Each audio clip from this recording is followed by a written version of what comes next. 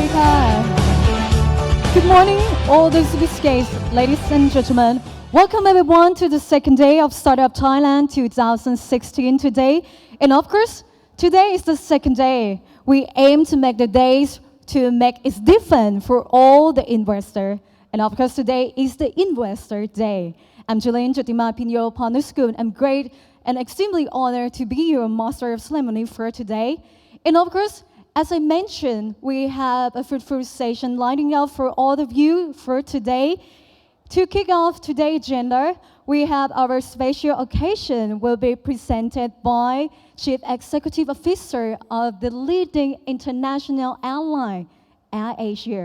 Will be cover and share the knowledge and the success story about the startup business, the road to success of AirAsia. It's the time that we will make our learner to understand what make the AirAsia earn reputation take time. And so now to welcome on stage Chief Executive Officer of AirAsia. Ladies and gentlemen, please join me in welcoming Mr. Tony Fernandez.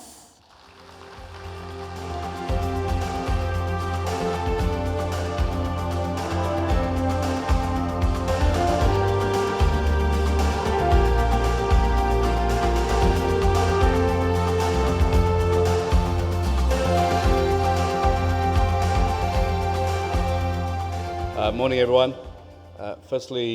congratulations to the organizer of Startup in Thailand. It's fantastic. I just spent about 10 minutes walking around, and it's great to see how much innovation there is going on in Thailand. I know it's very early in the morning. I'll try and keep you interested in what I'm saying. I have 35 minutes, and like AirAsia, I will be on time. Well, we're not always on time. If we're late, blame the guy sitting up there, Kun Tasapon, not me. Anyway, I'll give you a quick story of how we started, and hopefully give a lot of you young startups some ideas, and also give you the courage and the belief that it can be done. My background, I was in the music business for 12 years. I knew nothing about airlines. And I was working for Warner Music and Virgin Records. My first boss was Richard Branson. And I got tired of Americans telling me what to do. And I thought it could be better if I did my own thing. And to cut a long story short, I quit from my job in New York in Time Warner and was flying back to London, where I spent a lot of time. And I was sitting in a bar having a non-alcoholic drink, and I saw a guy called Stelios of EasyJet setting up, talking about his airline. And I always loved the thought of planes. I always thought it'd be great to own an airline, but it's one of those things you think in your head, right? And then I went to Luton Airport, and I saw people flying around to Barcelona for £9, to Paris for £6, everything was orange, and I thought, wow, wouldn't it be great to start an airline? And just at that point, I said, I'm going to start an airline. I didn't think, would it work? Would it go wrong? What are the challenges? I was 36. I said, let's do it. If I fail, I fail. But at least I try. And that's the first message I can give all of you. Don't worry about failure. Because you don't want to sit there at 55 and say, I wish I did it, because it's too late. You can't press the rewind button and say, I want to do it again. So if you have an idea, and that's the most important thing, have a good idea. For me, making airline tickets cheap was a no-brainer. It was something that really would work. And so I decided to go and do it. As I always tell Tasapon, there's a very fine line between brilliance and stupidity. It's very, very thin. But, you know, nothing ventured, nothing gained. And so I came back with the vision. I called up my wife, who actually is not my wife anymore, and I said, I've left the music business, and she was thrilled. And I said, I'm going to start an airline. After she stopped laughing, I said, no, I'm very serious. I'm going to do it. And I roped in two of my friends from the music business, Kamarudin and Aziz. Everyone thought it was a joke, going from the music business to airlines. And later on, I asked Tassapon to join me to set up AirAsia Thailand. He was also from the music business. When I called him, he was with Ad Carabao having about the 17th whiskey at lunchtime. And I said, I'm going to start an airline. Of course, he laughed. But 2 days later, he joined and has built a fantastic airline in Thailand. So don't worry about people laughing at you. Don't worry about all the advice you give. If you have an idea, if it's in your heart, just do it. And it's fantastic that Thailand is pushing this so hard. It's really impressive for me. Just in the 10-15 minutes I went round, unfortunately we're short of time. I would love to spend more time looking around, but I already saw two companies that AirAsia would love to be involved in. So I'll give you our story. Came back to Malaysia. We got a license to start AirAsia from the Prime Minister. He didn't give us a new license. He said, go buy an airline. And we had this presentation with him. He loved the idea. And so he said, I give you my blessing. And so we were all very excited for like 2 seconds. Then he said, but you have to buy an airline. And so we had like 500,000 US. That's all the money we had, me and my partners. So my partners came out and said, how are we going to buy an airline? And I said, no, there must be an airline for sale. Someone is on our side, that we saw the Prime Minister. And we found two airlines. One was called Pelangi Air. And we went to see them. And if you look at the balance sheet, actually you had to be God or pretty close to God to turn around that airline. I have never seen a balance sheet like that in my life. Actually, the balance sheet didn't balance. So we kind of moved away from that. And then we found AirAsia, which was owned by a big company, a big Malaysian conglomerate. And they had two planes, had lost about $150 million. And we went to see them and we said, can we buy your airline? And they said, you can have it tomorrow. And then I met the CEO and I said, can we buy it? And he said, yep, you can have it tomorrow. And he said, how much will you pay me for this airline? And I said, 25 cents. And he said, yep, you can still have it tomorrow.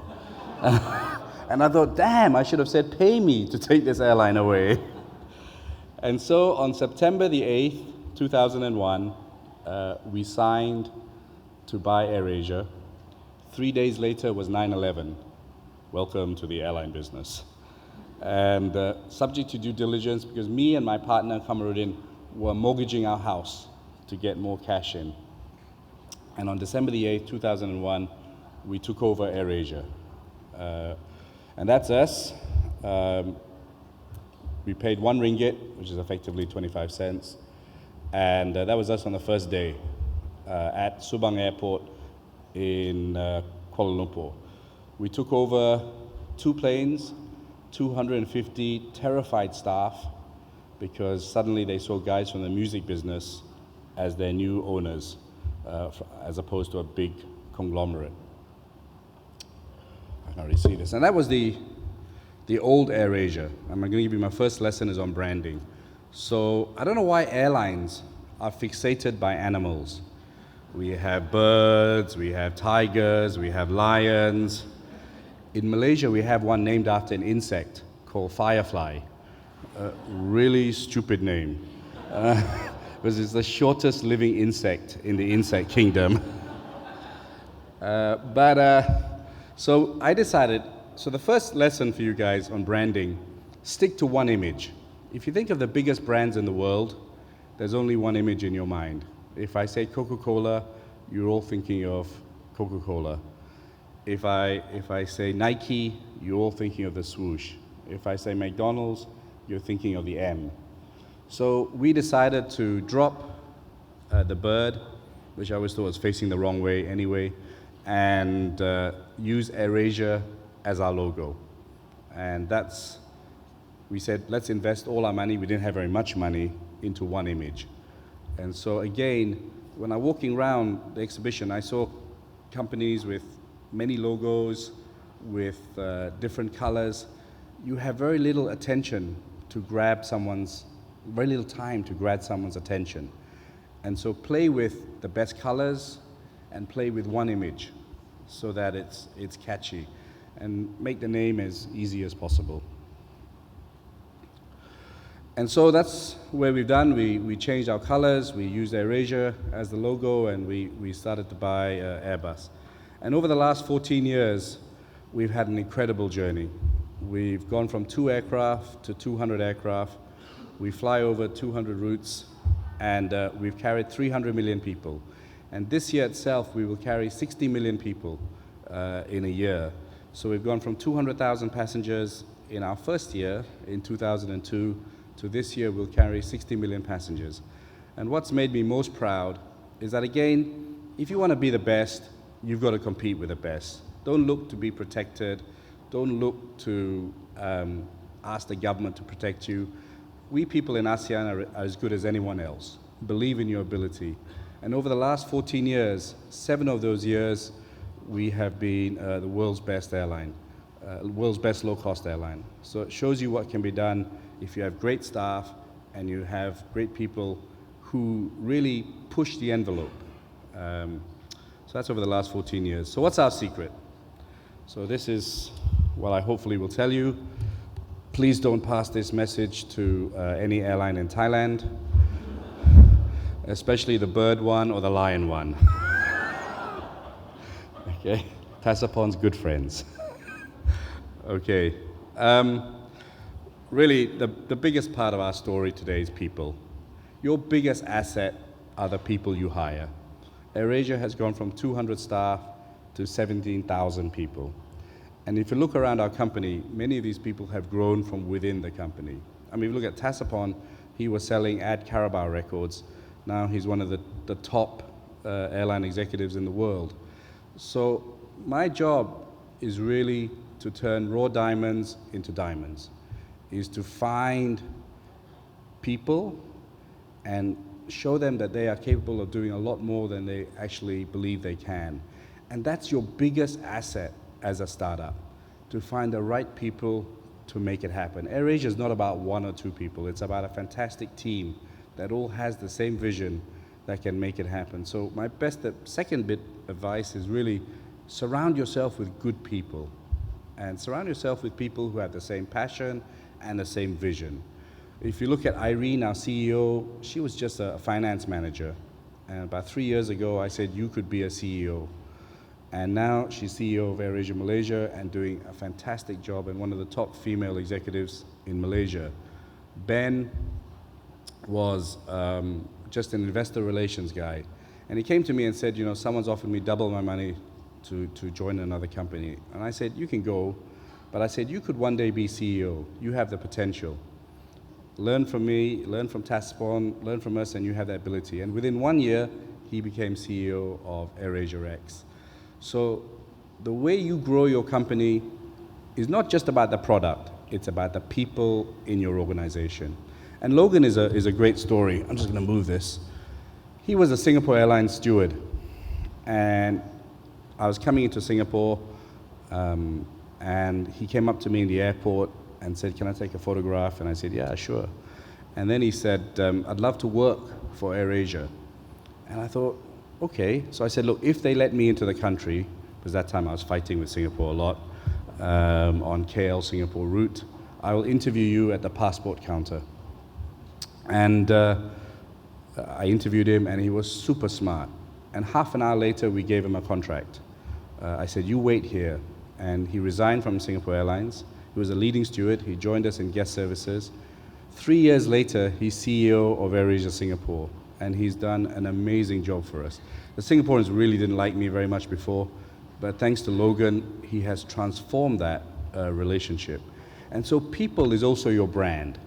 And just on branding is not just about advertising outside. The most important part of branding to me is internal branding, making sure your staff know what your brand is all about.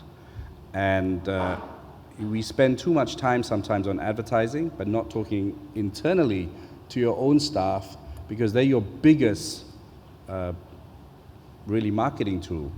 are your own staff. So we have a department, a culture department, that focuses on internal branding. And here are a couple of really great stories. You know, in the old days, I used to carry bags. I used to be a cabin crew, and I used to check in people. I did it for two reasons. One, we couldn't grow unless we couldn't grow unless we had good people. And secondly, I don't think you can be an effective CEO unless you go down to the ground and know what your team are doing so you can make the right decisions. So, you know, when we went from 737 to Airbus, it's slightly taller. And we used to just throw in the bags in the 737. Actually, not throw in the bags. Lovingly put the bag, nice bag, Dr. Kobsak's bag, nice bag, put it in. And when we went to the Airbus, my boys came to me and said, look, we can't put bags, we can't throw them in. We need belt loaders. And I said, no, that's too expensive. We carry on. So the next time I was carrying bags, they put me on the Indonesian flights. Now, people who fly on AirAsia generally bring their house with them, okay? People who fly to Indonesia bring their neighbor's house as well. So there's a lot of bags, And I almost broke my back in the process. And I said, okay, I'm wrong, you're right, we go buy belt loaders. Now, if I didn't carry the bags myself, and I sat in my office, I would have made the wrong decision, and I probably would have started a union, and I probably would have created a lot of back operations. So I think it's important as a leader, no matter how fast you grow, no matter how high you get, no matter how rich you are, that you never lose sight of what your staff go through and that you're open and available to them all the time. And here are two good stories, right? I mean, Tasapon, there were no female pilots in AirAsia. And I remember asking my chief pilot, why are there no female pilots? And he came up with the most ridiculous reason known to mankind, which can never be repeated. And I said, if a woman can run a country, she can certainly fly a plane. And today we have 62 female pilots. And the other day was history. Captain was female, co-pilot was female, all the cabin crew were female, and all the passengers were male. No, that last bit's not true. But again, I never understood why the airline industry missed out half of the population. And we would never have grown like we had if we didn't take different decisions. And the girl on the right was approached Tasapon after she won Miss Thailand and said she wants to be a pilot. And she's super smart. She came in and now she's about to be a captain, or she is a captain now. And so she came from Miss Thailand to be a captain in AirAsia. So we're the only airline in the world with a Miss Thailand flying for them. Okay? Beat that, Singapore Airlines. But the moral of the story is because we have a very flat structure, anyone can ask anything. Anyone can pick up the phone to Tasapon or me or anyone and say, this is my dream, this is what I want to do. There is no hierarchy. And that's what makes us unique in that I rather have 17,000 brains working for me than just 10. Many Asian companies, the top 10 directors decide everything and the rest are implementers.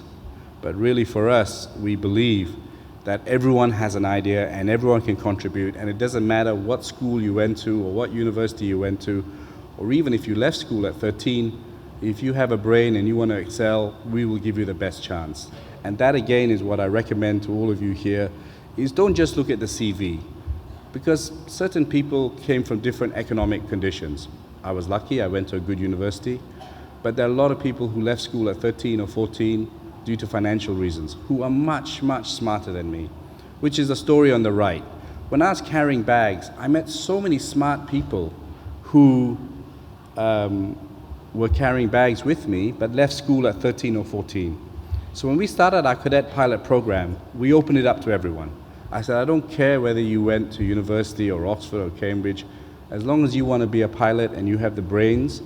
we will support you. And of the first 18 cadets, 11 came from within the company. store boys, check-in assistants. And there was one boy from East Malaysia who had left school at 13 years old, but was super, super smart. And I gave him a scholarship because he didn't have money to even take the entrance exams. And he got the highest marks in Malaysian Flying Academy. And today he's a captain in AirAsia. So he joined to carry bags, and now he's a captain in AirAsia and one of our best pilots, actually. So if we didn't think unconventionally, we would have missed that great talent. And Coogan, on the right-hand side, was very emotional for me. He was my dispatch boy. He used to deliver mail, and his dream was to be a pilot. It took him 11 times to pass the exams, but he passed it, and now he's a first officer in AirAsia and doing very, very well. So he just graduated about 8 months ago. So you imagine you join as a dispatch boy, and now you're a first officer. So that's the biggest asset we have in Thailand. I see so many brilliant people, so many people with dynamism, with energy, with ideas. It's really for us as leaders to allow that talent to grow. And looking at this wonderful conference is an excellent way to bring the entrepreneurial spirit and develop people and grow people. And here are a couple of stories that happened over the last 2 days. We're kind of a strange company. We're like a big family. So Kate over there is our first captain. She was a stewardess, and she told Taspon she wanted to be a pilot.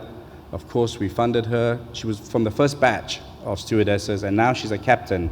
And when I was walking around the office, I saw her, and she was pregnant. I didn't know she was even married. And she's our first captain in AirAsia who is going to have a baby. Hopefully not when she's flying the plane. Anyway, she's grounded now. But these are the great stories, and we have hundreds and hundreds of these stories, like Kate,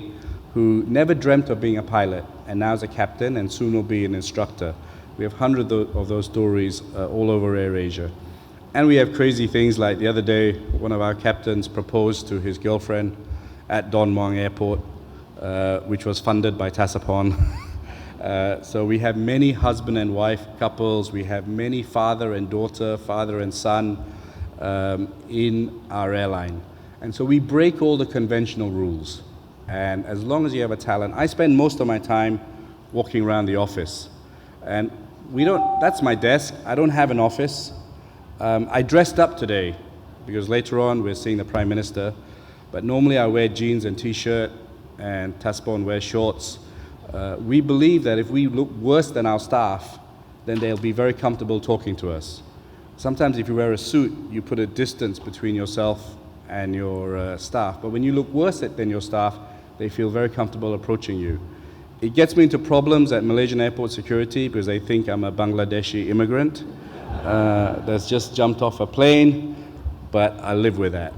We have no officers because I think officers sometimes, we try to be as transparent, as open, and that's why we have no unions, even though we have 17,000 staff. Everyone says they have an open door policy, but then the door is always closed. And so one day I just knocked all the officers down, and we're very open plan. Anyone can talk to anyone. Everyone knows what's going on. And that, I think, leads to a very functional company. So office politics and bureaucracy is the biggest killer of innovation. And everyone talks about innovation, and obviously this conference is all about innovation. You have to create an environment for innovation. You have to create an environment that people aren't scared to take a chance, to take a risk, to give an idea. And so we work very, very hard on our culture to make it happen. So that's the whole bit of people. I think the second most important thing that many startups fail is branding and marketing. You might have the greatest idea in the world, but if no one knows about it, you're doomed. So please make sure you put some money and budget towards making people know about your great idea. So, we did crazy things. We sponsored Manchester United. Very, very painful because I hate that football club. But you have to be a prostitute once in a while. And we only had 7 planes when we sponsored Manchester United. People used to think we're not safe, you could fly next to a chicken, you carry your own bags onto the plane. But as soon as we sponsored Manchester United, people treated us differently. oh wow, they sponsor Manchester United. And we were tiny compared to Budweiser, AIG, etc. But we didn't care because we were very proud of our brand. And actually, Manchester United voted us the top sponsor for that year. The players voted us because the players loved us. Probably because of our cabin crew, but it didn't make any difference. We were still very, very popular. So please check your advertising. We also do cheeky ads. This is when Tiger Air launched in Singapore. We hired a tiger, all under control by the Royal Society of Prevention of Cruelty to Animals. We drugged him a bit and put 2 of our cabin crew there and said Air Asia tames even the wildest tiger with our low fares. So we're always a bit controversial. When we started Macau, we said at least we have a low fare to take you home when you lose all your money. So please put some money towards branding. And as a startup, there's so many great ways now from when I did it 14 years ago. I'll come back to this in a second. Oops, we haven't got it here. But, or maybe it's coming. Social media is really a critical weapon for you as a startup to build your brand. And I'll come to it in a second. Also, as a startup, as I went right at the beginning of the speech, make sure you build a product that people want. And then you're halfway through. And look for markets and tap new markets. You know, we opened an airport in Utapao that no one was using before, only charter flights. We've done international flights from Hajai that, again, no one was using.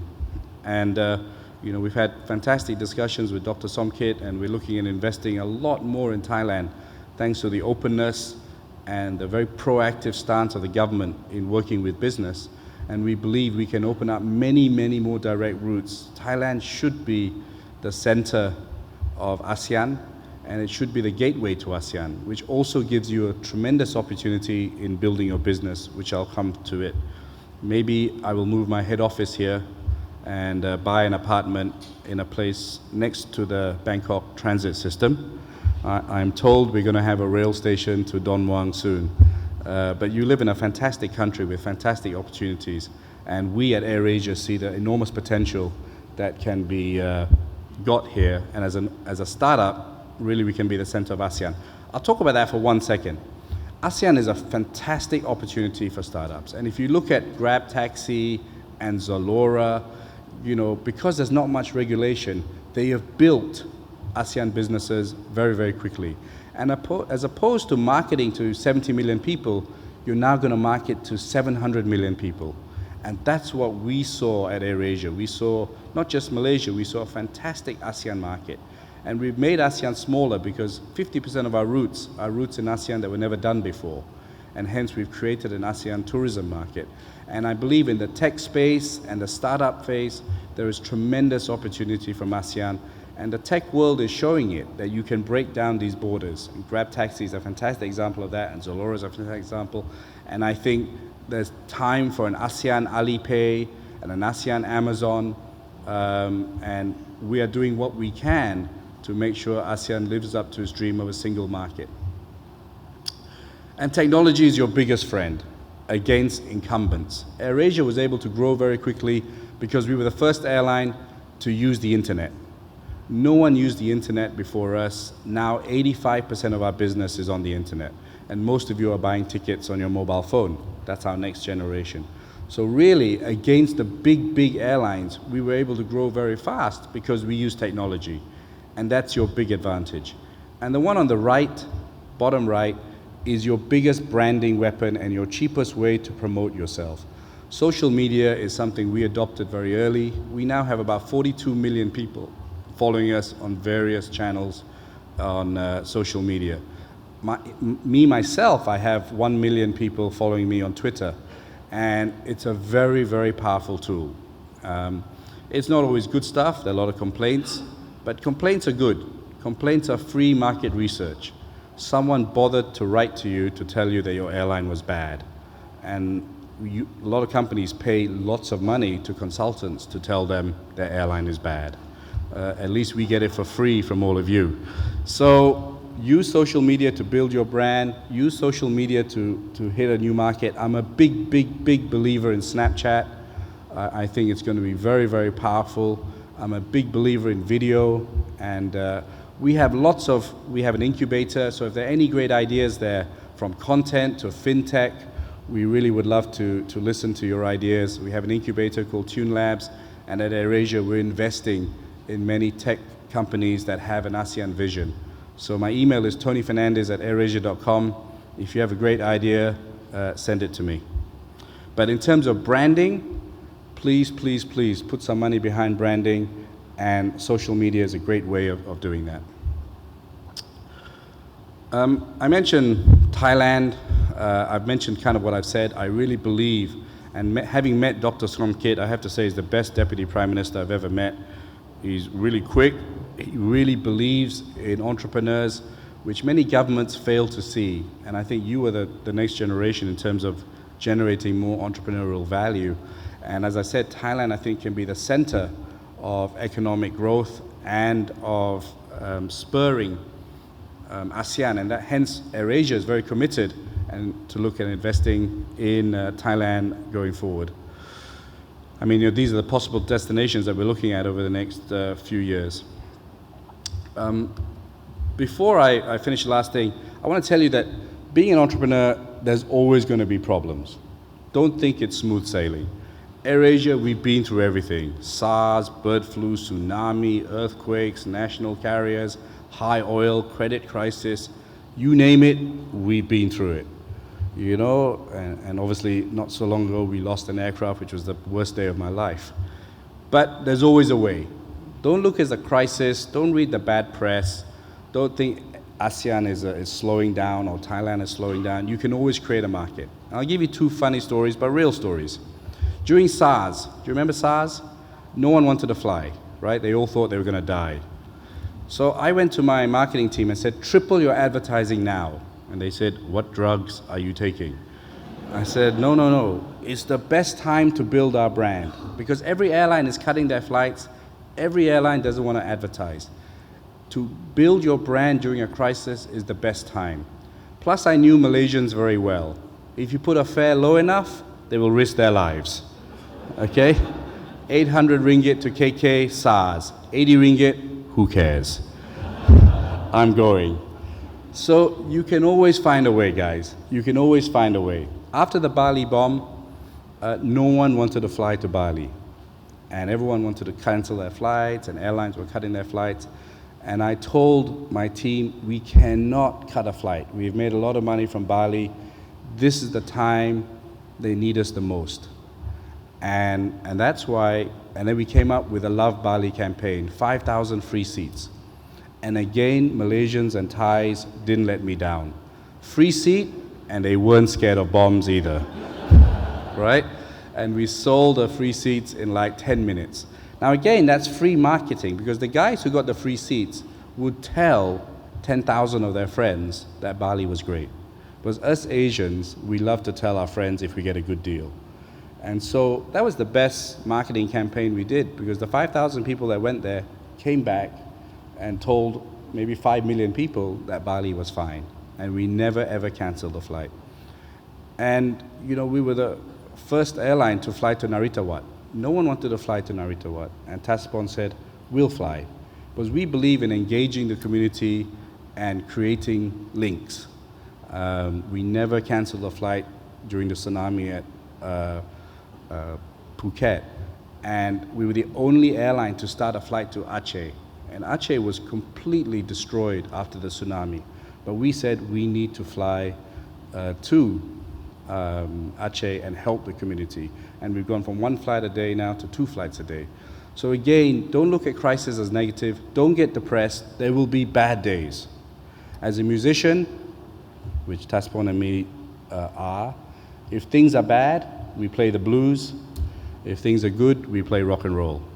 So don't worry, there will always be bad days, but keep your spirit up and believe in what you're doing and believe in your ability, and it's amazing what you can do. And finally, as I mentioned, we would love to work with you. We would love to support you. We came from where you're sitting. We were nothing. We had 2 planes, no money, just a dream. And a lot of people laughing at us. And so our mission in life is to help entrepreneurs, is to give people a chance using our huge client database, our huge data. We are big believers in big data, and we're investing a huge amount of money in big data. I think that's a big advantage. And so many startups are coming to us because you can use our infrastructure to build your business. And we will support you and we will give you time. And it's not just in the tech field. You know, we're looking at setting up a coffee business. We supported a fantastic community in the north of Thailand, Musa Coffee. And we see so many great coffee farms. In fact, the best coffee comes from Southeast Asia, Indonesia, Laos, Vietnam.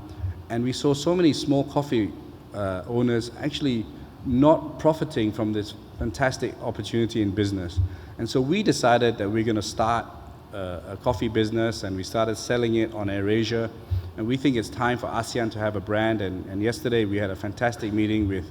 Kun Thanapa of Thai Beverage, and hopefully together we can build something that's very special and help create new entrepreneurs and help the farmers all over Thailand. And I think Thai food is amazing. And again, we have 60 million people, so we can push a lot of new products on our aircraft. So we treat creating entrepreneurs very seriously. Please take me seriously. If you have a great idea, email me, tweet me, Facebook me, or just grab me as I'm going out. And who knows what can come. You don't try, you don't know. And that's my philosophy in life. And Taspon asked me to put this up. Forget the bloody picture. But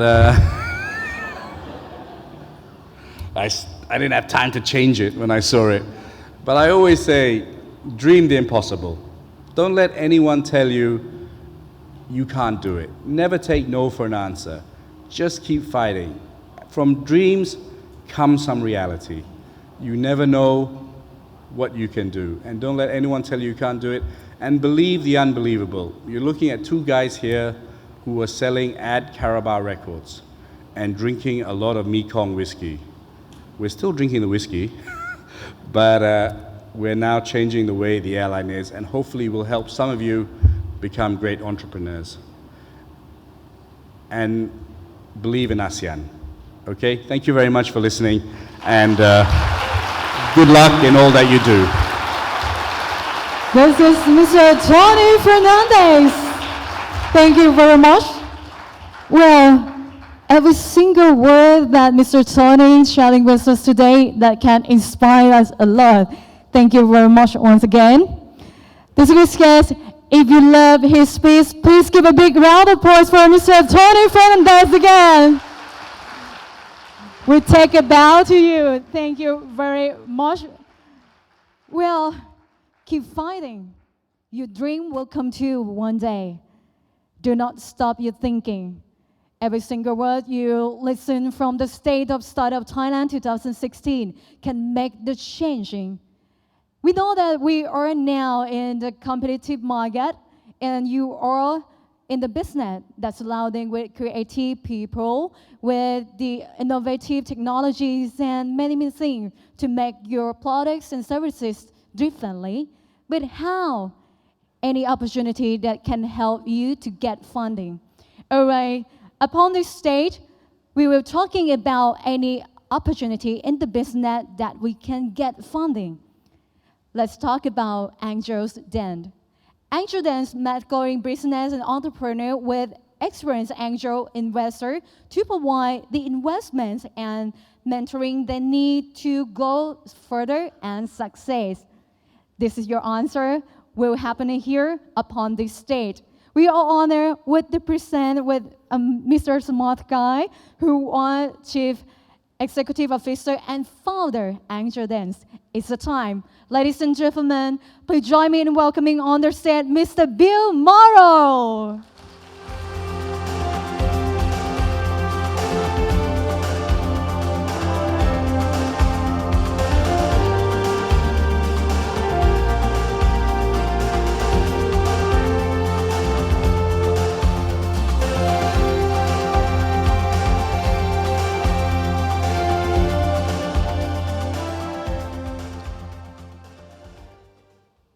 Good morning. follow Tony Fernandes, and it's like, yeah, it's a bad gig to get, isn't it? Yeah.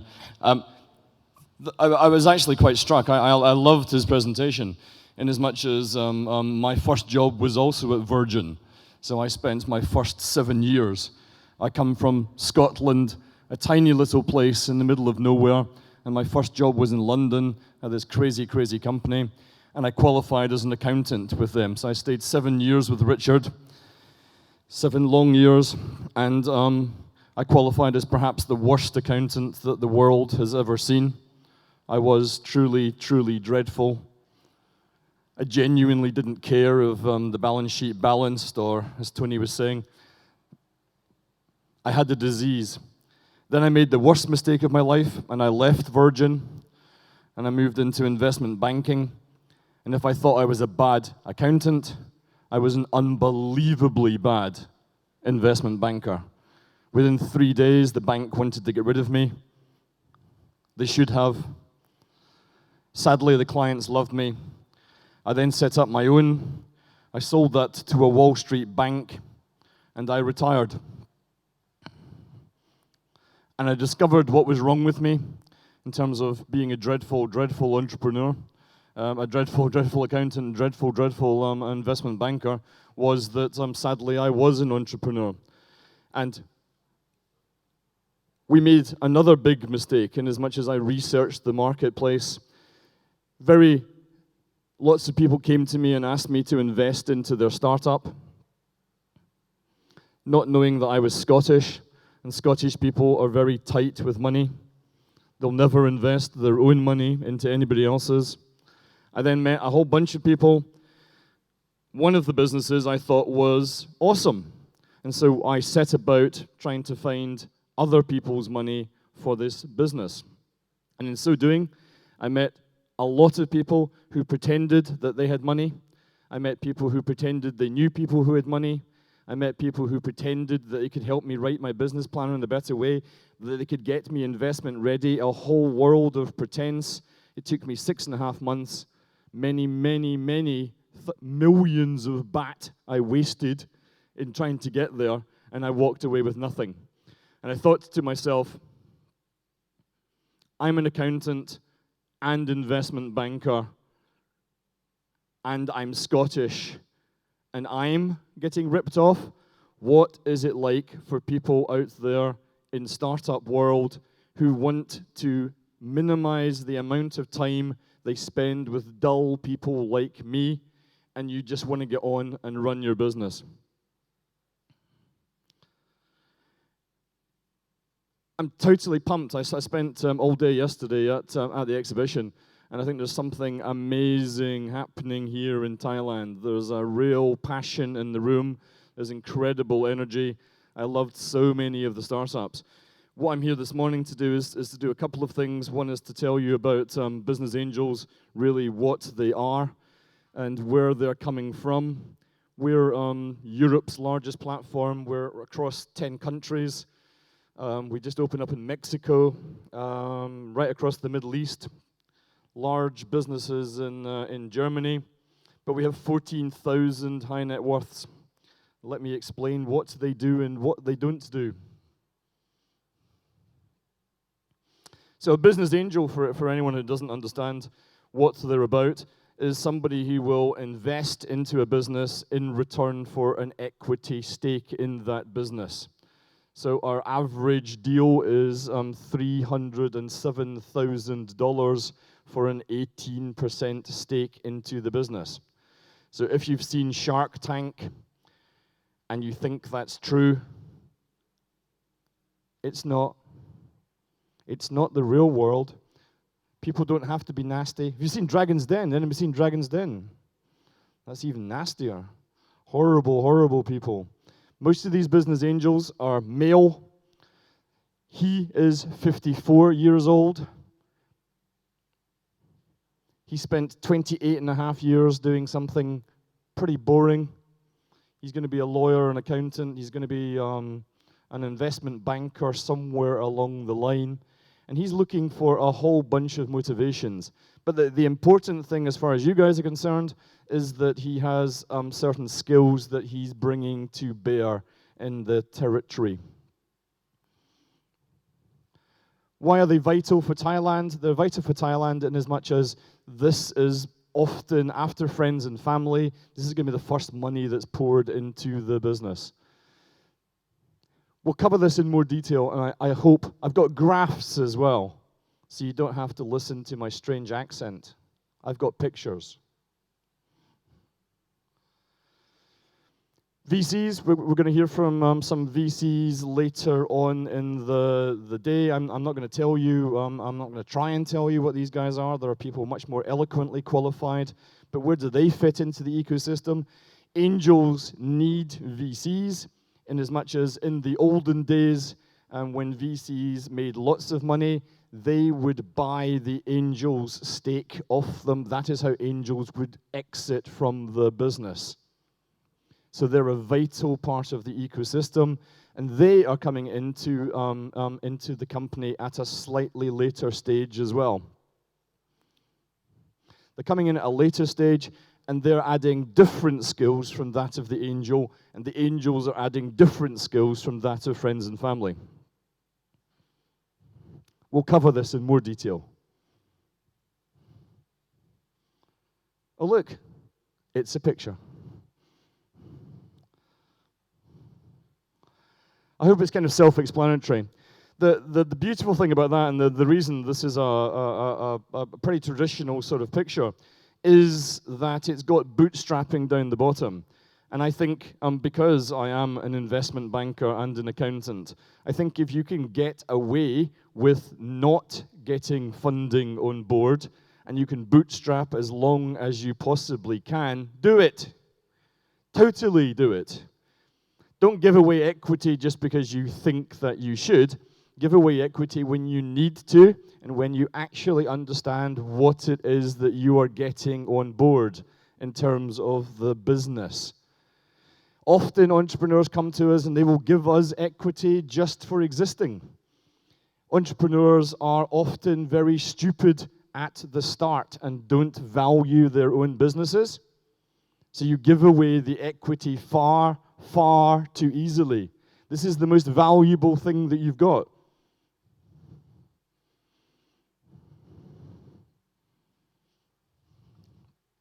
You can see what angels fit in. So they're coming in at a slightly higher level than bootstrapping. They're going to come in. It says seed. I'm thinking slightly later on there. Then the VCs come in. There's some overlap. That's what I'm talking about. The VCs are taking out the angels. I'm not too sure. Is this plain? Do I need to go into more detail on this? We can see where angels are positioned. Anybody? Yep. Good. And then later on, there's like private equity and mezzanine and things I don't even understand, but I can try and explain it to you later if you'd like me to.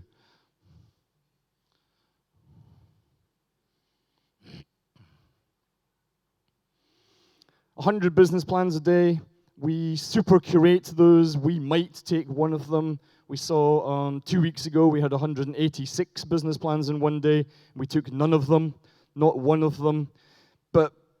we'll chat about that later on as well. The point being is that 100% of the businesses who come to us ask us for the money. Because we're an angel network, perhaps that's not unreasonable, but the whole point being that that is completely and utterly the wrong thing. So many of the businesses that I've met out there, and luckily so many of the advisors I've met out there, understand what they're doing wrong. What do businesses really need in the vast majority? Young entrepreneurs think that they need money. You don't need money. What you really need is mentoring. What you really need is business contacts. What you really need is business experience. Then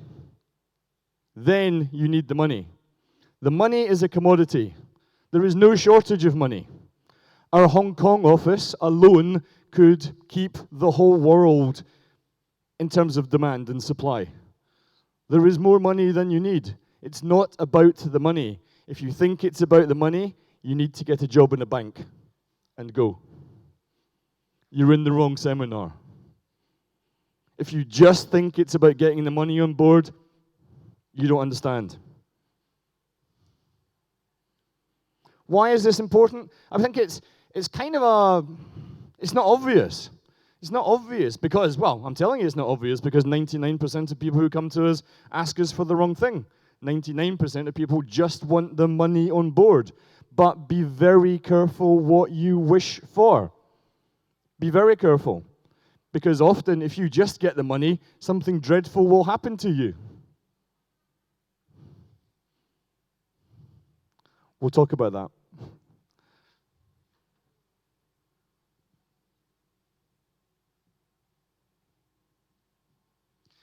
The whole point of angels is that they are rich individuals, but they're rich individuals who come with an added bonus. If you just want the money, then that's fantastic. Go to a bank. Go to a bank, they'll get you the money. Or go crowdfunding, you can get the money there. But if you understand and you accept that actually what you really need is mentoring and business contacts and business experience, and you can see the value in those three things, then angels are the only place to come. I thought I was going to dance there. Don't make me dance. Not again. Not after last night.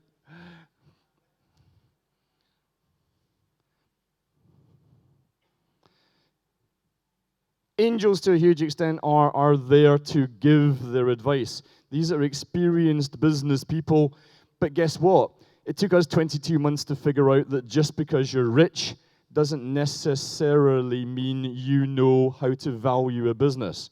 Just because you're rich doesn't necessarily mean you know what a dragon tag clause on a shareholders agreement or what an IP agreement, what an innovation agreement should look like, what the discount rate on a convertible loan note should be, just because you're rich. And so we ran in London last Friday a training program for some of the biggest guys in Merrill Lynch. They didn't know that stuff, but the reason that they're going to make amazing, amazing angels is that they had the humility to admit that they didn't know these things. And just because you're rich, angels are coming on board with that. The motivations of VCs is very different. The motivations of business angels is also very different. As entrepreneurs, as startups, it is your duty to find out what the difference between these two is and to understand, even through my strange accent, the point of the different types of money that there are out there. We're going to go into these in more detail.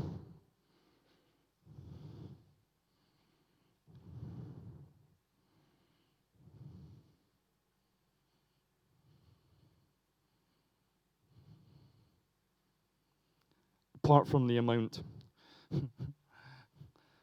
Angels are going to come in with less money because they've got less money. They've got less money because it's their own money and they're all quite tight. They're not going to give you more money than they need. Sorry, they're not going to give you more money than you need. Probably the first one as well.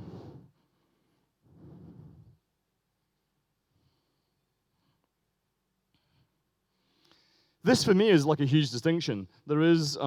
nothing more motivating for me than actually putting my own money into specific deals. Playing with other people's money, OPM, is, as I remember from my investment banking days, so much easier. You're not emotionally attached to the money. It actually genuinely does. It does matter, but it doesn't matter that much. VCs, of course, have to make money. If they're not making money, they won't raise more funds for their next rounds. So it's important to them. But there is, I think, especially in ASEAN, I think you'll understand what I mean when you say that you will understand, you have a few nodding heads there, actually investing your own money doesn't half concentrate your mind.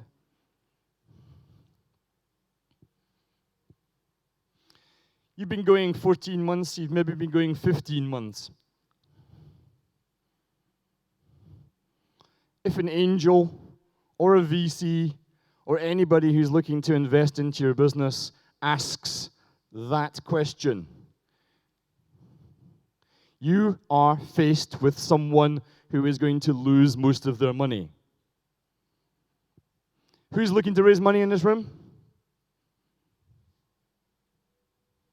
Cool. If you could tell me what your cash flow is going to be in 3 weeks' time, I would be mighty impressed.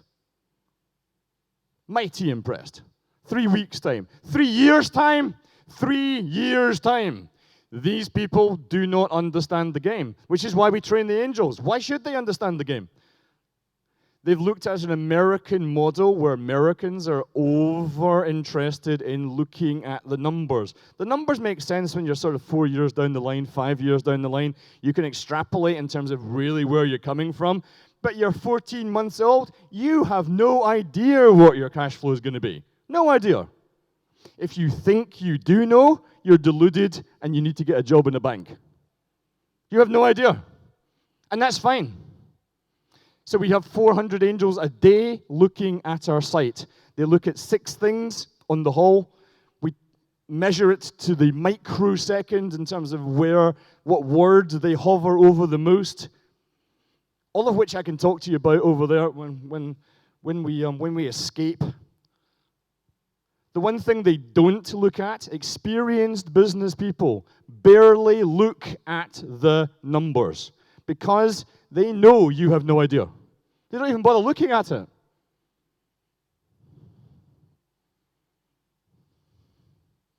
Thus, the due diligence that an angel does is going to be very different from the due diligence that a VC does. VCs are obsessed with numbers. They want to look at your numbers. They want to absolutely check everything, perhaps as a product of the fact that they're investing more money. But, yeah, I don't know.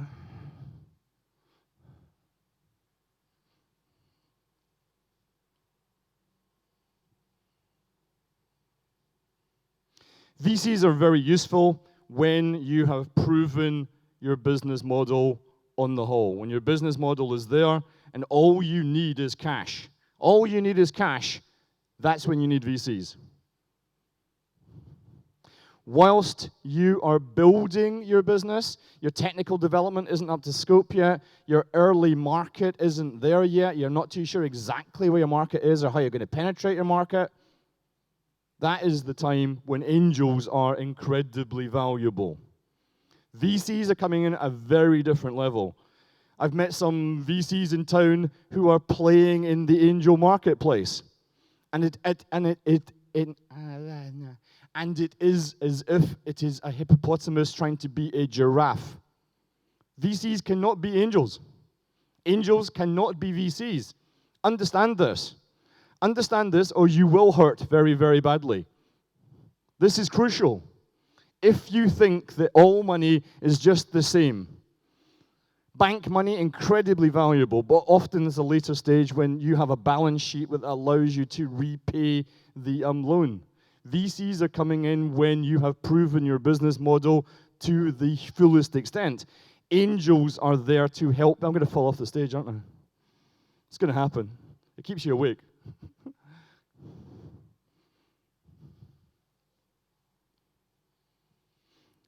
I'm an attention deficit entrepreneur. Documentation is just so incredibly dull. So dull. Unbelievably dull. But if you are going to play in this marketplace, you have to understand those terms and another 100 terms behind them. You have to understand what rights you're giving away, what rights you've actually got in the first place, what a shareholders agreement is, what it's not, what the law in different countries is that allows you to do that.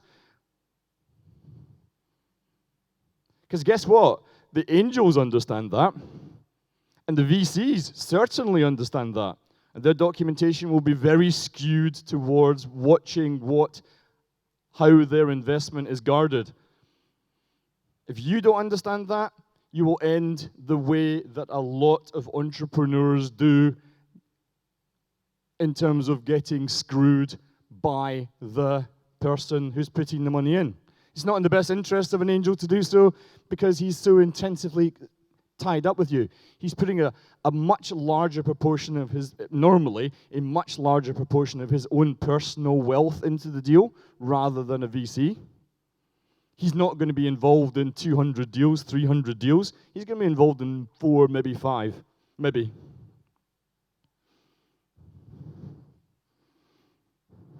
Preemption waivers.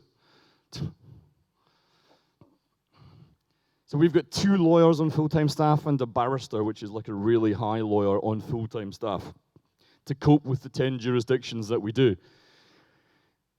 We're coming to Thailand. That's the incredibly bad news for you guys. The good news is that where we set up, we bring our documentation with us. So America's largest law firm has provided us with documentation. We've done over 700 deals with this documentation. It is pretty well tied up. Is it overly fair to the entrepreneur? No. Is it overly fair to the angel? No. Does it get the job done? Yes. And that's what you want. It protects both sides. It ensures that everybody understands what it's all about.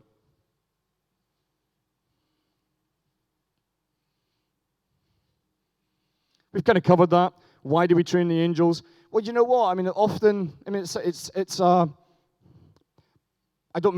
know many people that do train business angels. And the assumption is because they've got the money, they've got the power. Because they've got the money, they've got the knowledge.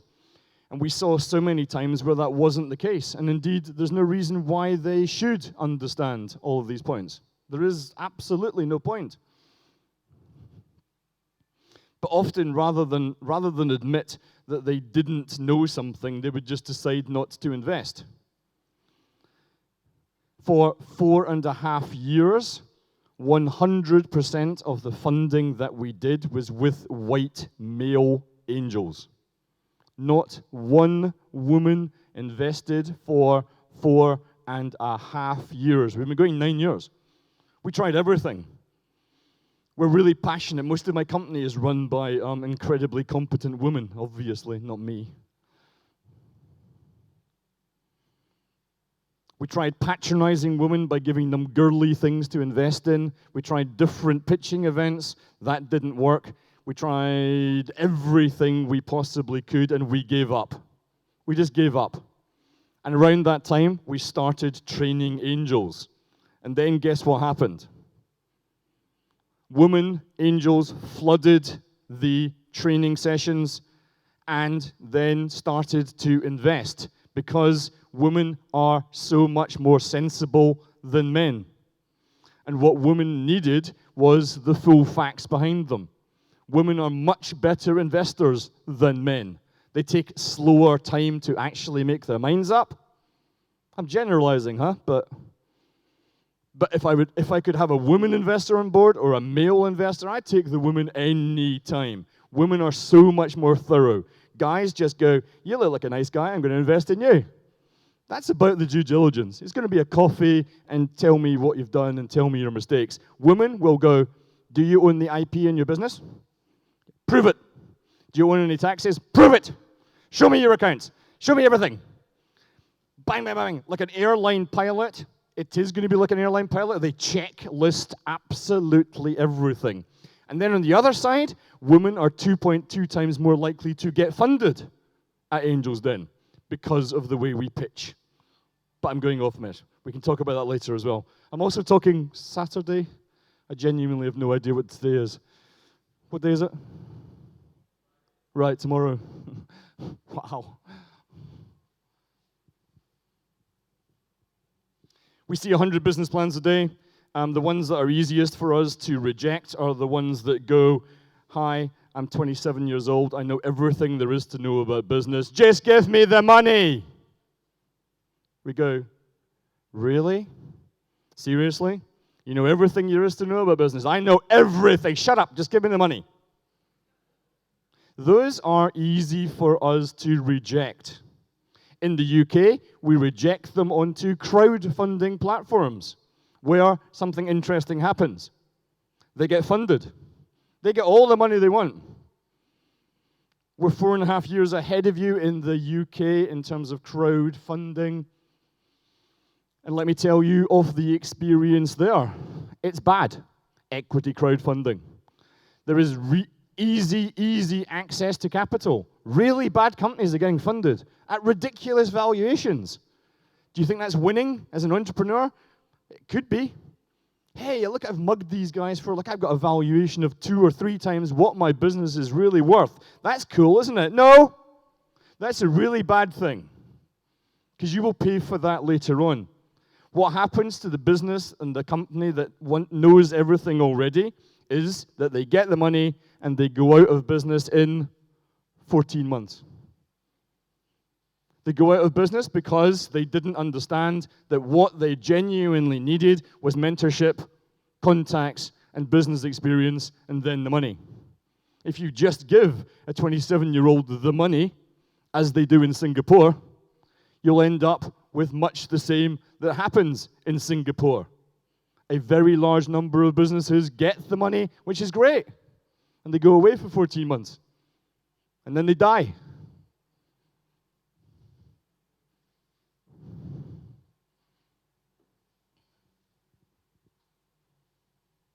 This took us 26 months to figure out. 26 months to figure out why angels invest. We assumed that angels were investing to make money. Not an unreasonable assumption, but wrong.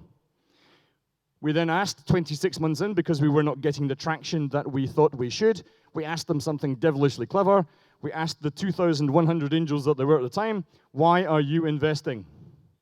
Making money came in at number 3. Number 2, giving something back, altruism, helping younger people not make the mistakes that they're doing, because so many of them are male. Ego, I've invested in that down there. See that? That's mine. That's really quite exciting. A whole bunch of other weird little factors like that. But by far and away, the biggest reason that these people are looking to invest, they're investing between 8 and 9% of their total wealth with us. 91, 92% of their wealth is in stocks, bonds, private wealth managers, property, gold, cars, wine. That's the stuff that makes them their money. Angel investing, by far and away the biggest reason, bigger than 2 and 3 combined, is this is what gets them out of bed in the morning. For 28.5 years, they've been chasing money. Then they wake up and they realize that money is not the answer to all of their problems.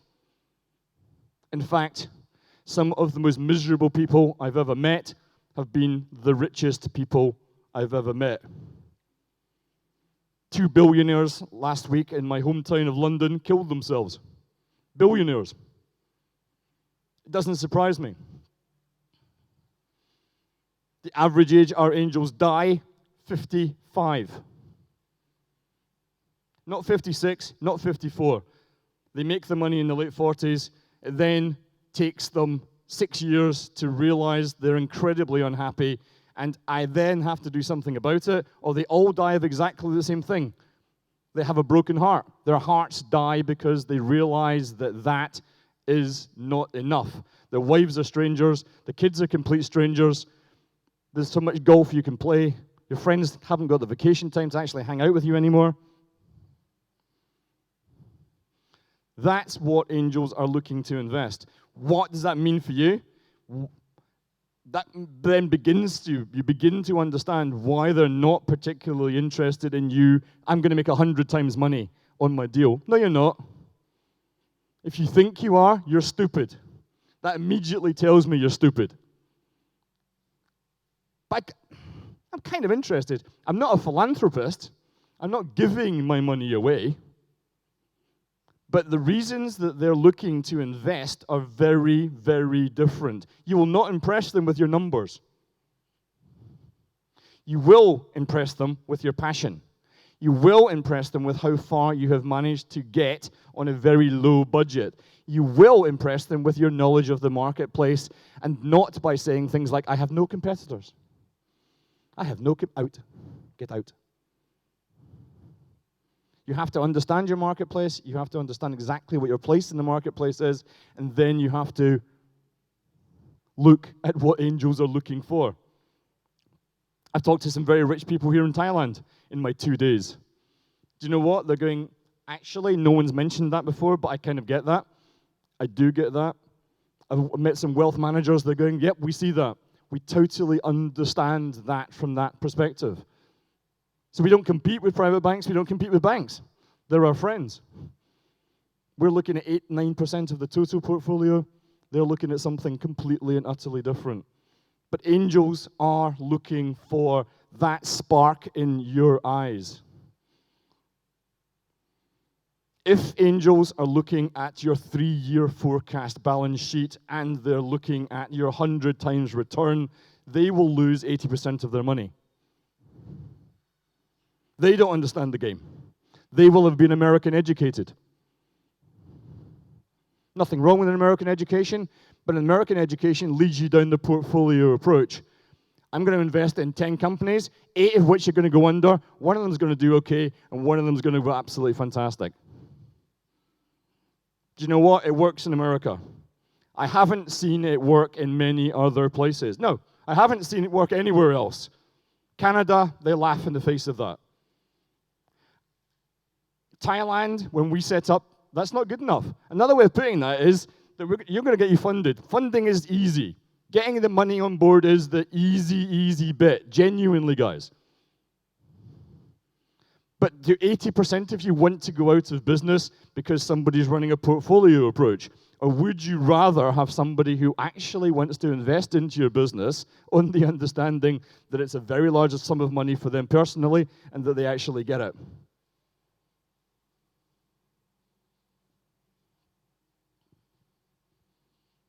Lots of websites I've seen here say everyone knows that 80% of startups fail.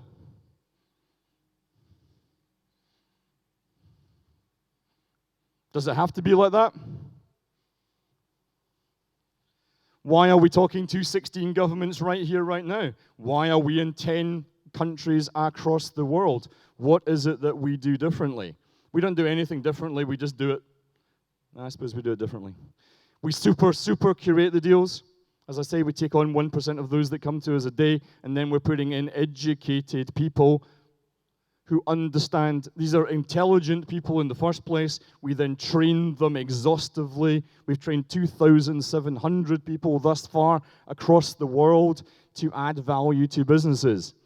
In our 9 years, 94% of all the businesses that we have invested in are still growing. 94%.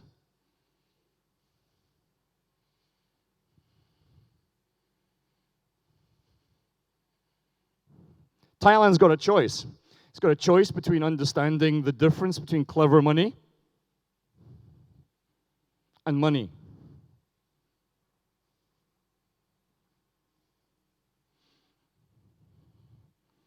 And it's a big call. I mean, it sounds so simple, doesn't it? This is not groundbreaking, guys, but to a huge extent, it is for the 16 governments that we're talking about. They're all moving into equity crowdfunding because that's the really sexy place to be. Everybody wants to be in that, but be very careful what you wish for. If you think the answer to all your problems is 1,000 investors putting in $100, then great. But as Tony Fernandes said much more eloquently than I ever could, you have to make your own mistakes and make mistakes. And in my humble opinion, taking money from 1,000 people who can't remember that they've invested in 2 days' time, who are not able or willing to give you the mentorship that you truly need, or if you don't think that you need mentoring, great. That's really cool. Once again, as I say, it makes your choice really, really simple. Just take any money. Take as much money as you possibly can at whatever valuation, but I am pretty confident that you will be out of business, and that doesn't serve the ecosystem of Thailand.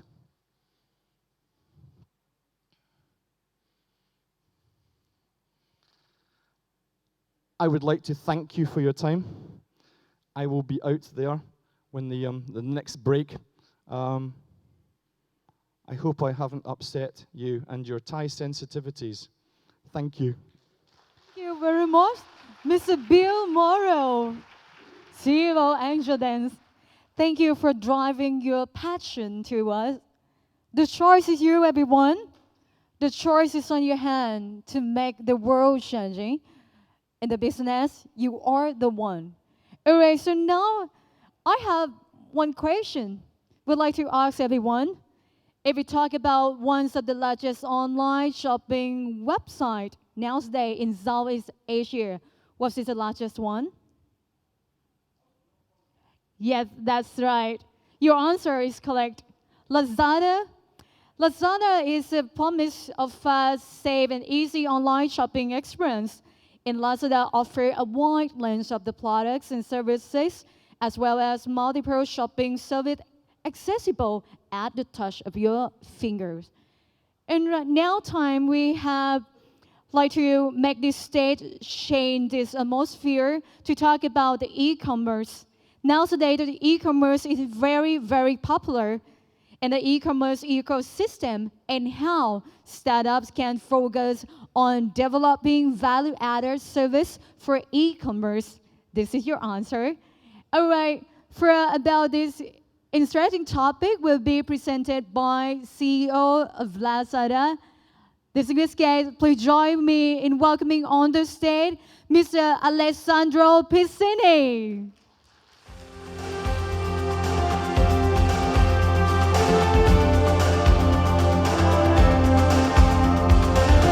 Thank you very much. So first of all, thank you very much for having us here. I want to be honest. I don't think Lazada, we are very good public speakers. I don't think we spend a lot of time talking to you and like trying to pass our message. But I think what I want to touch today is we have been in this market now for 4 years. I think Lazada is one of the companies that's been investing probably the most in e-commerce and in IT in Southeast Asia. And I think with the very recent news, we have a clear signal that e-commerce is the right space to be here, and is the right space to be for a lot of people that are willing to start their own business and to invest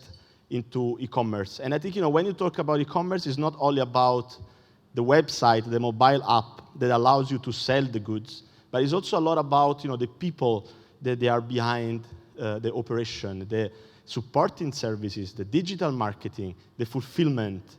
but not only, the channel management, the category management, the merchandising. So one of the things that I've been talking with a lot of you guys, I've been talking with a lot of very senior person in Southeast Asia and in Thailand, and I think, the things that very few realize is how intensive e-commerce is. So I wanted to start with a picture of our team. I think, a lot of people think I can start an e-commerce with 10 people, and I can make a successful e-commerce maybe with 25. The reality is, this is a much more complex business than it looks from that perspective. So I think, this picture kind of tells you that you need talent. You need probably the strongest talent you can have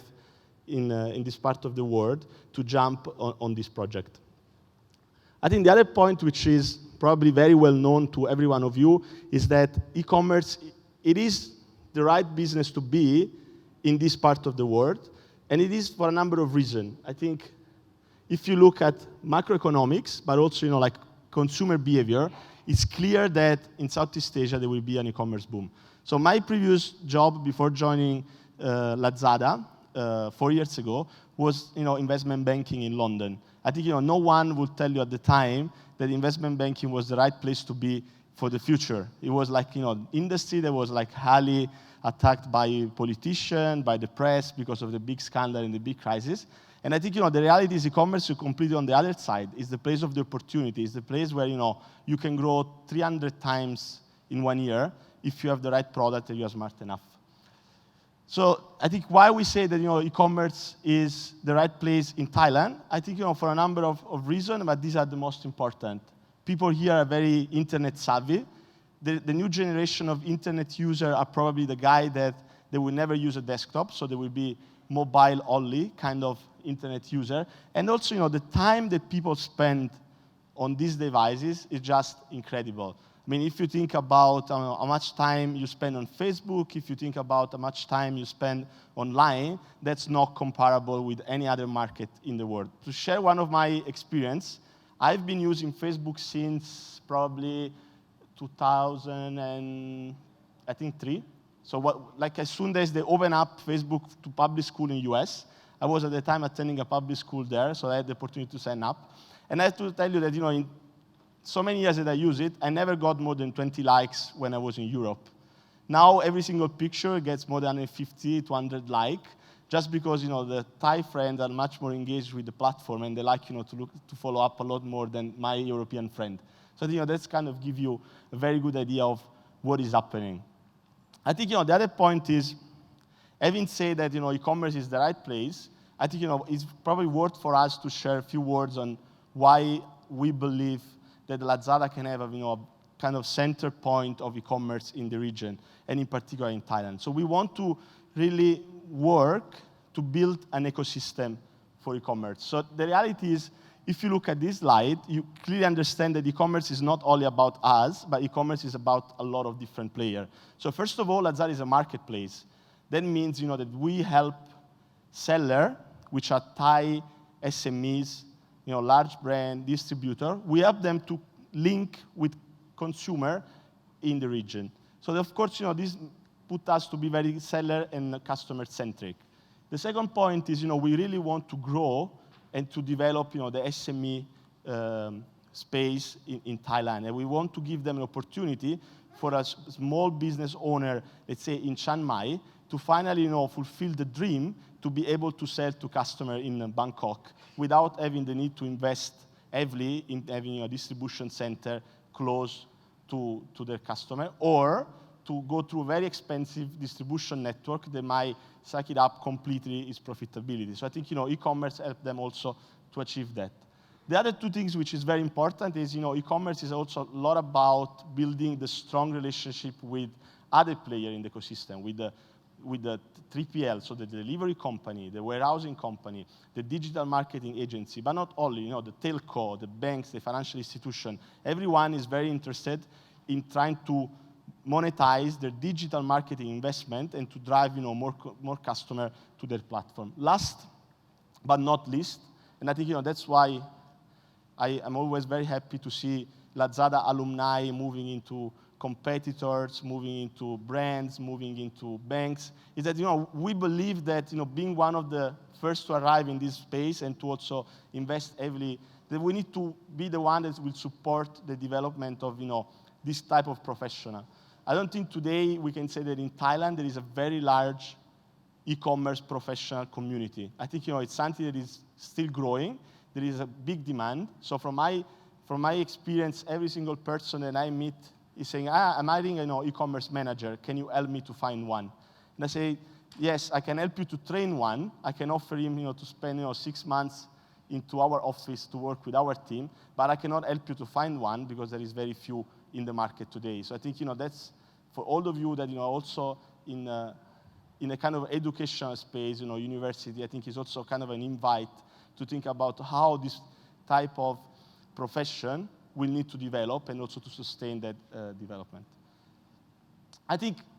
having said so, I wanted to share some number, and I wanted to tell you why we are still at the very beginning of a very big boom for the region. So this is a research from two consulting firms, so Frost & Sullivan and T. Kearney. And if you look at where the European market is, where China is, and where United States are, you can basically see that we still have a lot of unexploited potential. And if you look at this number, we say that basically like in Southeast Asia, we can grow at least 7 times to reach where they are today. And the point is, there's also very like a growing market. So this will also give, have a bigger pie in few years. So this is kind of the potential that I has discussed you. These are not my number; these are research. So I think that you should take this as a view of how the market treated. But I think what is clear is we are really working in a direction to develop this ecosystem. So I think, a lot of guys that have been working with me or that like I met for some reason, they come to me and say, I really want to start something by my own, but I don't have an idea. What should I do? And they come with, different ideas. I think the idea here for me was today to share what I think can be a very good sector where startup can add a lot of value and, the way they can also grow together with this market. So if you look at who are the players, I think, I wanted to share just a very simple example. Today, there is more than 10,000 merchants on Lazada. These merchants are growing very fast. Some of them, they have now businesses that are like, 3 times what they were to run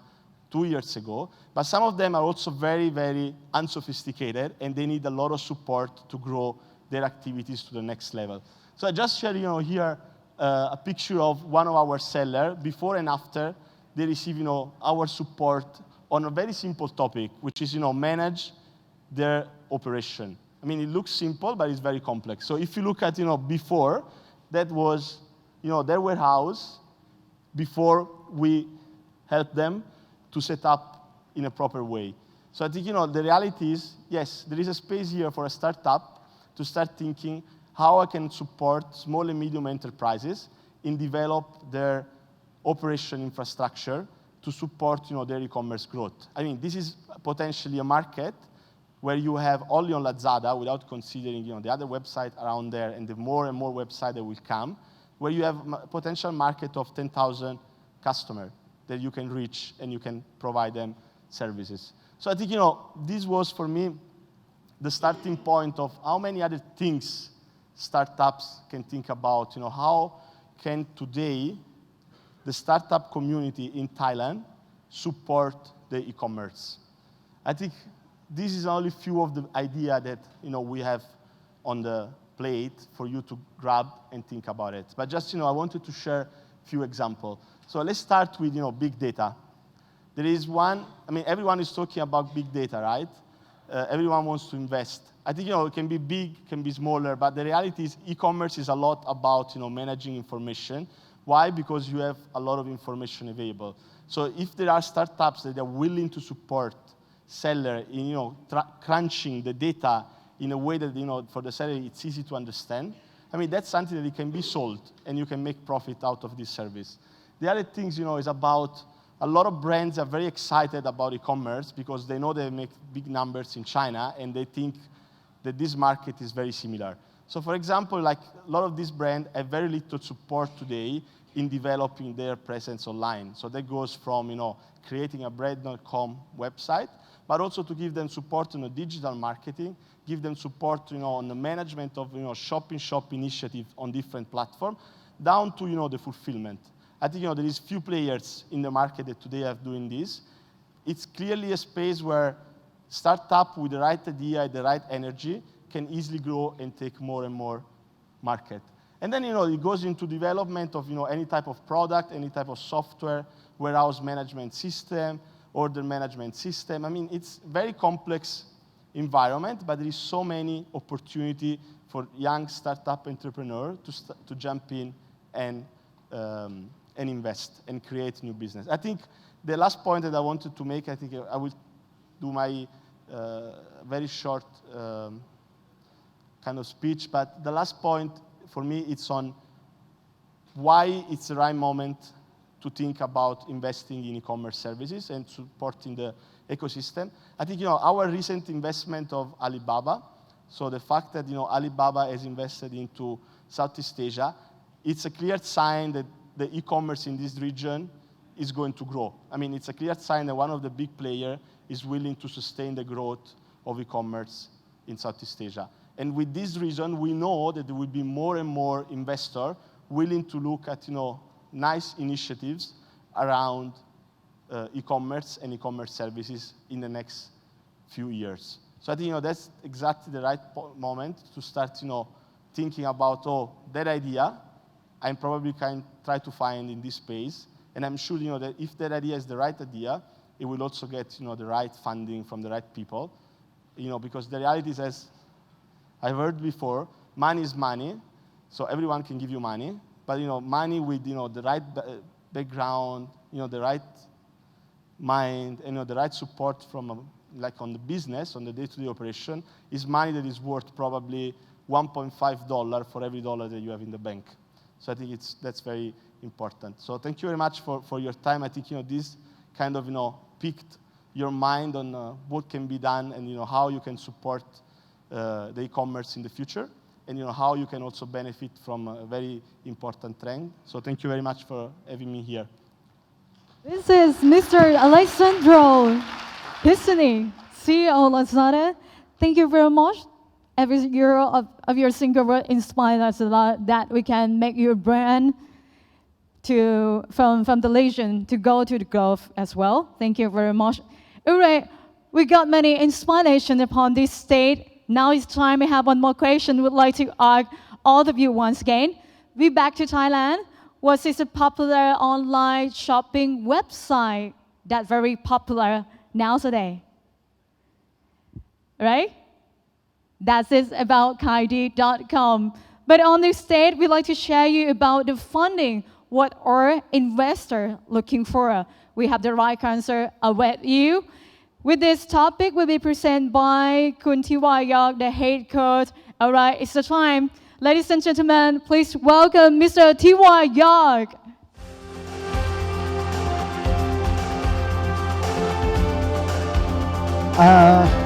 เดี๋ยวขอถามหน่อยว่าวันนี้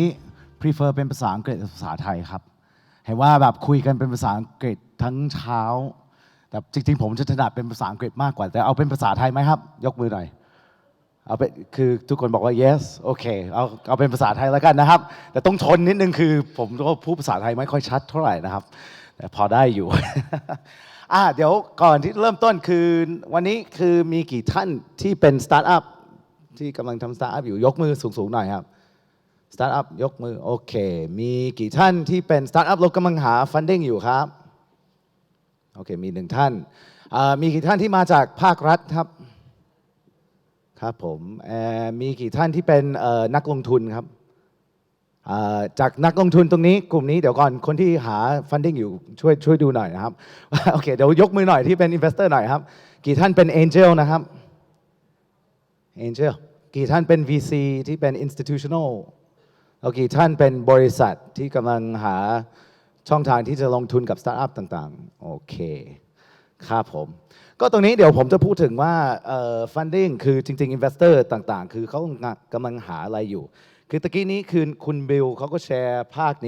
นี้เหมือนกันนะครับภาพนี้ก็พูดถึงว่าโอเคแต่ละ stage คือเราคุยกันว่าเฮ้ยเรามี seed เรามี angel เรามี series A series B series C mezzanine series D มี series Z มีกอไก่ด้วยเปล่า series กอไหม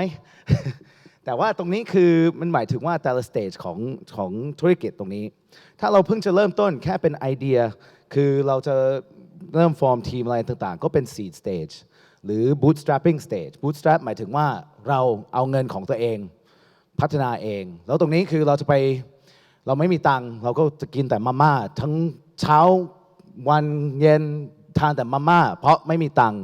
ทำทุกอย่างเพื่อจะได้พัฒนาไอเดียของเราให้มันเกิดให้ได้นะครับstage ต่อไปจากที่เราเจอ product market fit คือเราเจอบริการหรือว่าสินค้าหรือสิ่งที่เราทำอยู่ที่มันมีตลาดอยู่มันจะเริ่มไปที่ angel หรือ early stage นะครับกลุ่มนี้จะเป็นกลุ่มที่เห็นแววของstartup ตรงนี้ถ้าเป็น seed stage คือส่วนใหญ่ก็เป็น friends and family เป็นคุณลุงคุณป้าเพื่อนสนิทอะไรต่างๆที่จะลงทุนแต่พอเป็น angel อาจจะเป็นกลุ่มนี้ด้วยแต่อาจจะเป็นกลุ่มแบบคุณบิลตะกี้นี่เหมือนกันจากนั้นไปพอเราพัฒนาเราก็เริ่มเจอตลาดเราเริ่มได้ contract จากลูกค้าหรือว่าเราเริ่มมีลูกค้าเข้ามาอะไรต่างๆมันก็เริ่มพัฒนาได้คือธุรกิจของเราเริ่มวิ่งแล้วจะเริ่มมองที่ Series A Series A คือจะเป็นเงินก้อนใหญ่นิดนึงพวก VC ต่างๆที่เขาลงทุน Series A ปัญหาในเมืองไทยคืองบประมาณที่เขาต้องการไม่ใหญ่พอถ้าพูดถึงพวก Sequoia Intel Capital อะไรต่างๆคือเขาจะมองว่าถ้าเป็นดีลที่ต่ำกว่า5 ล้านเหรียญเขาบอกว่าผมไม่แตะหรอกเพราะอะไรเล็กไปไม่อยากเสียเวลาคือผมลงทุน1 ล้านเหรียญหรือลงทุน5 ล้านเหรียญก็เท่ากันผมก็ต้องลงทุนผมต้องทำงานพอกันหมดพ ราะฉะนั้นเขาจะมองตรงนี้ปัญหาณตอนนี้คือนักลงทุนในเมืองไทยคือถ้าเป็นนักลงทุนที่กล้าที่จะลงทุนมากกว่า1 ล้านเหรียญหายากครับเราขาดอยู่ในตลาดถามว่าที่ต่ำกว่า1 ล้านเหรียญมีเยอะไหมครับเยอะมากครับถ้าคุณเป็นสตาร์ทอัพหลายสตาร์ทอัพก็มาถามที่ว่าเองคือเขาถามว่าเฮ้ยที่ว่าเราจะได้เงินจากไหนจริงๆเราไม่มีปัญหาเรื่องเงินหรอกเหมือนที่คุณบิลเขาพูดเงินเยอะไอเดียไม่เยอะทีมไม่พอเดี๋ยวเราจะคุยเรื่องนี้แป๊บหนึ่งพอเราไปจาก Series A โอเคเราเริ่มวิ่งได้แล้วแต่ว่าเรายังขาดทุนอยู่ส่วนใหญ่อย่างเช่นขายดีเองครับ นะครับแต่ท่านก็น่าจะถามว่าเราขายดีได้เงินจากไหนนะครับคือเราเพิ่งจะเริ่มทำบริการที่คุณสามารถจ่ายได้เมื่อ6 เดือนที่ผ่านมาก่อนหน้านี้คือเราลงทุนอย่างเดียวพอเราอยู่ถึงจุดนี้ก็เริ่มไปที่ Series B Series B คือเราจะไป expand ไม่ว่าเราจะไป expand ในสายธุรกิจของเรา expansion ของ service ของเราหรือว่าเราจะไปต่างประเทศหรือว่าเราจะไปขยายไปสมมติเราจะไปยุโรปหรือว่าเราจะไปอเมริกาเราจะไปก้อนนี้จะใหญ่ขึ้นแล้วก็ Series C Series D อะไรต่อไปคือมันแล้วแต่ทำไมเขาพูดถึง Series A Series B Series C มันขึ้นอยู่ว่าตัวหุ้นเองคือมันอยู่ stage ไหนแล้ว rights ของผู้ถือหุ้นไม่เหมือนกันครับเพราะฉะนั้นผู้ถือหุ้น Series A คือเขาจะมีสิทธิ์แรกส่วนใหญ่นะครับในการถ้าหากเราต้องขายหรือว่าเราต้องIPO อะไรต่างๆเขาจะมีสิทธิ์แรกนี่คือเหตุผลทำไมมันเป็นถึงเขาพูดถึง Series A Series B Series C นะครับในตอนสุดท้ายก็มี IPO หรือ Trade Sale Trade Sale หมายถึงว่าเราขายให้บริษัทอื่นอย่างเช่น Oculus Rift ที่เป็นแว่น3 มิติที่เป็น Virtual Reality ที่เขาขายให้กับ Facebook หรือว่า WhatsApp ที่เขาขายไป20 กว่า20,000 ล้านให้กับ Facebook หรือเป็น Google ที่เขาซื้อแต่ละบริษัทนี่เป็น Trade Sale ไม่จำเป็นที่เราต้อง IPO ตลอดแต่ละคนก็บอกว่า IPO สถิติตรงนี้คือทุกคนเดี๋ยวนี้คือคำที่เป็น buzzword ในตลาดคือ unicorn ทุกท่านรู้จัก unicorn ไหมที่เขาพูดถึงแต่ว่าที่เขาพูดถึงในตลาดตอนนี้เขาพูดถึงบริษัทที่มีมูลค่าจนถึง 1,000 ล้านเหรียญอันนั้นคือ unicorn ทำไมถึง unicorn เพราะ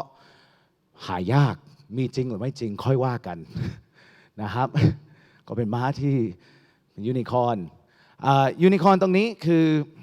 ความเป็นจริงคือเราแค่ดูโซเชียลเน็ตเวิร์กคือตัวยูนิคอร์นมาจากอันนี้แหละที่เขาพูดกับมาร์ค ซักเคอร์เบิร์กสมัยนั้นบอกว่าไม่ต้องพูดถึง10 ล้านเหรียญ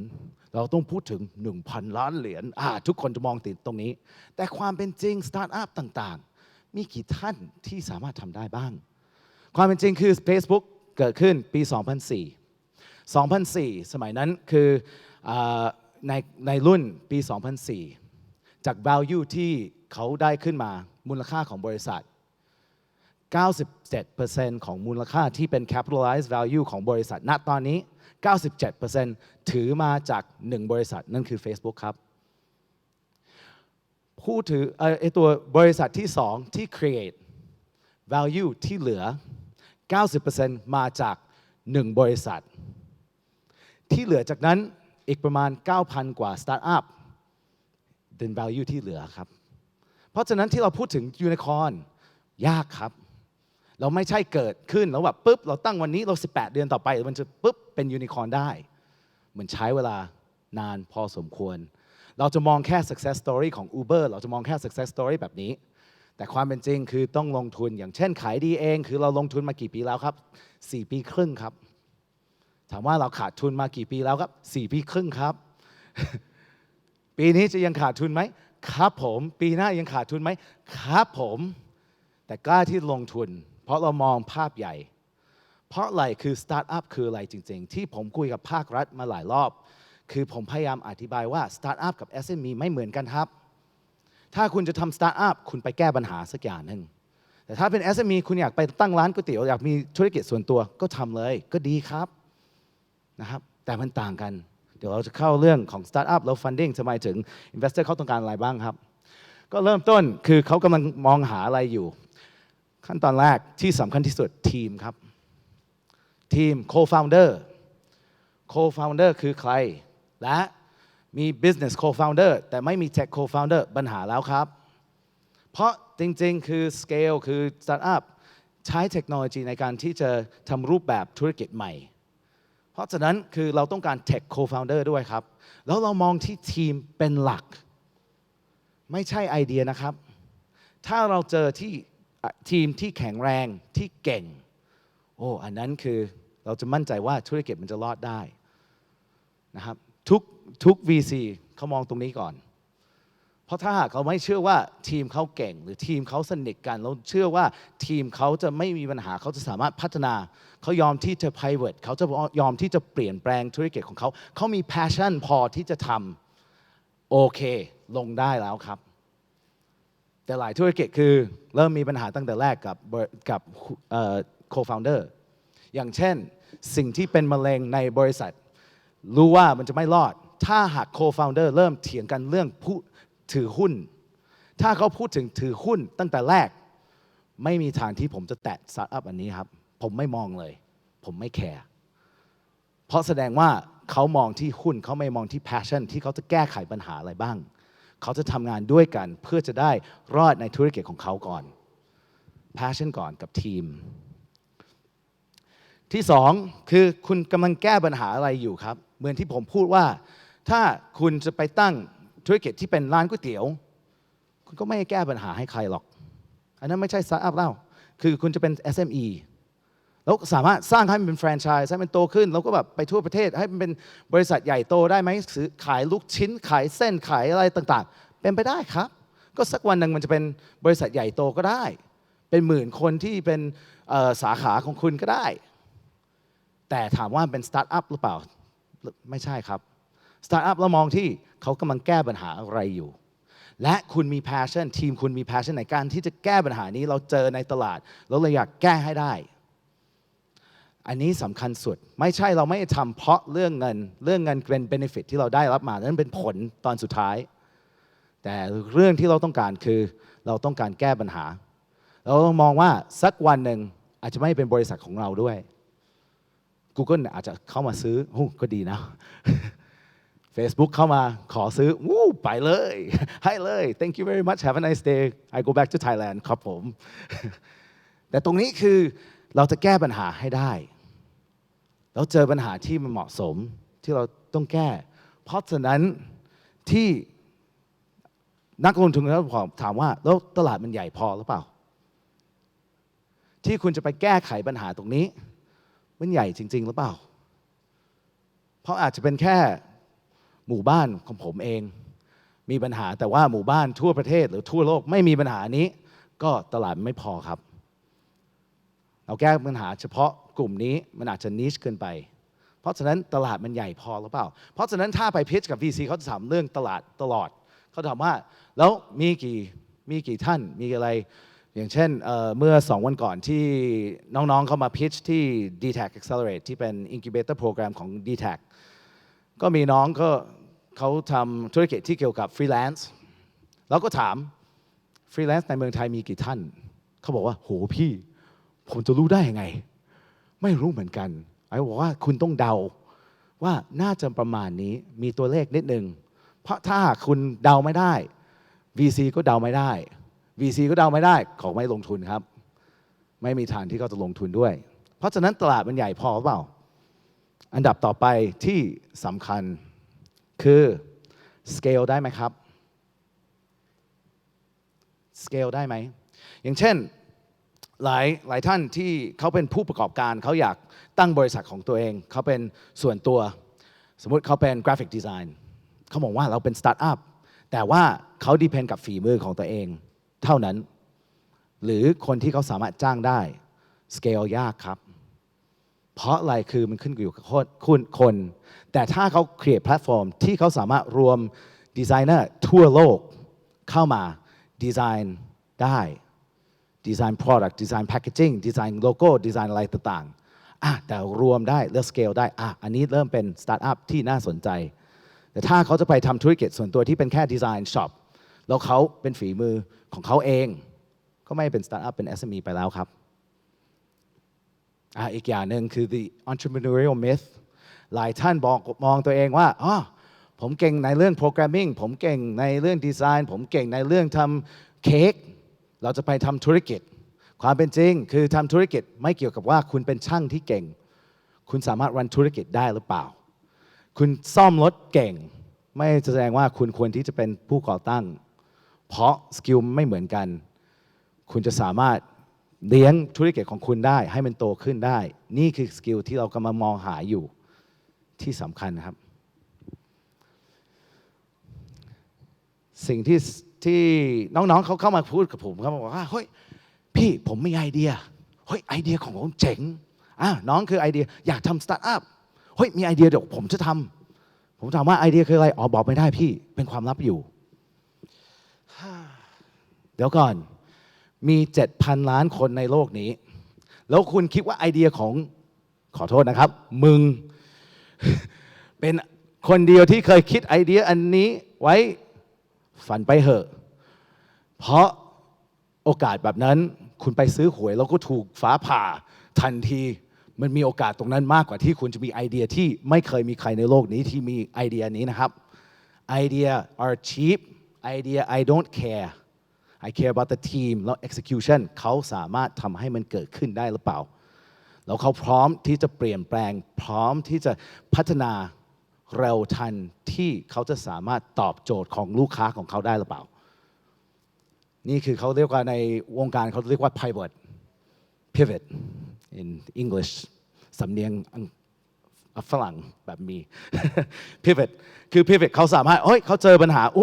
อันนี้ไม่เวิร์กเดี๋ยวแป๊บหนึ่งคือมันไม่ตอบโจทย์ของลูกค้าของเราปิ๊บปรับตัวเพื่อเขาจะได้ตอบโจทย์เขาต้อง pivot ให้ได้เขาต้อง execution ให้ได้เขาสามารถสร้างทีม lead ทีมได้หรือเปล่าเราสามารถ grow ทีมได้เปล่าถ้าหาก founder มันอาจจะมี stage ด้วย founder เขารู้สึกว่าเขาไม่พร้อมเขาก็ดึงคนอื่นเข้ามาที่มีประสบการณ์อย่างเช่น Google เองคือ Larry กับเซอร์เกย์เขาดึงใครเขาดึง Eric Schmidt เข้ามาเป็น CEO สมัยนั้นเพราะเขารู้ตัวเองว่าเรายังเด็กอยู่สมัยนั้นเขาแค่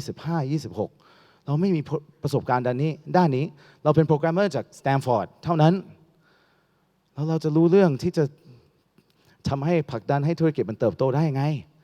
เขาก็ฉลาดเขาบอกว่าเดี๋ยวเราดึงคนอื่นเข้ามาช่วยเราด้วยเพราะฉะนั้นคือเราต้องมองว่าเมื่อไหร่ธุรกิจของเขาจะพร้อมที่จะเติบโตก็เราอาจจะไม่สกิลของเราอาจจะไม่ถึง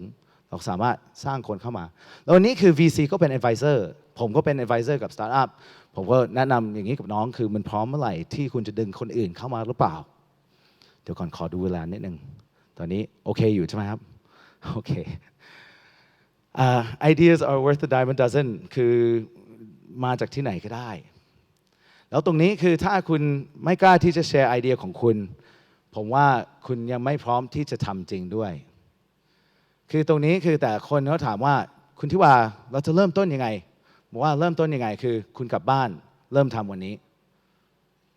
เข้าไปเริ่มดีไซน์เริ่มคิดเริ่มวางแผนเริ่มไปทำการบ้านเริ่มทำไปเซอร์เวย์ตลาด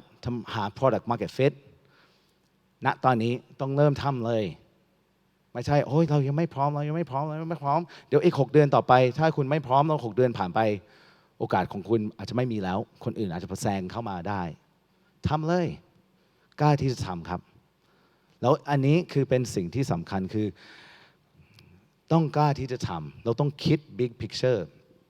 เมื่อ4 ปีที่แล้ววงการสตาร์ทอัพเขาขอให้ผมมาตั้ง pitching session พวก VC ด้วยเขาก็ถามว่าสมัยนั้นคือเราไม่มีการ pitch พวกนักลงทุนหรอกคือ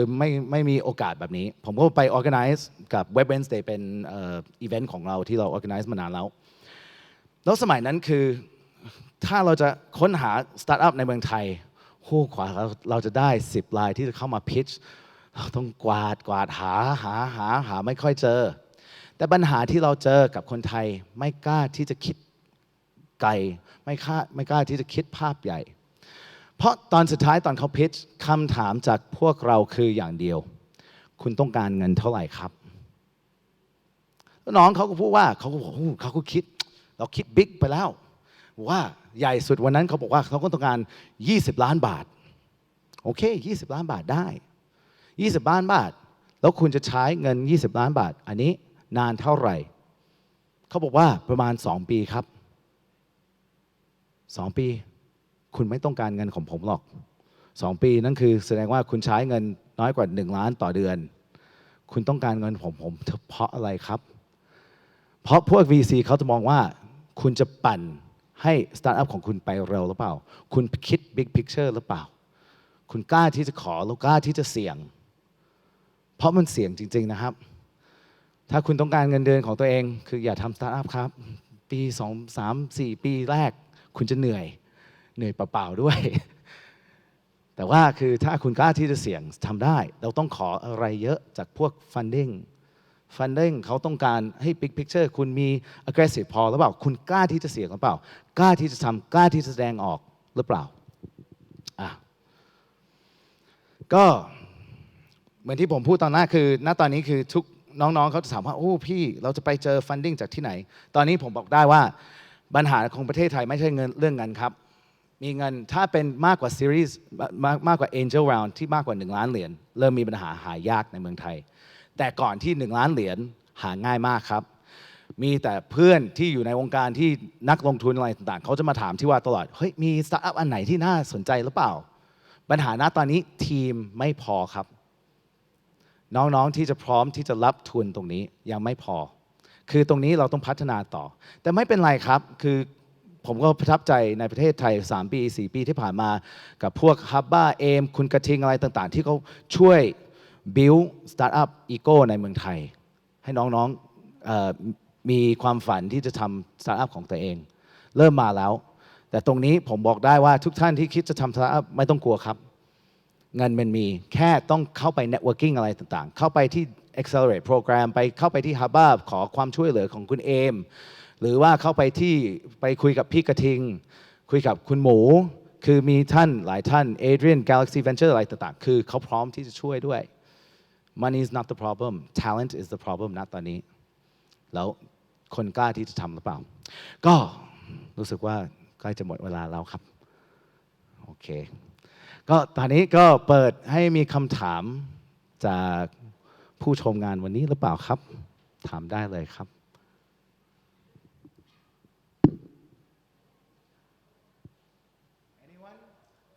หรือว่าผมตอบทุกอย่างได้ดีพอที่คุณไม่มีคำถามแล้วมีใครที่จะกล้าจะแสดงออกเหมือนสตาร์ทอัพต้องกล้าแสดงมีไหมครับหรือท็อปิกของผมไม่ได้เรื่องแล้วไม่มีใครเข้าใจหรือเปล่าคือจริงๆตอนพอรับงานแบบนี้คือมันยากที่ผมไม่แน่ใจว่าใครเป็นออเดียนส์เราจะพูดถึงโดนใจเขาหรือเปล่ามีคำถามค่ะครับผมมีไหมโอเคครับคุณที่ว่าแชร์ประสบการณ์ขายดีให้ฟังหน่อยได้ไหมครับว่าขายมันเริ่มยังไงแล้วคุณขายดีเนี่ยไปได้รับฟันดิ้งยังไงนะครับที่ทำให้สามารถอยู่มาได้5 ปีแล้วก็ยังขาดทุนอยู่นะครับ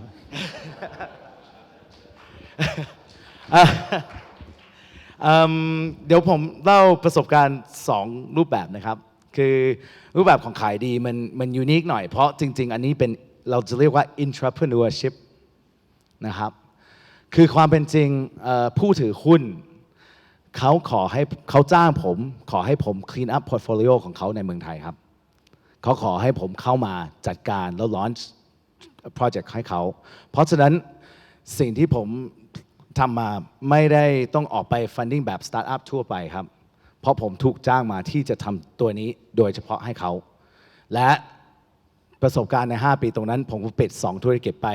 lay off 42 คนแล้วก็เปิดตัวที่เป็นขายดีทุกวันนี้ก็เกิดขึ้นจาก deal fish สมัยนั้นนะครับแล้วจริงๆคือก็เกี่ยวข้องกับสนุกด้วยครับ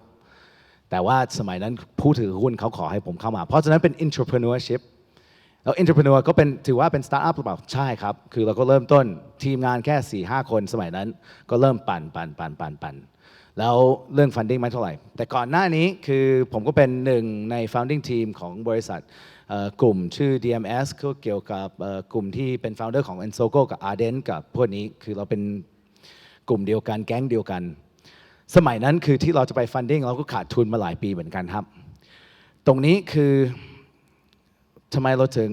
สามารถเข้าไปขอ funding ได้ก็เรารู้ว่าเราพยายามแก้ปัญหาสร้างอะไรที่แก้ปัญหาให้ตลาดและ ทีมงานคือผู้ลงทุนนักลงทุนคือเขาเชื่อในใจเราว่าเราทำได้ ตอนสุดท้ายคือนักลงทุนเขาขาดทุนกับบริษัทแรกของเราเปล่าขาดทุนครับ ขาดทุนจริงๆครับ และตรงนี้คือแต่เขากล้าที่จะลงทุนกับสตาร์ทอัพมันคล้ายๆลงทุนกับพวกที่ทำหนังนะครับ ถ้าคุณจะทำหนังคุณทำมา10 เรื่อง15 เรื่องตามปกติ15 เรื่อง14 เรื่องขาดทุนครับแต่1 เรื่องจะได้กำไรกลับมาแล้วกำไรที่คืนมามันจะ cover ที่เหลือครับเพราะฉะนั้นคือประสบการณ์ของขายดีมันแตกต่างกันนิดนึงครับแล้วตรงนี้จากที่คงมีคำถามอีกอันหนึ่งคือไม่ใช่แค่ขาดทุนแล้วก็เปลี่ยนชื่อบ่อยเหลือเกินทำไมเปลี่ยนชื่อเพราะเกี่ยวกับนักลงทุนด้วยคือกับผู้ถือหุ้นของเราแล้วก็เกี่ยวกับ strategy ในการตลาดด้วยคือตอนแรกเขาก็เป็น deal fish แล้วก็มี strategy ในการที่เราจะ rebranding เป็น OLX ทั่วโลกแล้วมีหลายประเทศนะครับเพราะเราอยู่ในเครือหรือว่าแบบเรามีญาติเยอะทั่วโลกครับจากนั้นไปก็มีผู้ถือหุ้นเข้ามาใหม่เราก็ถามทีมงานว่าคุณที่ว่าคุณจะใช้แบรนด์อันไหนเพราะตอนสุดท้ายก็เป็นแพลตฟอร์มของเราเป็นทีมของเราผมก็บอกว่าผมกับทีมสามารถตัดสินใจได้ใช่ไหมครับเขาบอกว่าครับไอ้บอกว่าเพราะฉะนั้นผมจะเลือกขายดีตอนเราผนึกกำลังกับขายดีเขาถามว่าทำไมเพราะเราบอกว่าเราเป็นคนไทยเราทำเพื่อเมืองไทย OLX ไม่ใช่คำของคนไทยเราไม่ได้มองธุรกิจของเราไว้ผมไม่ได้มองต่างประเทศเพราะเรามีในเครือในญาติของเราคือครบแล้วเราทำเพื่อเมืองไทยเท่านั้นแต่ว่าคือนักลงทุนเขากล้าที่จะลงนะครับเขากล้าถ้าไอเดียพอแล้วไอเดียพร้อมและทีมงานพร้อมครับครับผมมีคำถามอีกไหมครับน่าจะมีเวลาแค่1 คำถามที่เหลือโอเค1 คำถามมีไหมมีคำถามอื่นเพิ่มเติมเชิญได้นะคะโอเคขอบคุณมากนะครับขอบคุณคุณที่วายกค่ะ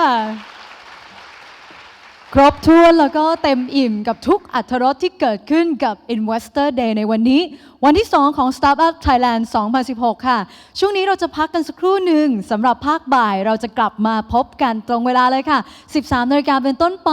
มาติดตามกันได้เพราะว่าในวันนี้เราได้รับเกียรติโดยท่านดร.สมคิดจตุศรีพิทักษ์รองนายกรัฐมนตรีจะมาร่วมปาฐกถาพิเศษกับการขับเคลื่อน Startup Thailand ฐานเศรษฐกิจใหม่ของไทยมาติดตามกันได้ในช่วงบ่ายค่ะช่วงนี้ขอให้ทุกท่านได้เพลิดเพลินกับการเยี่ยมชมงานของเรากับ Startup Thailand 2016 ค่ะ We hope you enjoy our second day of Startup Thailand 2016 so far, but the afternoon session will be resumed at 1 p.m. And I'm glad to inform all attendants that we have the coffee break in front of this ballroom, so please enjoy yourself เชิญรับประทานอาหารว่างกันได้นะคะบริเวณด้านหน้าห้องบอลรูมแล้วกลับมาพบกันเวลา 13 นาฬิกาสำหรับช่วงบ่ายกับ Investor Day Startup Thailand 2016 ค่ะ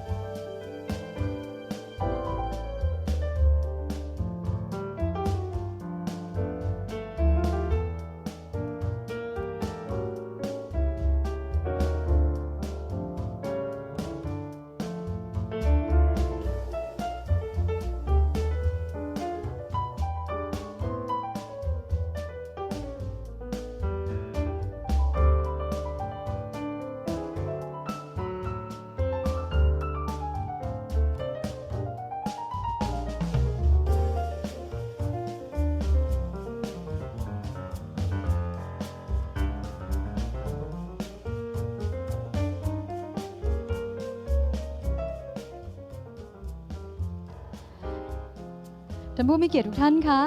อีกสักครู่สำหรับช่วงบ่ายภายในห้องบอลรูมจะเริ่มขึ้นแล้วนะคะโดยในวันนี้ทุกท่านจะได้พบกับตัวจริงเสียงจริงของคุณเดฟแมคเคอร์ Founding Partner Finded Startup ที่จะมาร่วมแบ่งปันประสบการณ์ให้แก่ทุกท่านได้ทราบกัน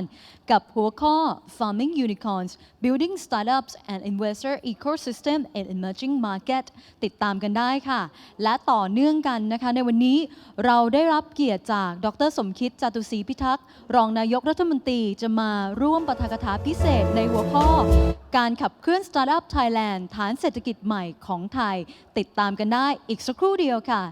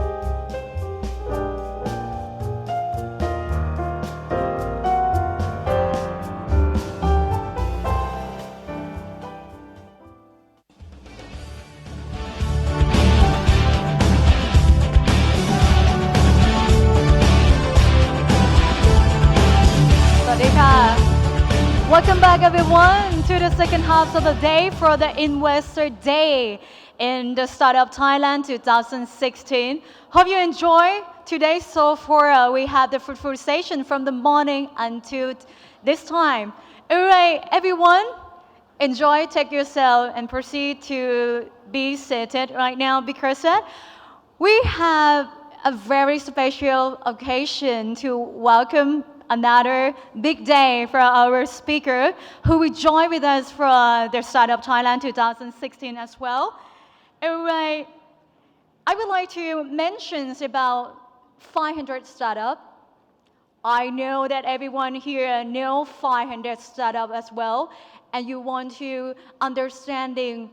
what about the knowledge and the inspiration from 500 startup. But before I lead our stage to our next speaker, I'd like to talk about 500 startup and share to all of you. 500 startup with over 1,000 startup on their portfolio. And we could say that 500 startup has far exceeded their goal and had been scaling up in the past 5 years. Let's see how they can find about their venture capital and how it works as well. Upon this stage, our next speaker will challenge on the farming unicorns, building startups, and investor ecosystem in emerging market. This is all the answer await you. It's another day to welcome on the stage the founding partner 500 startup. Ladies and gentlemen, this is Mr. Dave Macker.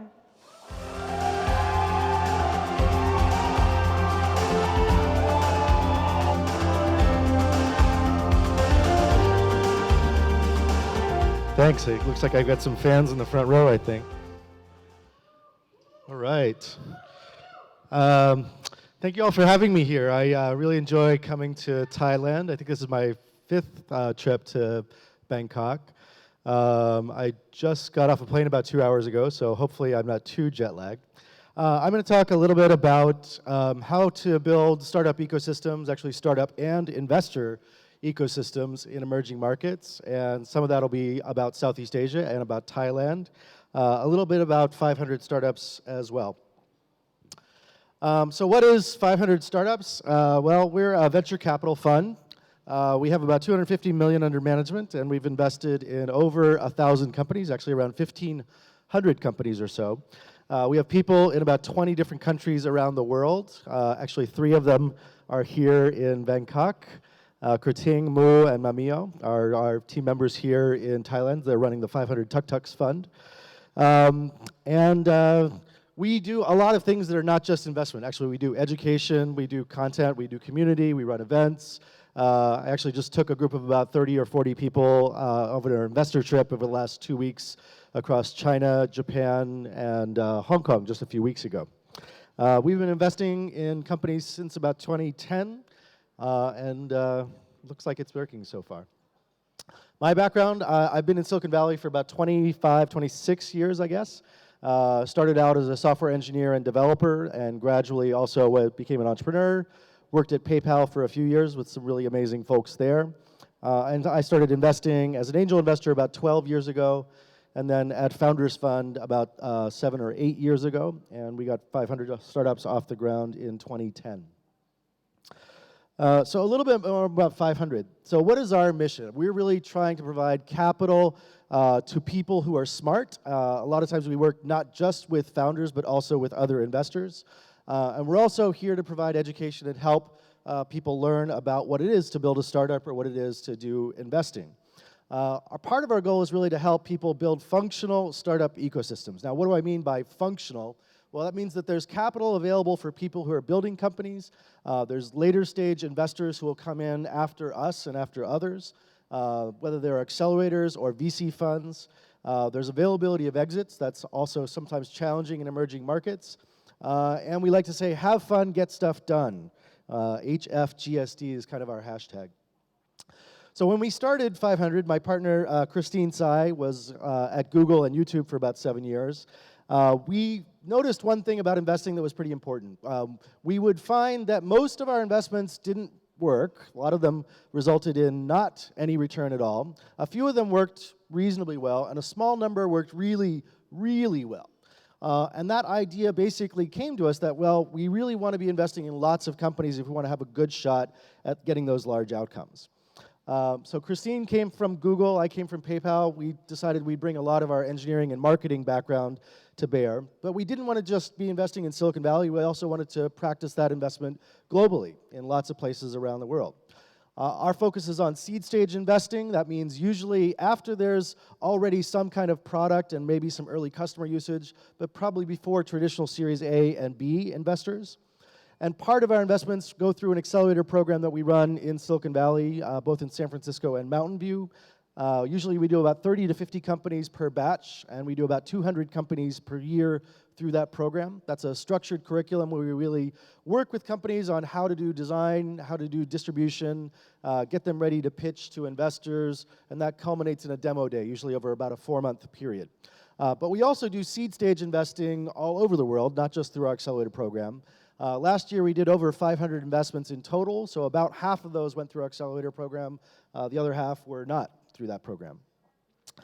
We have a really significant emphasis on customer acquisition. In particular, growth hacking and marketing are one of the things that we think is most important for startup entrepreneurs. We know there's a lot of smart people out there who are great at building code, but once they build the product, they still need to get that in the eyes and ears of the customer. They need to make sure that that is adopted by people. And lastly, like I said, we do a lot of other things than just investment. We hold events, we do education, and we now have a very large community of founders all over the world, actually about over 3,000 people now. We are in a lot of different places. Actually, about half the team is in California, but the other half is spread across 20 different countries. We're in 10 countries in Asia. Probably about 30 people on the team are spread across all of different parts of Asia. And we've actually been investing in around the world. Probably about 500 of our investments are outside the US. We didn't start necessarily going crazy on the global stuff. That was something that we gradually realized was an opportunity for us, beginning first in Brazil and Mexico and Latin America, then in India, later in Asia, both in China and Southeast Asia, and now last year we really expanded quite a bit, including here in Thailand, as well as the Middle East, and we hope to expand a lot more in the next few years.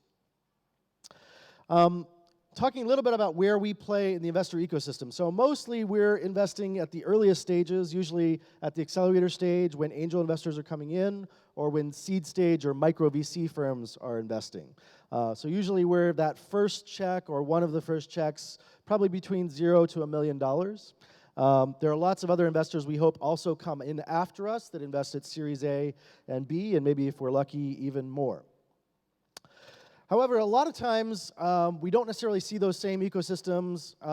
around the world that we do in the US. In the US, we have the luxury of having built an ecosystem that's been around for maybe 40 or 50 years, and there's lots of different types of investors. There's lots of angel investors, there's lots of accelerators, there's lots of VC funds, probably over 500 active VC funds in the US. But that's not always true in other parts of the world. A lot of times we hear investors talk about wanting to see more development in their communities, more entrepreneurs getting to Series A and B level. However, usually the problem isn't the entrepreneurs. Most of the time what we find is that actually the investor side is really where there's like a little bit of experience missing. And sometimes we need to see the development of not just the later stage VC funds, but the ones that are earlier. So in particular, accelerator programs, seed stage investors, and Series A investors. That first sort of 100,000, maybe up to $1 or $2 million is what's really critical to get companies off the ground. And so in this diagram, what I showed here is, it might take 1,000 startups, 1,000 bootstrap startups in someone's garage or in someone's basement to really get to enough companies that you see that big billion-dollar unicorn type of company that everybody always talks about. And you might, see some kind of cut down in each of those stages. It might get you to 300 companies that get to an accelerator, 100 that get to seed stage, and then 30 that get to like Series A and B, and then furthermore. So what's different about building tech startups these days? Well, the biggest thing is that it's cheaper than ever before. There's a lot less capital that's required than what the companies required maybe 10 or 20 years ago. We don't have to spend nearly as much money on hardware, on software. A lot of services are in the cloud. Just dramatic reductions in cost. But probably more important than cost is the access to customers. Through global platforms on search, social, and mobile, we can reach billions of people around the world. Literally billions of people, probably about 3 billion people now, and over the next 5 to 10 years, probably another 3 billion people. And we see those folks on search engines, on social platforms, now on messaging platforms as well. And we can make lots of little bets in those companies as they're developing. Not all of them are going to work, but it doesn't cost us anywhere near as much money as it used to. So if we compared kind of what those startups look like, maybe say 10, 15, 20 years ago to today, before, say, 2000, it might have cost 5 or 10 or even more $1 million to get those companies off the ground. They would have to have bought, hardware, maybe pay for database software, probably pay for, expensive bandwidth. And there weren't really that many people online at the time, probably less than 100 million people online maybe a couple of decades ago. So it was kind of expensive. It took a long time to build those products. There wasn't nearly as much plumbing or infrastructure back then. And there were fairly limited sources of capital, mostly in the US. Those were in California and in Boston. If you compare that to today, what you see is a lot of other infrastructure that's much easier to use and a lot cheaper and a lot faster to get startups off the ground. So we have infrastructure for storage, for e-commerce, for email, for payment, for social platforms, for pictures and video, just tons and tons of services that are available online that are not very expensive anymore. There's a lot more people online, and there's a lot of sources of capital. Even though we're still growing those sources of capital, there's many more places to raise funding than ever before. So we can build services maybe in just a couple of weeks or months and a lot less money than what it would have cost maybe 10 or 15 years ago. As I mentioned before, the biggest change really is the fact that we have access to customers all over the world. And just like amazing amounts of growth has happened in the last 5 to 10 years. This is something that's really a pretty recent phenomenon. Just in the last 5 years, you've seen messaging platforms like WeChat, like Line, Facebook bought WhatsApp for a very large sum, and also video and picture platforms like Instagram and Pinterest, also Facebook and YouTube doing more with video. All these platforms that allow people to communicate and people to try out new types of software and communicate with people all around the world, faster than ever before. So now we have a lot of ways to reach people and a lot less cost in reaching those folks. And so the things that used to take us a lot more time don't take that much time at all now. Going from concept or an idea to a functional prototype and maybe to a first customer might only take us a couple of months. In some cases, maybe even just a couple of weeks. And what we're looking for when we like to invest is after we can see that functional product is out and that early customers or users are starting to test out that product and they're spending time or dollars and they're coming back again to use those products. And that's when things get interesting. When we can start seeing that people are using the product, then we want to kind of take a bet and see if that product will scale. Hopefully the unit economics or the ways that people spend money to build product and acquire customers, hopefully they're making at least a dollar and a penny for every dollar they're spending on acquiring those customers. And before things really get big, before there's a lot of evidence or traction when prices get really expensive, that's when we want to invest, because that's when those startups need that capital. After they've already gotten a lot of visibility and a lot of funding, it's maybe not as hard for them, to get rolling. But those first 3 to 6 months, the first year, is where it's really important for that first $50,000 to $100,000, maybe up to the first $1 million to get off the ground. And what's important to us is not the traditional business plan. If I can emphasize one thing, business plans are a waste of time mostly. And in fact, I would argue that they're actually usually lies. In fact, investors who are asking for business plans are really mostly encouraging those startups to lie to them about what they think the future is going to be about. Now, this may sound kind of radical. I'm up here saying, I don't even look at business plans. We don't need business plans. Well, the reason is because startups are highly volatile. The experiments that startups are doing are not trying to predict the next 5 years of growth. It's really probably trying to predict the next 1 week of their product and whether they can get customers to use that product and come back. So most of our experiments that we want to see with our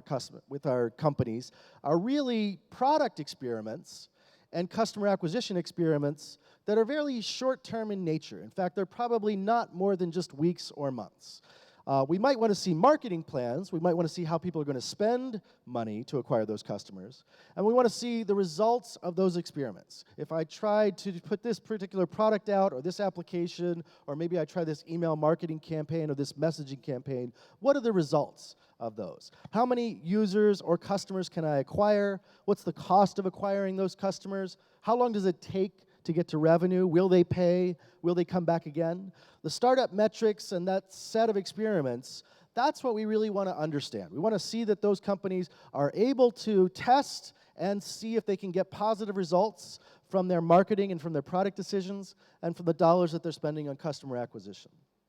And so most of the time, we are not looking for these long business plans. We're not looking for, somebody to write a nice novel. I mean, great, there's lots of people out there who go to business schools and can write a nice business plan, but I'm not investing in screenplays. I'm not investing in people who are predicting the future. What I'm investing in is the products that they're building and the customers that they're going to acquire. Right? Now, we do look at whether those unit economics are positive. When they're acquiring that customer, when they're building that product, what does it cost to build that widget or build that application or get that customer? And when will they monetize? Will they get any money out of that? Will they get enough money to cover those costs? What's the timing of that revenue and expense? Right? We want to build a financial equation that helps us understand, can this business be profitable, at least on a unit economic basis, and at some point, might it grow to a point where it generates money? We also might want to learn how they're able to get other investors on board. Are they able to communicate their ideas and their story, what their customers are, what their market is, and communicate that effectively to other investors to raise capital? So how about on the investor side? What's changed on the investor side? Well, there's been a lot of changes that happened on the investor side. There's been two really big financial crises that have happened in 2000, 2001, and then again in 2008 and 9. And those crises taught us a lot as investors. They taught us to really, understand that sometimes when people are taking companies public, they're not always based on perfection. In fact, in a lot of cases, they were not at all based on perfection. In 2008, there was a lot of real estate crisis that bled over into the startup world, and there was a lack of capital for a short period of time there. But along the way, we started to get a lot more efficient about building companies. We've also started to get a lot more efficient about how we invest in companies. And we're seeing better monetization, better payments. We're seeing global distribution platforms. And we're seeing startup ecosystems that involve not just traditional venture capital, but also accelerators and angel investors and online funding platforms like Kickstarter and AngelList and others. Now, what's great about a lot of those changes is that we can make lots more investments than we've ever made before, but we can make them in very small amounts. So rather than just putting one $5 million investment and hoping that that company is successful, we're now able to maybe spend that $5 million on, say, 100 little $50,000 bets. Out of those 100 bets, maybe only 20 get to the next stage or seed stage. Maybe we bet 500,000 on those 20, and then out of those 20, maybe 5 of them get to the point of raising Series A capital that might be millions of dollars. So that popular model of doing accelerators and seed funds started happening maybe about 10 years ago in 2005 to 2010. First Round Capital was one of the first micro VCs that started around 2004. Accelerators and incubators, Y Combinator and Techstars and ourselves. And then more recently, funding platforms that allow for customers and for retail market investors to also put money into startups. So as we've seen that industry develop, now we have a global market of investors, not just venture capitalists on Sand Hill Road, but all kinds of private investors, corporate investors, accelerators, even governments are now getting into the startup and innovation game. But one thing I want to impress upon you, a lot of investors come to startups from the real estate industry. Startups are not real estate. And let me say that again. Startups are not real estate. Now, what do I mean by that? If I make an investment in real estate, probably the next year, if I buy a house, that house is still going to be there. 2 years later, that house probably still going to be there. 3 years later, that house still going to be there. Maybe if I'm in Bangladesh and there's a typhoon, that house might not be there. But otherwise, the house is probably going to be there. Now, startups, if I invest in a startup a year later, is it going to be there?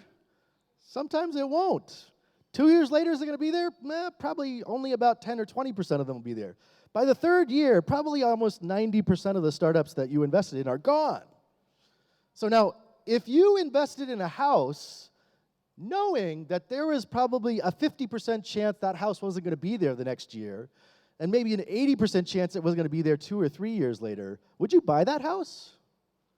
I don't know if you would buy that house. Maybe you would actually spread that out and buy like 20 houses, or at least 20 different tents, because you're not sure if that house is going to be there next year. Well, that's the issue with startups. Startups fail a lot. Startups fail a lot. And so it would be foolish to put all your money in just one house if you knew that house was going to wash away in a flood the next year. Well, that's why we don't do that with startups either. We spread it out. We put a lot of our bets into a number of different startups. And the thing is, although a lot of those startups might die in the next year or 2 or 3, a few of those startups, the ones that survive, the ones that grow, can become a lot more valuable. And so that house that you invest in, well, it might be worth 10 or 20% more the next year, but it's probably not going to be worth 100% more the next year. And the next year after that, it probably won't be worth 100% more. But that's what happens with startups. Some of those startups will grow 20 times in value in a period of 3 or 4 or 5 years. Sometimes they'll grow 50 to 100 times in value. So the difference between startups and real estate is that real estates are usually sort of a stable bet, and the house is probably going to be there. Startups, not so much. A startup's probably going to die, it's probably going to disappear, but every once in a while, one out of maybe 10 or 20 startups grows really, really big. Right? And that's why investing in startups makes sense. That's why investing in a portfolio of companies, hopefully at least 20, maybe 100, maybe even 500 startups might be a good idea. So that's what we did, actually. When we first started investing about 6 years ago, this says 500 companies. Our last fund, our third fund, we actually invested in over 600 companies. But our first fund, we invested in about 250 companies. And 5-6 years later, about 20 of those companies are now worth over $100 million. 2 of those companies are worth $500 million, and one of them is worth over $1 billion. Right? So we actually saw about 8% of our portfolio grow really like 20x in value, and maybe 1 to 2% of our portfolio grow 50 to 100 times in value. But the other part of that was half of that portfolio went to zero. Right? So like I said, there's got to be diversification going on there because most things fail, most things don't work, and most things go to zero fast. But a few things will survive and will grow a lot. So I wrote a blog post called 99 VC Problems, but a batch ain't one. For those who are Jay-Z fans, you might know he has a song of similar name. And what I was trying to explain was why portfolio matters for returns. And this is a graph that shows as you increase the number of investments in your portfolio from, say, 5 companies to 100 companies, your chances of having a positive return almost double. In fact, they go from maybe 1x to 2x to 3x in an overall portfolio size. So it really does matter to make a lot more investments. And this is a classic mistake that a lot of investors who start investing in startups make. They'll say, well, I'll just try it out. I'll just try out startup investing. And they'll make one investment. And of course, on average, that one investment's going to fail. And they'll be like, oh, this startup investing thing, that's not for me. And they're missing the whole point. They're missing the opportunities for portfolio diversification and for massive increase that happens on an occasional basis. So everybody's excited about these unicorns, the stories about companies that are growing to be billions of dollars. But what do you think the chances are of investing in a unicorn company? Well, it's not 0, but it's not 10%. Actually, according to CB Insights, the number of times that you will invest in a company that's called a unicorn or a billion-dollar valuation is probably about 1%. For traditional venture capital Series A investors, after 5 years, about 1% of their investments will get to billion-dollar unicorn status. Now, let's say maybe if you're really good that you might get that to happen 2% of the time, but it's not that much more than 1 to 2% of the time. Now, that doesn't sound very exciting. I'm only going to find that big investment 1 to 2% of the time? That seems like a bad bet. Well, if we build a model, and let's say that we find that unicorn or 50x outcome about 2% of the time,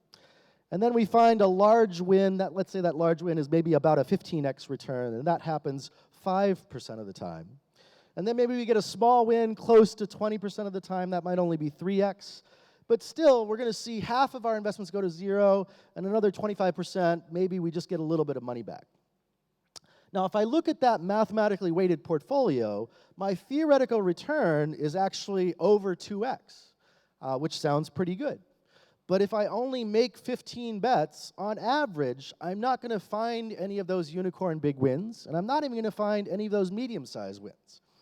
And then in that particular outcome, I'll probably lose half my money. Not very exciting. Now, if I doubled that portfolio and made it 30 companies, now what happens? Well, now I have a statistically reasonable shot of getting a medium-sized win, but it's still no guarantees of getting that big unicorn win. So now maybe I'll just get even money, or maybe I'll just make a little bit more than 1x, but that's not very exciting. But now if I increase my portfolio size to 100 companies, now I've got a reasonable chance of getting that unicorn. I've got a pretty good chance of getting that large win. And now you'll see that maybe 7 of those 100 companies result in interesting financial outcomes. And on the aggregate basis, now I've got more than a 2x return. And they might still take me 5 to 10 years to get that 2 to 2.5x return. But now I've got an interesting way to make money. Now that matters a lot. That difference between having a portfolio size of just 15 companies to 30 companies to 100 companies has a pretty dramatic outcome on my financial return. And it makes sense, right? If I'm only going to get a unicorn company 2% of the time, I better at least have 50 to 100 companies to ensure myself that I'm going to get that big win. Right? This is really just basic math. There's nothing kind of rock star crazy about this. It's just looking at the average percentage for big wins happening and then modeling a right-sized portfolio. So now that we have an idea for how to diversify our returns, we've seen some of the benefits of decreasing cost in building startups, and we know a little bit more about how those startups get built. Let's see how we can apply some of those same philosophies to investing. So if I think about like where startups start from and where they end up, there's a lot of different points on that curve where I could be investing. Now, the tendency is to want to invest late. You want to kind of wait until there's not much risk in the system. You want to kind of catch the companies when they're already making money. You know, maybe they're already making 5, 10, 20 million. They're already worth $100 million. And then you kind of want to jump in. Well, that's kind of great. But the problem is, if you don't funnel that ecosystem with capital in the early stages, guess what? You're not going to get any of those companies. So for a country like Thailand, where you have 80 million people and you have a lot of potential for startups, if you sit around and wait for Series A and Series B companies to happen, you're going to be waiting for a long time. Now, there's a few folks like Mu who can build a company like Ukbi and get that off the ground, bootstrapped, maybe without a lot of capital, but not too many people can do that by themselves. Usually you need investors, you need debt and equity capital to get those companies off the ground. So that early stage, when things are very risky, that early stage is where we need more investors, we need more capital in those ecosystems. Silicon Valley didn't become Silicon Valley overnight. It didn't just magically start producing startups and entrepreneurs. There were decades, 50, 60 years worth of ecosystem development, entrepreneurship, platform companies, venture capitals. There's all sorts of things that created Silicon Valley to make it what it is today.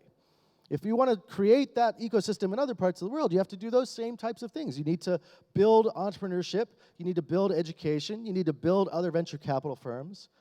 The great thing is today it doesn't cost nearly as much as it used to cost getting Silicon Valley off the ground. So we are going to emphasize that early stage with functional prototypes and early users and customers, that's the time where we want to start investing. We want to make lots of those little bets because we know the attrition rates are high. If we're going to get those companies to the seed stage capital and the Series A capital, we need to make a lot of those little bets, and we need to make them early, when things are actually kind of risky, not when investors want to wait until the rest of that ecosystem gets built. And so again, we're thinking about where do we want to start making those bets? Well, we don't necessarily want to invest in just ideas. Ideas are great, but you know, there's a lot of people with ideas who never get a product out the door.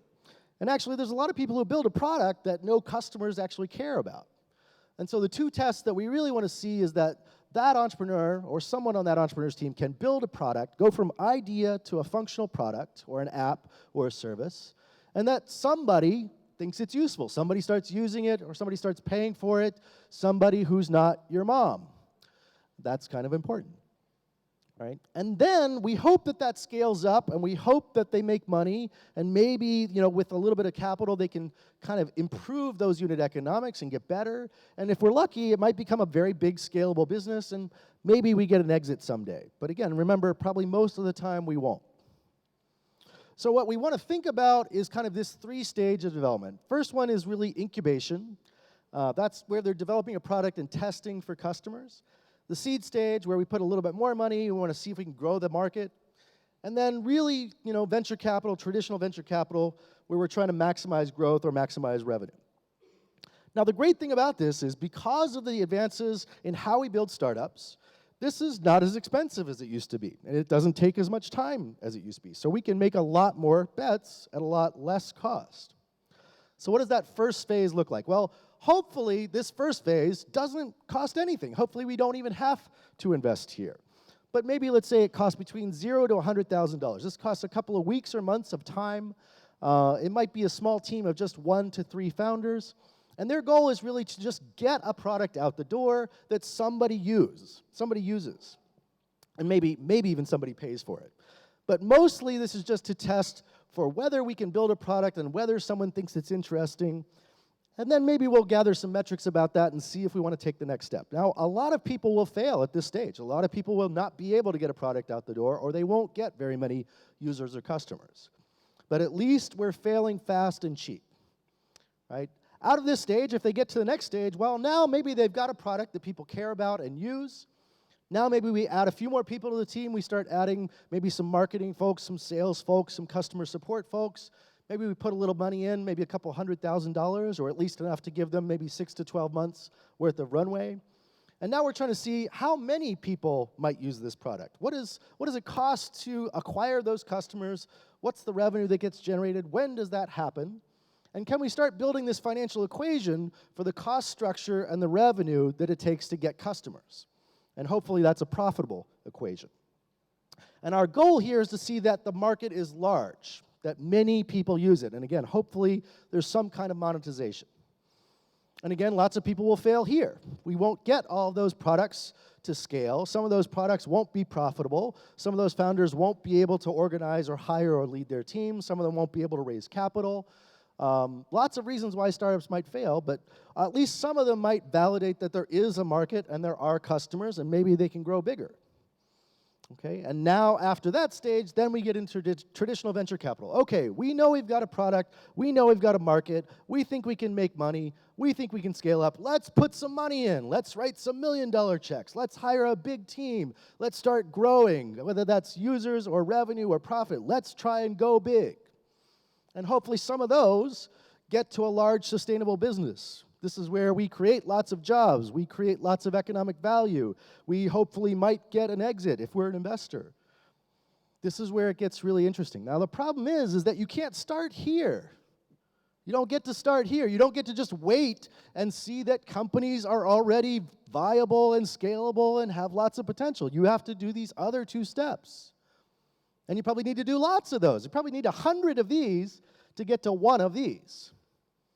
Need 100 little experiments with lots of people who fail and lots of people who waste time and things don't work and your mom kicks you out of the garage and your customers don't buy anything. Your venture capitalists don't give you money. You know, you maybe decide that startups aren't for you. And a few of you get a little bit of money and a few of you will get to the next stage and okay, it's an interesting product, but it's not a big product. It's not that interesting, but a few of them will get to that 3rd stage. Right? The problem is you need to do that work to get through these stages before you get to that big one. All right, so now let's think about how do we model investor ecosystems. If this is our goal, we got to make lots of these little bets to really have startups have a chance to succeed and get to a few big companies. What does that take? Well, the most important thing, let me take a break for a second. I get a little excited. Even though money and capital and education and platforms are really important, you know what the most important thing is? The most important thing is optimism and belief. The belief that I can do it in the face of all that negative, not very good odds, that I still think I can do it. In fact, it's not really even optimism and belief. It's insanity. It's craziness.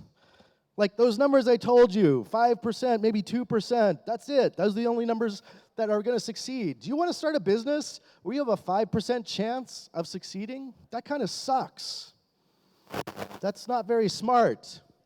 In fact, all you smart people, you should probably do other things like become an accountant or become a doctor or a lawyer or something else where you're going to get a real paying job. You know, entrepreneurship is for crazy people. Crazy people like Elon Musk and Mark Zuckerberg and Steve Jobs and Bill Gates. Some of those people went to Harvard and they dropped out. And they dropped out of Harvard. How dumb could you be to drop out of Harvard? You got a pretty much guaranteed gig if you graduate from Harvard. Except occasionally you drop out of Harvard and you end up being a billionaire. Elon Musk. I met Elon Musk in 1995, about 20 years ago. He was running a company that was about 8 people at the time. I think the company was called Local Site. It was an earlier version of Yelp that was mapping businesses and what they do, kind of like a rating system. And he was kind of a crazy person. He was a little bit of a nerd. I wasn't really sure what the hell he was going to do. He actually was a rocket scientist. He got a degree in nuclear physics. I wasn't sure he was going to be a great entrepreneur.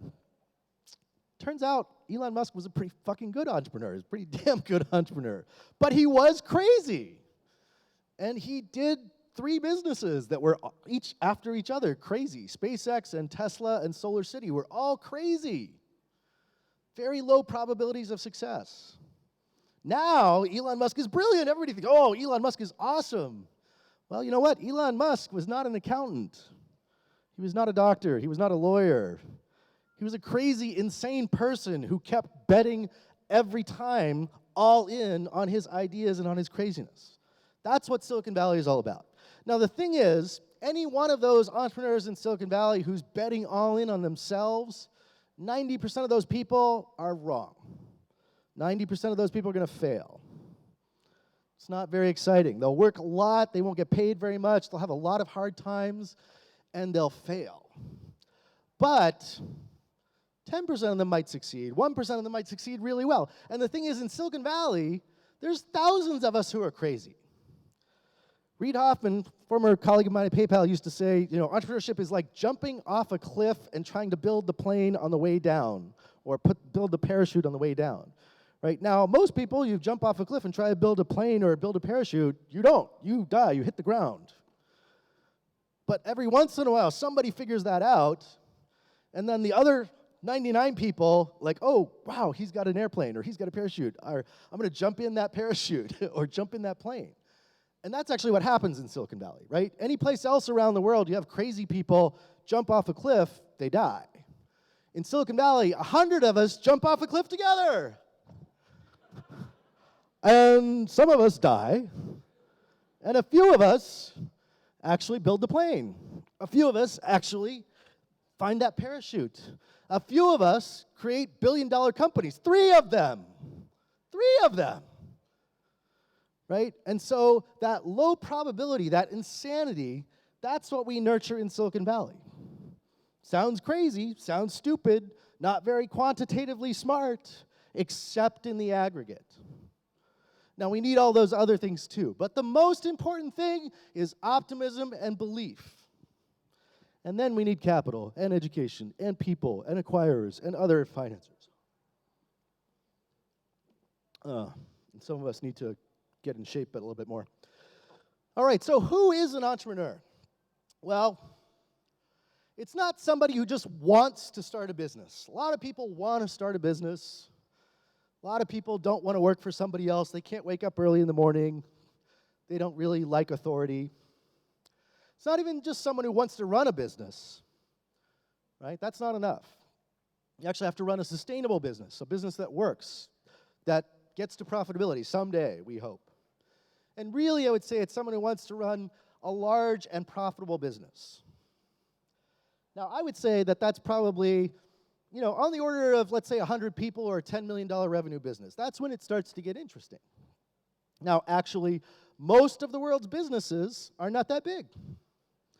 Most of the world's businesses, more than 50% of the world's GDP is small business less than 100 people.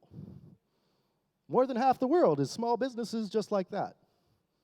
So if you can run a $10 million a year profitable business that employs 100 people, guess what? You are driving the economy. You are the person we would find. That woman, that man, that person that can run that business and create 100 jobs profitably, you are the engine of our society. You are what is creating innovation and jobs. It's not Google and Facebook and all these other ones. Yeah, those are great, and they do create lots of jobs. But the engine of our society around the world is people who run medium-sized small businesses, less than 100 people. That's what drives people forward. We need more of those. And what's great is we have a really good recipe on how to build startups these days to do more of that. You don't have to be the next Google to be successful as an entrepreneur. You need to build a sustainable business that employs some people and becomes profitable. Now, in emerging markets, it's a little bit more challenging than the US, right? Or in Europe or China. Those are big markets where there might be 500 million to a billion people.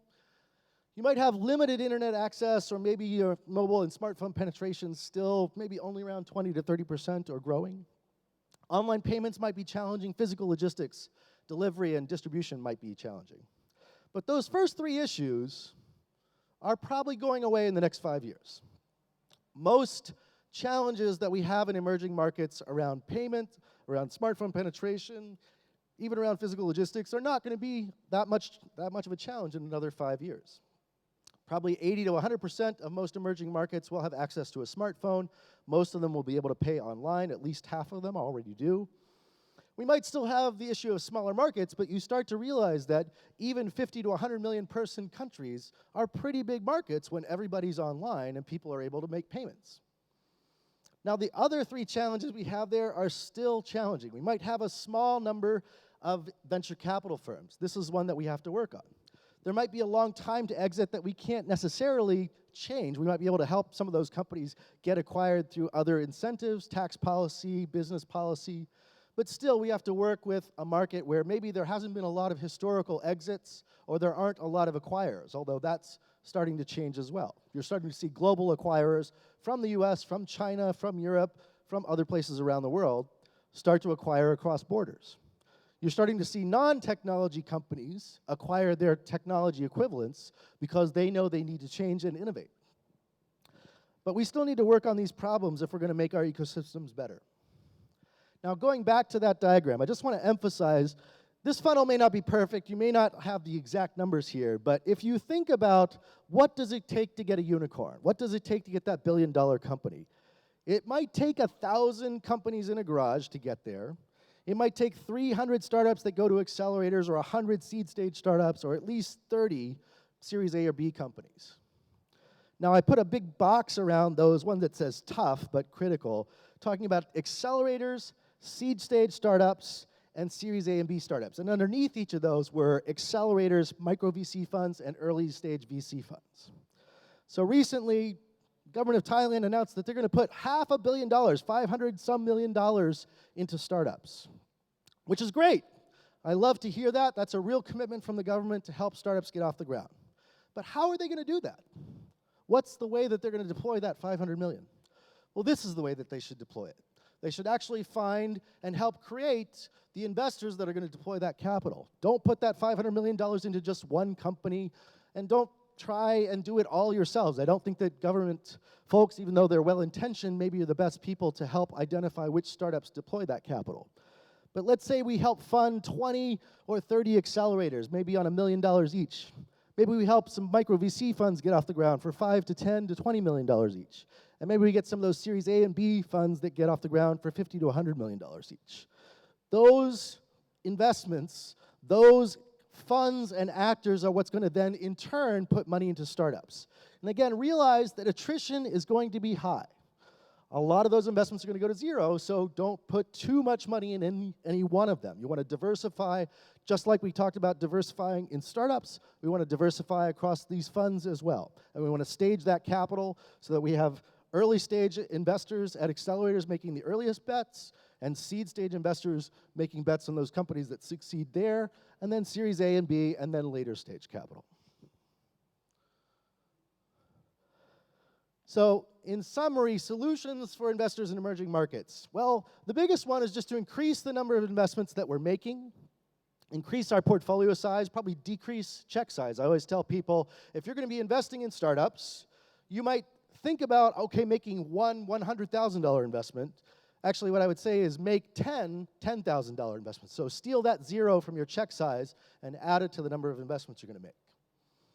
We need to increase the number and frequency of acquirers. We need to figure out ways that we can help larger companies who want to acquire startups make that job easier and encourage that through business and tax policy. In particular, fund of funds for countries. This is what I was just talking about.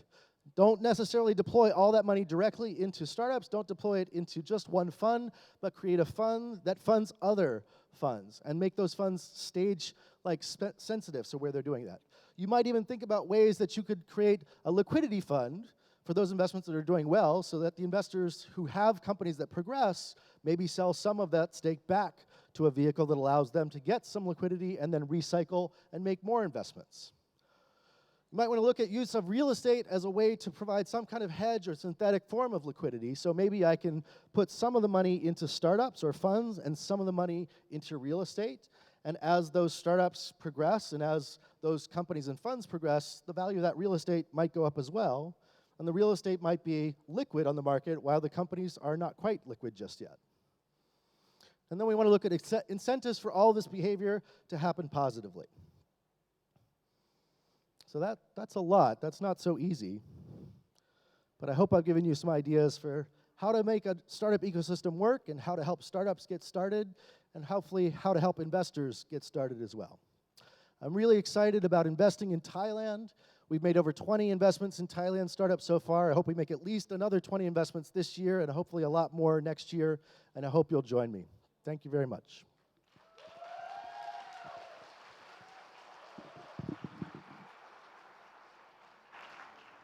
Well, I'm so excited to say thank you very much ขอบคุณมากๆนะคะ Can we say thank you once again to Dev Maker? Thank you.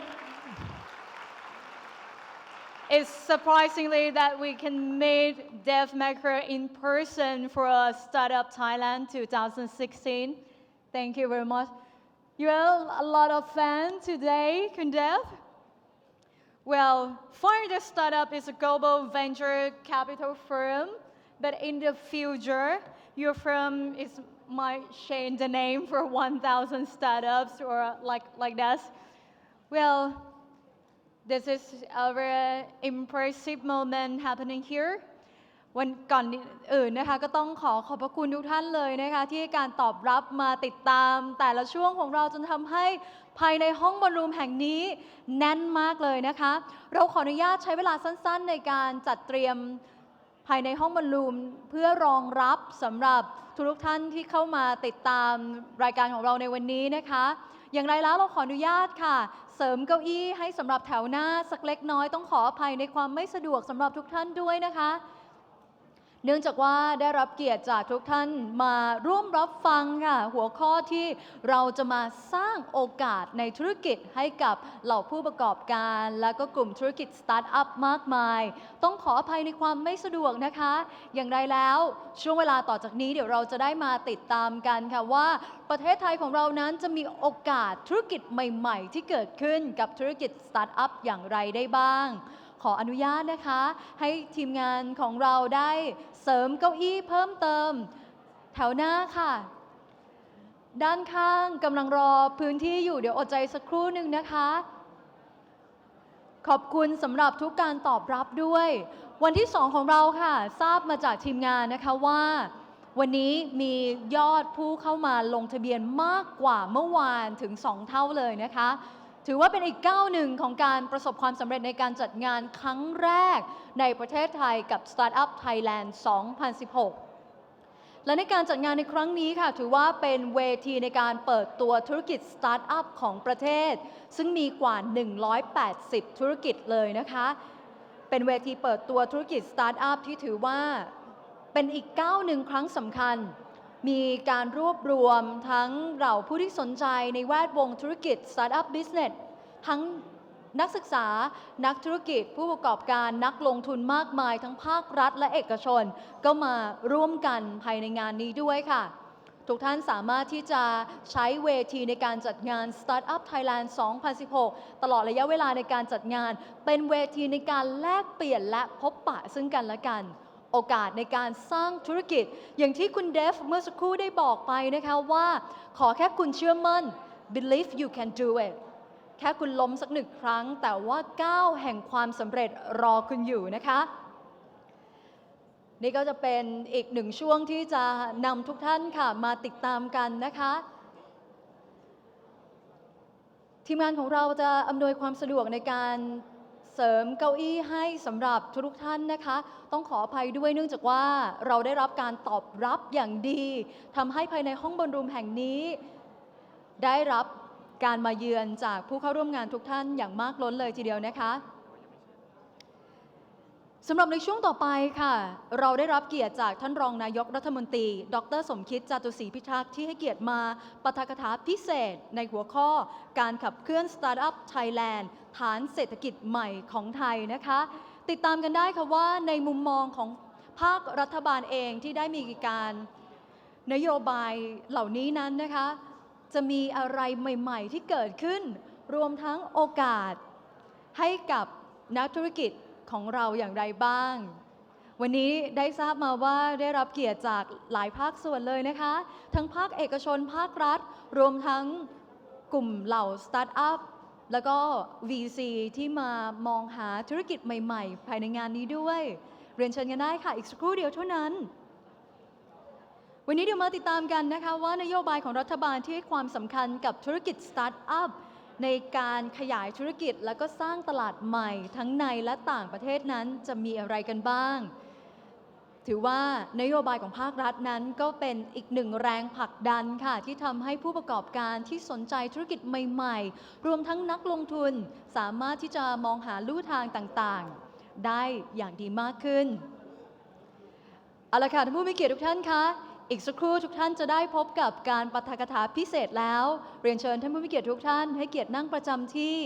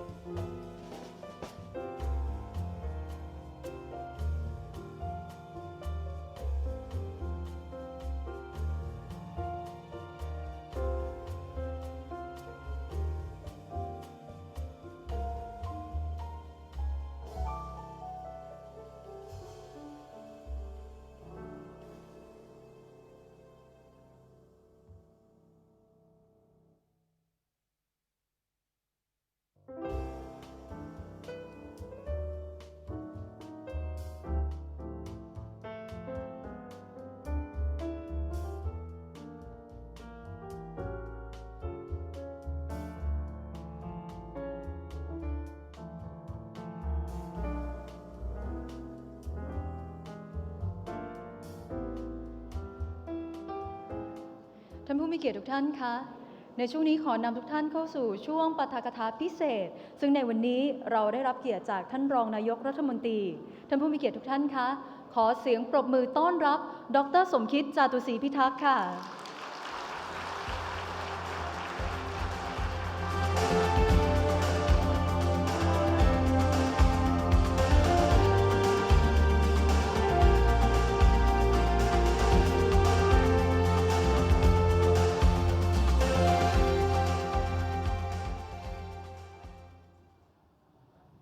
ท่านปลัดกระทรวงวิทยาศาสตร์นะครับท่านประธานหอการค้าท่านผู้มีเกียรติที่เคารพทุกท่านนะครับวันนี้ผมตั้งใจมาเพื่อขอบพระคุณกระทรวงวิทยาศาสตร์นะครับที่เป็นเจ้าภาพให้ผมในการที่จัดงาน Thailand Startup ขึ้นมาผมเรียนทางท่านรัฐมนตรีกระทรวงวิทย์เนี่ยเมื่อประมาณสักเกือบครึ่งปีแล้วนะครับบอกท่านว่าขอให้ท่านจัดงานนี้ขึ้นมาเพราะผมมองว่าประเทศไทยนั้นเรากำลังถึงจุดซึ่งมีการเปลี่ยนแปลงในโครงสร้างเศรษฐกิจและการสร้าง New Engine of Growth ใหม่และขณะนี้เรามีสตาร์ทอัพของเราพอสมควรทีเดียวซึ่งกระจายอยู่ทุกแห่งหนน่าจะถึงเวลาที่จัดงานนี้ขึ้นมาเพื่อปลุกให้คนรุ่นใหม่ทั้งประเทศเลยเนี่ยตื่นตัวขึ้นมาว่าถึงเวลาที่พวกเราจะสามารถมาเป็นกำลังในการสร้างประเทศของเราร่วมกันนะครับหลายปีที่ผ่านมาผมพยายามที่จะบอกว่าสังคมไทยนั้นมิได้จะอยู่ได้ด้วยเครื่องยนต์ที่จะขับเคลื่อนเศรษฐกิจไม่กี่เครื่องประเทศที่จะเจริญได้นั้นมันจะต้องเป็นประเทศที่ประกอบไปด้วยผู้ประกอบการจำนวนมากผู้ประกอบการที่หลากหลายในหลายๆธุรกิจหลายๆอุตสาหกรรมผู้ประกอบการที่มีความคล่องตัวมีความสามารถเข้าใจโลกทันโลกได้ผมเนื่องจากมีโอกาสไปอยู่ในมหาวิทยาลัยอยู่ช่วงหนึ่งก็พยายามที่จะให้มหาวิทยาลัยนั้นเกิดการเปลี่ยนแปลงความคิดในสิ่งเหล่านี้เพื่อเปลี่ยนหลักสูตรเปลี่ยนวิธีการในการเรียนการสอนเพื่อสร้างอนาคตใหม่ในสิ่งเหล่านี้ล่วงหน้าแล้วก็พยายามไปเรียนทางกระทรวงศึกษาให้ปรับเปลี่ยนวิธีการแนวทางสมัยเพื่อรองรับความเปลี่ยนแปลงอันนี้นะครับครั้งแรกที่ผมเรียนท่านรัฐมนตรีวิทยาศาสตร์นั้นท่านก็หนักใจเพราะว่ากระทรวงท่านเป็นกระทรวงเล็กผมก็เรียนท่านว่ากระทรวงท่านเนี่ยกระทรวงเล็กแต่สมองในกระทรวงท่านเนี่ยใหญ่เบ้อเริ่มเลยท่านมีด็อกเตอร์800 กว่าคนจากมหาวิทยาลัยชั้นนำของโลกแต่ไม่มีใครสักคนหนึ่งที่จะมาสนใจกระทรวงวิทยาศาสตร์ของท่านเลยไม่มีข่าวของกระทรวงวิทยาศาสตร์เลยนักข่าวก็ไม่สนใจนักการเมืองก็ไม่ค่อยสนใจนะกระทรวงวิทยาศาสตร์จนกระทั่งวันหนึ่งผมตัดสินใจไปเยี่ยมท่านในกระทรวงวิทยาศาสตร์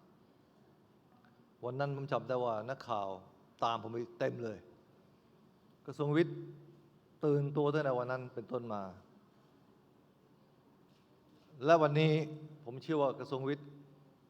ดังมากเลยคนรุ่นใหม่รู้จักกระทรวงวิทย์มากขึ้นและในอนาคตผมต้องการให้เด็กไทยนั้นเดินเส้นทางของวิทยาศาสตร์ให้มากขึ้นจากงานที่ท่านจัดงานในวันนี้ขึ้นมามันจะเป็นจุดกระตุ้นให้คนไทยรู้ว่าวิทยาศาสตร์เทคโนโลยีและสตาร์ทอัพนั้นมันเป็นอนาคตของประเทศไทยหลายวันนี้ พวกเราคงได้ยินท่านนายกพูดบ่อยๆถึงเรื่องประเทศไทย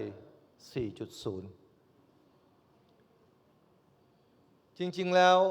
ก็เป็นการเปรียบเปรยถึงวัฒนาการของการพัฒนาประเทศของเมืองไทย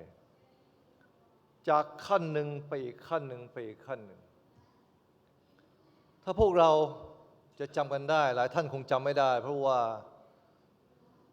หน้าตายังเป็นหนุ่มเป็นสาวอยู่เลยประเทศไทย 1.0 ในความหมายก็คือการที่เราเริ่มต้นพัฒนาประเทศจากการเป็นประเทศที่นำโดยเกษตรกรรม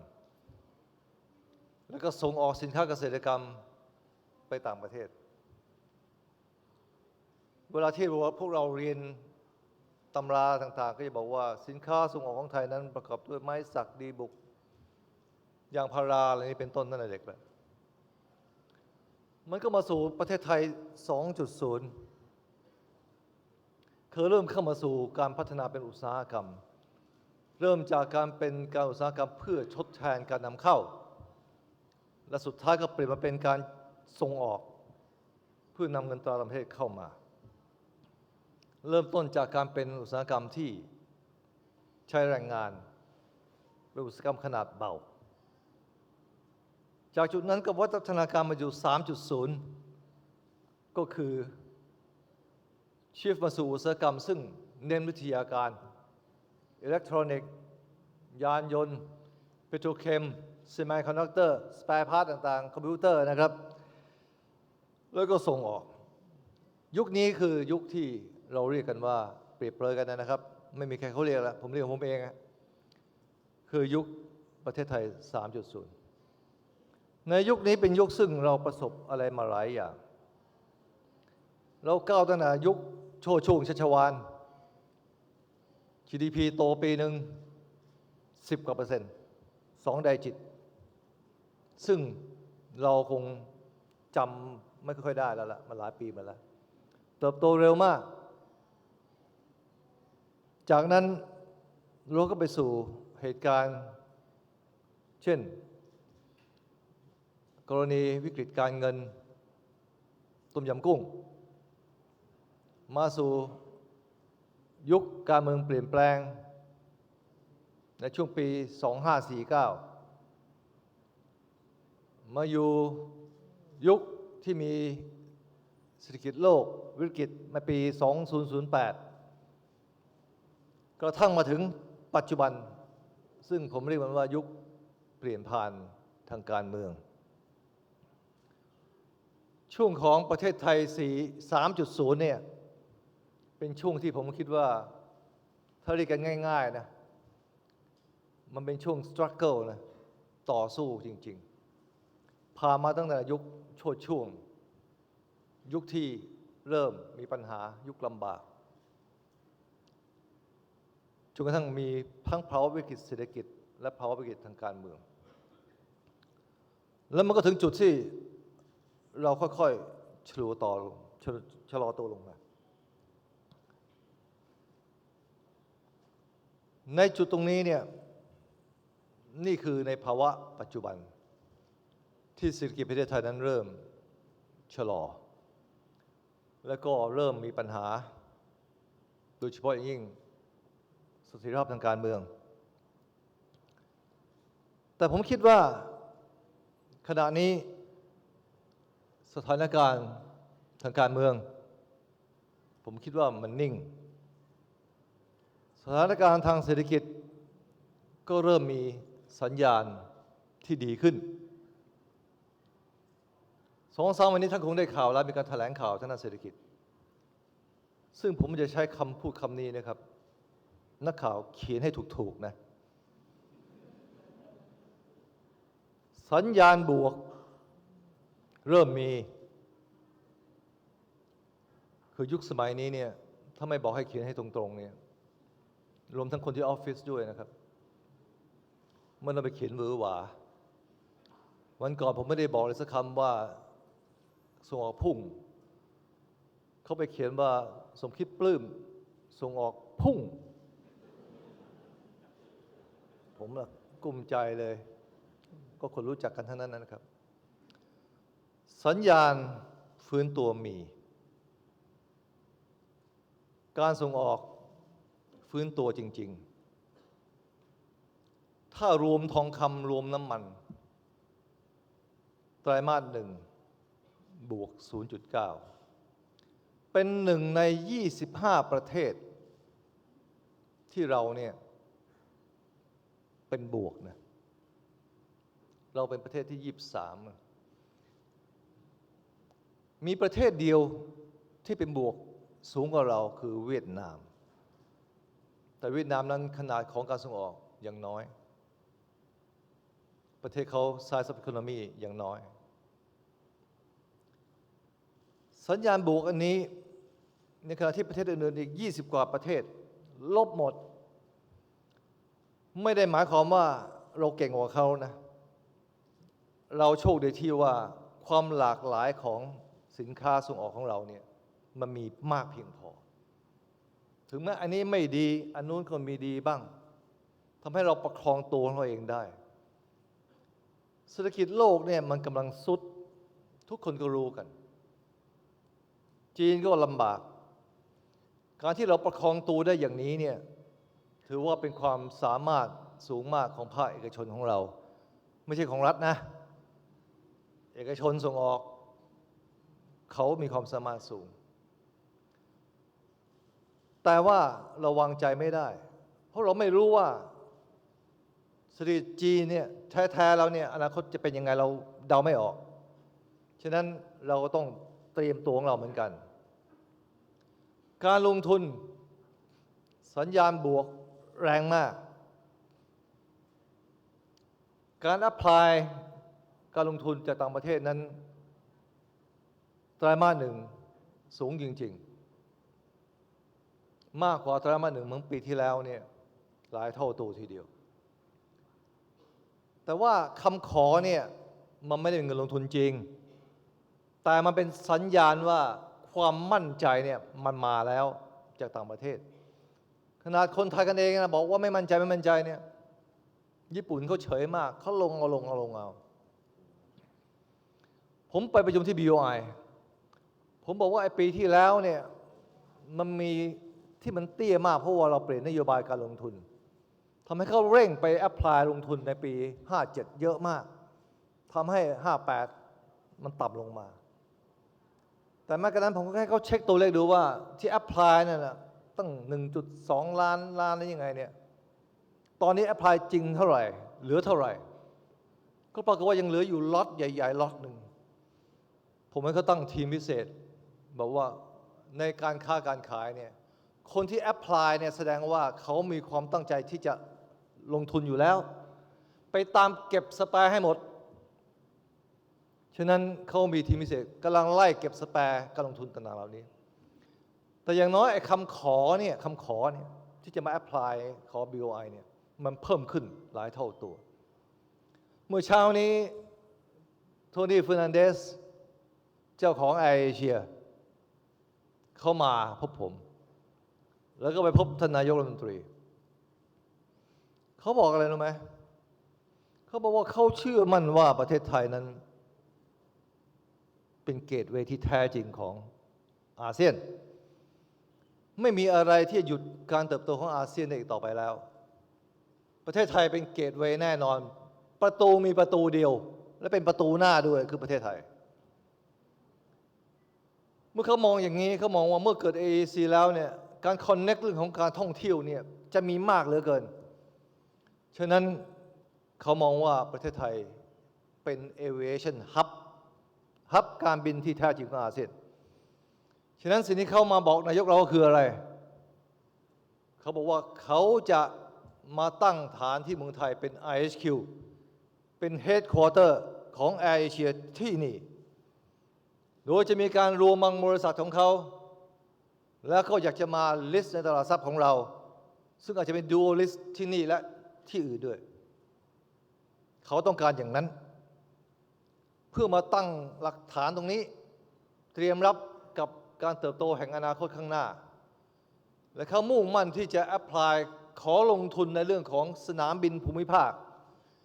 สำหรับสายการบิน low cost airline เพราะเขามองว่าคนอาเซียนส่วนใหญ่นั้นเป็นคนชั้นกลาง และก็ชนที่มีรายได้ไม่มากนักแต่อยากท่องเที่ยวเขาจึงต้องการสร้างคอนเน็กการท่องเที่ยวจากหลายๆเมืองใหญ่ในอาเซียนเพื่อป้อนคนเนี่ยเข้ามาสู่เมืองไทยโดยร่วมมือกับสายการบินของไทยนี่คือเจตนาของเขาหัวเว่ยจะมาตั้งฐานเป็นเฮดค q u เตอร์ที่เมืองไทยผมไม่เปิดให้เขาในประมาณต้นเดือนพฤษภาคมและมันกำลังทยอยกันมาฉะนั้นผมต้องเรียนว่าถ้าคนไทยไม่ทำร้ายตัวเราเองอนาคตข้างหน้ามันสุขใสอนาคตมันจะน่าจะดีขึ้นสัญญาณน่าจะดีขึ้นเพราะอะไรเพราะการลงทุนของภาครัฐบาลผมเองกับรัฐมนตรีคลังลงไปจี้ด้วยตัวเองโครงการรถไฟแต่ละสายโครงการเมกะโปรเจกต์ทั้งหลายเราคลี่มาเป็นสายๆเลยตอนนี้ออกมาแล้ว3 สายที่4กำลังจะออกมาสายต่างๆเหล่านี้จะมีการประมูลภายในปีนี้ทั้งนั้นฉะนั้นตัว G government spending จะต้องไหลออกมาจนได้และเร็วด้วยในขณะที่การบริโภคก็ไม่ได้เลวร้ายลงการท่องเที่ยวเป็นประวัติการทีเดียวปีที่แล้วก็30 ล้านเข้าไปแล้ว first quarter ขึ้นมาโตขึ้นมาอีกแล้ว10 กว่าเปอร์เซ็นต์เกือบ20%นี่คือสิ่งที่บ่งบอกว่าณไตรมาส1ก้าวไปสู่ไตรมาส2สัญญาณนั้นมันดีขึ้นผมไม่ได้บอกว่าเศรษฐกิจดีขึ้นแต่สัญญาณมันเป็นบวกแล้วผมเป็นเด็กที่เกิดที่เยาวราชเมื่อก่อนไม่มีเตาแก๊สก่อไฟต้องใช้เตาถ่านเวลาที่ไฟมันจะเริ่มคุกรุ่นขึ้นมาเนี่ยมันจะเริ่มติดที่ถ่านหน้าที่คุณคือต้องค่อยๆโบกให้มันติดจนกระทั่งมันลุกเป็นไฟขึ้นมานั่นแหละคือการบริหารเศรษฐกิจของผมไม่ใช่ทฤษฎีจากนอร์เวย์เซนเคียวหรอกแต่จากประสบการณ์ในชีวิตว่าการทำอะไรเนี่ยมันต้องค่อยๆพัดแรงไปโทษทีนะไอ้ขี้ใต้เนี่ยมันจะดับพัดเบาไปมันไม่ติดแต่สิ่งที่เป็นอุปสรรคมหาศาลเลยก็คือว่ามันกำลังจะติดพักพวกเพื่อนฝูงมาช่วยกันเป่าให้ดับอันนี้เนี่ยที่มันจะผอมลงน้ำหนักลดลงที่นายกบอกว่าน้ำหนักผมลดเนี่ยก็เพราะตรงนี้เนี่ยแหละแต่ไม่เป็นไรกำลังใจไม่มีเสียแน่นอนเพราะรู้ว่าเกิดมาเพื่อการนี้โดยเฉพาะสัญญาณกำลังจะดีขึ้นแต่ต้องพยายามไม่ประมาทไม่ว่าใครก็แล้วแต่ที่จะมาบอกว่าส่งออกไม่ดีเวลาเราบอกส่งออกไม่ดีขึ้นนะยังไม่ดี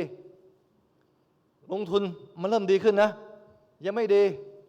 ตกลงจะให้ประเทศดีขึ้นหรือเปล่าหรือไม่อยากให้ประเทศดีขึ้นนี่คือจากอดีตถึงปัจจุบันแล้วอนาคตล่ะเราไม่ได้พอใจอยู่แค่ GDP แค่นี้ล่ะอนาคตทางเดินคืออะไรอันนี้คือเรื่องใหญ่ที่เวลาที่พวกผมมีเนี่ยอยากจะวางพื้นฐานเอาไว้ให้มันเกิดขึ้นและผมเชื่อว่าการวางพื้นฐานเหล่านี้เนี่ยไม่ว่ารัฐบาลไหนมาแทนที่ก็ต้องเดินสายนี้ถ้าไม่ทำในสิ่งเหล่านี้ประเทศไทยจะลำบากแน่นอนหรือไม่ก็ไม่มีสติปัญญาเพียงพอที่จะทำถ้าเราดูย้อนหลังกลับไป15 ปีย้อนหลังไปลองดู GDP 15 ปีย้อนหลังผมจำได้ว่าประมาณตั้งแต่ปี2545ถึง2548 3 ปีนี่แหละ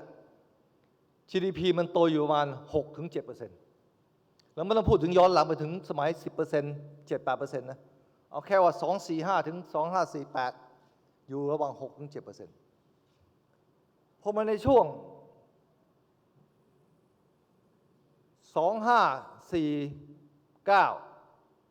2550ประมาณนี้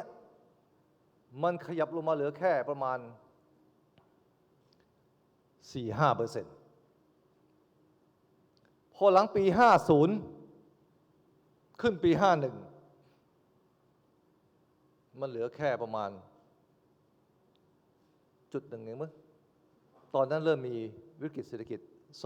2008ที่อเมริกามีปัญหาจากนั้นไล่ลงมาตั้งแต่ปี2550-51ไล่ลงมาเรื่อย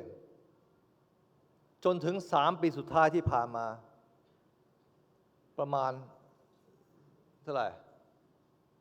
2 จุดกว่า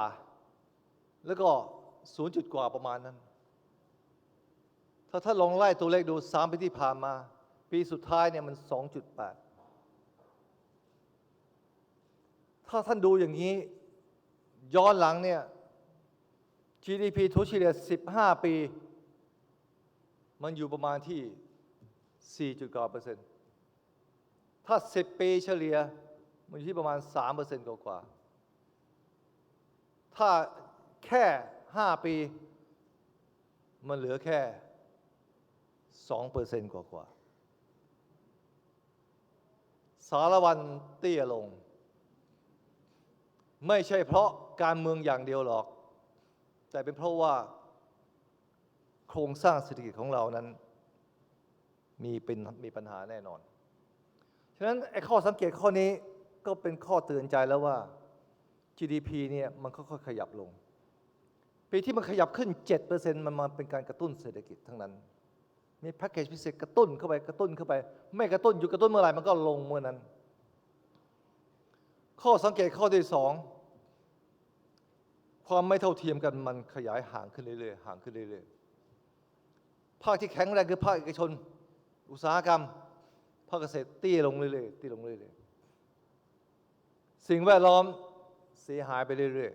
ๆเดี๋ยวน้ำท่วมเดี๋ยวแล้งถ้าเราปล่อยให้เป็นอย่างนี้ต่อไปเมืองไทยน่าจะมีปัญหาแน่นอนในอนาคตข้างหน้าฉะนั้นสิ่งที่พยายามทำที่ผ่านมาที่ท่านนายกพยายามบอกว่าต้องเร่งก็คือสำคัญที่สุดคือภาคการเกษตร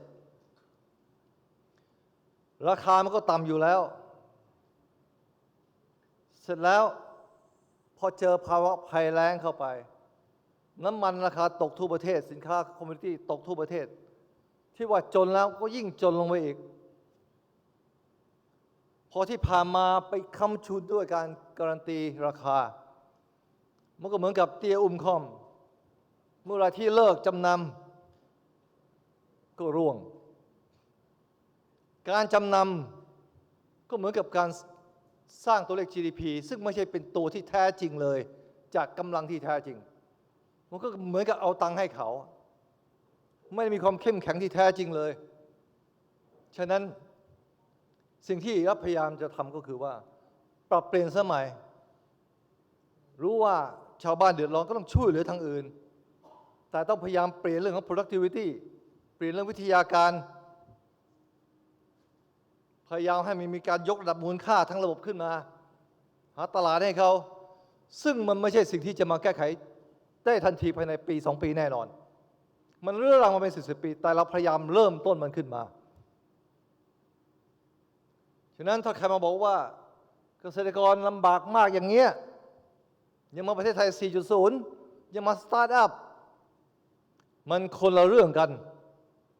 มันเป็นการพูดของคนที่ไม่รับผิดชอบไม่มีสติปัญญาซีกนี้เราต้องช่วยเหลือเขาเต็มที่30 ล้านคนเนี่ยคือเกษตรกรงบประมาณที่เทลงไปในปีนี้ของรัฐบาลเนี่ยเป็นแสนล้านแต่ไม่ใช่ซีซัวเทลงไปเราพยายามให้วิทยาการสร้าง SME สร้าง Innovation ขึ้นมาจูงใจให้เขาเปลี่ยนการผลิตใหม่ถ้าทำอย่างต่อเนื่องเราจะเปลี่ยนแปลงภาคเกษตรได้แต่ในขณะเดียวกันภาคอุตสาหกรรมเรารู้ว่าปล่อยอย่างนี้ไปไม่ได้ความสามารถแข่งขันมันถดถอยการส่งออกเริ่มสู้เขาไม่ได้ไม่ใช่แค่ประเทศไทยประเทศเดียวที่เจอปัญหาอย่างนี้มีหลายคนบอกว่าสิงคโปร์เยี่ยมผมบอกว่าสิงคโปร์นะเครียดกว่าเราพอสมควรเกาะเล็กๆแค่นั้น ถ้าเขาไม่สามารถทิ้งช่วงห่างประเทศอื่นได้เขาอยู่ไม่ได้ขณะนี้ทุกคนรู้ว่า cost of doing business ในการทำธุรกิจในสิงคโปร์เนี่ย cost มันสูงขึ้นทุกวันฉะนั้นเขาต้องทำงานหนักมากๆเพื่อก้าวกระโดดให้เหนือกว่าไทยเหนือกว่ามาเล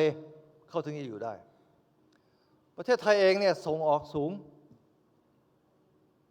ฉะนั้นเราก็ต้องพยายามว่าเรารู้ว่าอนาคตขนาดส่งออกของไทยนั้นจะสู้ได้ก็ต่อเมื่อเราต้องมีนวัตกรรมมาจากไหนคนไทย5 ปีที่แล้วบอกว่านวัตกรรมยังไม่รู้เลยว่านวัตกรรมคืออะไร innovation คืออะไรยังไม่รู้เลยว่า innovation คืออะไรเราได้แต่พูดแต่วันนี้เรารู้แล้วว่าต้องทำกันยังไงถ้าสังเกตดีๆบริษัทใหญ่ๆขนาดนี้นวัตกรรมจะเกิดขึ้นได้ก็ต่อเมื่อคุณต้องลงทุนในเรื่องของงานวิจัยลงทุนในเทคโนโลยีลงทุนใน R&D สร้างไอเดียใหม่ๆที่เกิดขึ้นมาจากสิ่งที่คุณลงทุนออกมาคิดสิ่งเหล่านี้เป็นการลงทุนเพื่ออนาคตข้างหน้าแต่เมืองไทยนั้นในเซ็ต500เนี่ย100 บริษัทพอไม่ต้อง500หรอกมีสักกี่บริษัทที่ลงใน R&D มีสักกี่บริษัทที่ลงทุนยกระดับเทคโนโลยีของตัวเองในการผลิตมองว่าการลงทุนสิ่งเหล่านี้เนี่ยเป็นค่าใช้จ่ายแล้วเรามานั่งภาวนาว่าเมื่อไรค่าเงินบาทจะอ่อนการส่งออกถึงจะดีขึ้นนี่คือสิ่งที่ท่านอิสระต้องช่วยผมเปลี่ยนความคิดของผู้ประกอบการไทยว่านวัตกรรมจะเกิดขึ้นมาได้คุณต้องผ่าน process ผ่านทางด้านเทคโนโลยีการคิดสินค้าใหม่ๆ10 กว่าปี20 ปีที่ผ่านมาเรามีนวัตกรรมขนาดไหนกันทีเดียวที่จะทำให้เราแข่งกับโลกเขาได้แต่ในขณะเดียวกันบริษัทใหญ่อย่างเดียวไม่พอในเมื่อบริษัทใหญ่ของเรานี่มีกี่บริษัทล่ะนับนิ้วมือได้เนี่ยนะนิ้วมือกับนิ้วเท้าเนี่ยไม่เกิน20อ่ะไม่บอกให้ถ้าเราฝากชีวิตทั้งหมดของประเทศไทยอยู่ที่บริษัทใหญ่แค่20 บริษัทแล้วเมืองไทยมันจะโตได้ยังไงจะจ้างงานได้ยังไงมันเป็นไปไม่ได้แล้วถ้าภาคเกษตรก็อ่อนแอแล้วผู้ผลิตก็จะมีอยู่แค่นี้มันก็ต้องมาสู่ผู้ประกอบการใหม่ผู้ประกอบการใหม่ในอดีตก็คือ SME ตั้งโทรศัพท์ขึ้นมาตั้งธุรกิจขึ้นมาล้มลุกคลุกคลานแล้วก็พยายามสร้างมันขึ้นมา15 ปีที่แล้วผมอยู่ในพรรคการเมืองพรรคหนึ่งไม่ต้องเอ่ยชื่อกันแล้วบอกว่าเราจะสร้าง SME ขึ้นมาแต่ SME ในความหมายของเราในขณะนั้นเนี่ยที่เราคิดขึ้นมาเนี่ยไม่ใช่ SME supply chain มันเป็นสิ่งที่เราเรียกว่า standalone SME ยืนด้วยตัวของมันเองมีความคิดที่สร้างสรรค์มี creative idea มี dynamism มีศักยภาพนั่นก็คือ startup นั่นเองเพียงแต่เรายังไม่ได้ใช้ชื่อนั้นและคำว่า startup มันยังไม่เกิดเพราะว่าคำว่า startup นั้นมันเกิดขึ้นมาในยุคที่เป็นเทคโนโลยีเบส startup แต่คอนเซ็ปต์มันคล้ายกันที่คิดในขณะนั้นก็คือว่า startup แบบนั้นธุรกิจขนาดเล็กๆที่มีสกิลมีทักษะมีความคิดไม่ว่าเกษตรไม่ว่า handicraft ไม่ว่า service ไม่ว่าอาหารนั่นแหละคือ startup ในความหมายในขณะนั้นแต่ขณะนี้เทคโนโลยีเกิดโลกมันเปลี่ยนไปแล้วกลายเป็นว่า IT เป็นกระดูกสันหลังสำคัญมากสำหรับทุกธุรกิจเรากำลังจะลงทุนอินเทอร์เน็ตทั่วประเทศปีนี้แน่นอน10,000 กว่าล้านผมถามกระทรวง ICT ว่าใน5 ปีข้างหน้าจะมีงบลงทุนเท่าไหร่ทั้งภาครัฐทั้งภาคเอกชนมันหลายแสนล้านทีเดียวนะครับท่านฉะนั้นมันหมายความว่าอะไรเมื่อมีการลงทุนในสิ่งเหล่านี้ไอ้ tech base startup มันกำลังจะบูมกำลังจะระเบิดลักษณะเช่นนี้เนี่ยเราก็มองกันว่าวิธีที่จะทำให้มันมีเครื่องยนต์ขับเคลื่อนพร้อมๆกันหลายๆตัวจากแค่20 ตัว เป็น100 ตัวเป็น1,000 ตัวเป็น10,000 ตัวคือการสร้างสตาร์ทอัพขึ้นมานี่คือเหตุที่เราต้องการสร้างมันขึ้นมาแล้วในการสร้างเนี่ยถามว่าบทบาทรัฐบาลอย่างเดียวจริงหรือเปล่าไม่ใช่จริงๆแล้วสตาร์ทอัพอาจจะบอกว่ารัฐบาลไม่ต้องเข้ามายุ่งเลยขออย่างเดียวคือสร้างสิ่งแวดล้อมที่เกื้อหนุนให้เขาเกิดขึ้นมาได้เพราะสิ่งสำคัญมันคือไอเดีย creativity ไอ้ตรงนี้นี่แหละคือสิ่งที่ผมหารือกับท่านนายกบอกว่าคำว่าสตาร์ทอัพของเมืองไทยในความฝันนะครับมันไม่ใช่แค่เทคโนโลยีเบสไม่ใช่ IT เบสแบบเกาหลีใต้ไม่ใช่แบบสิงคโปร์เพราะว่าตัวที่แท้จริงของเรานั้นมันมีทั้งเกษตรอาหารท่องเที่ยว Service Sector สารพัดสารพันเลยซึ่งประเทศอื่นเขาไม่มีประเทศอื่นเขาไม่มีเขาก็ต้องเล่นแค่ว่าไอ้ Tech Base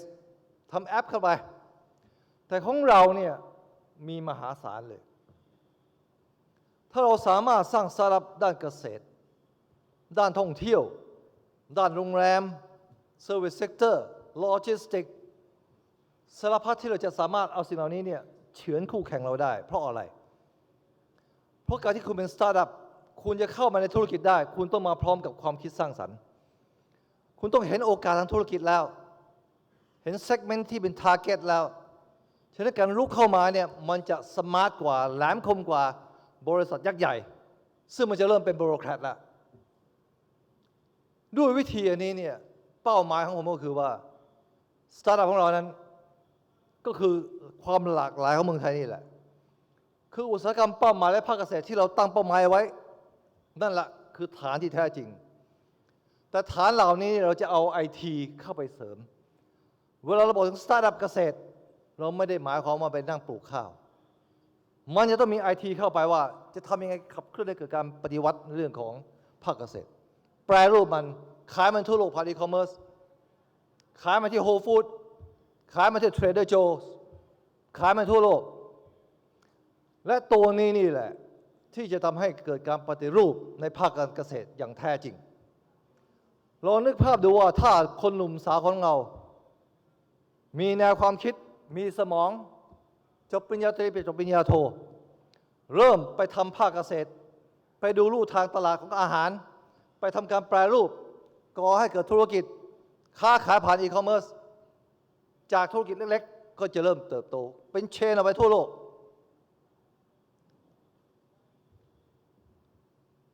ถามว่าประเทศอื่นมีไหมสิงคโปร์มีไหมมาเลเซียมีไหมไม่มีฉะนั้นในแต่ละซีกแต่ละแบบเนี่ยก่อนผมจะนั่งรถมาที่นี่เนี่ยท่านนายกเท็กซ์มาให้ผมบอกว่าสตาร์ทอัพที่ท่านจัดขึ้นมาทั้งหลายเนี่ยน่าชื่นใจมากแต่สตาร์ทอัพกลุ่มหนึ่งที่แท้จริงเลยอยากให้ช่วยมากๆเช่นกลุ่มสตาร์ทอัพธุรกิจที่เริ่มขึ้นมาที่จตุจักรเป็นต้นเขาก้าวออกมาจากธุรกิจเล็กๆเริ่มต้นด้วยตัวเองทำสินค้าที่มีศิลปะวัฒนธรรมจนส่งออกได้ด้วยตัวเองไม่มีใครไปช่วยเขาเลยให้พยายามหาทางช่วยเหลือพวกเขาให้เกิดขึ้นและโตให้แพร่หลายอย่าไปละทิ้งเขานี่แหละคือสตาร์ทอัพในความหมายของรัฐบาลนี้รวมไปถึงอนาคตข้างหน้าแน่นอนเลยอนาคตผมเชื่อเลยนะอินเทอร์เน็ตเบสเทคเบสจะโตเร็วมากๆทีเดียวเพราะเด็กของเรานั้นมีสมองอนาคตอาจจะเป็นพอชั่นใหญ่เลยของสตาร์ทอัพของเราแต่เราจะต้องมีสิ่งที่เป็นพื้นฐานเหล่านี้เอาไว้เพราะประเทศอื่นเขาไม่มีนั่นคือจุดที่เราเด่นจะให้เขาเกิดขึ้นมาได้อย่างไงลำพังรัฐบาลมีแค่30 กว่าคนผมมีลูกน้องก็อยู่ไม่กี่คนมีเพื่อนฝูงมิตรสหายในภาคเอกชนที่เอามาช่วยงานเนี่ยก็ไม่กี่คนผมเข้าไปได้ไอเดียเมื่อผมเดินทางไปเกาหลีใต้ของเขาก็ตันไม่ใช่ไม่ตันเห็นเขาเจริญแบบนี้ซัมซุงก็ตันคิดไม่ออกเพราะว่าบริษัทมันใหญ่มากฉะนั้นเขาก็เปลี่ยนยุทธวิธีใหม่กลายเป็นว่าซัมซุงที่มีสตาร์ทอัพสปิริตภายในบริษัทของเขาเป ลี่ยนแปลงการปฏิรูปการบริหารภายในให้มันเกิดเป็นแค่มีธุรกิจหลายๆหลากหลายขึ้นมาพูดง่ายๆก็คือว่าเริ่มเอาคอนเซปต์สตาร์ทอัพไปใส่ไว้ในจิตวิญญาณของแชโบผมก็ไปเห็นตัวอย่างเข้ามาว่าหนึ่งทางที่จะมีธุรกิจขนาดใหญ่ขนาดเดียวบริษัทเดียวแล้วทำทุกอย่างเขาสร้างสิ่งที่เขาเรียกว่า Innopolis ขึ้นมาหมายความว่ามันก็เหมือนกับที่เราพยายามจะทำนั่นแหละคือทำคลัสเตอร์กลุ่มอุตสาหกรรมกลุ่มธุรกิจมหาวิทยาลัย Research House มาอยู่ด้วยกันเป็นแองสร้าง Innovation ขึ้นมาของเกาหลีใต้มันมี8แห่งใหญ่มากในหลากหลายธุรกิจไฮเทคทั้งหลายของเราก็จะทำอย่างนั้นเหมือนกันโดยที่เราจะเริ่มต้นจากเรื่องอาหารเมื่อเช้านี้โทรศัพท์เรียนท่านรัฐมนตรีวิทยาศาสตร์บอกว่าเราพร้อมแล้วนะเราจะสร้างแห่งแรกเลยคือ Food Innopolis จะประกอบไปด้วยธุรกิจขนาดใหญ่อย่างน้อยๆต้องประมาณ7 หรือ 8 บริษัทร่วมกับมหาวิทยาลัยชั้นนำของเราที่เป็นเรื่องอาหารเกษตรร่วมกับจากภายนอกสถาบันวิจัยจะสร้างสถาบันแห่งแรกที่จะเน้นอาหารแห่งอนาคตข้างหน้าไปแข่งกับตลาดโลกนั่นแหละเราถึงจะเป็นครัวสู่โลกที่แท้จริงจะให้มีการลงนาม MOU ร่วมกันรัฐบาลจะให้การซัพพอร์ตเป็นแห่งแรกขึ้นมาพูดง่ายๆคอนเซปต์นี้ก็คือว่าเอายักษ์ใหญ่ของเราธุรกิจของเราในแต่ละแอเรียไปร่วมมือเป็นเสาหลักกับมหาวิทยาลัยแล้วก็กับต่างประเทศรัฐบาลจะให้การซัพพอร์ตสนับสนุนสร้างเป็น Innopolis นี่ขึ้นมาเราจะทำอย่างนี้เป็นวงทั้งอาหารเกษตร Biotech รวมกันออกมาเรื่องของ Mechatronics Smart Device Electronic ยานยนต์รวมกันออกมาไล่ไปถึงเรื่อง Digital Base Cluster ออกมาโดยใช้ภาคเอกชนมหาวิทยาลัยรัฐบาลพร้อมสิ่งที่จะซัพพอร์ตเขาในอนาคตข้างหน้านี่คือการสร้างนวัตกรรมจากการรวมกลุ่มรวมพลังซิลิคอนวัลเลย์เกิดได้เฉพาะอย่างนี้นี่แหละแต่ในขณะเดียวกันเราก็จะใช้พลังเหล่านี้นี่แหละสร้างสตาร์ทอัพขึ้นมาถ้าท่านไปดูข้างในท่านจะเห็นบูธเกาหลี 2-3 เจ้านั่นแหละคือผลผลิตของเขาสร้างสิ่งที่เขาเรียกว่า Creative Center and Innovation ทั้งหมด18 แห่งโดยที่เอายักษ์ใหญ่แต่ละแห่งพูดง่ายคือเอาแชร์โบยักษ์ใหญ่นั่นแหละมาเป็นเสาหลักของ Creativity Center ตัวนี้เป็นคนที่จะดูแลรวบรวมไอเดียจากหนุ่มสาวทั่วประเทศการกรองไอเดียโปรโมทไอเดียหาเงินให้หาฟันให้ดึงเงินจากเมืองนอกมาให้แล้วถ้าเกิดผลิตผลออกมาแล้วอยากจะลงทุนร่วมถ้าเจ้าของยอมให้ร่วมเขาก็จะเอาเงินทุนเหล่านั้นมาร่วมกับเขาที่มายืนพรีเซนต์อยู่นั่นน่ะไอ้นั่นน่ะเห็นคนที่เป็นอินเดียไหมฮะเป็นแขกเป็นมิลเลนแนร์แล้วนะครับเป็นผลมาจากกลุ่มหนึ่งที่เมืองแดจองซัพพอร์ตโดย CS Group ยักษ์ใหญ่ของเกาหลีใต้เขามีอย่างเงี้ย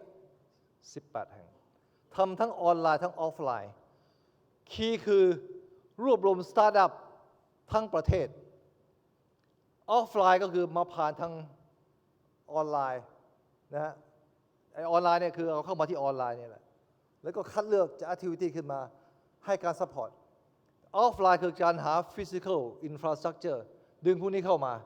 ดูแลเขามีซิปมันนี่ให้ไปทดลองร่วมมือกับสถาบันวิจัยเขาคือ KAIST Korean Advanced นะครับ Institute of Technology ตรงนี้ที่ผมหารือกับภาคเอกชนประชารัฐของผมเราจะเริ่มไปทีละอันเริ่มจากไอ้ฟู้ดนี่ก่อนแล้วจะทำฟู้ดอินโนโพลิสการมันกลายเป็นตัวสตาร์ทอัพได้ขึ้นมาเพราะไม่มีทางที่รัฐบาลทำคนเดียวได้และก็ไม่มีทางที่เอกชนจะทำคนเดียวได้ฉะนั้นเอกชนที่มาช่วยผมเนี่ยท่านทำงานหนักมากนะอันนี้ผมต้องขอบคุณจริงๆเพราะบอกแล้วไม่เชื่อ ชวนให้เป็นรัฐมนตรีแล้วไม่เป็นก็เลยเอามาเป็นใช้งานหนักมากกว่าเดิมและไม่เพียงแค่นั้นนะครับผมทำงานร่วมกับภาคประชาชนพอสมควรในอดีตที่ผ่านมาตอนที่เลิกจากการเมือง10 ปี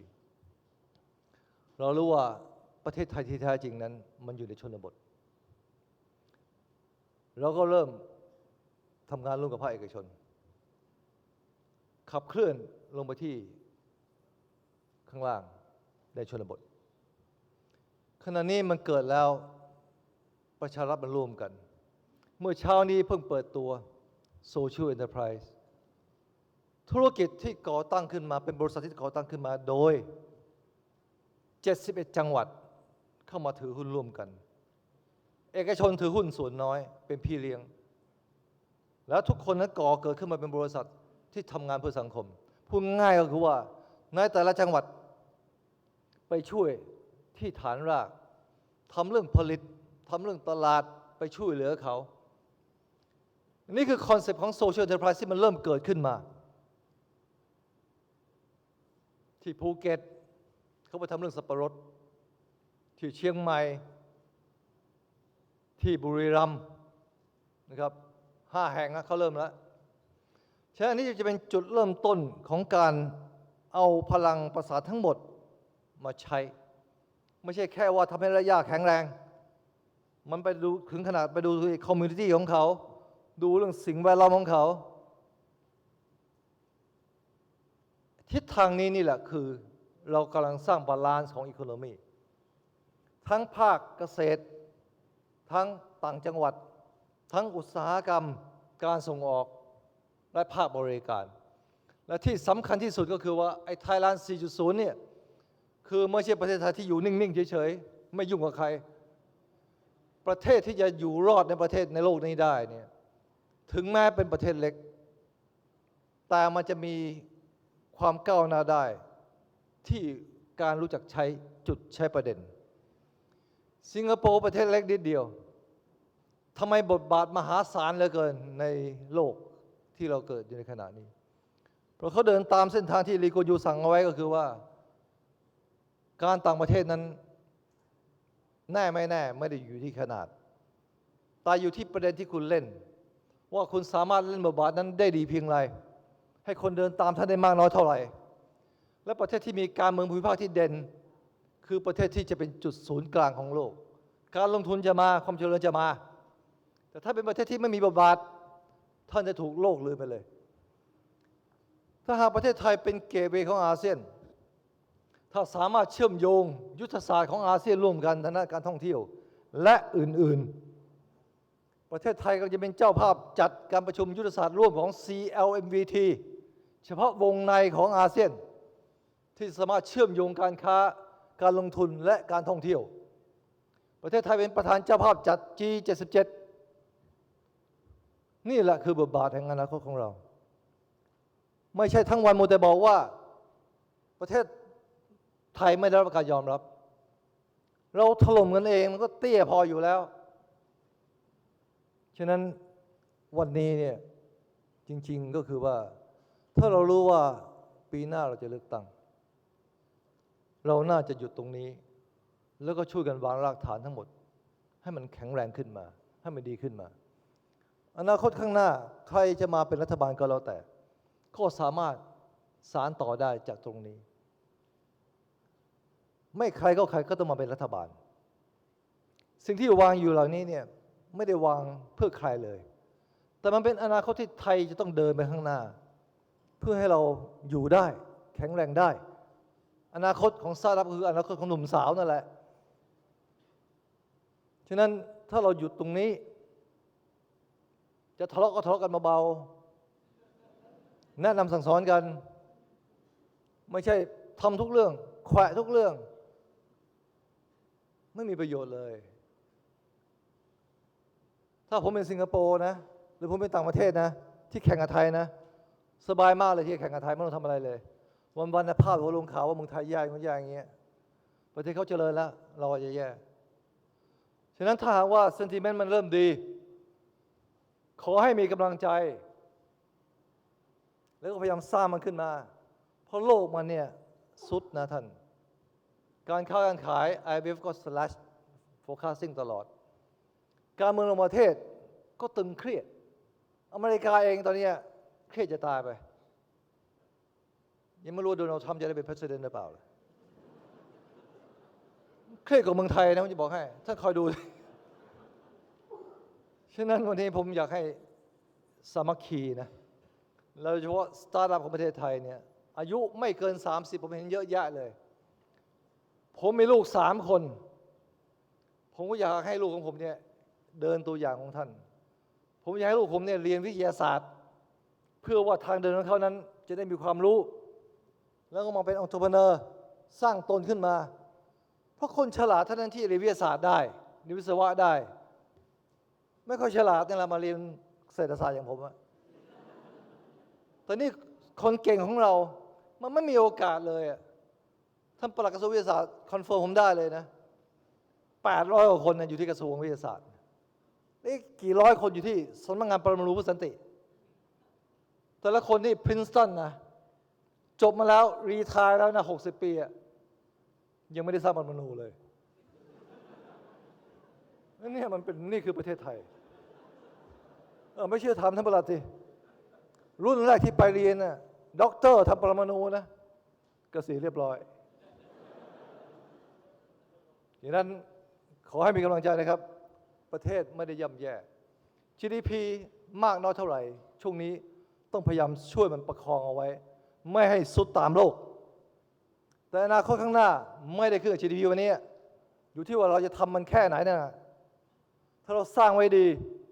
สร้างสตาร์ทอัพปลูกป่าขึ้นมาอนาคตต้นไม้มันเยอะบ้านเมืองมันก็แข็งแรงนะครับวันนี้ต้องขอบคุณกระทรวงวิทยาศาสตร์กระทรวงทุกกระทรวงที่เกี่ยวข้องขอบคุณเอกชนที่เป็นยักษ์ใหญ่ก็จริงแต่ว่ามาช่วยสร้างสตาร์ทอัพขึ้นมาแล้วก็ขอบคุณน้องๆนะครับสตาร์ทอัพทั้งหลายที่มาจอยงานในวันนี้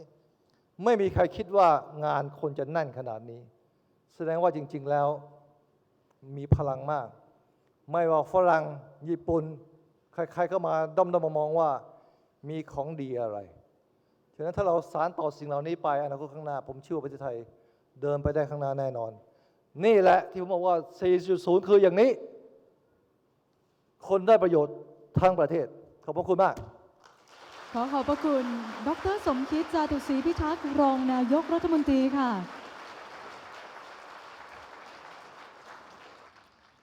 ขอบพระคุณท่านเป็นอย่างสูงนะคะที่เกียรติกับเราในวันนี้ค่ะ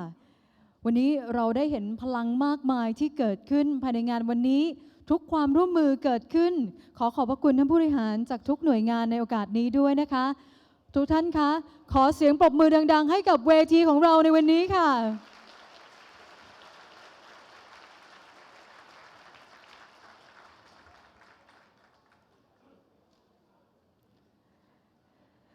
แน่นอนนะคะว่า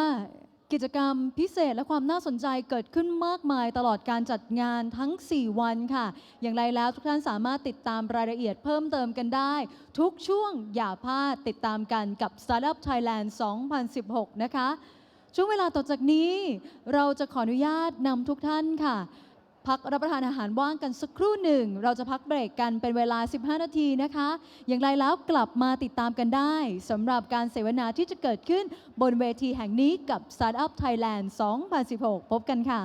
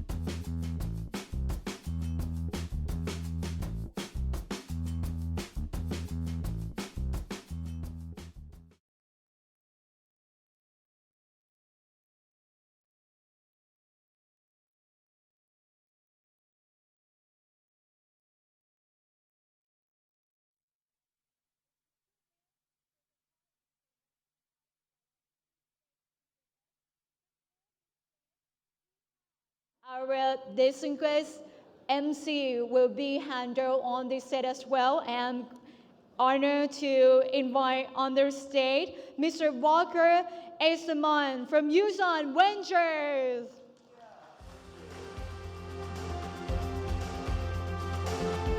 Good afternoon, Bangkok. How are you? How are we feeling? I travel 300 days a year, and it's always great to come back to Bangkok. We actually just recently opened an office here. We're in 7 countries. We are a global investment and technology strategy firm. And I would like to hear the love from you guys, because investors like to be getting some attention. So let's just divide the room in 3 here. You are the ones who are going to say we. Can you repeat? We love, the middle, love. And you've got to be extra loud. Investors. Okay.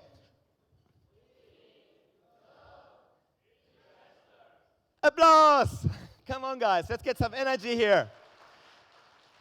Because we are calling our investors that have traveled around the world to come this afternoon, share insights how you, the startups, can not only raise money from Thai local investors, but also globally, and what are the opportunities. Without any further ado, Mr. Jay Lin, the Vice President of TAS Holding from the People Republic of China. Jay, come up on stage. Followed by Ethan Lavi, the Chairman of the AGW Group from Hong Kong. Thank you. And last but not least, Mr. Douglas Abrams, CEO of Expara.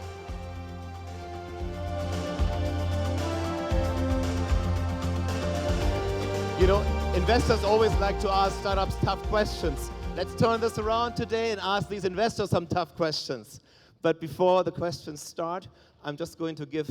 each of our panelists the opportunity to present for 5 minutes. And just like you cut off the startups, we'll cut you off right after 5 minutes. So run the clock, because Mr. Jay Lin is now going to share a little bit of what TAS Holdings is doing in China and beyond China.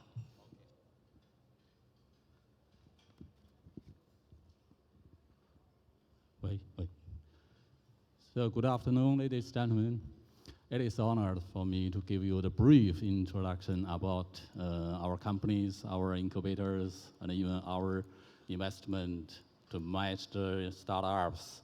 So I'm first one.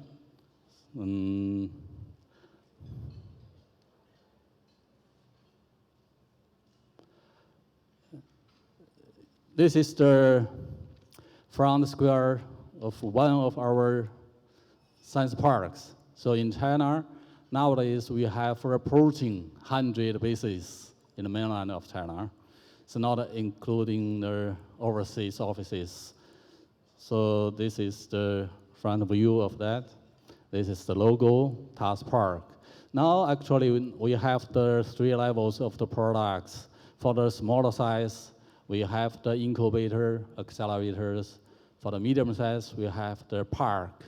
For the large size, we have the mini city. So for the first elements of the TAS, TUS means the Tsinghua University Science and Service. So the Tsinghua University is our largest shareholders, taking 45% of equity shares. This is our brand, focused on the startups.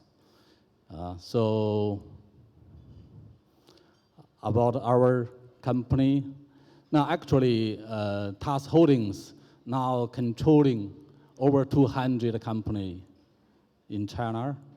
So this is one of them focused on their incubations. So TAS Star started in 1999 and registered in 2001. So since then, so far we have already incubated over 2,000 startups. So we've got a lot of the awards, qualification by different levels of the societies in China, even in the New World. So among the 2,000 incubators, so far we succeeded to help startups to come to the public stock market, 28. So another 44 companies directly merged, acquired by big corporations. So this is the milestone from last centuries. Now, because of the time, I can't give you the more explanations about it. I just want to share the one concept. This is our core competitive of the task part. So what's the meaning of our business models? What's the relations between the task startups to match the investment? So at the beginning, we create our business models. Here is the basic 7 steps help the startups who have the dream from the course, from the lab, from the incubation, even from the accelerations up to the 7. Now we will try to set up the connecting platforms in a global size. So what's the relationship between the incubations and the investment? For example, we cooperated with the School of Economic Management, Tsinghua University together, providing 2 courses. Any young people, especially for students who have the dream to set up their own business, come to us. We provide the courses, how to start a business, business models and opportunities. So after courses, for the first top 10, we will put our money in. That is guarantee. So now scope of our own fund for the early stage of the courses allocated now is the 100 million launched by our own fund. So the people finished their courses, they can continue to our lives. Everything's free there. We provide facilities. So the scope of our fund last to match this period is over 500 million RMB. So after the pre-incubations of the license and the lab's practices is officially entered in our incubations. So we provide full range of the services focused on the guiding from the early stage of the investment, like the seed, angel investment to match that. So the scope of our fund launched for this period now is over 20 billion RMB. So after the incubations, some of the startups succeeded and survived from the death valleys, and we continue to help them to go in rapid way in accelerations. So now we, for the VC and even PE, it's a large amount of the money launched by ourselves. We also put our money at the meantime absorbed it from the societies as well and the private sectors. So now for the PE size is over, how to say, the 100 billion RMB dollars. So that means that wherever the startups participate with our guidance in the incubations, we matched our investment. So that is our the main topic and the purpose. So what's the relations between the incubations and investment as well? So for the final step, we will global international platforms. Now, except of the platforms established already in the mainland of China, and now we are set up a lot of the bases in the world. For example, for the many of the hot places like Silicon Valley, half of Israel, even Switzerland and Europe. Okay, so except of the hot places, we also set up our offices around the neighbors countries like the South Korea, Russia, Mongolia, Pakistan. So now along the routine launched by the central government strategies for the 1 minute. Okay, 1 minute, okay. So the One Silk, One Road, now we will start it from the Southeast Asia. So this afternoon, for example, we will sign an agreement with the local potential partners in Thailand. So it's great. So now it's approaching time. Okay. Time is up. Okay. All right. Thank you so That's much the last for stories. the insights. And who in the audience are startups? Can you raise your right or left arm or both arms if you're a startup? Only 2 startups? Come on, guys. Who is government? Who works for the government here? You're supposed to be in the office working. How about investors? Any investors? So we have more investors here than startups. The startups always come to me and say, Walker, there's not enough investors. So something is wrong here. Let's just turn this over to Aitan, who is very excited about Thailand and will share some of his passion for you, for the entrepreneurs, and for this ecosystem. Okay, so before I start, I need to warn you. I come from Israel. It means that I'm restless. It means that as an investor, I need to move. I need to explore, I need to learn, I need to know each of you. So before I start, Swadikap, Shalom, hello, Ni hao, Guten Tag, Namaste,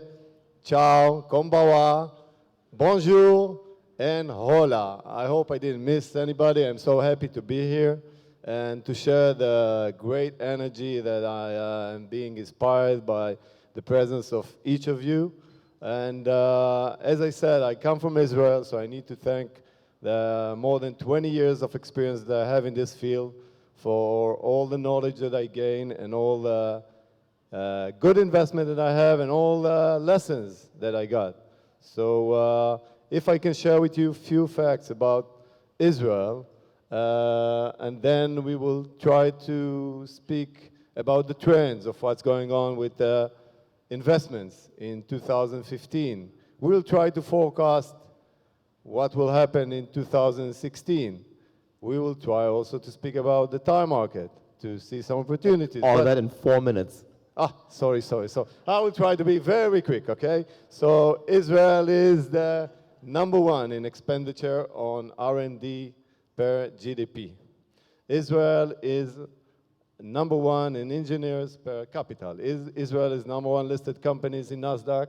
that are non-American. Israel is #1 in high-tech startups after the US. Israel is the second in quality in higher education, and Israel is the second quality of scientific research and institute. But I will ask your permission just to start with philosophy and with philosophy. Story. 2 shoe sellers. Maybe you know this story, but I want to know your attitude, are having some problems in their country. So they heard that there might be an opportunity in Africa. So they traveled to Africa. So one guy returns home, and his wife is asking him, how was the visit? So this guy says, it was so bad. Nobody wears shoes over there.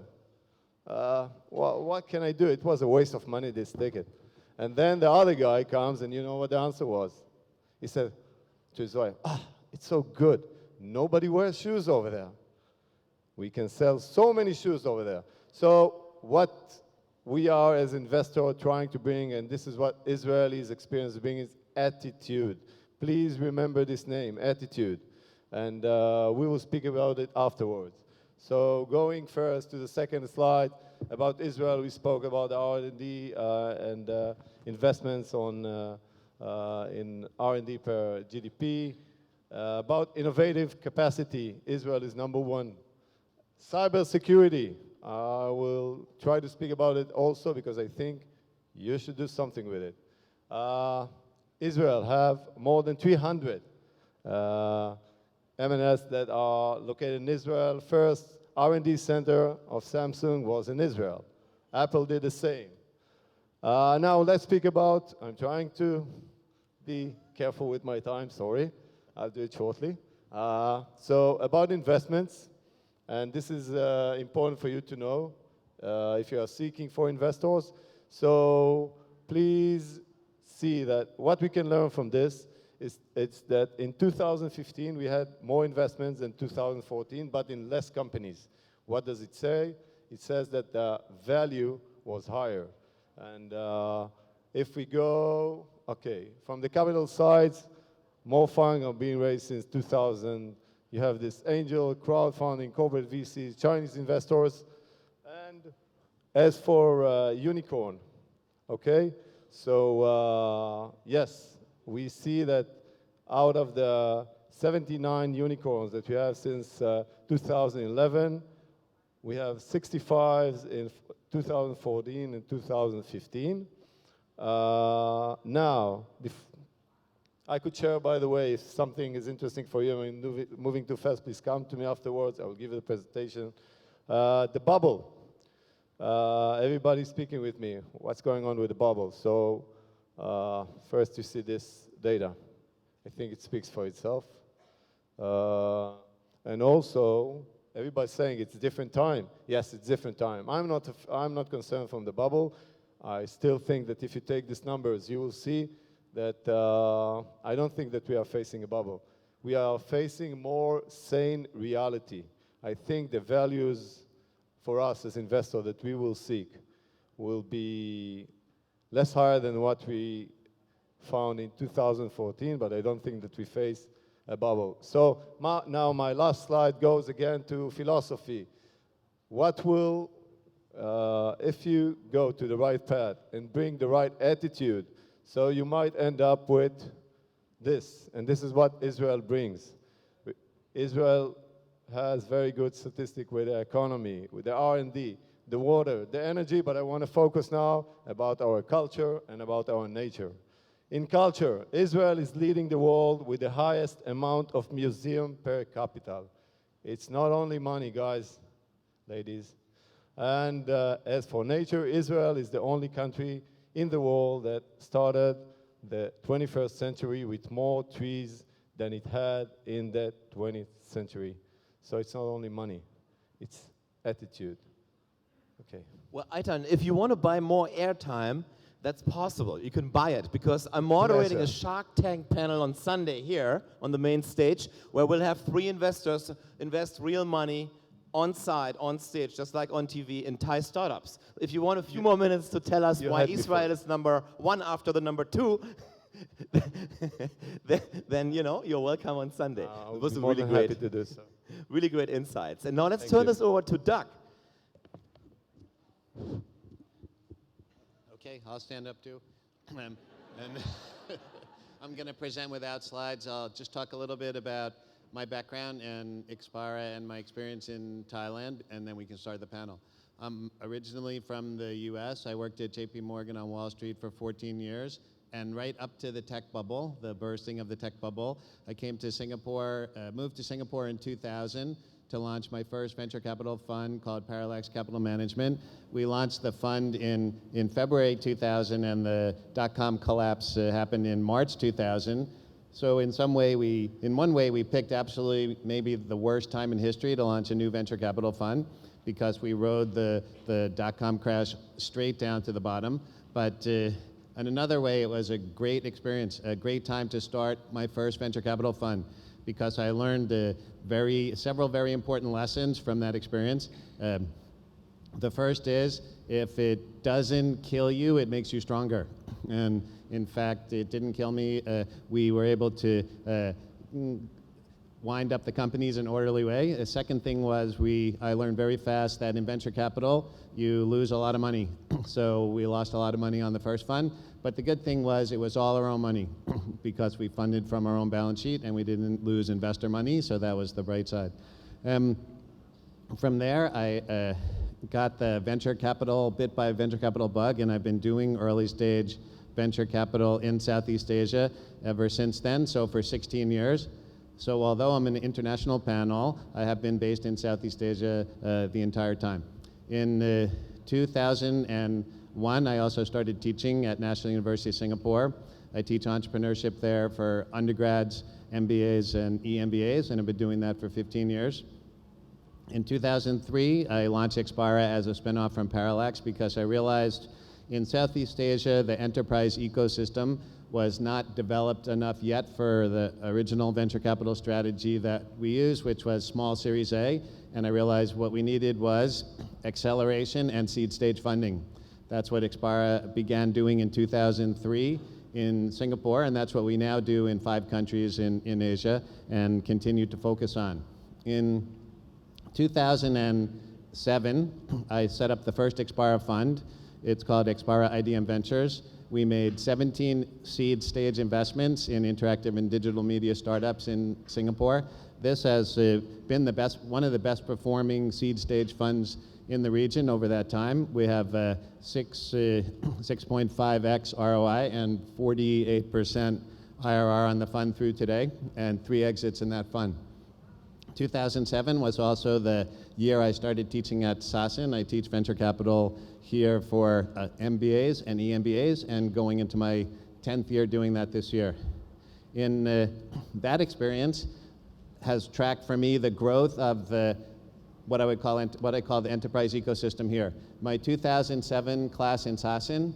a lot of the students were sort of interested to find out what is venture capital, learn about venture capital, how does it work, what does it really mean to start a scalable startup company. And 2015 in my SASN class, nobody was asking what is venture capital. Everybody wanted to learn how do I either make venture capital investments or how do I receive venture capital investments for my startup. In 2008, I launched a second fund called Extreme Ventures. This was a Series A fund, also in Singapore. 2012, I launched a third fund, Expara IDM Ventures 2. The same year, we set up Expara Thailand, so we've been here also doing acceleration and venture capital since 2012. In 2013, we opened Expara Malaysia in KL. 2014, we launched our first Thai-based accelerator program in Bangkok called I4X. And 2015, we launched Expara Vietnam in Ho Chi Minh City and Expara Tokyo in Japan. So we're now in 5 countries, 4 in Southeast Asia, including Singapore, Thailand, Malaysia, and Vietnam. I'm really excited to be here. As being involved in this industry, especially coming to Thailand and working in startup and venture capital since 2004. I have, actually 2004, when I first came here, I thought Thailand has great potential to be a hub of entrepreneurial activity and venture capital investment, and I started saying that in 2004, and I was wrong for every year up until now. But now I'm finally going to be right,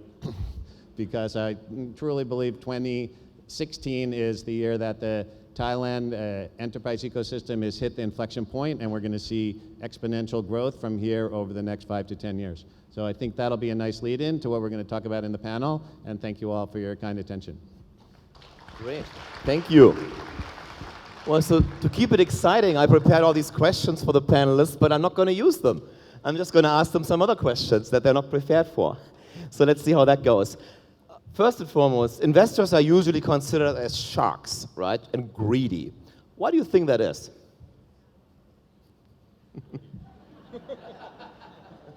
This is unstaged, for real.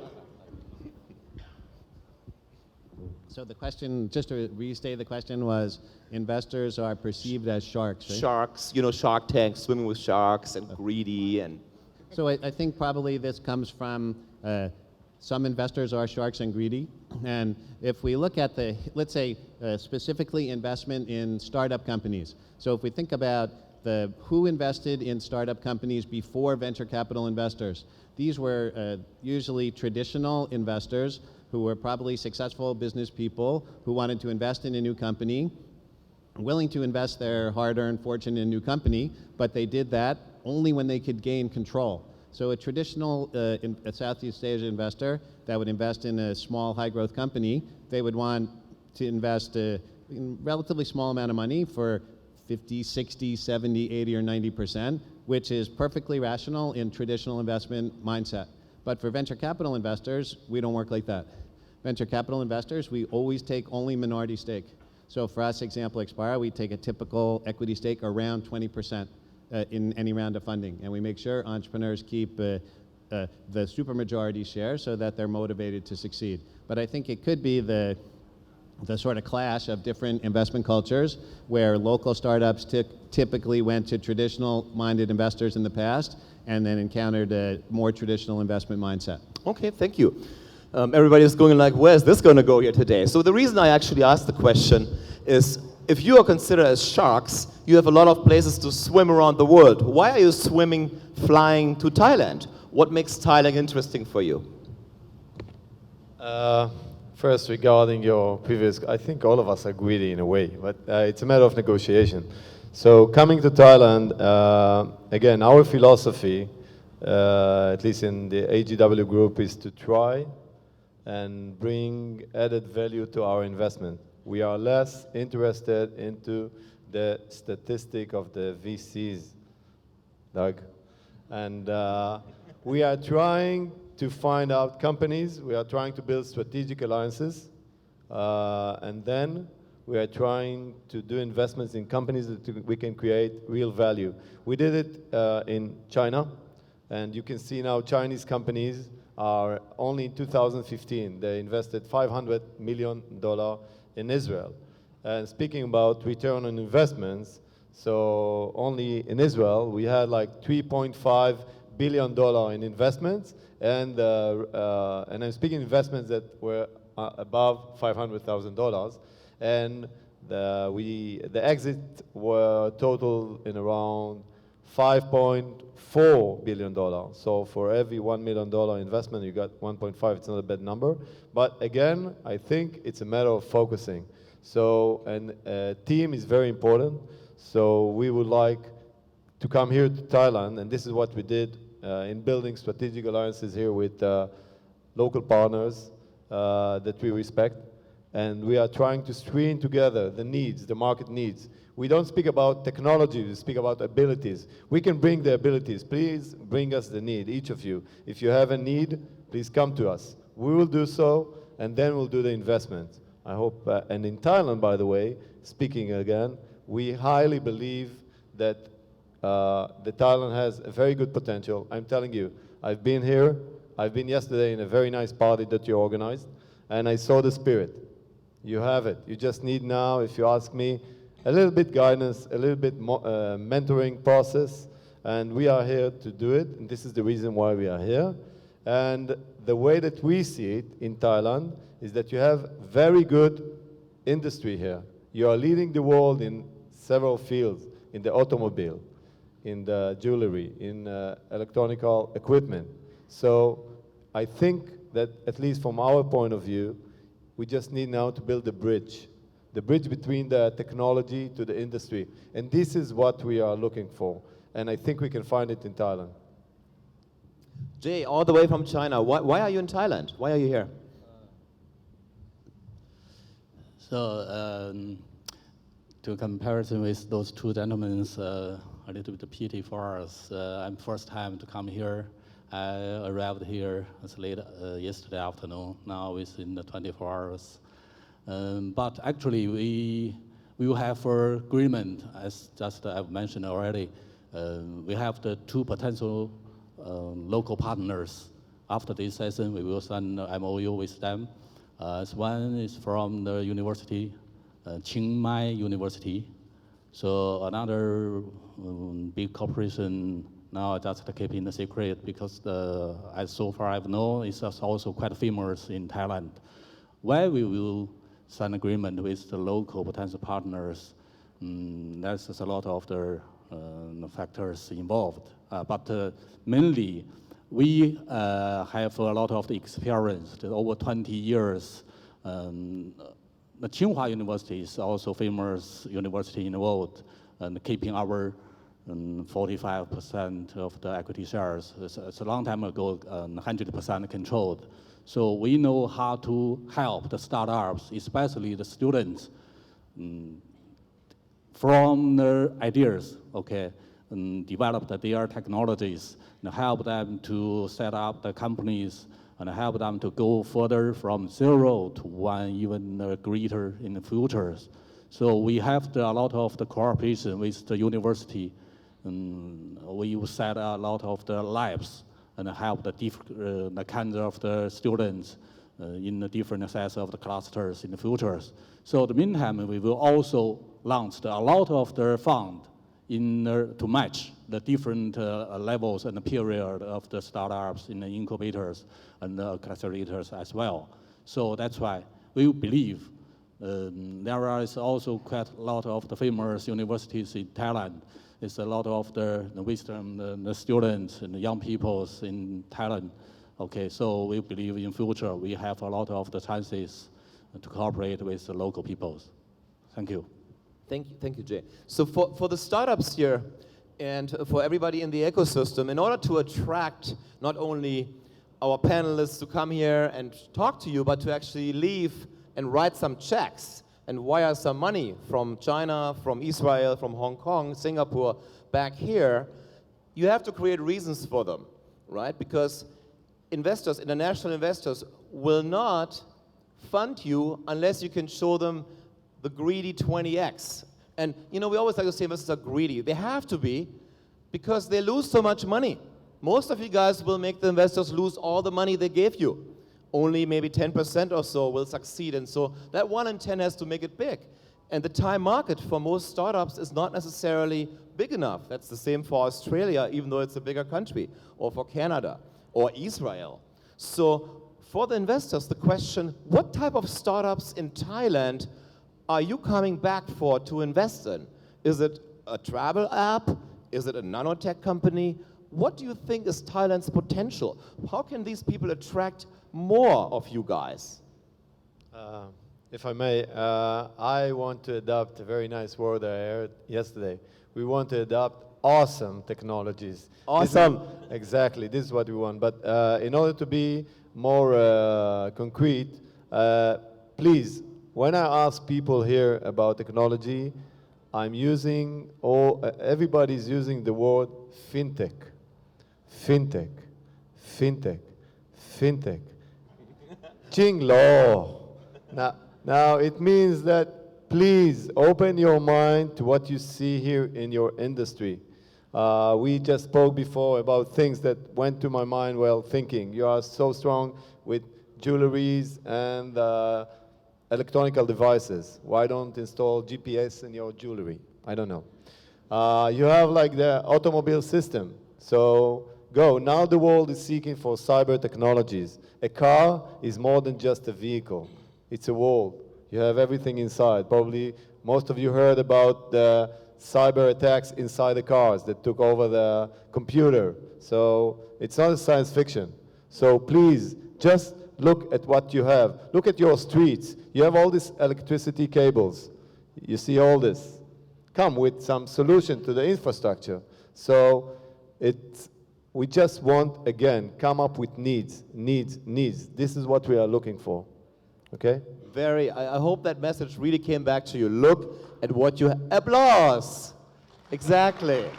Yes. Keep the spirit flowing. They want to, share more with you. Doug. Oh, okay. I'll share on that also. One thing I would add, one thing I like to start with is the most successful investment that we made in our first fund, which back in 2008 is a Thai company that is today one of the leading fintech companies in Southeast Asia. So I understand the point. Let's not everybody rush out to do fintech because fintech is hot.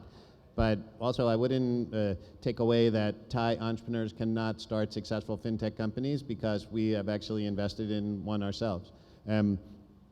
Other areas but I totally take the point. Let's look at where do we have comparative advantage. So, for example, we're looking at a lot of agri-tech, agri-innovation, because the Thai agriculture industry and the research and development that's being done in research labs and universities here is very exciting, world-class, and it's a market that Thailand does have an advantage in. We're also looking at medtech and biotech because there's a lot of interesting research being done, again, universities and research labs in this space, and not necessarily overlapping with what's happening in other countries in the region. But what I would advise the entrepreneurs here, if you want to raise money and also to create a successful company, I totally agree, solve a customer problem. Don't be a solution seeking a problem. Start with a customer pain. Look for, create an innovative solution. look at a big market opportunity and start a company that has the potential to be the $1 company in your product category in your market. So, okay, I think I agree to create like a $100 million company, you have to expand beyond Thailand. We have seen some successful startups that have been able to create real value by capturing the #1 share in the product category in Thailand itself. I think that's still a viable route for some entrepreneurs. But think about how do I beyond that, how do I become #1 in my product category in ASEAN or in Southeast Asia or in Asia or globally. So don't limit your aspiration to I just want to be the #3 or 4 or earn some money in the marketplace business where somebody else is going to be 1 through 5. So think big, shoot big, and start a company where you can be the #1 product in your category, in your market. Please. Thank you, Doug, because I think Doug was very right. And please, two remarks that please don't limit yourself only to the Thai market. Please, at least remember that now, and this was one of the reasons we came here, we think you are the most important hub in Southeast Asia. This is from our point of view. Thailand is very important. Now you are not only $380 billion GDP, you have $3 trillion, and you have population of more than 650 million people in the Asian community. And you can go more than that. Why cannot Thai create her own Samsung, Nokia, or whatever? Just try again. Also, pay attention to the IP issue. Please pay attention to this issue of the IP if you want to create something solid that is more than just creating short-term revenues. And so this is from, and one more thing, because I know all of you, or at least some of you, are seeking for money. So pay attention also, other than us, also to the crowdfunding. This is something that's happening. You can see it in Exit Valley, iAngels, our crowd. So please pay attention also to this. And we are totally here to hear you out and support you with any, again, awesome technology that you can come up with. Okay, great. Yeah, you come from a market with more information about it. As the doctor said, Thailand is one of the most important country in the Southeast Asia. The population, economy, the position. So I just want to mention the more. Since we will try to sign agreement with the local partners, we will jointly set up the incubator and fund to help the startups from the lab to the incubators in the future. We will try to transfer the real practical experience from China, even the overseas market we earned to create better ecosystems in Thailand and help the young people to go. Okay. Jay, what is the focus going to be, if you already know, of that incubator? What type of startups are you going to look at? Because we will based on the university and research institute. So this is our start. We will also have the business models since we have earned a lot of the experience in even in the Silicon Valley. Now, for example, in Switzerland, we will sign agreement with the ETH, which is also quite famous university in the world. So we will also sign agreement with the Switzerland Innovation. Okay, we will try to sign up the science park in Switzerland. Why we will choose that place? The Switzerland is also more competitive and attractive. So it's quite keep the high levels of the original innovations. So I just wish the local people and the young guys and the startups focus on the local the market. So now China is a huge market for them to waiting. So we will also have a lot of the networking in the Southeast Asia, including the China, even overseas. Later on, we can make exchange between the two sides, the people's investors, startups together, and involved our resources is on the background and the channels. No, I think in the future, there's a lot of the chances for the local people. Sorry. Okay, so in order to get on Jay's radar screen for TUS Holdings, it's a partnership with local universities and locals. What are other international investors doing in order to find deal flow in Thailand? What are you looking at, not in terms of sector, but how do you find those startups? What do the startups have to do to get your attention? And you're already pretty local, but other investors that might not know about Thailand, what does Thailand have to do to attract more international talent, both talent as well, but this panel is about money, more international capital. Again, at least from our point of view, it starts with education. It starts with your academical institutions. In this way, we are proud to say that we are building our relationship with your universities and your academical institutions, and we want to explore them. And as I said, we believe that there are abilities. So I think this is a good place to look. We will try again to gap if there are additional advantages that we can bring from our experience in Israel or from the universities in Israel in order to build it correctly. We will do so. Again, we will work with each of you. We will work with your accelerators. We will work with your all your institutions. We will search for it, and we will try to identify needs and then to come up, because as I said before, you have the industry. So let's do some brainstorming together. I believe that each of you can come up with something, and then we are here to learn and just to build and to know nice people that we met here, and to keep this contacts. And this is the way, just to be in the ground, again, to explore, to be restless, to explore, to know, to learn. This is the way it should be done. Attitude. Any other comments? So I think the question was about how to source deal flow and what else can Thailand do to attract international investors, correct? So for sourcing deal flow, I think we get almost all of our deal flow through personal network. And I think that most venture capital investors also get most of their deal flow through personal network. So I would advise for the investors that are looking to come to Thailand to build the personal network fast. And I think partnerships with local universities and research institutes and et cetera are very good ways to do that. Of course, coming to events like this, so I call this getting into the flow. I've seen lots of startup companies here that seem exciting and interesting. I met a few startup companies here that I hadn't seen before. So I think definitely events like this and immersing yourself in the community. There's a very vibrant entrepreneurial and venture community in Bangkok, and starting, I think, to emerge in Chiang Mai, where you can meet many interesting entrepreneurs weekly at different events. So I think it's a lot of hard work building the deal flow pipeline, because you do one person at a time, one event at a time, one meeting at a time, but it pays off huge dividends in the long run.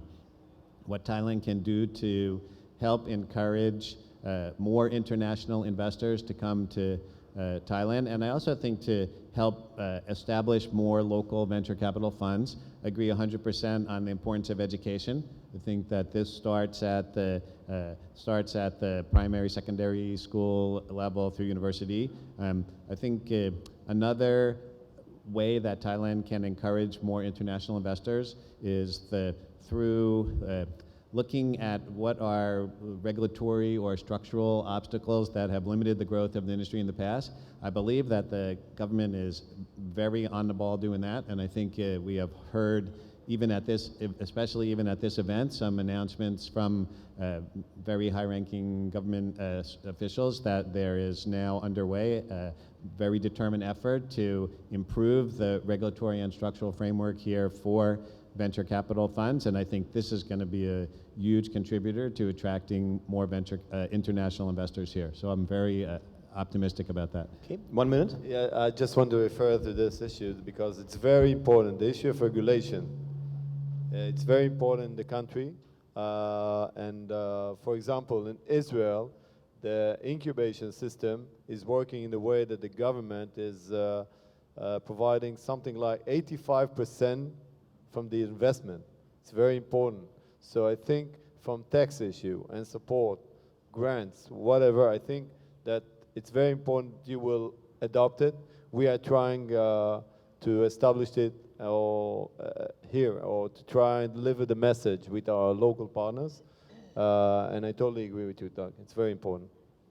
Okay, so I want to turn this back to you in the audience, and actually I'm going to give one of you a very unique opportunity, and that is to pitch for 1 minute. These are world-class investors with billion-dollar assets, so you have an opportunity to get on their radar screen right here and right today. And I'll give you 1 minute, and you're going to have to say your name of your company, what the problem is you're solving, and what's the problem and your solution. While you think about it, I'll pick one of you guys. I will now come in the audience and wake up those that have been sleeping and hand you the microphone with some questions that hopefully have not been addressed yet. So are there any questions in the audience for our investor panel? Don't be shy. Do not be shy. We want to come back. We don't want to leave disappointed, guys. Come on. Okay, we have one. Yes, the first one is thank you, always the hardest. Beautiful lady, and the microphone will go to you immediately. All right. So please take your time. Do we have to buy the airtime? Yes. Yes. Thank you very much for coming to Thailand and for being, what you call the Press Thailand. This is very important for us. I would like to ask direct questions. If you're going to invest in Thailand, how much money are you talking about in your mind? Thank you. We love this question as well. So I'll answer that question. I mean, we have made 11 investments in Thailand since 2014, so we're not just considering investing in Thailand, but we're actively investing now. In our new fund, which we started investing in Q3 last year, we've out of 8 investments, 2 are from Thailand, and we have a third one that's in the pipeline right now. The size of investment varies based on the stage of development of the company. We're a seed stage investor, so our typical investment size is somewhere between 250,000 to 500,000 Singapore dollars. This is up to around, at the top end, it's about 12.5 million Thai baht. So we look to invest around that much into the companies in Thailand that we're investing in now. That we don't have a limit as to what percentage of our fund can be invested in Thailand. This depends on the availability of deal flow. So, but right now we're running at about 25 to 30% of the fund invested in Thai startups. And I believe that given the expected growth that I see in enterprise ecosystem now, I think that'll probably be potentially going up. A quick question. How many startups do you look at in Thailand to pull the trigger and make one investment, in average? How many pitches do you have to go through in order to decide on one investment? So I don't have the numbers broken down by country, including by Thailand, how many deals we look at to make one investment. But I do know overall we invest in about 1 in 10 of the deals that get pitched. And 1 in 10. And we probably, out of review for investment, is probably about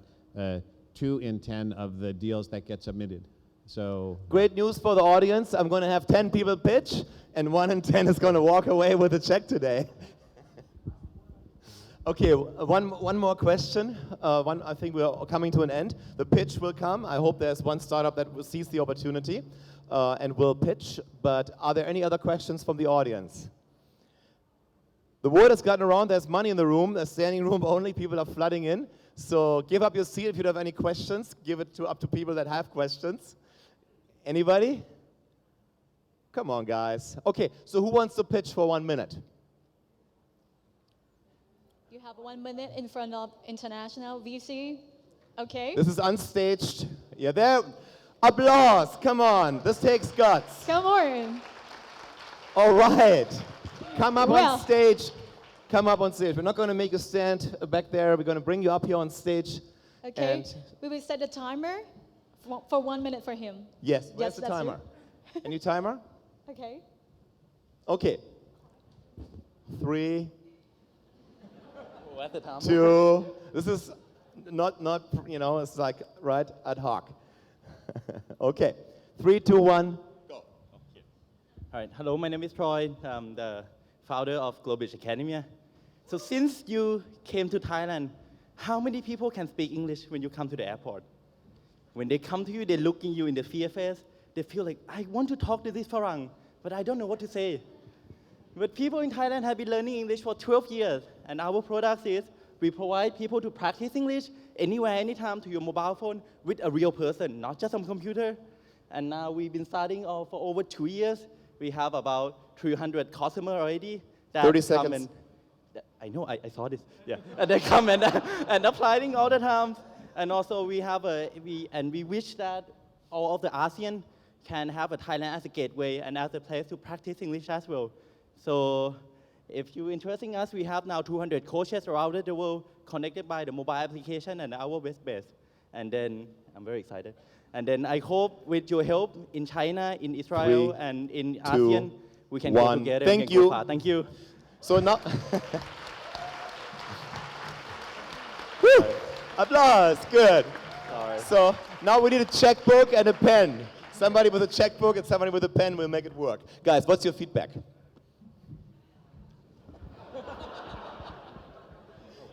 Silence. Oh, so I like to, I have don't have feedback yet, but I have a question is, so the app is designed to help people when they need on-the-spot translation, or it's designed to help people when they are learning another language? Learning other language. So it's like a language learning app, but the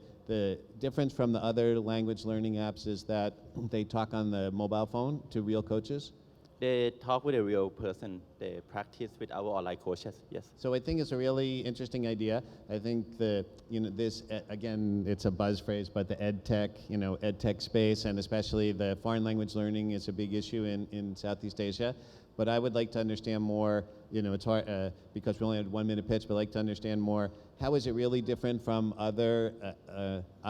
ways to do this? So other language learning apps on either internet or mobile that involve live coaches, and what's the competitive landscape and how are you positioned, and what's really, let's say, new and different about what you're doing? But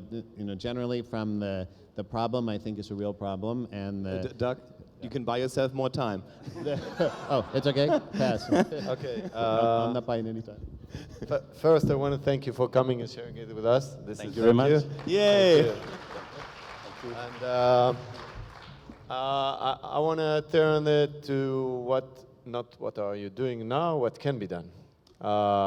Let's speak about social media. Let's speak about tourism. Can it be combined also while you're teaching people about I want to add things because actually reaching out to people, it's very important. So many people are coming to Thailand. So let's not focus only. I would use your platform and application and try also to channel it to additional direction. Let's try to build a puzzle and to bring some more added value based on the, and maybe also some ad tech could be involved in this as well. This would be my, and then we can discuss the investment, okay? Thank you. I want to know you first. I want to see if you are thinking about, and then we can, okay? Sure. Perfect, thank you. Yeah, thank you. Okay, we're running out of time. There's a special announcement here from Jay. Okay, all right. So it's quite excellent what you said so far. Remember, once we set up the incubators locally with the local partners, you are the first one to participate within, all right? The first one in the TAS Park incubator in Thailand. Yes. Thank you very much. Live pitching works. You're feeding the sharks. Okay. Thank you for coming. Thank you. My dear panelists, you were really fun. You were engaging because it needs to be fun and serious at the same time. Thailand is on fire. It's awesome to see the energy, to have a full room on a Friday afternoon when you should be swimming in the ocean or playing with your family, but you're here to meet the investors and just suck up the good energy and just do it. Go out there, spend all weekend building apps, writing business plans. Come back on Monday, May 1st. There's still a day going on. And then maybe you can find some more investors. So thank you very much. Thanks to the panelists. Thanks to you. And thank you for the host. Thank you, all gentlemen. Thank you. Well, and I personally thank you to you, Mr. Walker, Esther Moran from Yushan Ventures. You make the atmosphere here changing for your stand-up humor. And thank you, everyone, again. Can we have like picture together? Of course. Yeah, This is your request, of Listen, course. I want to have picture, all of us. โอเคค่ะ ช่างภาพเชิญถ่ายรูปเก็บไว้ได้เลยนะคะ Thank you. And all you guys. I have children that I want to share this picture with. Okay, and don't forget to hashtag with Startup Thailand 2016. Okay. We love to see you, all the gentlemen. Once again, everyone, please put your big hand of applause again.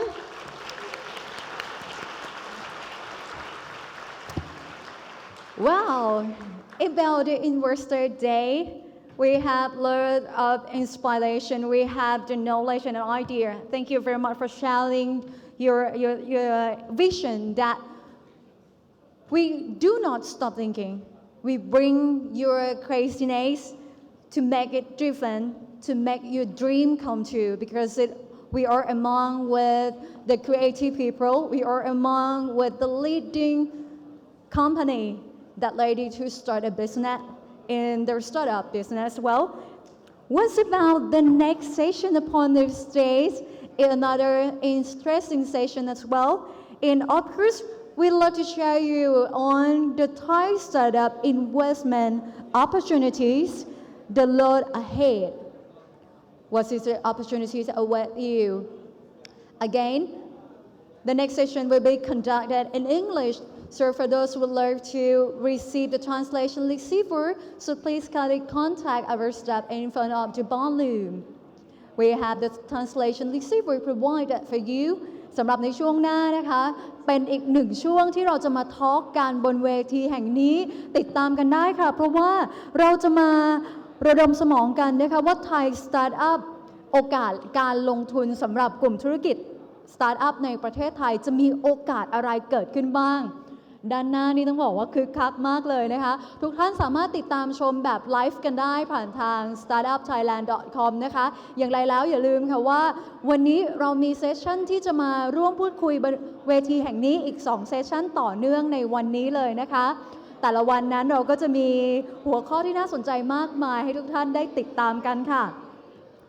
สำหรับโอกาสในการลงทุนวันนี้เราพูดกันมาตลอดทั้งวันตั้งแต่ช่วงเช้าแล้วและทุกท่านได้เห็นค่ะว่าเราผู้นำแห่งวงการสตาร์ทอัพมากมายจะมีแมสเซจที่บอกไปให้สำหรับทุกท่านนะคะว่าอย่าหยุดคิดอย่าหยุดฝันและลงมือทำเหล่านี้เป็นจริงได้และเกิดขึ้นได้นั่นเองนะคะติดตามกันได้สำหรับในช่วงต่อไปค่ะเราพร้อมแล้วที่จะนำทุกท่านนะคะไปร่วมพูดคุยกันเอาละค่ะตอนนี้ท่านใดที่เพิ่งเดินทางเข้ามาบ้างเรียนเชิญนะคะนั่งสู่พื้นที่ว่างได้เลยต้องบอกว่าห้องบอลลูมนี้ได้รับฟีดแบ็กที่ดีสำหรับทุกท่านเลยนะคะ Well, we are pleased to express a warmest welcome to the newbie who just came to this ballroom. So please make your way and be seated as well because another interesting session will gonna happen upon this stage, which is talking about the Thai startup investment opportunities, the road ahead. Any opportunity will happen if you come with the right time, with the right persons. The good teamwork can make your business into the emerging market. But what is the result and what's this opportunity in the future or now?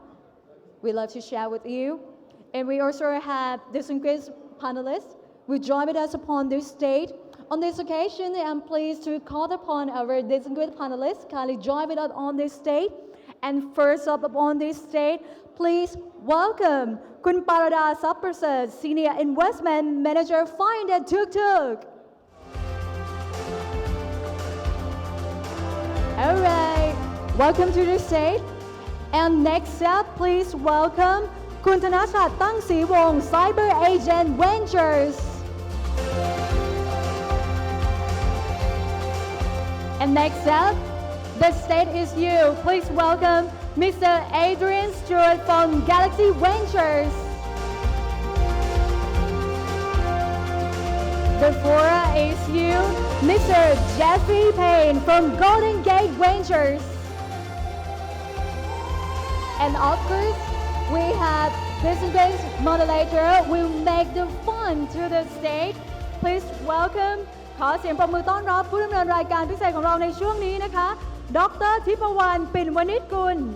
รองอธิการบดีฝ่ายการเงินและทรัพย์สินมหาวิทยาลัยเทคโนโลยีพระจอมเกล้าธนบุรีค่ะ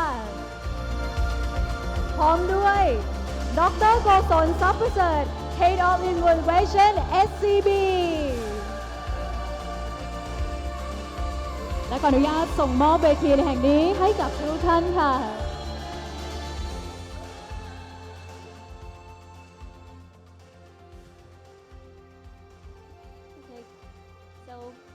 Thanks a lot. We just have an agreement before we go up on the stage that we will try to be less formal, right? So let me introduce our speaker once again. We have Kun Mamiao, Kun Paradar, and she is from 500 Tuk Tuk as a senior investment manager. And next is Kun Chat. He prefers us to call him Kun Chat, or Chanachat Tang Si Wong from Cyber Agent Venture, and he is the chief representative of Bangkok office. Next is Mr. Adrian Stewart from Galaxy Venture. He is a partner from Galaxy Venture. And the last one, but not least, Mr. Jeffrey or Jeff Payne from Golden Gate Ventures. I think it may be a good idea that we start with something a bit informal, right? But I'm just a bit confused myself, between this session and the previous one, because both of the sessions are about the money, right? So I cannot really differentiate the previous one, which was about international VC and investment opportunities, and this one, Thai startup investment opportunities. Can you say something about it? Are you guys bigger than the guys that just came down, or different focus, different scope? And in this way, I think you can tell us a little bit more about you, what you do, what you're good at, who are you? I think a big difference is we're not wearing ties. That's one difference. They were wearing ties, we were not wearing ties. but I think there is a very big. When you use the word VC, it covers a lot of things. So maybe they are from more bank or financial kind of VCs. There are VCs who are actually more supportive at the seed stage. There are VCs who are more supportive at the later stage. So I guess we are probably at the earlier stage in a startup's life cycle. Okay, probably, Jeff. Yeah, and it also could be they wanted to probably look at companies that are much more scalable outside one country. So I've been asked this many times, whether I would invest in companies that only stay here in Thailand, and my answer is definitely yes. So maybe that's one trade-off. Yeah, maybe just similar to what Jeff has just mentioned. We truly believe in the companies that could win the local market first before they go regional or even global. So that might be one of the biggest difference from those guys. Well, they took all the answers. So yeah, it's going to be like similar to what they say. Like there are like many source of income, and like we are focusing on like seed and early stage on tech companies. Yep. I have another question to follow up right away. And why is that? Do you have too little money compared to those guys, or is just your strategy why the local means a lot better? Like I think we understand like the market really well, because as we are the local, we know what they want. Like they can tell us directly what exactly do they need. Yeah, and like sometimes it's not just about the money. Yeah, just to add on to what Kun Mamio just mentioned as well. Cyber Agent Ventures ourselves is, the VC arm of Cyber Agent Group, which is one of the biggest internet group in Japan as well. And we believe that what we bring to the table is not just, money. We believe that we bring the expertise, that we believe that we could grow the business from scratch because Cyber Agent itself was a startup before. So those are the ideologies that we believe. We will invest in only the things that we believe we can help them grow. Maybe they are financial VCs, right? So perhaps more from banks or financial institutions. But seriously, for tech startups, I think there is what we call smart money and dumb money, right? So smart money adds value to the investment by providing you expertise, perhaps access to market, connections, and building a business. So like Chad mentioned, right? Cyber Agent was a startup. They know how to go through the different stages, right? I ran businesses myself before, many of which have failed. So, I also know how to start up and how to fail and how not to fail, right? So those things are actually value added to startups, not just money, right? It's not always just about money. I think in this case, Jeff, I got some advantage of having known this company before. So I think in this case, it can be a little bit more tangible, right? You can even mention some small companies that you guys have already invested in to make it very clear what it means by your focus on local firms and the firms that may or may not scale to other countries. What are those examples and why?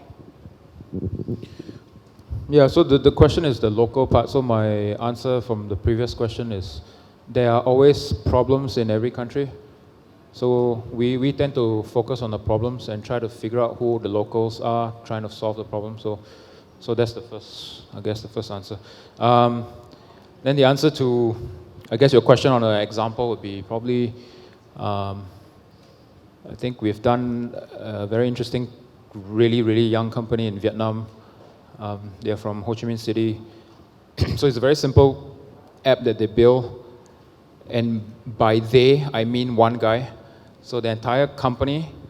and I mean there's no company. So there's one guy who built two apps, right? He built everything, front end, back end, iOS, Android. It's very simply a Wi-Fi password sharing app in Vietnam. And when we found him, he was making rather a lot of money on advertising that he can quit school. He's only 22. So he built it when he was in school. He made enough money, and then he didn't know what to do with it. So he has more than 5 million downloads. He's making fairly a lot of money. So the question for him was, why did you build this? And for me, coming from Singapore, I don't pretty much understand the local context until he told me, right? So in Vietnam, if you've been there, most people eat food on the streets, right? The street stores. Have you seen those really small tables and low chairs, right? But these vendors have no Wi-Fi, right? So when you are sitting there trying to play games as a 20 to 30-year-old,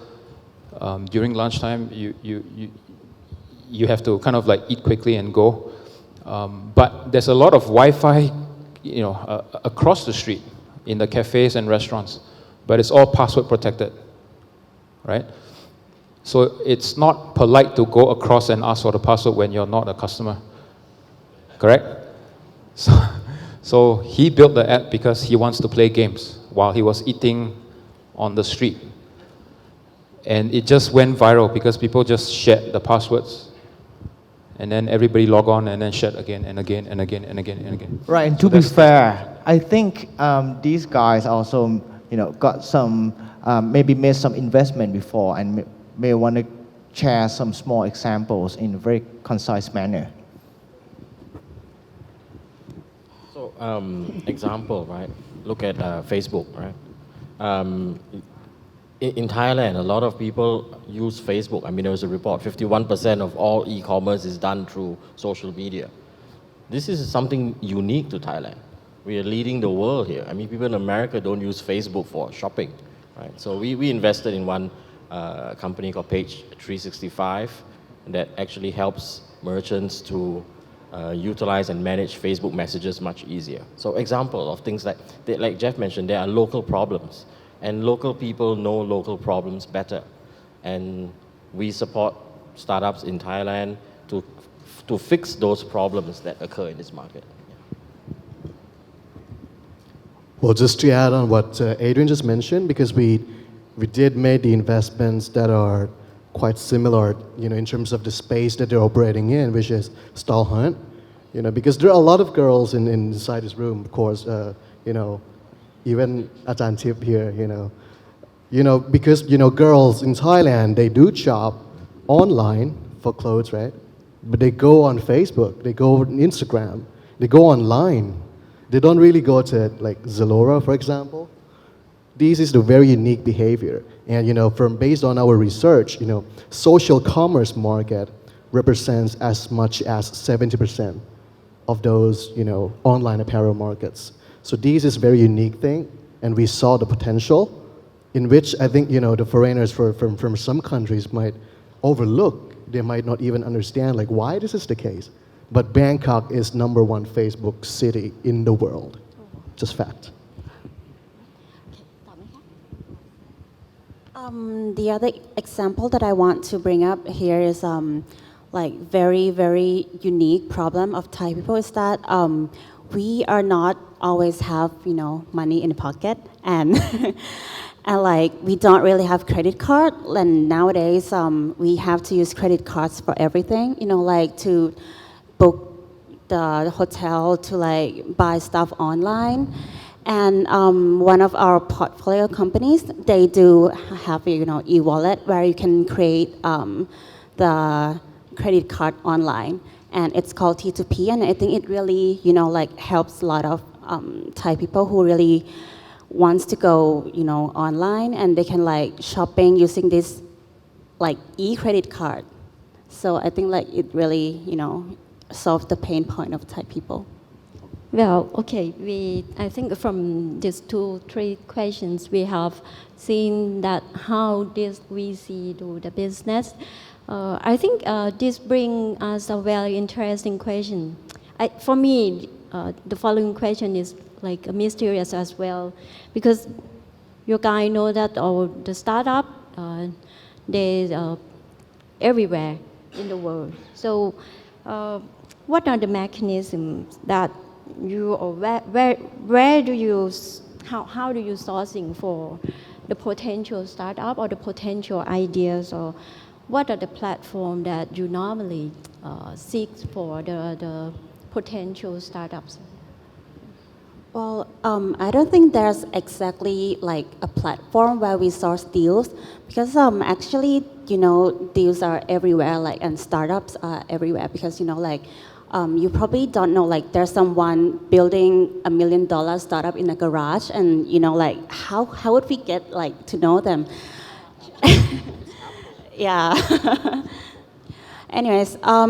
so we have like many ways to source deals. Like first of all, they come to us, and second of all, like, and this might be a better approach, which is like referral. Well, you get to the startups community. Like every country has that one person that knows everyone in the startup community, and then if you're good enough, they'll refer deals to us, and and if you are good enough, we will reach out to you. Like we can track you down. Referral is actually very, very crucial in our space. Just imagine that, when you got recommended to buy something from your friend, compare that to, being recommended by a random salesperson. Who would you trust more, right? Especially, this risky, investments in a very emerging space in an emerging country. I think this is actually very, very important. And, for the startups that are quite new to the space, I would really encourage them to basically get involved more with the startup community in Thailand, to be exposed more so that they could be referred, to some other investors if they are really, really cool. Exactly. So there are some interesting programs like DTech Accelerate, for instance, right? where they run incubation programs. So those are areas where probably as we know the people in DTAC, so they invite us to be our judges or observers, and we understand and discover startups there. But I don't like to use the word sourcing because it makes it feel as though we are buying something, looking to buy something, Thank right? you. I would rather use the word discovery. But actually, before you invest into a startup, for me, it's not, hey, I like this, I want to invest. I think it's a lot more than that. It's understanding the founders, it's finding a match. Maybe it's a bit like getting married. Maybe it's a bit like getting married. You don't want to work with a VC just because he's got money. Or maybe you do, I don't know, but you don't want to do that, right? But you know, you got to, if we invest, we want to work with founders that we think we can help. We want to work with ideas that we understand. I don't understand agriculture, agri-tech, so I won't invest in agri-tech, you know, things like that. Okay? So it's not really sourcing, so to speak. Yeah. Thank you. Maybe you partly answered the second questions already. Maybe I ask the second questions and Jeff can answer both questions at the same time. So it's like when you have in mind that potential startup, but how do you assess that you choose the right one? You know that startup is very risky, right? But which factor do you consider the most important one to choose the right startup then? Jeff, can you please? Yeah, I think for the first question, for me, sourcing, I think is just spending time with the community. That's for me. So I do still code, so I do spend time with the developers in different cities in the region. Spend time to give advice, even though some of them probably are not good founders, but they will eventually be a good first hires for some of my portfolios. So, but as we get more and more busy, that's a little bit harder to do. So I'll try to do as much as I can. And because we're based in Singapore, we tend to travel a lot, so we have to make a lot of friends. So friends that are in the community, usually will refer very interesting companies to us. And for the second question, I don't know. I think I look for the same kind of chemistry, same kind of a wavelength. Their vision to solve a certain problem is something that I understand. I can get behind it. I also want to do it, right? So instead of doing it myself, I'll back him to do it in that sense. And definitely love to see someone who are motivated enough so that they will not give up so quickly. And lastly, they have to show me that they can execute. Right? I think execution is, some people say it's a commodity, you can buy it, but a lot of times it's the ability to execute and listen to customers and listen to some people and then change direction along the way. So that is actually pretty hard to find. So usually we try to track people over some time before we invest. Well, let me get this straight. So actually to invest is much beyond to put in the money. It's like finding a good couple. Is it like that? So that you guys have to maybe, go hang out together for quite a bit, and then you see if it's right, if you guys can go along, and then you say, hey, okay, let's get married. Is it something like that? Yes, that's a lot. It's more than just the proposal or the presentation. So, sometimes you do have to know what are the founders' greatest fears, which usually they don't tell you. They don't even tell their co-founder, right? Let alone tell an investor. So you have to dig it out slowly over time. Sometimes for me, I even have to get to know their family, their wives, their girlfriends, just to know like they are not weird, right? They're kind of picking their friends properly. Yeah, so it takes a bit of time to get to know somebody. Is it the same for you guys as well? It's like finding a good couple? Yeah, let me say for 500, like we really do pay attention to founders as well. Like we'll never, decide to invest right away if we've never met the team, because like as he said, like it's like finding a couple because we're gonna work together for like really long time actually, and we don't want to, like founders who fight with each other because that's what breaks up the business the most, So we make sure the founders, they work together well and like they have an entrepreneurial spirit and they just won't give up. Right. Yeah, you see the pattern here because this might sound really cliche, and I might actually get booed from my panel mates, but billion dollars business starts with a $1 billion team. That's first thing first. It starts with the team, and the team starts with the founder. If there's no founder who makes all his founding members believe into his ideas, there's not going to be the team. And apart from the fact that the team is actually very crucial, so we have to get to know what is actually how they operate, how do they actually roll together as a team. Do they skill sets actually complement each other? Do they really have a passion about what they're trying to do, right? But second factor that at least for cyber agent ventures we look at is the market itself. We want to make sure that the company is operate in the right business at the right time. They're not in a business that is actually large in sheer size, but in the declining trend. We don't want that to happen. But for the business itself, in a very idiosyncratic fashion, in the startups jargons, we always use the term unicorn as a company that is being valued over $1 billion, right? But actually, my favorite type of creator is cockroach. Cockroach, แมลงสาบนะครับ Why is that so? It's because the cockroach is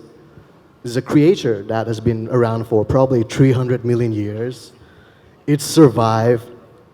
a mass extinction that killed all the dinosaurs, killed our ancestors maybe.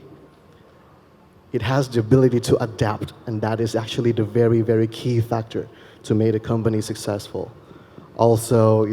it reproduces very quickly, so that actually represents the scalability of the business.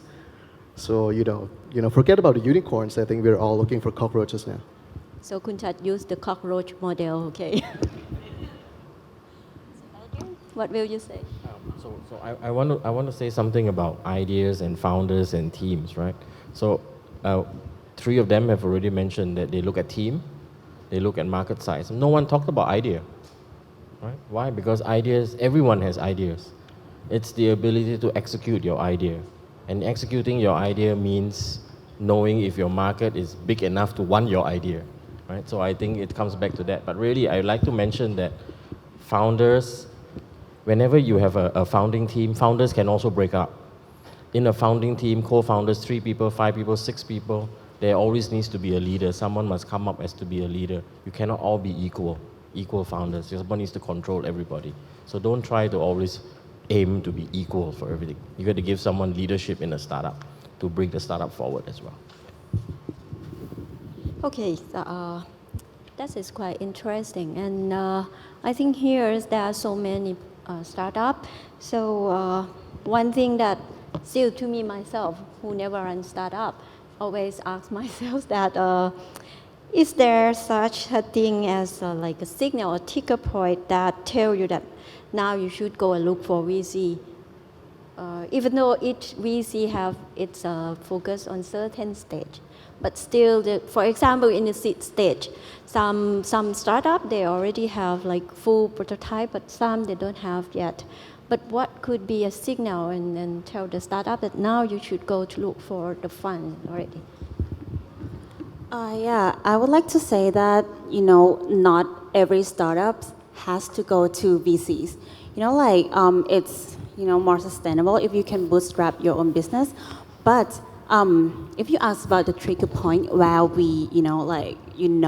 where you need to go to VCs or, angel investor, is when you have your idea already cleared and you get exactly what you want to do, and you got your team ready, and then all you need is money or mentor. You have to be ready. At least, it's not like you get an idea yesterday and then you email to us and okay, please give me money. It's not like that, So I think the stage that you come to us it really depends because you are the founders, you know best, so we can't really answer for you. But yeah, like let's see. How would you address this? So I think Mamio, you just gave another message, a very important one. Again, it's not just about the money. It's much beyond that. I repeat the word that I just said. So when the small guys, the startups come to see you, right, they can expect a lot more than that, right? So you talked about the mentorship, the money, of course, and also maybe some facilities, networking, marketing power, and so on. Is that right? Or you have anything to extend? Yeah, actually for 500, like 500 tuk-tuk, right? And like we also have the fund for the Southeast Asia called 500 Durians and then the Global Fund. So in terms of, opportunity and connections, mentorship, well, we kind of have like a runway. If you successfully raise fund in Thailand, then we can send you to like the Southeast Asia level and then even global level. So it really depends on your stage of business, your nature of business, your market to choose each VC. Yep. And for the mentorship, I think this is a bit personal because like everyone has their own idol. So yeah, I think like I'm here to like represent my team also, Pimu and Peter Ting. So like, I think like there are a bit of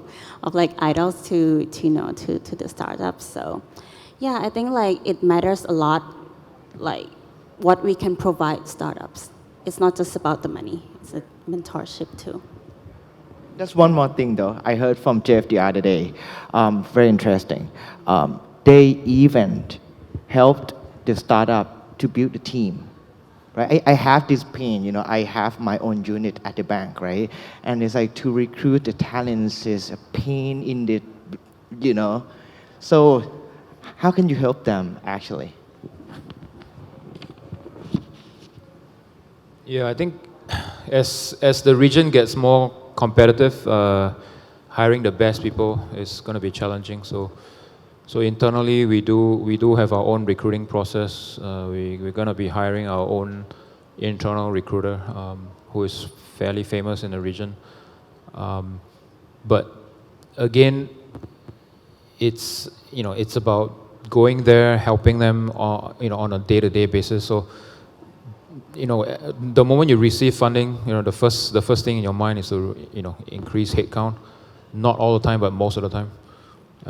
And then every founding team are good at something, but they are not good at everything, right? So recruiting is one part that usually they are pretty weak at. So if they are from a marketing background, maybe marketing skill sets or marketing departments they can handle, but everything else they're going to be a little bit weak. So we will try to come in to help them with as much as possible. Sometimes it's the lower layer, sometimes the senior teams. So I think every firm also probably have the same kind of sort of skill set to help recruit. Yeah. We talk about funding, but can we now talk about not being funded, right? So my opinion, if a startup is not funded, it does not mean that you will die. It does not mean that you will never be successful. You can be successful, maybe you will not be a unicorn, but you will at least be a cockroach, right? You can be a very profitable business. So it comes back to always about your idea, your market, and your ability to execute that idea. Just because you don't get funded, just because you don't win a pitching competition does not mean you're lousy, does not mean you will die. So you should actually persevere and move on if you have a belief and passion in what your idea is. So I think we need to talk about not getting funded, right? We talk about funded, everyone talks about getting money, but what about those people who don't? What do they do? What do you do to them? So to add, 95% of you will not get funded. Understand? So that's the stats. The signal to get funding is not because your server crashing, there's too many users and your server is crashing. Not all the time, sometimes, but not all the time. There are startups that have 10 million downloads of a game and they still die, right? So it's got nothing to do with that, right? If it's a big problem and it's worthwhile doing it, probably that's a good signal. But like I said, 95% of you probably won't get funding anyway. So you have to survive on your own. You have to survive on revenues. You can survive on angels, family money, banks borrowing, etc. That you don't have to take the VC route. Yeah, I've always said this to people, like the best business actually is not to take money. Because the moment you take money, you're not the boss anymore. Do you know this? You know this, right? Yeah. So your dream to start a company is because you want to be the king of the world. The moment you take money, you're at the bottom of everything, right? Because above you are your employees and then your shareholders, right? And your board, right? You are at the bottom. So the best is actually a lifestyle business that you start with no board members, you are the only one, right? And you can work 2 days a week. Nobody cares because you are the king of the world, right? So that's the best business actually. You all took my line already. If you make money, like Jeff said, then the VC will come to you. Yes. We will find you. You don't have to find us. We made the investments not because you take the money, but we make the investments because you make the money. That means there is a market that wants your product. That means we can help you to make it grow faster. So I think you should spend time focusing on building your business and making sure it meets the market need rather than spend time pitching to VCs every day, right? I'm a bit curious here. You guys seem so like friends.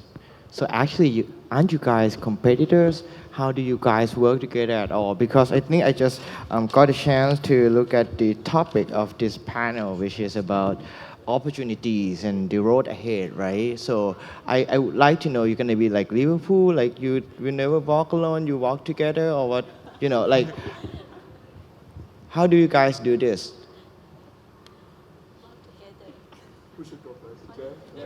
Okay, I'll go. So let's see. Yeah, so we started in 2012. I started in 2010 when I brought Founder Institute to Singapore. So back then, 2010, 2012, there was no money, period, right? So the only way startups can get funded is we collaborate. So the culture of co-investing is, started in 2010. So one example is like Red Mart, right? The online grocery company in Singapore, which we invested in. Their first round of $1 million US has 30 investors. That doesn't happen here anymore. So that entire thing has changed a little bit, but the culture of doing deals is still a little bit the same, right? We still share, we still want to have different people with different mindsets, different skill sets, and sometimes different geographies. So for me, the best deals actually, because I'm from Singapore, so the best deals will go to actually the local angels that invest in the first round. This is by far always true. Jakarta, Hanoi, Ho Chi Minh City, all true. So I am perfectly okay to give that to the locals because I need the locals to help me. So if I come in the next round, I want them to be there too. If I come in, let's say, a large first round, I also want a local to be sitting with me because I'm not Thai, I don't have an office here. So that's kind of my strategy. We have, for instance, we have co-invested with 500 for Skuta. So we can co-invest. We exchange ideas, we exchange deals, we exchange information, we talk. We are friends, we are not competitors. Yeah. Right, exactly what he said. Like we co-invest in many deals together. So yeah, we mostly, are friends. We don't compete. Yes, we also exchange intelligence. So we say, hey, is this founder good? No, is that founder good? So we also talk about founders. Exactly. The degree of collaboration in this particular sector is unbelievable, let me tell you. When I have the opportunities that are really, really cool, these are the guys that I normally call, hey, are you interested? Are you in? Yeah, like let's invest together like that. Yeah. We're more like, helping this company to get to another level rather than, oh, I should find somebody else to compete with 500's portfolio companies. It's not the case at all. And also, just to basically add what Jeffrey has mentioned, when you're foreign investors coming to Thailand, as for example, Thailand is an emerging country, right? Tech startup is a very, very risky business. It's like you double down the risk, right? You're investing in a very risky business in a very, very risky country, like Thailand, for example. So unless you have the locals who actually wanted to get their hands dirty, prove that, okay, these guys are cool. From the local perspective, these guys are who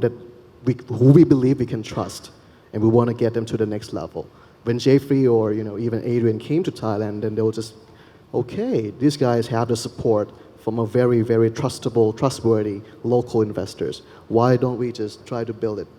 together, hand in hands? That's how we roll, yeah. Like this company, for example, right? Exactly. I have heard that, yeah. Exactly. Got a note from Claimd, right? So what will you say, Adrian? Do you have any comment more? No? Okay. And now my last question from my side, if you guys would like to continue, that's okay. But actually the next session, the final one today, which is about corporate venture investment strategy in startups, there'll be people from banks and there'll be people from telcos, okay? And I heard that actually, they have set up something maybe dangerous as well, right? You see them as competitors, or you think you can work with banks, or you can work with telcos as well? And in what way you think you can, yeah. I think they are all part and parcel of building an ecosystem, right? So first you have angel investors, then you have VCs, and then now you have corporate investors, because they now see that, hey, these are real things that they can be involved in. They have customers, they have access to networks, they have a lot more that they can contribute. So I think they would be a very good supporter of startups. And if there's any, if there's any startup that's actually funded by a telco or DTech Accelerate, I immediately that's am good more one interested. by SCB called Digital Venture, by the way. I lose track of all the names. Yeah, I lose track of all the names, yeah. Okay, I like to add a bit that 500 we do seed funding, like the very, very, not very, very, but early stage of companies, and mostly banks and bigger corporate VCs, they do bigger stage, so it's kind of like they're like segments. So we still don't compete, and 500 and DTech Accelerate, we are really good allies. We may say, like competition, that word? Competition. It's more like, passing the torch. Let's say we, probably 500, Golden Gate or, even Collective Ventures invested in the very early stage. They passed the torch to Cyber Agent Ventures. We double down on that. And then we pass it on to the banks, right? Yeah, finally SCB is coming with those big funding. So we pass it along. So it's more of like passing the torch. Keep the torch going to make sure this company is going to be successful, going to set the new milestones for the whole business. So I have two things to say. One is a major component of building an ecosystem is you need local demand. So you need local private companies and governments to buy from startups. So with corporates setting up VCs and then co-investing with us and working with the startups that are coming up, that generates local demand. On the second point is 4 or 5 years ago, e-commerce started booming. A lot of times it's because of Rocket Internet's education to the market, right? But I think recently a lot of B2B startups are doing well is because I think the corporates, telcos and banks are introducing B2B cloud services to their SME customers. So now they are kind of understanding what the category is, and they're trying to spend more money and make their own business more efficient. So So now it's easier to kind of start a B2B company than before. Okay, thanks a lot. The staff at the ground floor told me that we have only 5 minutes left. So maybe this is the last question. And I think it is very interesting for the startup that I think the suggestion from you as a global player is very interesting. What can the Thai startup do so that they can reach the point to get the support from the global investor? What could be your suggestion? Because like Jeff just mentioned that the local angel or the local investor will reach you first, but in terms of startup, they may seek for the global fund like that. So what could be your suggestion? I can start with the questions. I would like to say like we don't, we won't suggest you to like go from point A to point D. We suggest you to like, if you are starting a business, you might start with an angel investor first and then seek, local VCs and then come to, like follow your steps. Like if you are really small companies and then you reach out for global VCs, I don't know if that's gonna be easy for Thai companies, but like right now we have a lot of supports from these guys and us and a lot of banks right now. So I think like it's a really good starting point. And then if you get to this point, it's not hard at all to reach to the global stage. And as I mentioned before, like 500, we have like kind of like runway, like from local to global. So it's not something you should concern with from the beginning, I think. There is a lot of money in Thailand. And there is a very big market in Thailand as well. I mean, In Touch just invested $1 million, I believe, in Wong Nai, which focuses only on Thailand, and it has no plans to do anything outside of Thailand. So why do you need global VC? So I have some data points for you. So the first thing is to attract global funds at seed and Series A, you need to be global from day one. And that's about 10% of the deals in Southeast Asia. So all companies, you take 5% and then 10% of that. And it is still extremely risky, right? So that's one data point. Most global guys will come later stage, so Series C, D, E. They'll come here because you are number one in maybe 7 to 10 countries in this region. So that will take a bit of time for you to get there. So from my data, the top companies in Southeast Asia, 90% are copycats, 10% are unique. Majority of B2C is regional from day one, and majority of B2B is global from day one. So if you do B2B, you have to have this global mindset to be on day one, then you'll be very big. B2C, regional from day one. But like we are all here because even if you are in one country, you're number one, to us it's still fine. At least for most of us, we will still invest. So don't have to worry whether you get capital. Just get the right capital to build your company that you want to build. Right? We are here for you.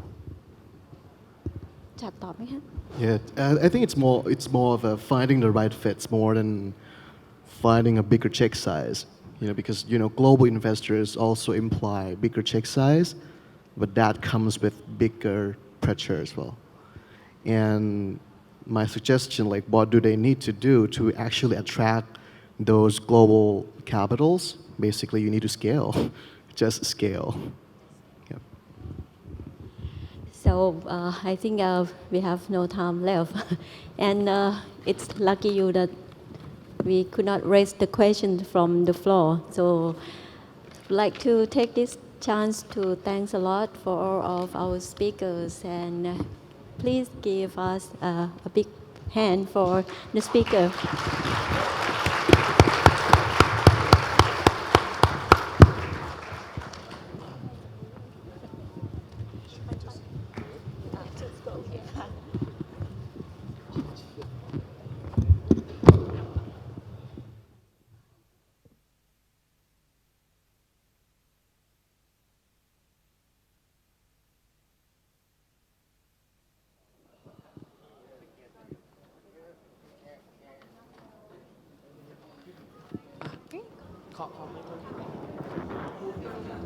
Well, really exciting about the previous session as well. So please stay tuned with us because the next session lining up upon the stage is the time that we talk about corporate venture investment strategy in startups. Of course, all you need to find out the answers about the corporate ventures. It's very exciting to talking about this session as well. We are honored to represent with the leading company, banking, financial services, and the investor as well to talk with that upon their stage. All right, we come to the last session, but for the foreigner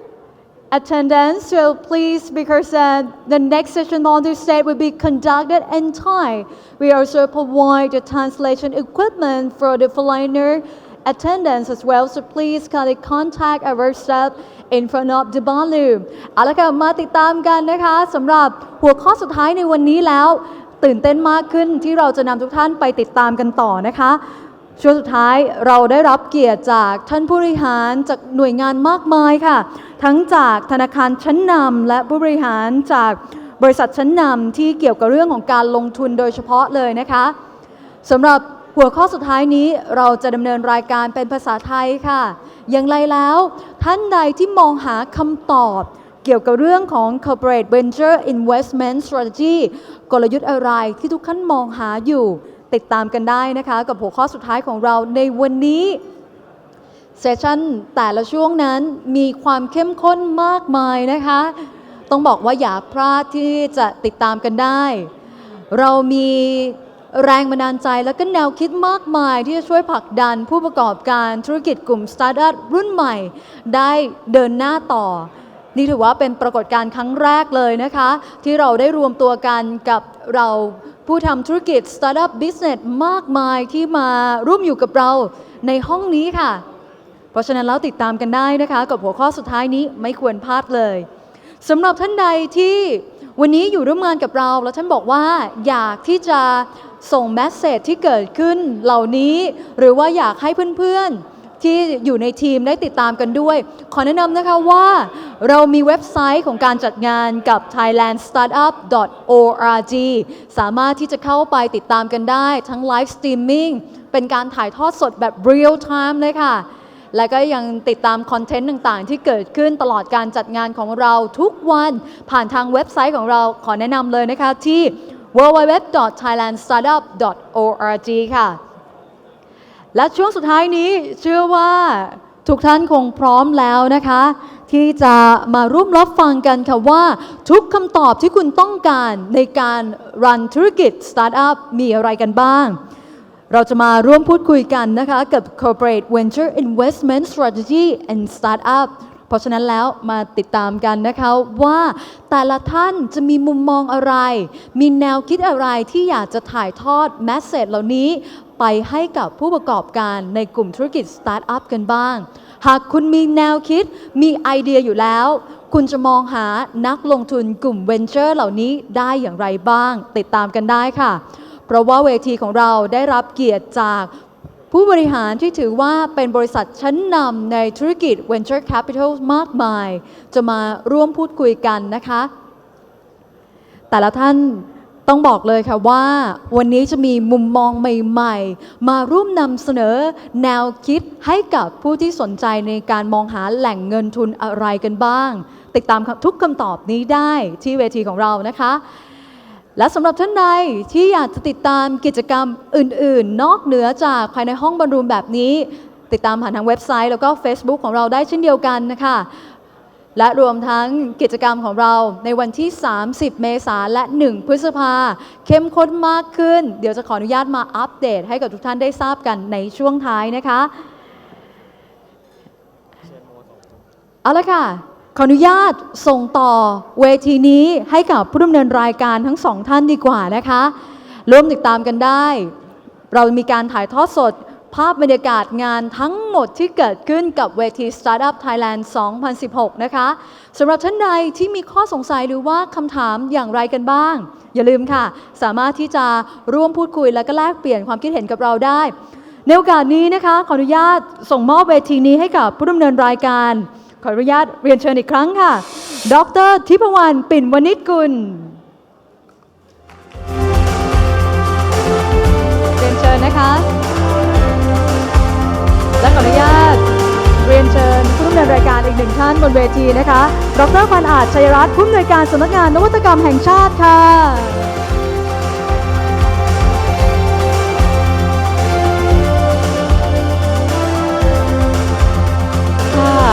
พบกันอีกครั้งนะคะเป็นเซสชั่นสุดท้ายของวันนี้แล้วนะคะแล้วก็เราได้รับเกียรติจากท่านผู้บริหารของทั้ง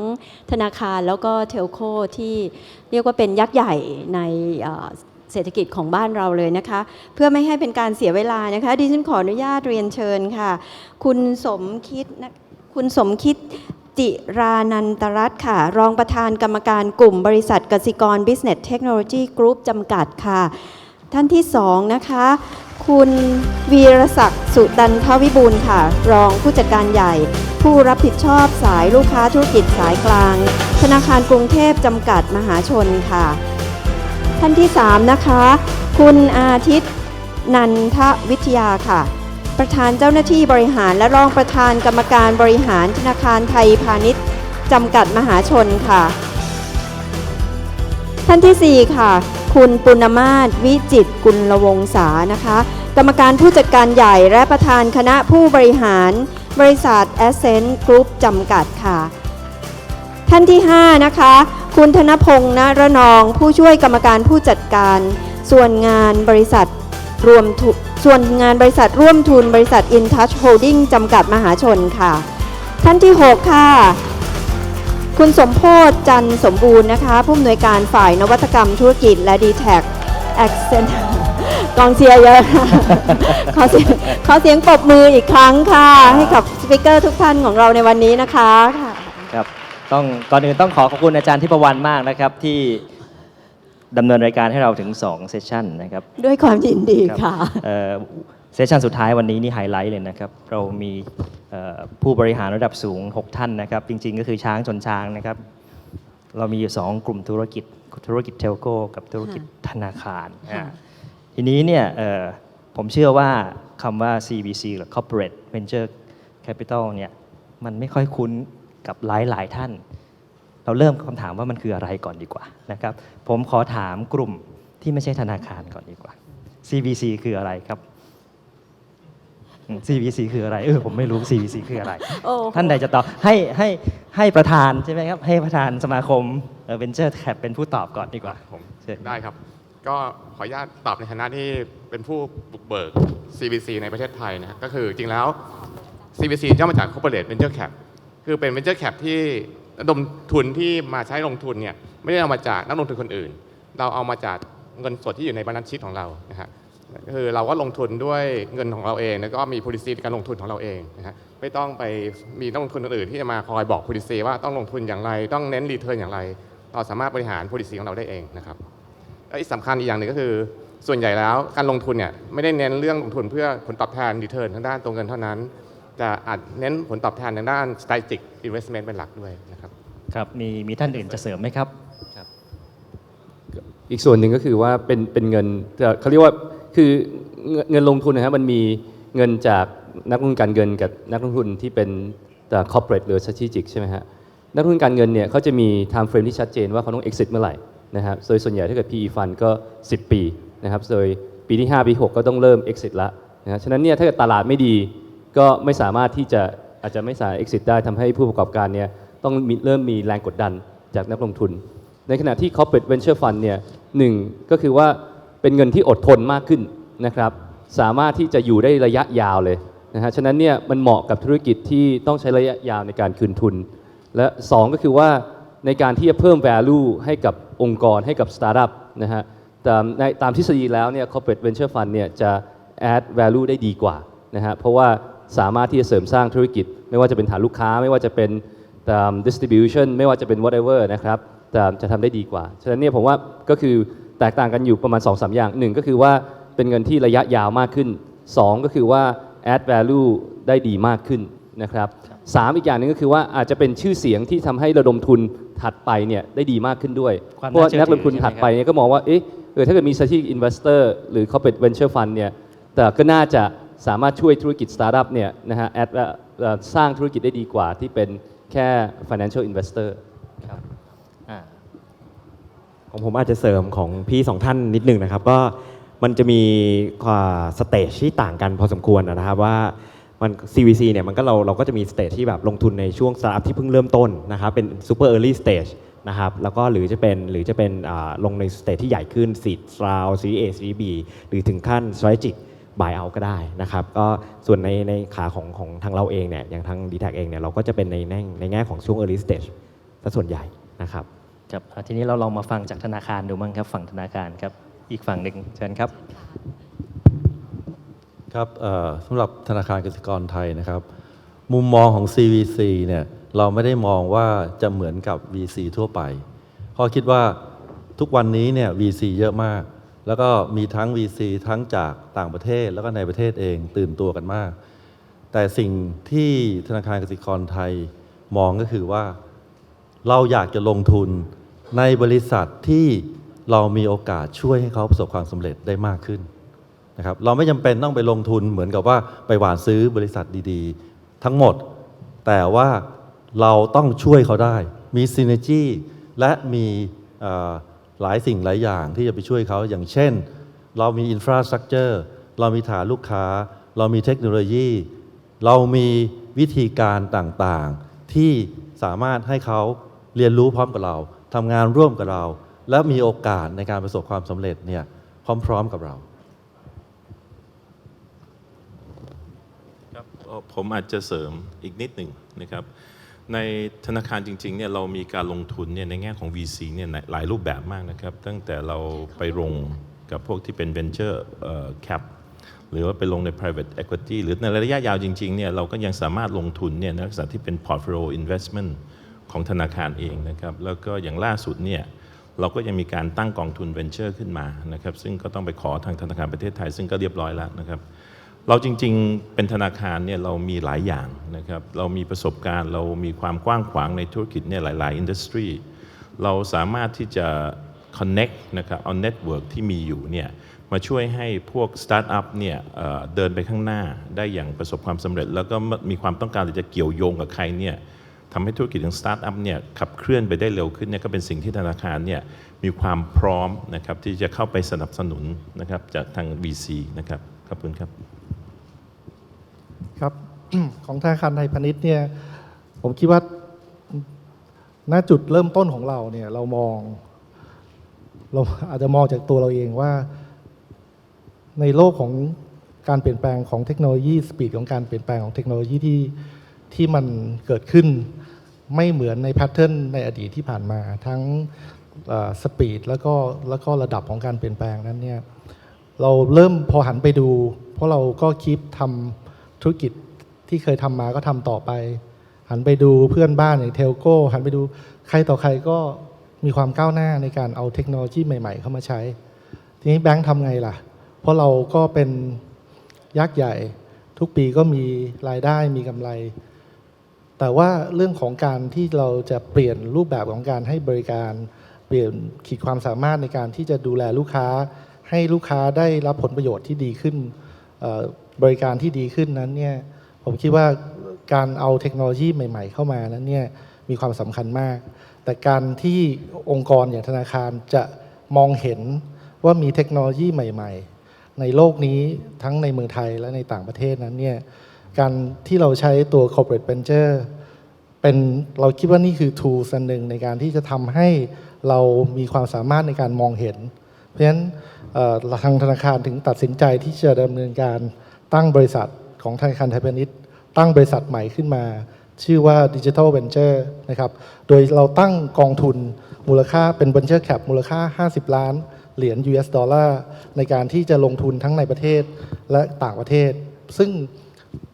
การลงทุนของเรานั้นก็คงเน้นไปในเรื่องของเทคโนโลยีที่เกี่ยวข้องกับธุรกิจของธนาคารนะครับอันนั้นก็เป็นส่วนของไทยพาณิชย์ครับฟังดูแล้วเนี่ย CVC ของเมืองไทยให้ความสำคัญเรื่องเทคโนโลยีเยอะนะครับทั้งสองฝั่งเลยถ้าเราเปรียบเทียบพัฒนาการของ CVC ในเมืองไทยกับ Southeast Asia แล้วรวมทั้งโลกเนี่ยตอนนี้เราอยู่จุดไหนแล้วนะครับถ้าเปรียบเทียบกันต้องถามจากธนาคารก่อนดีกว่าครับ ครับผมคิดว่าเราก็น่าจะเป็นจุดที่เพิ่งเริ่มนะครับอย่างที่ทุกท่านก็ได้เพิ่งพูดไปแต่ในธนาคารในโลกนี้เราคิดว่าในหลายจุดของโลกนี้ไม่ใช่แค่อย่างในประเทศอเมริกาในที่ต่างๆในไม่ว่าจะในสเปนในออสเตรเลียในหลายๆที่แม้กระทั่งในเมืองจีนก็มีความก้าวหน้าในเรื่องของการที่จะใช้รูปแบบของซึ่งมันมีหลายรูปแบบนะครับ Venture Cap ก็เป็นหนึ่งในนั้นแต่ต้องบอกว่าในประเทศอื่นๆนั้นก็มีความก้าวหน้าไปไกลมากพอสมควรครับ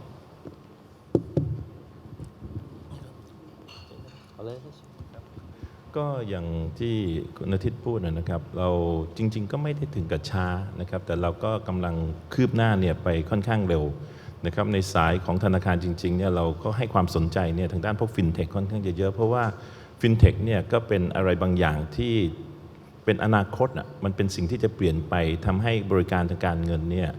ของธนาคารเนี่ยง่ายขึ้นสะดวกขึ้นแล้วก็ทำให้ผู้ใช้บริการเนี่ยสะดวกมากๆฉะนั้นสิ่งเหล่านี้เนี่ยผมว่าทุกธนาคารในประเทศไทยนะครับให้ความสำคัญมากแล้วก็เชื่อว่าสิ่งเหล่านี้คงเป็นกระแสเป็นเวฟที่จะต้องจับตามองแล้วจะเปลี่ยนเนี่ยวิธีทำธุรกิจของธนาคารเนี่ยไปมากทีเดียวนะครับครับผมคิดว่าหลายท่านคงจะทราบนะครับว่าทุกวันนี้เนี่ยสตาร์ทอัพตื่นตัวมากแล้วก็เงินไม่ใช่เป็นปัจจัยเดียวที่จะทำให้สตาร์ทอัพประสบความสำเร็จมีสตาร์ทอัพหลายแห่งเลยที่มีเงินเยอะแต่ก็ไม่ประสบความสำเร็จนะครับทางธนาคารเองมองเห็นจุดนี้แล้วก็มองว่าเทคโนโลยีทุกวันนี้เนี่ยมีส่วนทำให้โลกเปลี่ยนไปนะครับโลกของธนาคารเปลี่ยนไปโลกของการดำเนินธุรกิจนี่เปลี่ยนไปมีเทคโนโลยีหลายตัวที่ทางธนาคารกสิกรไทยได้ invest ไปแล้วนะครับแล้วคิดว่าเทคโนโลยีและวิธีการเหล่านั้นเนี่ยจะเป็นประโยชน์ไม่เฉพาะแต่ธนาคารแต่จะเป็นประโยชน์กับฟินเทคนะครับทุกวันนี้เราตั้งกลุ่มบริษัทที่เรียกว่ากลุ่มบริษัท KBTG ใน KBTG เองเนี่ยก็มีฟินเทคเรามี internal fintech นะครับวิธีการทำงานก็คล้ายๆกับสตาร์ทอัพและก็มีการศึกษาเทคโนโลยีหลายอย่างที่คิดว่าเป็นเทคโนโลยีที่จะเปลี่ยนโลกจะเปลี่ยนวิธีการดำเนินงานของธนาคารผมยกตัวอย่างเช่นตอนนี้เนี่ยเราทำการทดสอบเรื่องของ API นะครับแล้วเราเวิร์กกับฟินเทคเจ้าหนึ่งที่จะบอกว่าเราเปิดโลกธนาคารเปิด API ให้กับฟินเทคแล้วไปต่อยอดกับฟินเทคได้ไหมพอไปต่อยอดทำการทดลองเสร็จแล้วเนี่ยลูกค้าของธนาคารก็จะได้รับบริการที่ดีขึ้นจากฟินเทคเนื่องจากฟินเทคเนี่ยอาจจะมีไอเดียมีวิธีการมีอะไรหลายอย่างแต่ฟินเทคไม่มีข้อมูลฟินเทคไม่มีฐานลูกค้าเพราะฉะนั้นตรงนี้เราก็ไปเสริมได้นะครับงั้นอันนี้เป็นตัวอย่างอันหนึ่งที่บอกว่าหลายเรื่องเราทำงานด้วยกันได้หรือยกตัวอย่างอีกอันหนึ่งเรามองเห็นว่าในโลกแห่งอนาคตเรื่องของโมบายเป็นเรื่องที่สำคัญมากๆนะครับไม่ใช่ว่าโมบายเฟิร์สนะครับแต่อาจจะเป็นโมบายโอลี่คือคนเนี่ยติดโมบายมากทุกคนผมเชื่อว่าทุกคนในห้องนี้เนี่ยทุกคนก้มหน้าหมดนะครับพอฟังหน้าไม่อยากฟังก็ก้มหน้าส่งไลน์ดู Facebook ทำโน่นทำนี่ทุกคนติดโมบายมากฉะนั้นโมบายจะเป็นส่วนหนึ่งของอวัยวะของคนไปแล้วแต่ว่าโมบายเนี่ยหน้าจอมีขนาดจำกัดถ้าเราบอกว่าเราจะมองโมบายให้เป็นธนาคารจะทำอย่างไรเพราะฉะนั้นคุณต้องออกแบบโมบายให้ใช้ง่ายออกแบบให้เก่งให้หน้าใช้หน้ารูปไล้หน้าจูบไม่ใช่คนแปลกหน้างั้นถ้าเราทำอย่างนี้เนี่ยจะทำยังไงเราให้ความสำคัญเรื่องนี้เราถึงเวิร์กกับ World Class Design นะครับ World Class Designer ที่จะมาช่วยเรานะครับบอกวิธีการมี methodology ร่วมกันแล้วเราก็บอกว่าเฮ้ยฟินเทคคนไหนอยากจะเข้าร่วมกับเราเข้าในโปรแกรมนี้มาร่วมกับเรามาเรียนรู้ด้วยกันนะครับเราก็จะพัฒนาความสามารถความรู้ให้กับฟินเทคในประเทศไทยได้อีกนั่นคือมุมมองที่ผมคิดว่าสำคัญมากนะครับมีอีกหลายเรื่องนะครับที่สามารถต่อยอดกันได้อย่างเช่นบอกว่าฐานลูกค้านะครับ ปัญหาใหญ่สุดของฟินเทคคือการหาลูกค้าอาจจะมีแอปดีมีอะไรดีแต่ลูกค้าไม่มีเราบอกว่าโมบายแบงกิ้งเราเนี่ยมีฐานลูกค้า3 ล้านคนนะครับใน3 ล้านคนเนี่ยแอคทีฟ 70% แอคทีฟว่าเดือนหนึ่งอย่างน้อยใช้1 ครั้ง 70% ในนี้มีกำลังซื้ออยู่เกือบ300,000 ล้านนะครับโดยประมาณถ้าฟินเทคบอกว่าอยากได้ลูกค้าแล้วคุณทาร์เก็ตกลุ่มลูกค้าคุณได้คุณบอกมาเลยลูกค้าคุณต้องการอะไรแบบไหนยังไงเราเอามาบอกในโมบายได้ลูกค้าจ่ายเงินในโมบายแล้วก็สามารถที่จะส่งของได้เลยอันนี้ก็เป็นหลายเรื่องที่ผมคิดว่าเป็นการต่อยอดไม่ได้บอกว่าผมให้เงินคุณนะอย่างเดียวเงินเนี่ยเป็นเรื่องสุดท้ายด้วยซ้ำแต่ว่ามีอะไรที่เราต่อยอดกันได้มีอะไรที่เราจะเสริมไอเดียกันได้คุณมีไอเดียแบบนี้คุณมีสเตรนท์แบบนี้เรามีไอเดียแบบนี้แล้วเราไปเสริมคุณได้ยังไงหรือคุณมาเสริมเราได้ยังไงอันนี้ต่างหากที่ผมคิดว่ากสิกรไทยมองว่าเป็นเรื่องสำคัญครับฟังดูแล้วนะครับธนาคารเนี่ยฟินเทคเป็นเหมือนกับความท้าทายใหญ่ยิ่งเลยในเวลานี้นะครับและเกี่ยวข้องกับการที่ทำไมธนาคารจะต้องมาเกี่ยวข้องกับ CVC ในบริบทของสตาร์ทอัพทีนี้เราลองมาฟังเทลโก้ดูว่าจะเป็นฟินเทคหรือจะเป็นเทคอะไรครับเดี๋ยวขออนุญาตผมก่อนแล้วกันนะพี่เข้าทางมากครับแพชชั่นฟินเทคอาจจะแตกต่างพอสมควรกับทางแบงค์นะครับเทลโก้เป็นธุรกิจที่เราก็ทราบอยู่ละมันไปก่อนคนอื่นเขานะครับหมายถึงว่าในเมื่อมีเทคโนโลยีอะไรใหม่ๆเข้ามาเราก็จะวิ่งได้เร็วกว่านะครับแล้วเราก็ไปได้เร็วกว่านะครับในมุมพูดถึงฟินเทคเมื่อกี้นะครับอย่างยกตัวอย่างอย่างในโครงการที่เราพยายามทำปั้นสตาร์ทอัพขึ้นมาเนี่ยเราอยากจะปั้นสตาร์ทอัพที่เติบโตแบบสตาร์ทอัพที่เป็นถูกการดีไซน์ออกมาให้เป็นสามารถสเกลและ repeatable ได้ยกตัวอย่างฟินเทคทีมหนึ่งที่เพิ่งรับเข้าวงการมาอย่างฟิโนมิน่าใช่ไหมครับเขาเพิ่งซอฟต์ลอนเมื่อ2 อาทิตย์ที่แล้วนะครับ3แบงก์อาจจะจำชื่อนี้ไว้นะครับเขาเพิ่งซอฟต์ลอนเมื่อ2 อาทิตย์ที่แล้วใช้เวลาแค่2 ชั่วโมงนะครับมี transaction ผ่านแพลตฟอร์มเขา5 ล้านเหรียญสหรัฐนะครับแล้วก็มีเข้าคิวรออยู่อีก7 ล้านเหรียญนั่นหมายความว่า2 ชั่วโมงเขาปิดดีลไปได้12 ล้านเหรียญ transaction ผ่านแอปพลิเคชันฟินเทคของเขาเมื่อวานเขามาเปิดบูธใช่ไหมครับปิดดีลไปได้อีก3 ล้านเหรียญนั่นหมายความว่าอะไรนี่แค่ซอฟต์ลอนนั่นคือสิ่งที่ความต่างนั่นคือสิ่งที่ว่าฟินเทคปัจจุบันนี้เวลาเขาเติบโตนะเขาเติบโตก้าวกระโดดเขาเอาเทคโนโลยีเอาอะไรเข้ามานั่นคือสิ่งที่เราเทลโก้เราไปแอดออนตรงนี้เข้ามาให้ก็จะตอบโจทย์ในมุมว่าสิ่งที่เราทำเนี่ยมันเป็นช่วง early stage ที่เราจะปั้นกลุ่มนี้ขึ้นมาแต่แน่นอนครับพอมันไปถึงจุดหนึ่งเนี่ยมันต้องมีพาร์ทเนอร์ฟินเทคยังไงก็ต้องคู่กับธนาคารนะครับจะด้วยทางตรงหรือทางอ้อมก็แล้วแต่นะครับและอย่างทางเราเองเนี่ยนอกจากที่จะแบบปั้นฟินเทคแล้วเนี่ยเมื่อกี้ตอบคำถามว่ามันมีเทคโนโลยีทางด้านอื่นด้วยแต่พอดีประเทศไทยเนี่ยช่วงปี2 ปีนี้ผมก็มองว่าเป็นฟินเทคค่อนข้างมานะครับพวกอีคอมเมิร์ซก็มาก่อนหน้านี้อยู่แล้วนะครับแล้วก็ถัดไปเนี่ยผมก็มองเป็นทางด้านพวกเฮลท์เทคนะครับในแง่ของaging society ที่มันเพิ่มขึ้นนะครับแล้วก็เรายังมีทีมเราเห็นเทรนด์นะครับปีนี้มีสมัครเข้ามา500 กว่าทีมเรารับเลือกเข้าการวัน10ได้ประมาณ10 กว่าทีมเราเห็นเทรนด์ที่แบบคุณหมอนะครับลาออกจากการเป็นหมอนะครับ2 คนนะครับทำเฮลท์แคร์เฮลท์เทคขึ้นมาลาออกจากการเป็นหมอโรงพยาบาลเอกชนแห่งหนึ่งนะครับแล้วมาทำตัวนี้ขึ้นมา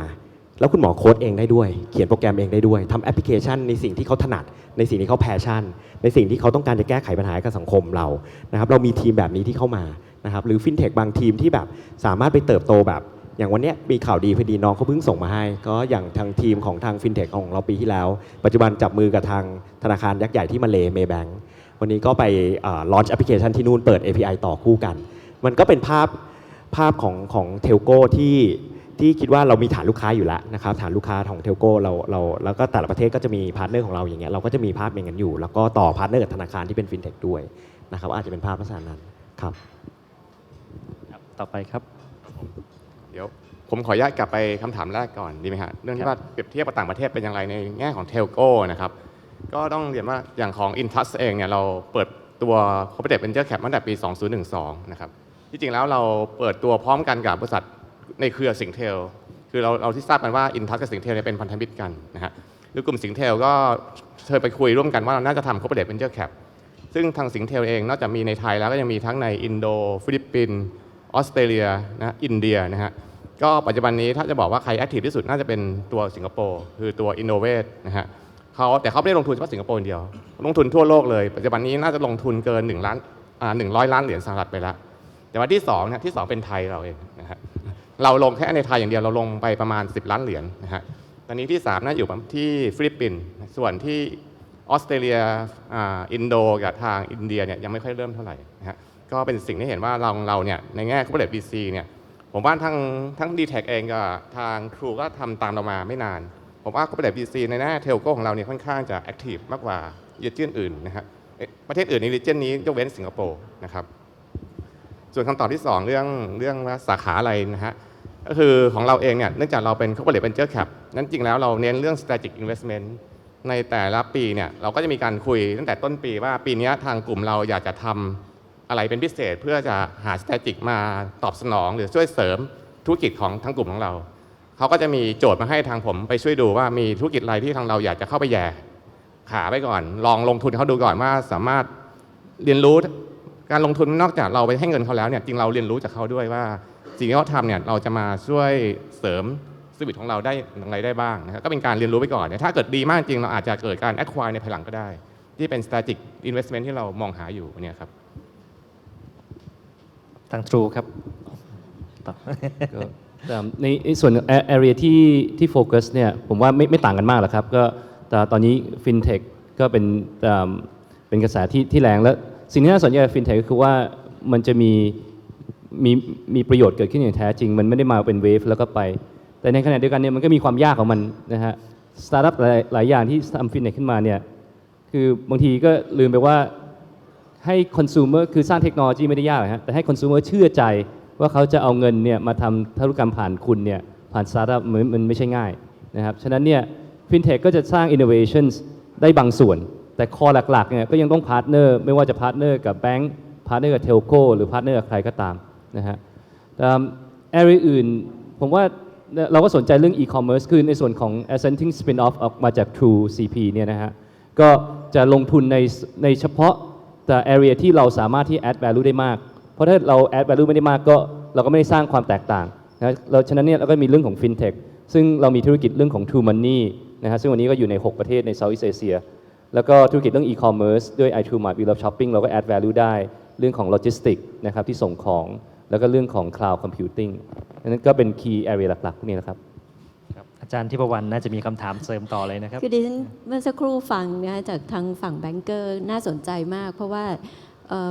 คือความเข้าใจนะคะดิฉันคิดว่าคนทั่วๆไปก็อาจจะคิดแบบนี้เหมือนกันเพราะว่าความที่เป็นธนาคารเนี่ยตัวรายได้มันเซคิวจากพวกดอกเบี้ยอะไรต่างๆใช่ไหมคะซึ่งความเสี่ยงต่ำต้องมีหลักทรัพย์ค้ำประกันโน่นนี่นั่นทุกอย่างเพราะฉะนั้นพอกลับมามองว่าทำ venture capital มันคนละเรื่องอะค่ะดิฉันคิดว่ามันเป็นหนังคนละเรื่องเลยเพราะว่า venture capital ก็คือความเสี่ยงสูงมากลงทุนในธุรกิจที่ยังไม่รู้เลยว่าตลาดอยู่ตรงไหนยังไม่รู้เลยว่าอนาคตมันจะไปยังไงทีนี้แบงก์เกอร์กับบอกว่าเฮ้ยวันนี้สนใจอะไรทำให้คิดอย่างนั้นแล้วมั่นใจได้ยังไงคะว่าตัวบุคลากรหรือ corporate culture ซึ่งมันเติบโตมาบนความคิดที่ว่าต้องไม่เสี่ยงมากอะไรอย่างเงี้ยนะคะแต่วันนี้กลับมาทำ CVC คือดิฉันก็ไม่ค่อยเข้าใจนะว่าแบงก์จะปรับตัวได้ไหมทำได้จริงหรือเปล่าอย่างเงี้ยค่ะขอถามวันนี้แล้วกันนะคะไม่อยู่ในโพยนะคะแต่สงสัยครับก็เป็นที่มาว่าที่เมื่อกี้ผมได้เรียนไปว่าของธนาคารไทยพาณิชย์เนี่ยเราอย่างแรกเนี่ยเราตั้งบริษัทที่ชื่อว่า Digital Venture เนี่ยมี 2 ภารกิจหลักอันที่1คือตั้งเรื่องของ Venture Cap อันที่2คือตั้งห้องแลบคือสร้างห้องแลบเมื่อกี้เราพูดถึงว่าเรามีวงเงิน50 ล้านเหรียญในการที่จะใช้ในการทำเรื่องของ Venture Capital ในการลงทุนนะครับเดี๋ยวผมจะกลับมาพูดตรงนี้อีกส่วนหนึ่งเนี่ยเป็นเรื่องของห้องแลบที่เราจะเอามา experiment เราทำเป็นงบ R&D มีวงเงินเป็นสัดส่วนที่ชัดเจนว่าปีละขณะนี้เราคุยกันประมาณปีละเอียร์มาร์กมาจากผลกำไรของธนาคารซึ่งประมาณ500 ล้านบาทมาเป็นงบ R&D นะครับวิธีการของเรานั้นก็คือเรื่องของการลงทุนใน Venture Cap ไม่ใช่วัตถุประสงค์หลักไม่ใช่เรื่องของผลตอบแทนของการลงทุน In fact ตอนผมไปคุยกับกรรมการของธนาคารบอกว่างบวันนี้เนี่ยโอกาสที่ได้คืนเนี่ยขอให้คิดไว้ในใจเลยว่าอาจจะต่ำมากอาจจะไม่ได้มี return นะครับแต่ว่าสิ่งที่เรา คาดหวังคือว่าทำยังไงจะให้องค์กรใหม่ที่เราตั้งขึ้นมานั้นเนี่ยมีการทดลองเช่นกระบวนการตัดสินใจที่จะทดลองเพราะในองค์กรที่ยิ่งใหญ่เนี่ยการตัดสินใจมันจะมีสเต็กหรือมีความเสี่ยงที่มันเกิดจากรายได้ปัจจุบันธุรกิจปัจจุบันซึ่งมันมักจะทำให้กระบวนการตัดสินใจขององค์กรนั้นเนี่ยเกิดขึ้นยากมากช้ามากแล้วกระบวนการลองผิดลองถูกนั้นเนี่ยมันไม่เกิดขึ้น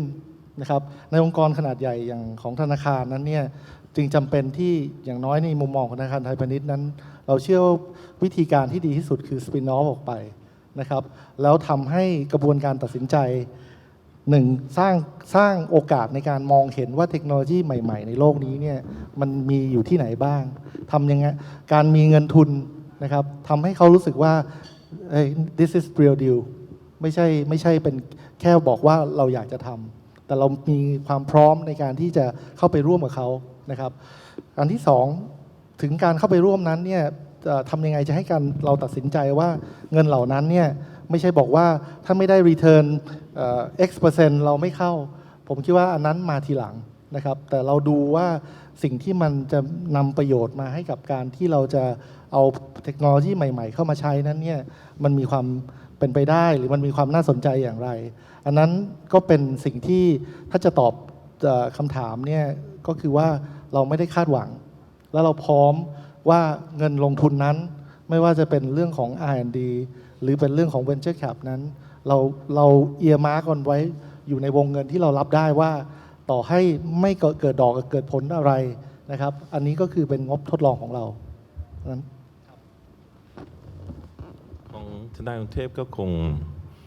อาจจะพูดในมุมนี้แล้วกันจริงๆเรื่องของความเสี่ยงเนี่ยเป็นธุรกิจของธนาคารอยู่แล้วนะครับสตาร์ทอัพจริงๆเนี่ยหรือธุรกิจที่ใหม่ๆเนี่ยธนาคารก็มีการวิเคราะห์ในถึงความเสี่ยงต่างๆนะครับแต่เรากล้าแล้วก็อยากจะลองนะครับแล้วก็อย่างทางกรุงเทพจริงๆเนี่ยเราหลายเรื่องเราไม่รู้นะครับแล้วเราก็เริ่มต้นจากการที่ไปร่วมกับพวก Venture Cap ไปลงทุนร่วมกับเขาแล้วก็เรียนรู้จาก Venture Cap เหล่านี้ที่ไปลงทุนในต่างประเทศหลายอันนะครับแม้กระทั่งเราเองก็ยัง participate ในพวก private equity อย่างดีลหนึ่งที่เราลงไปเนี่ยเป็น biotech นะครับซึ่งก็มีความเสี่ยงสูงมากแต่เราก็อยากจะลองนะครับในหลายเรื่องเนี่ยแม้กระทั่งเรื่องของ portfolio ของแบงก์เองเนี่ยอย่างท่านประธานโคสิตก็บอกเอาไงคุณเอาไปเลย100 ล้านบริษัทเมื่อประมาณสัก 6-7 ปีที่แล้วนะไปดูช่างมันจะเจ๊งก็ไม่เป็นไรนะครับลองกันดูเป็นสิ่งที่มันท้าทายมากๆนะครับเราอยากจะเห็นเพราะเราไม่ได้มองเนี่ยอย่างที่คุณอาทิตย์พูดเราไม่ได้มองเรื่องของผลตอบแทนแต่เราอยากจะสร้างหลายๆอย่างแล้วก็อยากจะเรียนรู้นะครับอย่างล่าสุดเนี่ยเราก็เซตอัพขึ้นมากองทุนหนึ่งประมาณ 2,000 ล้านนะครับที่จะทำสำหรับพวกสตาร์ทอัพนะครับซึ่งตอนนี้เนี่ยเราผ่านการอนุมัติแล้วและกำลังอยู่ระหว่างการจัดตั้งเราอยากลองจริงๆนะครับแล้วก็ต้องเรียนว่าไม่ใช่เรื่องง่ายนะครับแม้กระทั่งการจะไปร่วมลงทุนกับเขาเนี่ยถ้ามองเนี่ยมันก็มี culture บางอย่างอยู่นะครับบางทีเราอยากจะไปร่วมกับเขาเนี่ยผมว่าคนไทยหรืออาจจะใน Southeast Asia ซะด้วยซ้ำไปเนี่ยมีความรู้สึกเป็นเจ้าของบริษัทเยอะนะครับบางทีเราจะไปขอร่วมกับเขาเนี่ยก็ไม่ใช่ว่าเขาจะเปิดทางให้เราเข้าไปได้ง่ายๆเหมือนกันนะครับฉะนั้นมีหลายอย่างที่เป็นอุปสรรคแต่ทุกวันนี้ต้องบอกว่า VC เนี่ยไม่ใช่ธุรกิจหลักของธนาคารนะครับเราอยากเรียนรู้เราอยากจะเข้าใจแล้วอยากจะสนับสนุนเนี่ยให้ธุรกิจใหม่ๆเกิดซึ่งจริงๆในระยะยาวเนี่ยกลุ่มเรานี้เนี่ยท้ายสุดก็กลับมาเป็นลูกค้าธนาคารอยู่ดีนะครับก็ผมขอจบแค่นี้ก่อนแล้วกันขอบคุณมากครับทางกสิกรเองนะครับคือเราเห็นว่าเรื่องของเทคโนโลยีทุกวันนี้เนี่ยสำคัญมากการที่เกิดมาเป็นกลุ่มบริษัทเทคโนโลยีที่เรียกว่า KBTG เนี่ยก็เพราะว่าเราถือว่าเรื่องนี้สำคัญเราเคยเอาซอร์สไป13 ปีนะครับเอาซอร์สนี่แปลว่าความสามารถทางเทคโนโลยีเราเนี่ยถูกไดลูทไปเราต้องเอาทั้งหมดกลับมาแล้วบอกว่าเราต้อง build capability ทางด้านเทคโนโลยีแล้วเราจะต้อง strong ทางด้านนี้อันนั้นเป็นมิชชั่นหลักของ KBTG ใน KBTG เนี่ยเราก็ทำงานเป็น3โหมดทุกวันนี้เวลาเราคุยกันว่าเป็นบริษัท innovation เขาจะพูดกันว่าทำงานกัน2โหมดนะครับคือโหมดปกติกับโหมดอาจายโหมดเร็วแต่ที่ KBTG เนี่ยเราทำ3โหมดนะครับคือโหมดปกติโหมดอาจายแล้วก็โหมด innovation โหมด innovation นี่ก็คือเหมือนโหมด fintech ก็คือทำงานเหมือนกับเป็น fintech เหมือนกับเป็น startup นะครับ ทีนี้ถามว่าแล้วตั้งขึ้นมาแล้วเนี่ยนะเราไปดูยังไงว่าจะไปร่วมมือกับใครยังไงนะครับแล้วจะต้องลงเงินหรือไม่ลงเงินลงมากน้อยแค่ไหนผมคิดว่าคำตอบง่ายๆเนี่ยคือดูว่าถ้าเราจะร่วมกับเขาเรา add value ให้เขาได้หรือเปล่านะครับอันที่สองก็คือดูว่าเขามี strength อะไรที่มา add value ให้เราได้หรือเปล่านะครับทุกวันนี้เนี่ยเราก็เชื่อว่าเราสามารถที่จะ add value ให้กับ fintech นะครับหลายๆรูปแบบได้เยอะมากนะครับเพราะว่าเราเริ่มมองเทคโนโลยีที่สำคัญเนี่ยออกเป็น6 track นะครับวันนี้ขออนุญาตไม่พูดรายละเอียดแต่ว่าใน6 track นี้เนี่ยเราคิดว่าเป็นเทคโนโลยีที่จะมีผลกับโลกยุคต่อไปครับผมยกตัวอย่างอันหนึ่งทั้ง6 track ไม่ได้หมายความว่าเราเก่งแต่เรา identify แล้วเราจะต้องเก่งในอนาคตนะครับผมยกตัวอย่างเช่น machine learning เราคิดว่า machine learning เนี่ยหนีไม่พ้นนะครับถ้าคุณอยากจะเป็น digital banking อยากจะทำแบบpure totally digital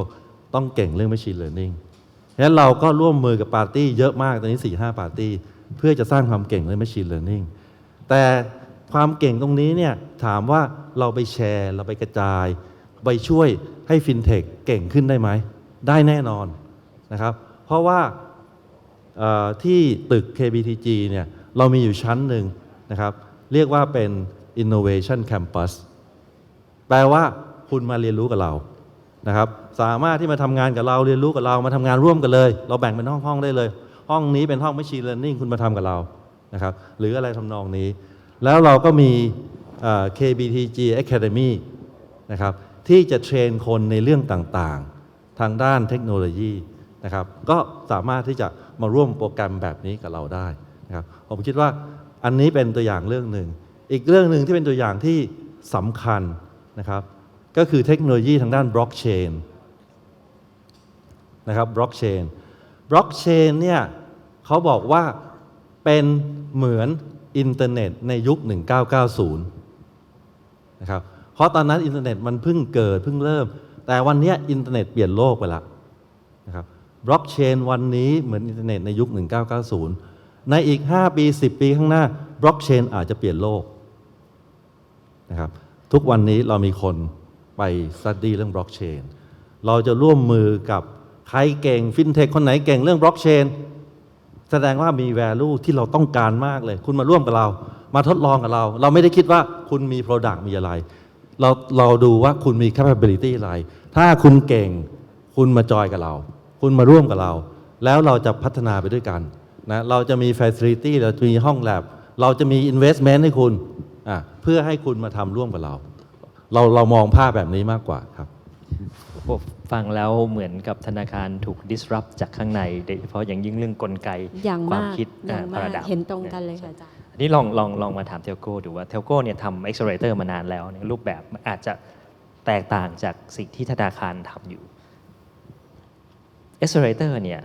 เป็นเหมือนกับเครื่องมือสำคัญของเทลโก้หรือเปล่าครับถ้ามองแล้วเนี่ยเป็นรูปแบบของการดึงให้เราได้มีโอกาสจิรนัยเพชร accelerator ในตอนนี้เทลโก้มองว่าจะมีพัฒนาการอย่างไรต่อไปบ้างที่เกี่ยวข้องกับ CVC ผมก็ได้ครับงั้นขอเล่านิดนึงก่อนแล้วกันนะครับว่า DTAC Accelerate คืออะไรนะครับจริงๆ DTAC Accelerate จริงๆเป็นเหมือนบ้านหลังเล็กๆครับของคนที่มีความฝันใหญ่ๆบ้านเล็กของสตาร์ทไทยที่มีความฝันอยากจะเปลี่ยนแปลงโลกใบนี้นะครับอยากจะเปลี่ยนแปลงประเทศไทยให้มันดีขึ้นฟังดูไกลเนาะแต่จริงๆมันเป็นความจริงนะมันเป็นพื้นฐานของการทำโครงการนี้จริงๆDTAC Accelerate เนี่ยเราเป็นโครงการที่บ่มเพาะผู้ประกอบการสตาร์ทนะครับ4 เดือนเต็มที่อยู่ในบูตแคมป์เราเอาคนจากซิลิคอนวัลเลย์มานะครับเราเอาคนจากสตาร์ทอัพกูรูที่เคยเฟลเคยสักเซสคนที่ exit แล้วคนที่เคยเฟลมาแล้วเนี่ยคนเหล่านี้มาสอนคือเพราะเรามองว่าเรา VP ออนไลน์มาร์เก็ตติ้งหรือว่า VP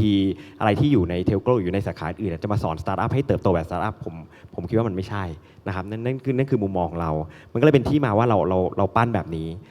ตอบคำถามว่าทำไมเราถึงทำอย่างนี้นะครับนอกจากส่วนหนึ่งเนี่ยว่า ถ้าเกิดเราลองนึกภาพนะครับคอร์ปอเรทใหญ่ๆนะครับเอาบริษัทที่จดทะเบียนในตลาดหลักทรัพย์บ้านเราก็ได้ลิสต์มาสัก10 บริษัทแรกเนี้ยเราลองนึกภาพว่าถ้าวันนี้เราอยากให้เขาออกแอปพลิเคชันสัก1 ตัว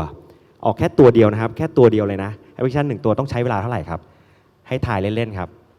ผมว่า average เนี่ยน่าจะมี 18-24 เดือนผ่านบอร์ดผ่าน CEO ผ่านอะไรแอปพรูฟผ่าน IT เสร็จปุ๊บกลับมา IT ลาออกต้องทำใหม่อีกนะครับมันเป็นแฟกต์ที่เกิดขึ้นจริงแต่เด็กใน Accelerator ผมใช้เวลา18 วันออกแอป1 ตัวได้คือสปีดและสเกลมันต่างกันนะครับนั่นหมายความว่าอะไรหมายความว่าวันนี้เหมือนกันครับทางเทลโก้อย่างทาง D-Tech เองหรือทางเทเลนอร์กรุ๊ปเองเนี่ยเท่านี้เราอยากได้ innovation สัก1 ตัวกลับกลายเป็นว่าทุกแบทที่ผมเปิดขึ้นมาอย่างปีนี้ผมรับเข้ามาอีก11 ทีมตอนนี้ผมมีทั้งหมด22 บริษัท22 innovation day one ผมมีทีมอย่างสกูต้าผมมีทีมอย่างฟินโนมิน่าผมมีทีมอย่างเคลมดีที่ดิสรับวงการประกันภัยวงการฟินเทควงการ SME วงการ Education ต่างๆซึ่งมาปลั๊กอินและเอา innovation เหล่านี้ให้กับลูกค้าได้ใช้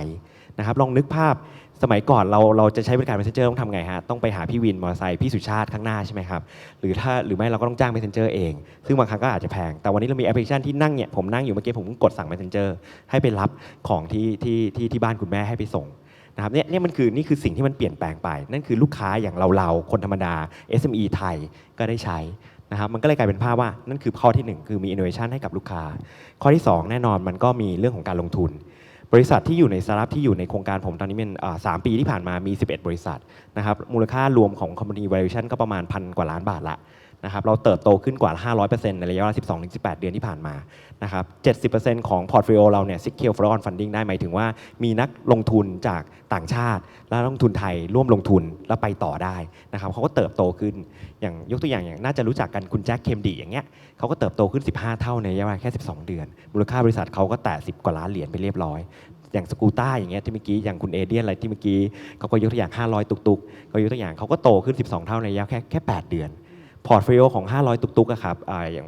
อาจจะขอยกตัวอย่างพอร์ตโฟลิโอ500 ตุกๆครึ่งหนึ่งก็มาจาก D-Tech Accelerate เขาลงทุน20 บริษัทเกือบ10 บริษัทก็มาจากของโครงการเราเนี่ยมันมีภาพแบบนี้ว่า1เงินลงทุนที่เราลงทุนไปในแง่ของ pre-seed ตั้งแต่เริ่มต้นมันก็กลับมาในค่อนข้างสูงนะครับถ้าวันนี้ผมขายบริษัทออกทั้งหมดนะครับผมก็กำไรมา 500% ละนะครับ2คือ innovation ให้สู่ลูกค้าแล้วมันไม่ใช่แค่ของเราซึ่งจริงปีนี้เรามีที่เราทำเรียกว่าทำ co-accelerator ผมทำร่วมกับดิจิมาเลทำร่วมกับพม่าเทเลนอร์พม่าหมายความว่า accelerator ตัว startup ของ3 ประเทศเนี่ยมันจะ cross functional กันได้ทันทีเราสามารถไปลอนช์ในประเทศดิจิในประเทศมาเลกับโครงข่ายของดิจิได้ลอนช์ในประเทศพม่าได้แล้วเป็นความน่ายินดีนะครับเป็นความน่ายินดีของคนไทยนะครับD-Tech Accelerate เป็นแบบพิมพ์เขียวให้กับอีก13 ประเทศของเทเลนอร์ทั่วโลกที่ลอน Accelerator เหมือนกันวันนี้เขาลอนแล้ว5 ประเทศใช้ D-Tech Accelerate เป็นพิมพ์เขียวเรามีบังคลาเทศมันมีปากีสถานเรามีเมืองไทยเรามีพม่าเรามีมาเลเซีย5 ประเทศแล้วจะครบอีก13 ประเทศน่าจะไม่น่าเกิน2 ปีนี้นั่นคือสิ่งที่เกิดขึ้นครับครับก็ที่จริงคล้ายๆกับทาง D-Tech นะฮะจริงมันมีโจ๊กฝรั่งพูดเรื่องการทำcorporate venture cap เรื่อง innovation เนี่ยนะครับมันเป็น corporate culture ถ้าพวก corporate เนี่ยบอกถ้าทำอะไรใหม่ๆเนี่ยอย่าไปทำเลยการเปลี่ยนแปลงเยอะมันเสี่ยงคนจะหลีกเลี่ยงขณะที่พวก startup คุณอย่าทำอะไรเก่าๆทำไปมันเจ๊งแน่นอนคุณต้องทำอะไรใหม่ๆจะเห็นว่า culture มันต่างกันมากนะฮะถ้าดังนั้นเนี่ยถ้าเราบอกจะตั้งR&Dขึ้นมาให้ทำก็อย่างที่คุณสมโพธิ์ว่าใช้เวลานานกว่าจะเสร็จหรือถ้าเราจะไปจ้าง SI ก็ต้องเสียแบบโปรเจกต์เบสเสียล่ำซ้ำไปเยอะๆไม่รู้ว่าจะเสร็จเข้ามาพรีเซนต์ขอเปลี่ยนนู่นเปลี่ยนนี่ขณะที่เราบอกน้องๆสตาร์ทอัพว่ามาทำแอปให้ผมตัวหนึ่งไม่ต้องจ่ายอะไรเลยน้องเขายินดีมาช่วยกับเราก็อาจจ่ายเป็นค่าเช่ารายเดือนเป็นrevenue shareเขายินดีทำเราแบบทุ่มสุดชีวิตนี่คือสิ่งที่เกิดขึ้นนั้นเราก็แทนที่เราจะ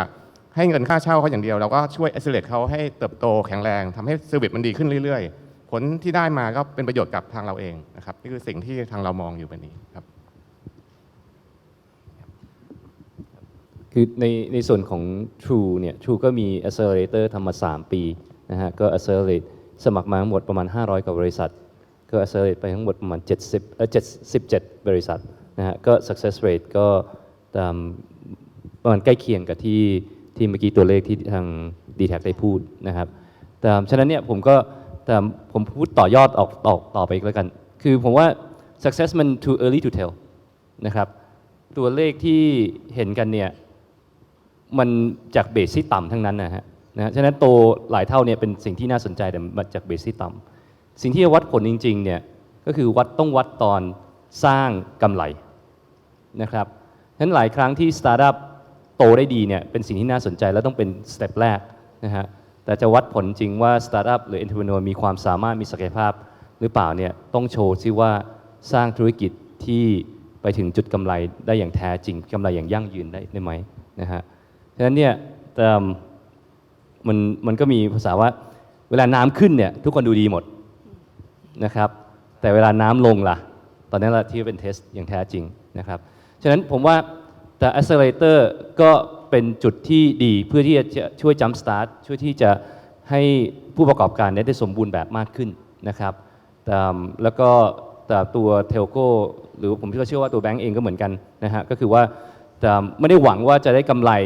จากการลงทุนทันทีนะฮะแต่ว่าได้ innovations ได้ไอเดียอะไรใหม่ๆนะครับเดี๋ยวจริงๆขอเสริมพี่ปุณณมาศนิดนึงครับมันมีตัวเลขหนึ่งที่ดูน่าตกใจนะสตาร์ทอัพอะครับให้ทายว่ากี่เปอร์เซ็นต์เจ๊งครับ 80% เจ๊งนะครับ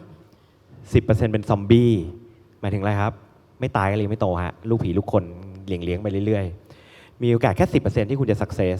แล้วจริงๆมีโอกาสแค่ 10% ตรงนี้มันอาจจะโต3เท่า5เท่ามี sustainable business มี profit ที่อยู่รอดได้แต่จริงๆมีโอกาสแค่ 1% เท่านั้นที่คุณจะเป็นอย่าง Airbnb Uber Facebook Google Elon Musk อะไรก็แล้วแต่มันมีแค่ 1%นั่นคือแฟกต์ข้อหนึ่งที่ผมก็อยากจะฝากเอาไว้ให้แบบน้องๆสตาร์ททุกคนนะครับว่าอย่ามาทำสตาร์ทเพราะฉันอยากรวยอยากเท่อยากโกหรืออยากเจ๋งอยากคูลตอนนี้แบบรัฐบาลสนับสนุนฉันทำไปหมดเลยแต่จริงมันไม่ใช่ครับแฟกต์มัน already there ละ 90% คุณตายแน่นอนอ่ะเหมือนอย่าง VC เมื่อกี้เขาก็บอกใช่ไหมครับที่ก่อนแพนเนลก่อนหน้าพวกเราเขาบอกด้วย 95% เนี่ยคุณไม่ได้ตังค์หรอกนั่นก็คือแฟกต์ข้อหนึ่งซึ่งตรงนี้อยากจะฝากไว้ครับขอบคุณครับน่าสนใจทีเดียวนะครับแต่ฟังดูแล้วเนี่ยตัวเลขไม่ต่างจากเรื่องนวัตกรรมซึ่งเราก็คร่ำวอร์อยู่ในวงการนวัตกรรมมาทั้งคู่ตัวเลขเดียวกันเลยนะครับ 1% รอดในการทำนวัตกรรมผมเชื่อว่าในฟลอร์เนี่ยคงมีคำถามจะถามทั้ง6ท่านนะครับเราอยากจะเลิก6 โมงใช่ไหมครับเพราะฉะนั้นเนี่ยผมว่าเราเปิดฟลอร์ให้ถามคำถามจากข้างล่างก่อนแล้วเดี๋ยวเหลือเวลา6 นาทีสุดท้ายให้แต่ละท่านสรุปคราวหน้าเราต้องแยก2 เวทีนะอาจารย์ดิฉันมีคำถามในใจผุดขึ้นมาเต็มหัวเลยก่อน raise question from the floor เนี่ยขอถามอีกคำถามหนึ่งได้ไหมคะเพราะว่าดิฉันได้ยินคุณวีรศักดิ์พูดถึง biotechnology ที่แบงก์กรุงเทพก็ไปร่วมลงทุนใช่ไหมคะแต่ว่าที่เหลือทั้งหมดเนี่ยเราได้ยินแต่เฉพาะในฝั่งที่เป็นไฮเทคโดยเฉพาะพวก IT ซึ่งแน่นอนมันเร็วอะ Accelerator ทุกที่ก็จะลงที่ IT พัฒนาแอปต่างๆใช่ไหมคะแต่ว่าในสถิติเราพูดถึงสถิติอีกสักรอบหนึ่งแล้วกันนะคะสถิติก็โชว์นะคะว่ามันไม่ใช่แค่เฉพาะประเทศไทยในซิลิคอนวัลเลย์เองเนี่ยก็บอกว่าธุรกิจที่สตาร์ทอัพแล้วสักเซสเนี่ย 60% ก็คืออยู่ในกลุ่ม IT ส่วนกลุ่มที่เป็นไบโอนี่ก็มาแรงนะคะมีแค่ 20% ใน 1% ที่ว่ารอดนั่นนะคะ 20% ใน 1% ที่ว่ารอดดิฉันเองก็เนื่องจากมาจากมหาวิทยาลัยที่เป็นเทคโนโลยีแล้วอันนี้งานของกระทรวงวิทย์ใช่ไหมอาจารย์ส่วนหนึ่งงานของรัฐบาลครับรัฐบาลค่ะคาดหวังว่าจะมีงบประมาณวิจัยเพิ่มขึ้นเป็น 3% ของ GDP มหาวิทยาลัย3หรือ2อาจารย์ทำตาโต1เองเหรอโอเคยังไม่เท่าเกาหลีเลยนะคะงานวิจัยพวกนี้ค่ะมันใช้เวลานานมากกว่าที่มันจะพบอะไรบางอย่างเส้นทางของ hard side หรือ deep tech เนี่ยก็ยาวมากไม่เหมือน IT ไม่ทราบว่าทั้ง6 CVC เนี่ยค่ะจะมีความสนใจในกลุ่มนี้ไหมคะเพราะว่ามันใช้เวลานานมากในการบ่มเพาะแต่เราก็ยังรู้สึกว่ามันก็ยังเป็นทางรอดของเศรษฐกิจประเทศนะคะถ้าทำได้อะไรอย่างเงี้ยค่ะอันนี้ตอบสั้นๆก็ได้นะคะเพราะอาจารย์เหลือ6 นาทีใช่ไหมคะแต่ดิฉันอยากฟังมากเลย6 นาทีสุดท้ายก่อน6 โมงเย็นโอเคแต่ผมให้ท่านละ1 นาทีแล้วกันคำถามนี้ท่านละ1 นาทีไม่งั้นมันจะวนอยู่ใน ICT แล้วเราก็ICT เกิดง่ายตายเร็วอะใช่ไหมคะทำไงดีคะมันไม่แน่ใจว่าธนาคารเก่งเรื่องอะไรจะไปช่วยได้หรือเปล่าสิ่งที่อาจจะเกี่ยวข้องนะครับอาจจะไม่ใช่เรื่องของไบโอโลจีหรืออะไรแต่ถ้าเป็นไบโอเมตริกเราสนใจนะครับหรือ ถ้าเรามันช่วยในมุมของยอดขายหมายถึงว่าการขายเรื่องของมาร์เก็ตติ้งเรื่องของการไปขายกลุ่มลูกค้าที่เป็นลูกค้าของเราผ่านช่องทางเทคโนโลยีของเราอย่างเงี้ยช่วยได้สมมุติเราบอกว่าคุณอยากจะขายกาแฟนะครับคุณทำกาแฟคุณอยากจะขายกาแฟแล้วบอกว่าเฮ้ยกาแฟเนี่ยใครต้องการเรามาขายที่โมบายแบงกิ้งเราได้วันเสนอได้ว่าเฮ้ยเรารู้แล้วว่าคนกลุ่มนี้ต้องการกาแฟนะด้วยวิธีการต่างๆด้วย Machine Learning หรือด้วยอะไรก็แล้วแต่แล้วสุดท้ายเราบอกว่าเราสามารถใช้ช่องทางนี้ช่วยเขาได้นะครับช่วย facilitate ได้ว่านอกจากเรื่องจ่ายเงินแล้วเรื่องส่งของเรื่องอะไรเรา facilitate ecosystem ตรงนี้เนี่ยให้ได้แต่ว่าเราไม่มีความเชี่ยวชาญในเรื่องของ biology ในเรื่องอะไรต่างๆถ้าเราไม่เชี่ยวชาญเราก็ไม่อยากทำครับก็คือทำในส่วนที่ relevant แล้วก็คิดว่าเราจะช่วยได้จริงๆนะคะของคุณวีรศักดิ์ว่าไงดีคะแชร์จริงๆเราเป็นสถาบันการเงินเนี่ยเราคงไม่ได้โฟกัสที่ฟินเทคอย่างเดียวนะครับเราหลายฟิลอาจารย์ทิพวรรณเองจริงๆเนี่ยก็เคยเวิร์กกับธนาคารกรุงเทพนะครับเราเคยให้ทุนไป10 ล้านนะครับที่เราคือปัญหาอันหนึ่งเนี่ยในการอีโคซิสเต็มของพวกสตาร์ทอัพเนี่ยมัน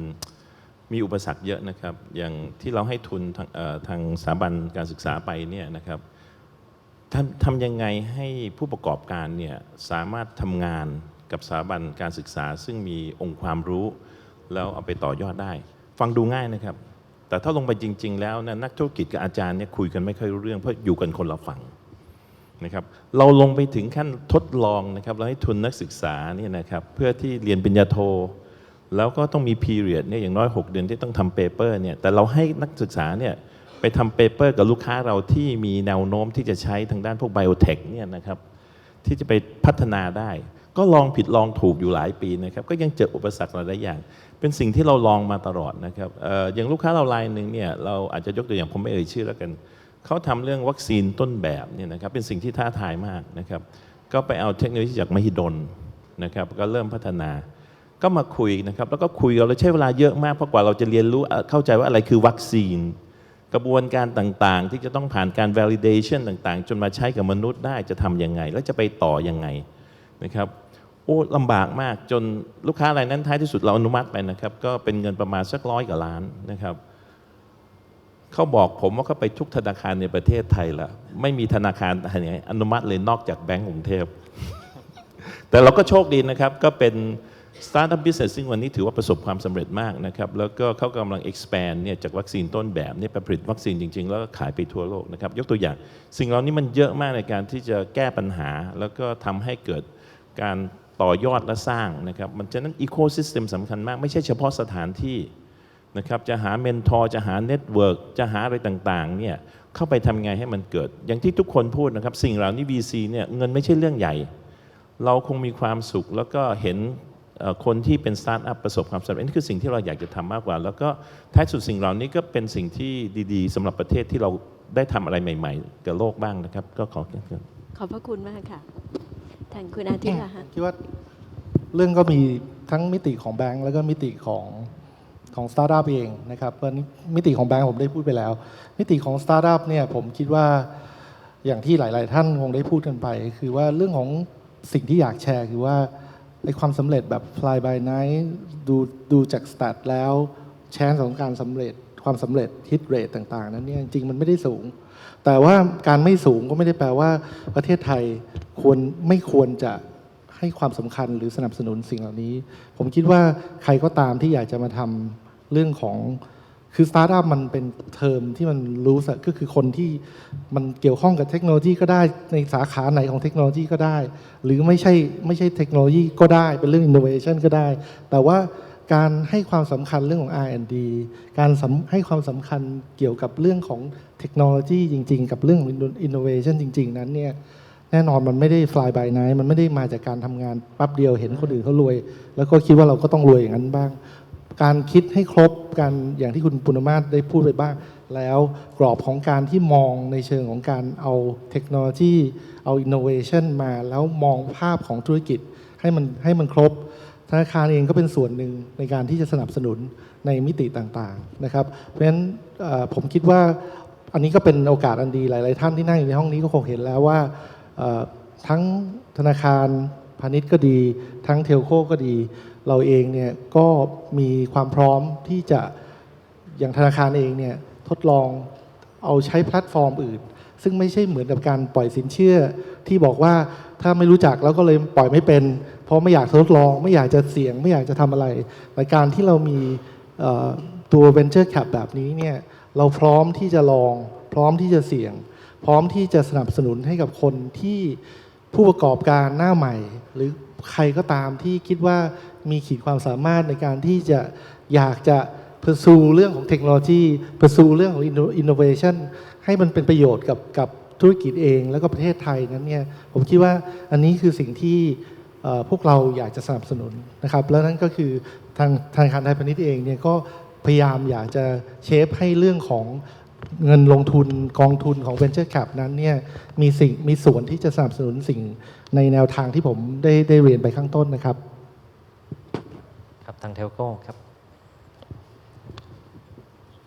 ถามว่าไบโอเทคนะฮะอ๋อคือไบโอเทคทางผมไม่ได้ลงทุนนะฮะทาง CT อาจจะลงทุนนะฮะแต่ว่าเนื่องจากเป็นส่วนสุดท้ายแล้วมันมีอันหนึ่งที่ผมคิดว่าท่านผู้ฟังอาจจะอยากจะรู้คือเขาเป็นเวนเชอร์ไม่ได้ดีเสมอไป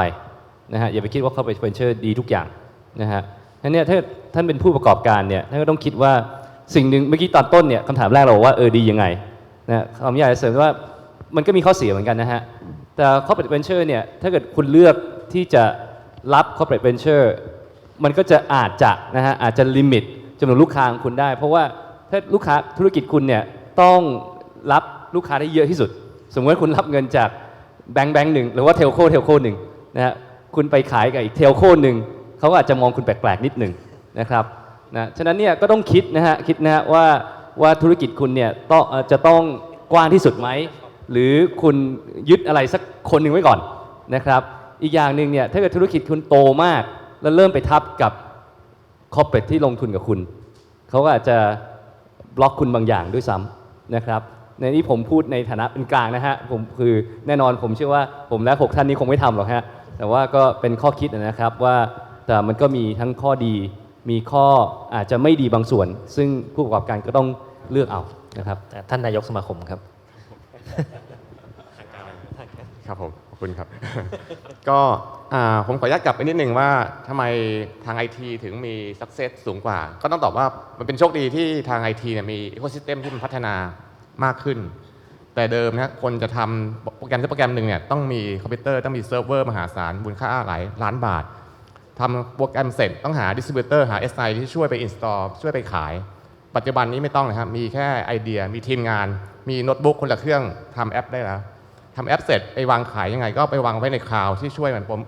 ทำ processing ในการ distribute ให้ช่องทางขายก็ผ่าน App Store นะฮะผ่านดาวน์โหลดได้จากทั่วโลกไม่มีค่าใช้จ่ายใดๆมันทำให้ต้นทุนในการผลิตแอปตัวหนึ่งหรือซอฟต์แวร์ตัวหนึ่งเนี่ยมันต่ำมากเป็นสาเหตุที่เขาสามารถเติบโตได้ง่ายกว่านะฮะขณะที่ Biotech เนี่ยต้องมีห้องแลบต้องมีทีมงานมีอะไรมหาศาลซึ่งมันทำให้ต้นทุนมันสูงอยู่แล้วโอกาสที่ success มันเลยน้อยกว่านะฮะแล้วก็อย่างที่คล้ายพี่สมคิดว่าการทำ corporate venture cap เนี่ยเราลงทุนเพื่อ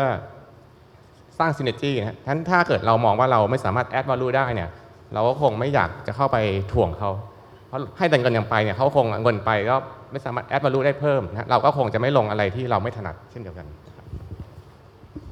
ครับจริงอยากจะย้อนกลับไปนิดหนึ่งว่าคำว่า startup ที่เรา define กันมันคืออะไรนะฮะคือที่ผมมอง startup เนี่ยมันคือ business model ที่ถูกดีไซน์มาให้ scalable และ repeatable ได้และการ repeatable ได้คือการใช้เทคเข้ามาที่ทำให้มันสามารถทำซ้ำแล้วก็เติบโตได้อย่างรวดเร็ววันนี้คุณลองนึกภาพนะครับถ้าวันนี้คุณอยากจะขายก๋วยเตี๋ยวแล้วคุณต้องการโต100 สาขาคุณต้องมีก๋วยเตี๋ยว100เขาเรียกว่าอะไรนะซาเล้งใช่ไหมครับเขาเรียกขายก๋วยเตี๋ยว100ชิ้น100อันคุณต้องมีคน100คนไปประจำ100 สาขาถามว่ามัน repeatable ไหมก็ repeat เนาะก็ไปได้เนาะก็ scale ได้แต่พอคุณมาดู tech startup การที่คุณจะเป็น tech startup ปุ๊บเนี่ยคุณต้องการเติบโตไป100 ประเทศคุณจะแบ่งร่างตัวเองไป100 ประเทศมันทำไม่ได้นะครับเพราะฉะนั้นมันเลยต้องใช้เทคโนโลยีเข้ามาพอคุณใช้เทคโนโลยีเข้ามาต้นทุนในการทำซ้ำมันลดลง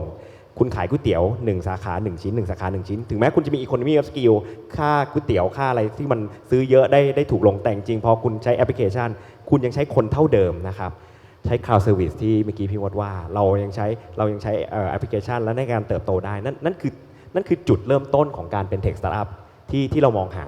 มันก็เลยตอบโจทย์ว่าทำไมไบโอเทคมันอาจจะดูเหนื่อยกว่าเขาเรียกว่าเซ็กซี่น้อยกว่าละกันเซ็กซี่น้อยกว่าของในมุมของที่เป็น ICT นะครับนั่นก็เป็นภาพประมาณอย่างนั้นแต่จริงๆเราถามว่าไอ้ความเซ็กซี่น้อยกว่าเนี่ยมันก็มีความเหมือน high risk high return เหมือนกันนะถ้ามัน success ขึ้นมาเนี่ยมันคือแบบทะลุชาร์จไปเลยครับมันก็จะเป็นภาพอย่างนั้นนะครับผมว่าเราเปิดโอกาสให้ฟลอร์ถามดีกว่านะครับ2คำถามเราคงมีเวลาแค่2คำถามนะครับข้างหลังครับด้านหลังครับยกมือแล้วนะครับส่งไมค์หน่อยครับ2คำถามท่านข้างหลังและท่านข้างหน้านะครับ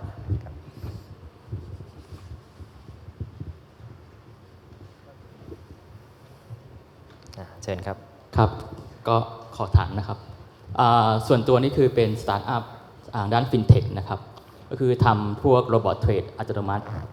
ที่ใช้อัลกอริทึมนะครับแล้วก็ Machine Learning แล้วก็พวก Intelligence นะครับสำหรับ global market ซึ่ง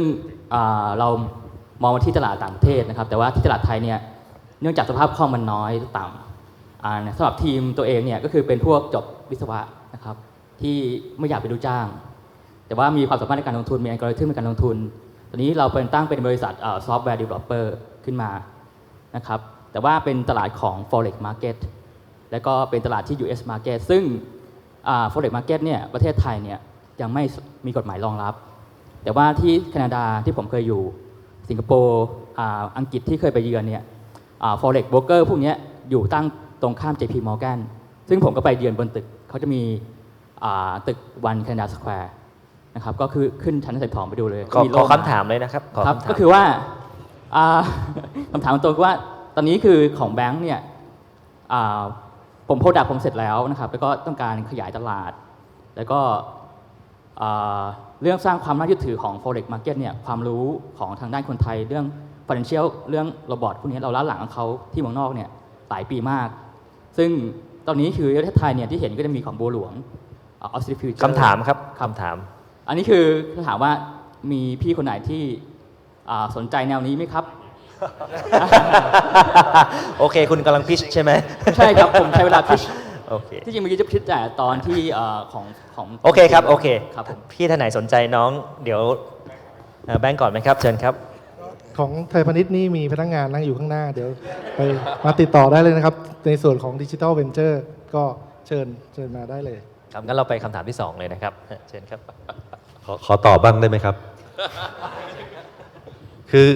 คือผมคิดว่าอยากให้มาคุยนะครับแล้วสิ่งที่เราอยากจะเห็นเนี่ยก็คือดูว่า strength ของคุณคืออะไร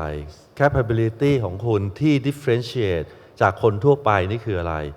แล้วเราต่อยอดให้คุณได้ไหมถ้าเราต่อยอดให้คุณได้ไม่ว่าในเชิงของเทคโนโลยีในเชิงการตลาดหรือการที่จะเอาคุณไปสู่ global market อย่างเงี้ยร่วมกันได้แล้วฟิโลโซฟีในการคุยกันคือดูว่ามันมี synergy ตรงไหนนะครับแล้วเราต้อง add value ให้คุณได้นะแล้วคุณก็ add value ให้เราได้อันนี้คือ synergy ที่เราอยากจะเห็นครับครับใช่ครับก็เดี๋ยวจะงั้นก็ให้โอกาสทุกท่านแล้วกันนะครับเดี๋ยวมาคุยกันหลังไมค์แล้วกันนะครับจริงเนี่ยเราทาง FinTech เนี่ยก็เวิร์กกับทาง IT เราเยอะมากเราก็ลองดูอยู่หลายเรื่องนะครับเพราะเรื่องนี้ก็เป็นเรื่องที่น่าสนใจเดี๋ยวถ้าสนใจเดี๋ยวก็มีเจ้าหน้าที่เดี๋ยวเรามาคุยกันนะครับขอบคุณครับก็คือผมว่าเรื่องโรบอทเทรดดิ้งเนี่ยผมว่าก็คือคุณต้องมีแท็กเรคคอร์ดนะครับว่าโชว์ว่าอัลกอริทึมของคุณเนี่ยทำได้จริงลงไปแล้วมีกำไรนะฮะนั่นเองผมว่าผมมองต่างนิดนึงนะครับพอดีผมอยู่แบงก์มา12 ปีคือก็ชอบฟินเทคส่วนตัวสิ่งหนึ่งที่คุณจะเป็นในมุมสตาร์ทอัพแล้วกันนะครับผมยังไม่พูดถึงการพาร์ทเนอร์กับแบงก์หรืออะไรนะครับในมุมที่คุณจะเป็นสตาร์ทอัพได้ดีเนี่ยคุณต้องตอบคำถามตัวเองได้ก่อนว่าคุณกำลังจะแก้ไขปัญหาอะไรที่มีสเกลแค่ไหนข้อที่1นะครับหา Product Market Fit ตัวเองให้เจอก่อนข้อที่2ทีมของคุณประกอบด้วยอะไรคุณมี Domain Expert หรือมี Unfair Competitive Advantage แค่ไหนในการทำตรงสิ่งนี้วันนี้ถ้าคุณทำถ้าพรุ่งนี้สิงคโปร์มาเลโยนกลับเข้ามาปุ๊บคุณตายหรือเปล่านั่นคือคำถามที่คุณต้องถามตัวเองให้ได้คุณมี 3H ไหมคุณเป็น Hustler คุณเป็น Hacker คุณเป็น Hipster หรือเปล่า Hustler คือใครครับตัว CEO มันต้องเป็นมีเข้าใจความรู้ความสามารถเข้าใจเรื่องพวกนี้ดี Hacker คุณมีทีม CTO เป็นเด็กวิทย์วะน่าจะเป็น Hacker ที่ดี คุณมีฮิปสเตอร์ที่เป็นดูดีไซน์ UX UI ที่ดีหรือเปล่านั่นคือสิ่งถ้าเกิดน้องจะเข้าโครงการพี่จะดูน้อง2อย่างเงี้ยถ้าน้องตอบโจทย์ตรงนี้พี่ไม่ได้ก็เข้าไม่ได้นะครับครับงั้นเราไปคำถามที่2ครับเชิญครับฮัลโหลครับในฐานะที่จริงๆก็ผ่านจุดของสตาร์ทอัพมาแล้วครับก็เป็นบิสเนสแล้วก็คราวนี้คือถ้าเกิดจะใช้ทีมเดียวกันนะฮะอยากมองในมุมของเทลโก้แล้วก็แบงก์นะครับว่าฟินเทคสมมติว่าในนี้1อย่างที่อยู่ในใจเลยที่บอกว่าสมมติว่าตอนเริ่มต้นเนี่ยผมเซลฟ์ฟันอยู่แล้วเพราะว่าผมหลุดออกจากสตาร์ทอัพละมีฟันดิ้งแล้วตัวไหนที่เราทำแล้วแบงก์กับเทลโก้บอกว่าโอเคถ้าทำเนี่ยนี่คือสวีทสปอตที่เราอยากจะเริ่มแอคควายได้เลยอันนี้ผมว่าเป็นคำถามที่น่าสนใจที่ผมคิดว่าสตาร์ทอัพที่เขาทำเป็นแล้วเพราะจริงๆสตาร์ทอัพผมมันเริ่มตั้งแต่ 5-6 ปีที่แล้วแล้วตอนนี้มันมีผ่านซีรีส์ A ไปละคราวนี้คือว่าเราจะเข้าฟินเทคละ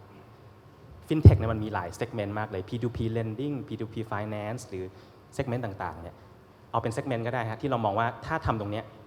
แบงก์สนใจถ้าทำตรงนี้เทลโก้สนใจนะครับงั้นเอาเทลโก้ก่อนไหมครับเชิญครับเน้นไหนที่คุณเป็นความลับหรือเปล่า ก็ฟินเทคใช่ไหมครับถ้าจะบอกว่าตอนนี้เราก็คงสนใจเรื่อง payment จริงแล้วเรามีโมบายเพย์เมนต์ของเราอยู่แล้วนะฮะแต่คิดว่าตอนนี้เราจะทำยังไงให้การใช้โมบายเพย์เมนต์ของเราหรือ wallet ของเราเนี่ยมันเพิ่มพูนมากขึ้นนั้นถ้าสตาร์ทอัพไหนๆมาสามารถมาซินเนอร์จี้ตรงนี้ได้ทำให้เกิดการใช้งานทั้งโมบายเพย์เมนต์ของเราหรือตัว wallet ของเราเนี่ยเติบโตขึ้นอย่างมากมายเรายินดีที่จะคุยด้วยทันทีเลยครับแล้วก็เปิดโอกาสอย่างที่บอกผมเรียนไปแล้วคือการลงทุนเนี่ยคือเราลงทุนเพื่อแย่เข้าไปถ้าคิดว่าลงทุนแล้วเข้าไปลองทำกันนะมีซินเนอร์จี้สูงมากโอกาสที่จะเกิดการแอคควายในอนาคตก็เกิดขึ้นได้นะครับ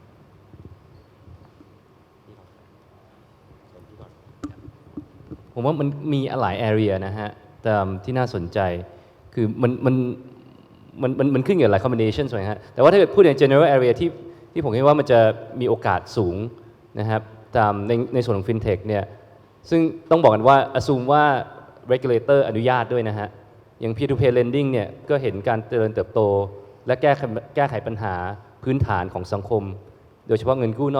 นอกระบบเนี่ยได้ระดับหนึ่งนะฮะแต่ต้องมีกฎหมายรองรับซึ่งวันนี้ทางแบงก์ชาติก็กำลัง work อยู่นะฮะแต่ผมว่าในประกันเนี่ยประกันก็เป็นอีกอินดัสทรีหนึ่งที่น่าสนใจมากโดยเฉพาะถ้าเกิดดูใน value chain ของประกันเนี่ยในส่วนของ distribution ถ้าเกิดคุณสามารถเป็น value added distribution ได้แล้วก็ add value กลับไปสู่การ underwrite ที่ดีผมว่าตรงนี้จะมีการเปลี่ยนแปลงมหาศาลเกิดขึ้นนะครับโดยเฉพาะบริษัทประกันเนี่ยผมว่ายังตื่นตัวน้อยกว่าแบงก์อีกเยอะทั้งที่ว่าธุรกิจประกันเนี่ยก็ในแง่ของ profit pool ไม่ได้ต่ำกว่าแบงก์ซะเยอะมากนะครับอย่างน้อย revenue pool ที่ผมเห็นเนี่ยก็ไม่ได้ต่ำกว่าเยอะมากแต่ความผูกพันระหว่างลูกค้ากับบริษัทประกันเนี่ยน้อยกว่าลูกค้ากับแบงก์มหาศาลนะครับฉะนั้นผมว่าถ้าคุณสามารถทำอะไรที่เกี่ยวกับประกันแล้วก็เป็น distributor ที่ add value ได้มหาศาลใช้เทคโนโลยีเข้ามาช่วยเพื่อทำ underwriting ให้ดีอย่างเช่นเอา Internet of Things มาช่วยในการประกันรถนะครับหรือในแง่ของข้อมูลลูกค้าว่าลูกค้าเดินทางอย่างยกตัวอย่างเนี่ยวันนี้ผมมาเดินทาง17กิโลทุกเช้าแต่เพื่อนผมเนี่ยที่อายุเท่ากันเนี่ยเขาเดินทางแค่2กิโลนะครับโดยรถยนต์ประกันเนี่ยเหมือนกันเป๊ะนะครับถ้าเกิดผมขับรถสปอร์ตถ้าเกิดเขาขับรถสปอร์ตเขาแพงกว่าผมด้วยซ้ำนะฮะฉะนั้นเนี่ยทั้งที่ว่าจริงๆแล้วเนี่ยความเสี่ยงต่างกันมหาศาลนะครับงั้นผมว่าธุรกิจประกันเนี่ยเป็นธุรกิจที่น่าสนใจมากที่จะถูก disrupt ตรงนี้เสริมได้เลยครับจริงๆปีที่ผ่านมานะครับมีเม็ดเงินที่ไหลเข้า Insurance Tech ประมาณ14 billion US ดอลลาร์นะครับแล้วเป็น area ที่กำลังมาในมุมของ FinTech นะครับ Payment มาแล้ว P2P มาแล้วหมายถึงประเทศอื่นๆนะประเทศอื่นๆนะครับแล้วก็ Insurance Tech ก็เป็นอะไรที่เนื้อหอมมากและตัวบริษัทประกันเองนะครับก็เข้าไปลงทุนใน Insurance Tech เยอะมากนะครับเพราะเขารู้แหละตัวเขาเองเขาปรับไม่ได้เขาไม่สามารถ innovate ได้เร็วนะครับเพราะสิ่งที่เขาทำได้เขาก็เอาเงินไปแบ็กคือในเมื่อคุณเก่งใช่ไหมฉันก็ลงทุนของคุณในเมื่อคุณโตฉันก็โตด้วยแต่จริงอ่ะผมอยากจะบอกทางน้องมากกว่าว่าอย่าถามเราว่าเราอยากได้อะไรนะครับให้มองว่าคุณมีแพชชั่นคุณมีปัญหาอะไรที่คุณอยากจะแก้ให้คือเพราะถ้าเกิดคุณบอกเฮ้ยโหถ้าพวกพี่บอกว่า Insurance Tech ดี P2P ดีแต่ตัวคุณไม่ได้รู้สึกว่าคุณมีปัญหากับ Insurance Tech กับ P2P วันที่คุณทำไปสักพักหนึ่งอ่ะเวลาคุณเจอปัญหากับการทำสตาร์ทอัพคุณจะรู้สึกแบบ มันจะรู้สึกฝ่อแล้วก็ท้อไปแล้วสุดท้ายมันก็จะล้มเลิกไปแต่มันต่างกันกับคนที่แบบอยู่ในปัญหานั้นๆอยู่เป็นโดเมนเอ็กซ์เพรสกันอยู่กับสิ่งนั้นมาตลอดทั้งชีวิตแล้วเขารู้สึกอยากจะแก้พอเขาเจอปัญหาเขารู้สึกว่าเป็นชาเลนจ์ที่เขาจะก้าวข้ามไปนะครับมันมีโอกาสชานที่จะสักเซสมากกว่าที่จะเลือกจากสิ่งที่เป็นแพชชั่นเลือกจากสิ่งที่เป็นปัญหาที่มีสเกลมากกว่าเลือกว่าเฮ้ยมันน่าทำอะไรนะครับอาจจะเป็นภาพอย่างนั้นนะครับทางธนาคารครับฟินเทคเลยครับเนี่ยผมคิดฟินเทคเอาง่ายๆเร็วๆเนี่ยผมคิดว่าเราทางด้าน payment เป็นเรื่องที่น่าจะเริ่มด้านและเป็นเรื่องที่ธนาคารได้ให้ความสนใจมากนะครับทางinsurance เราไม่พูดถึงนะครับทีนี้ payment นี่ผมเป็นเรื่องง่ายแล้วมีหลาย area ทางด้าน payment ในธนาคารทางด้านพวก cash management เนี่ยซึ่ง fintech จะเข้ามาช่วยได้เยอะนะครับด้าน lending เนี่ยยังเป็นอีก issue หนึ่งซึ่งต้องดูดีๆอย่างเมื่อกี้เนี่ยได้มีการ mention มันขึ้นกับ authority อยู่พอสมควรนะครับว่ามันจะถูกกฎหมายไม่ถูกกฎหมายแล้วจะมีการควบคุมอย่างไรนะครับผลกระทบมันกว้างเหมือนกันในด้าน lending อันที่2เนี่ยด้าน lending ยังเป็นเรื่องที่ผมเชื่อว่าแต่ละสถาบันการเงินเนี่ยมีเรื่องของ risk appetite ที่ไม่เหมือนกันอีกฉะนั้นเนี่ยมันก็มีต้องมีการ tailor made อีกพอสมควรนะครับผมอาจจะจบง่ายๆอย่างนี้กันแล้วกันขอบคุณครับคือถ้าพูดถึงอนาคตนะครับ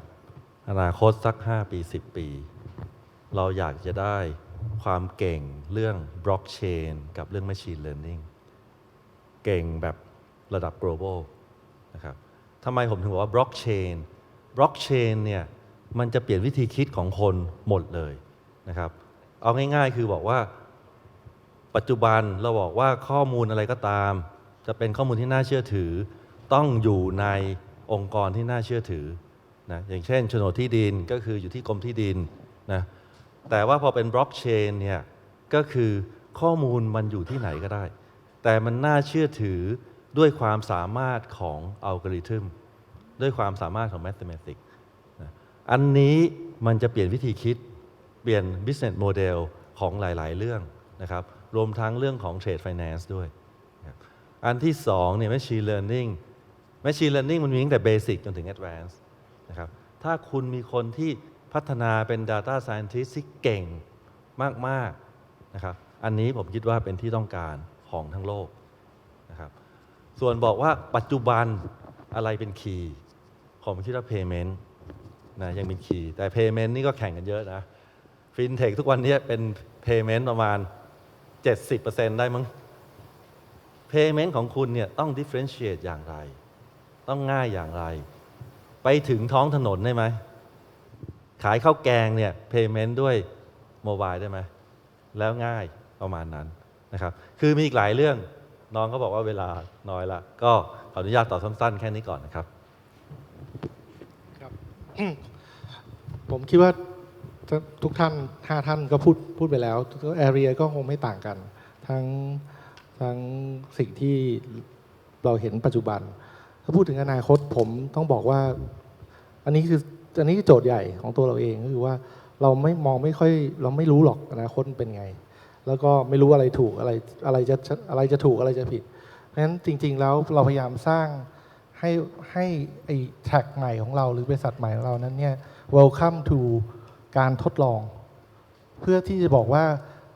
ถ้าก็เถียงกันไปว่าอะไรมันจะถูกมันจะคุ้มหรือเปล่ามันใช่หรือเปล่าอย่างที่น้องพูดเมื่อกี้พยายามจะพิชดีลอยู่ข้างหลังเนี่ยผมคิดว่า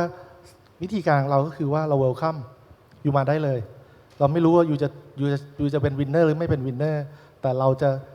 จะแย่ขาเราจะมีรีซอสในการที่จะเข้าเดินไปดูมีก้าวที่1มีก้าวที่2กันก่อนแล้วเดี๋ยวไปว่ากันผิดถูกไม่เป็นไรเพราะว่าผมคิดว่าเรายังไม่อย่างน้อยตัวผมเองผมคิดว่าเราไม่ได้อยู่ในจุดที่เราจะสามารถจัดอนาคตได้นะครับเราอาจจะเห็นอะไรบางลางๆซึ่งเราก็วิลลิ่งที่แย่ไปทุกอันแต่ว่าอะไรเป็นวินเนอร์หรือเปล่าเดี๋ยวไปว่ากันอันนั้นก็คือแนวทางที่ถ้าจะเป็นคำตอบนะครับก็มีอะไรก็มาได้เลยทุกอย่างเราก็พร้อมที่จะดูหมดนะครับ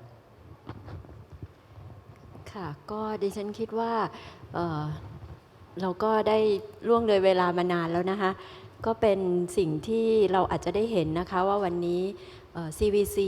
ไม่ว่าจะเป็นโดยเทลโคหรือโดยแบงก์เนี่ยสิ่งสำคัญนะคะก็คือความพร้อมของ Ecosystem นะคะโดยที่แบงก์เองก็มองว่าเรื่องของ relevancy นะคะเรื่องของ value added เรื่องของ synergy เทลโคเองก็คิดแบบนี้นะคะก็เป็นเหตุปัจจัยที่ทำให้แต่ละองค์กรเนี่ยก้าวเข้ามาทำเรื่อง CVC นะคะดิฉันเองก็หวังลึกๆนะคะว่าวันหนึ่งเราอาจจะเห็นแบงก์รวมตัวกันตั้งกองทุนเหมือนที่เกาหลีนะคะ 4,000 ล้าน US ดอลลาร์เพื่อช่วยสตาร์ทอัพซึ่งวันนี้ทุกคนพูดคำเดียวกันนะคะว่าเงินไม่ใช่ปัญหา เงินไม่ใช่ปัญหาค่ะแต่เวลาเราจะหาเงินทำไมยากจังเลยนะคะญี่ปุ่น300,000 ล้านเยนกองเดียว300,000 ล้านญี่ปุ่นนะคะแต่ว่าท่านคุณวิรศักดิ์ก็ที่บอกต้องแยกอันนั้น VC นะคะแต่ว่าเราก็ยังหวังอยู่ดีค่ะว่าวันหนึ่งสตาร์ทอัพจะพบว่าเงินไม่ใช่ปัญหาแต่ไอเดียกับความคิดสร้างสรรค์ที่จะทำให้เกิดการตอบสนองดีมานด์ของการบริโภคในระบบเศรษฐกิจแบบใหม่ๆขึ้นมาได้ค่ะนิดเดียวครับคือสิ่งที่ผมอยากจะเตือนแล้วก็เป็นข้อควรระวังเนี่ยก็คือธุรกิจในรูปแบบที่ Copy ได้แล้วเกิด price war อันนี้น่ากลัวมากมันจะตายกันหมดนะครับผมยกตัวอย่างอันนี้ผมไม่ได้บอกว่าใครจะตายนะผมยกตัวอย่าง Uber เนี่ย Uber คุณแนะนำเพื่อนเขาลดราคาให้นะครับมี discount เดี๋ยวนี้มีอีกตัวหนึ่งเกิดขึ้นใหม่คือ Lyft นะครับ Lyft คุณแนะนำเนี่ยลดราคา10 เหรียญให้5 ครั้งตอนนี้ผมใช้ไปแล้ว3 ครั้งยังเหลือไปครั้งหน้าผมก็ได้ลดราคาซึ่งผมคิดว่าแบบนี้เนี่ยเป็นแอปที่สมมติเรียนแบบกันได้แล้วมันจะเกิด price war จนกลายเป็นว่าใครสายป่านยาวที่สุดอยู่รอดได้นะครับอันนี้ก็เป็นสิ่งที่น่าระวังท่านผอ.มีอะไรจะเพิ่มไหมฮะต้องขอบคุณท่านวิทยากรทั้ง6 ท่านนะครับเป็นอย่างยิ่งมันเป็นช่วงเวลา1 ชั่วโมงที่สั้นมากนะครับธนาคารใหญ่3 ธนาคารเทลโคใหญ่ที่สุดของเมืองไทยนะครับอยู่บนเวทีนี้หมดแล้วนะครับขอเสียงตบมือให้กับท่านวิทยากรทั้ง6ด้วยนะครับโอเคครับ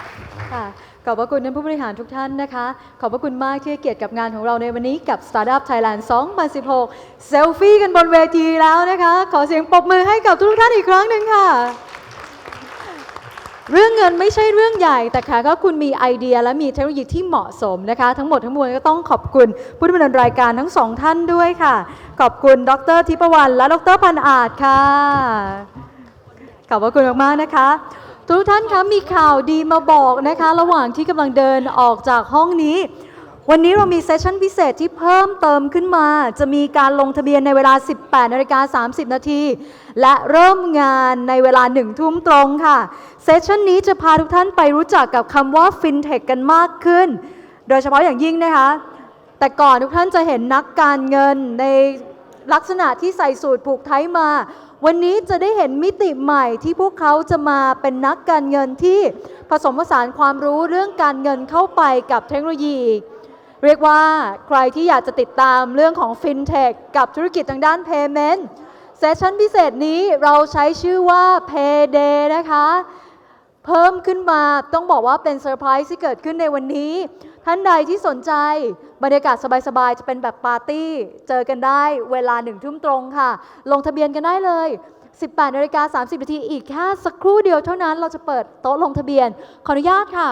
ห้องนี้เราจะจำลองบรรยากาศเป็นปาร์ตี้อาจจะต้องมีการปรับเปลี่ยนที่นั่งทั้งหมดนะคะให้เป็นเน็ตเวิร์กิ่งปาร์ตี้ของเราอย่างไรแล้วเดี๋ยวทีมงานขออนุญาตนะคะจัดเตรียมสถานที่สำหรับงานในคืนนี้ค่ะเซสชั่นพิเศษที่เพิ่มเติมขึ้นมาขอบคุณทุกท่านอีกครั้งหนึ่งนะคะและทั้งหมดนี้คือ Investor Day กับ Startup Thailand 2016 พรุ่งนี้ท่านใดที่อยากจะพบกับตัวจริงเสียงจริงกับท่านนี้นะคะจาก Line Thailand กรรมการผู้จัดการคุณอริยะพนมยงค์เจอกันได้ค่ะที่บอลลูมเช่นเดียวกันเริ่มเวลา 10 โมงเช้าตรงเวลาค่ะรวมทั้งใครที่อยากจะติดตามว่าเราจะหาแหล่งเงินทุนได้อย่างไรมีภาคต่อ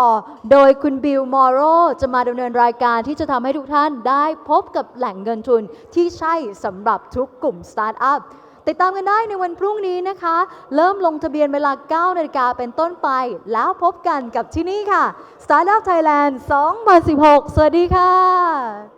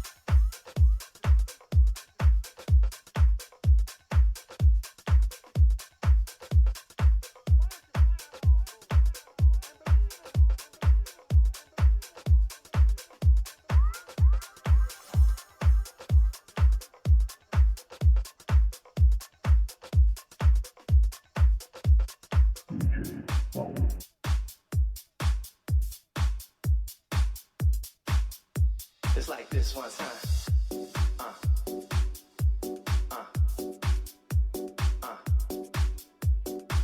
Let the beat beat.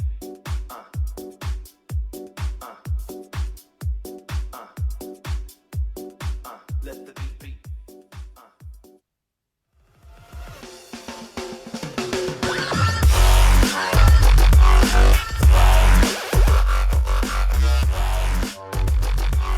สวัสดีค่ะ สวัสดีชาว Next Banker ทุกท่านเลยนะคะวันนี้ทีน่าสุภัทรกิจเจตทวิกิจขอรับหน้าที่เป็นพิธีกรในงานวันนี้ที่มีชื่อว่า Payday นั่นเองนะคะขอเสียงปรบมือหน่อยสิคะแค่ขึ้นมายืนก็ไร้ซึ่งกำลังใจแล้วเดี๋ยวไม่มีแรงต่อนะคะพี่ทอมมี่ค่ะนี่ต้องบอกเลยนะคะใครอยู่ข้างนอกรีบๆเข้ามาเลยนะคะเพราะว่าข้างในนี้เนี่ยเบียร์ฟรีไม่มีจำกัดนะคะพี่ทอมมี่พี่แม็กซ์แล้วก็พี่วอชเนี่ยเขาจัดมาให้ทุกคนในที่นี้เลยนะคะแอบถามนิดนึ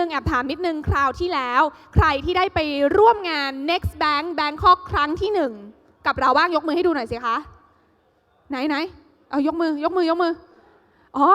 คือเขามาครั้งเดียวแล้วเขากลับบ้านไปเลยอะค่ะพี่เขาไม่มาอีกเลยอะค่ะพี่คะกำลังมาเนาะโหต้องบอกว่าวันนี้เนี่ยใครที่ฝ่าฟันมาถึงที่นี่ได้เนี่ยนะคะศุกร์สิ้นเดือนคุณสุดยอดมากเลยค่ะต้องขออนุญาตนะคะต้อนรับทุกท่านอย่างเป็นทางการเลยเข้าสู่งาน Next Bank Bangkok ครั้งที่2นะคะต้องบอกว่าวันนี้อย่างที่บอกไปว่าเราอยากทำให้บรรยากาศนั้นสบายแบบชิลๆนะคะเพราะว่าฟังกันไปแล้วเนี่ยเราก็มีเบียร์มีอาหารว่างให้ร่วมทานกันด้วยนะคะหลายคนยังไม่รู้จักเนาะว่า Next Bank เนี่ยคืออะไรเดี๋ยววันนี้พี่ๆทั้ง3ท่านที่เป็น founder นะคะจะมาเล่าภาพให้เราฟังกันรวมไปถึงไอ้คำว่า FinTech ที่เราได้ยินอยู่บ่อยๆเนี่ยมันจะมาเปลี่ยนชีวิตเราในมิติไหนยังไงกันบ้างนะคะเพราะว่าปกติถ้าพูดถึงเรื่องของ Finance เรื่องของโลกการเงินเนี่ยนะคะคนจะนึกว่านักการเงินหรือว่าแบงเกอร์ทั้งหลายเนี่ยนะคะจะเป็นคนรุ่นใหม่ที่ใส่สูทผูกไทขี้เก๊กอยู่ตลอดเวลาแต่ว่าในความเป็นจริงแล้วเนี่ยตอนนี้คนรุ่นใหม่ที่เขามีความรู้ทางด้านการเงินเขาเปลี่ยนไปแล้วเพราะว่ามันมีเทคโนโลยีดีๆเข้ามาช่วยซัพพอร์ตกันเยอะแยะมากมายเราก็เลยได้เห็นการเกิดขึ้นของ FinTech ที่มาจาก Finance กับเทคโนโลยีรวมตัวกันนั่นเองนะคะและที่สำคัญวันนี้มากกว่า FinTech ที่เราจะไปเจาะลึกกันเนี่ยชื่องานที่บอกว่า Payday เนี่ยนะคะ Payday เนี่ยต้องบอกว่าเราจะพาทุกท่านมารู้จักกันว่าไอ้ Payment รูปแบบใหม่ๆจะมาเปลี่ยนชีวิตการใช้จ่ายแล้วก็โลกการเงินให้สะเทือนวงการ Finance กันได้อย่างไรบ้างวันนี้เราได้รับเกียรติจากกูรูนะคะแล้วก็โอ้โหเรียกว่าสปีกเกอร์เยอะแยะมากมายเลยเพราะฉะนั้นแล้วเพื่อไม่ให้เป็นการเสียเวลาในเซสชั่นแรกนะคะขอเรียนเชิญเจ้าบ้านมาเล่าสู่กันฟังก่อนว่า Next Bank ที่เรากำลังพูดอยู่ตรงนี้เขาคือใครเขาเกิดขึ้นมาทำไมและเขาจะช่วยให้โลก Finance ของพวกเรานั้นดีขึ้นได้อย่างไรกันบ้างขอเสียงปรบมือดังๆให้กับพี่วอชจาก K-Bank นะคะพี่ทอมมี่จาก SCB และพี่แม็กซ์จาก Stock Radar สวัสดีพี่ประพันธ์จาก MAI ด้วยค่ะคุณครับคุณทีน่าสวัสดีทุกท่านนะครับ หน้าคุณ ขอบคุณทุกท่านครับขอบคุณทุกท่านครับยืนนี้ดูเขินๆนิดแต่เขาไม่เรานั่งเดี๋ยวอาจจะไปแย่งดึงบินแบ็กขึ้นมาแล้วคุยกันสบายๆนะ เก้าอี้ขึ้นมาได้ไหม คุณพี่อยากนั่งหรือคุณพี่จะนอนพูดก็ได้นะคะเอาไหมคะ ลองดูก็ได้นะ นอนตรงนี้เลยก็ได้ดีไหมคะอย่าเพิ่งเราคุยกัน15 นาทีเองยืนนิดนึงแล้วกันนะคะพี่ขาอยากให้อธิบายก่อนคุณพี่ให้เห็นภาพกันสักนิดนึงว่าคุณพี่ที่เรียกตัวเองว่าเป็น Next Bank เนี่ยคุณคือใครคะ จริงๆเราไม่ได้เรียกตัวเองนะ มันเป็น เหรอ คอมมูนิตี้ที่มีอยู่ทั่วโลกครับมี Next Bank เนี่ยมันมีอยู่ใน27 ประเทศนะครับเราก็ไปดูเนี่ยอย่าง Max ที่มาที่ไปเคยเล่าถ้าใครเขาที่แล้วก็จะรับทราบอยู่แล้วว่ามันเป็นที่มาที่ไปจากร้านเหล้าร้านหนึ่ง ที่ว่าเราคิดว่าพี่เดี๋ยวเอาซ้อมโอเคซ้อมนะก็คือมาจากการประชุมกันของทางกลุ่มคนจังขึ้นมาหน่อยพี่กลุ่มคนหนึ่งที่คิดว่าเอ้ยทำไมในต่างประเทศมันมีคอมมูนิตี้ที่เป็นพวก Financial แบบไร้สีไร้อะไรวะไร้ตำแหน่งนู่นนี่นั่นก็คือเพื่อว่าให้คนเนี่ยมากลืนกันแล้วมาทำพัฒนา Financial ให้มันดีขึ้นคราวนี้มันมีตั้ง26-27 ประเทศแต่มันไม่มีประเทศไทยก็เลยคิดว่าเอ๊ะทำไมเราถึงไม่สร้างมันที่ประเทศไทยก็เลยคิดกับแม็กให้แม็กเนี่ยเรามาคุยกันก็บอกว่าคุยกับแม็กที่ดีเนี่ยเดลูก้ามหานครเอาเลยไหมเอาได้พี่แม็กเคยไม่เอาอะไรในชีวิตบ้างไหมคะ ก็กินทุกอย่างครับก็เลยแบบว่า พี่แม็กเอาหมด โตขึ้นเรื่อย พี่แม็กดูรับทุกโปรเจกต์ที่เกิดขึ้นในโลกใบนี้รักทุกคนฮะผมรักทุกคนแม็กเล่าหน่อยว่า Next Bank คืออะไรก็ตามชื่อเลยครับ Next Bank ก็พวกเรามาช่วยกันมองหาว่าธนาคารในอนาคตแต่จริงๆตอนนี้เขากำลังจะรีแบรนดิ้งนิดนึงแอบกระซิบบอกก็คือ เราช่วยกันมองหาว่าอนาคตของอุตสาหกรรมการเงินมันจะเป็นหน้าตาแบบไหนบ้างนะครับก็มันจะเป็นการรวมตัวกันของคนประมาณถ้าเป็นกลุ่มใหญ่ๆก็จะแบ่งเป็น3ประเภทแน่นอนมีแบงก์ก็ต้องมีแบงเกอร์ถูกไหมครับถึงแม้ว่าวันนี้พี่2ท่านก็จะให้เกียรติถอดหมวกทุกอย่างมาไม่มีใส่เสื้อสีม่วงมาใช่ไหมพี่ไม่มีฮะกางเกงในเฉยๆกางเกงในสีม่วงโอเคตัวใครตัวมันพี่เดี๋ยวโอเคก็เราจะถอดหมวกออกหมดนะครับโลโก้ผมก็จะยืนปิดอย่างนี้ทั้งวันนะครับผมลืมทีนี้คอนเซปต์ของ Next Bank เองจริงๆเขาแบบแอ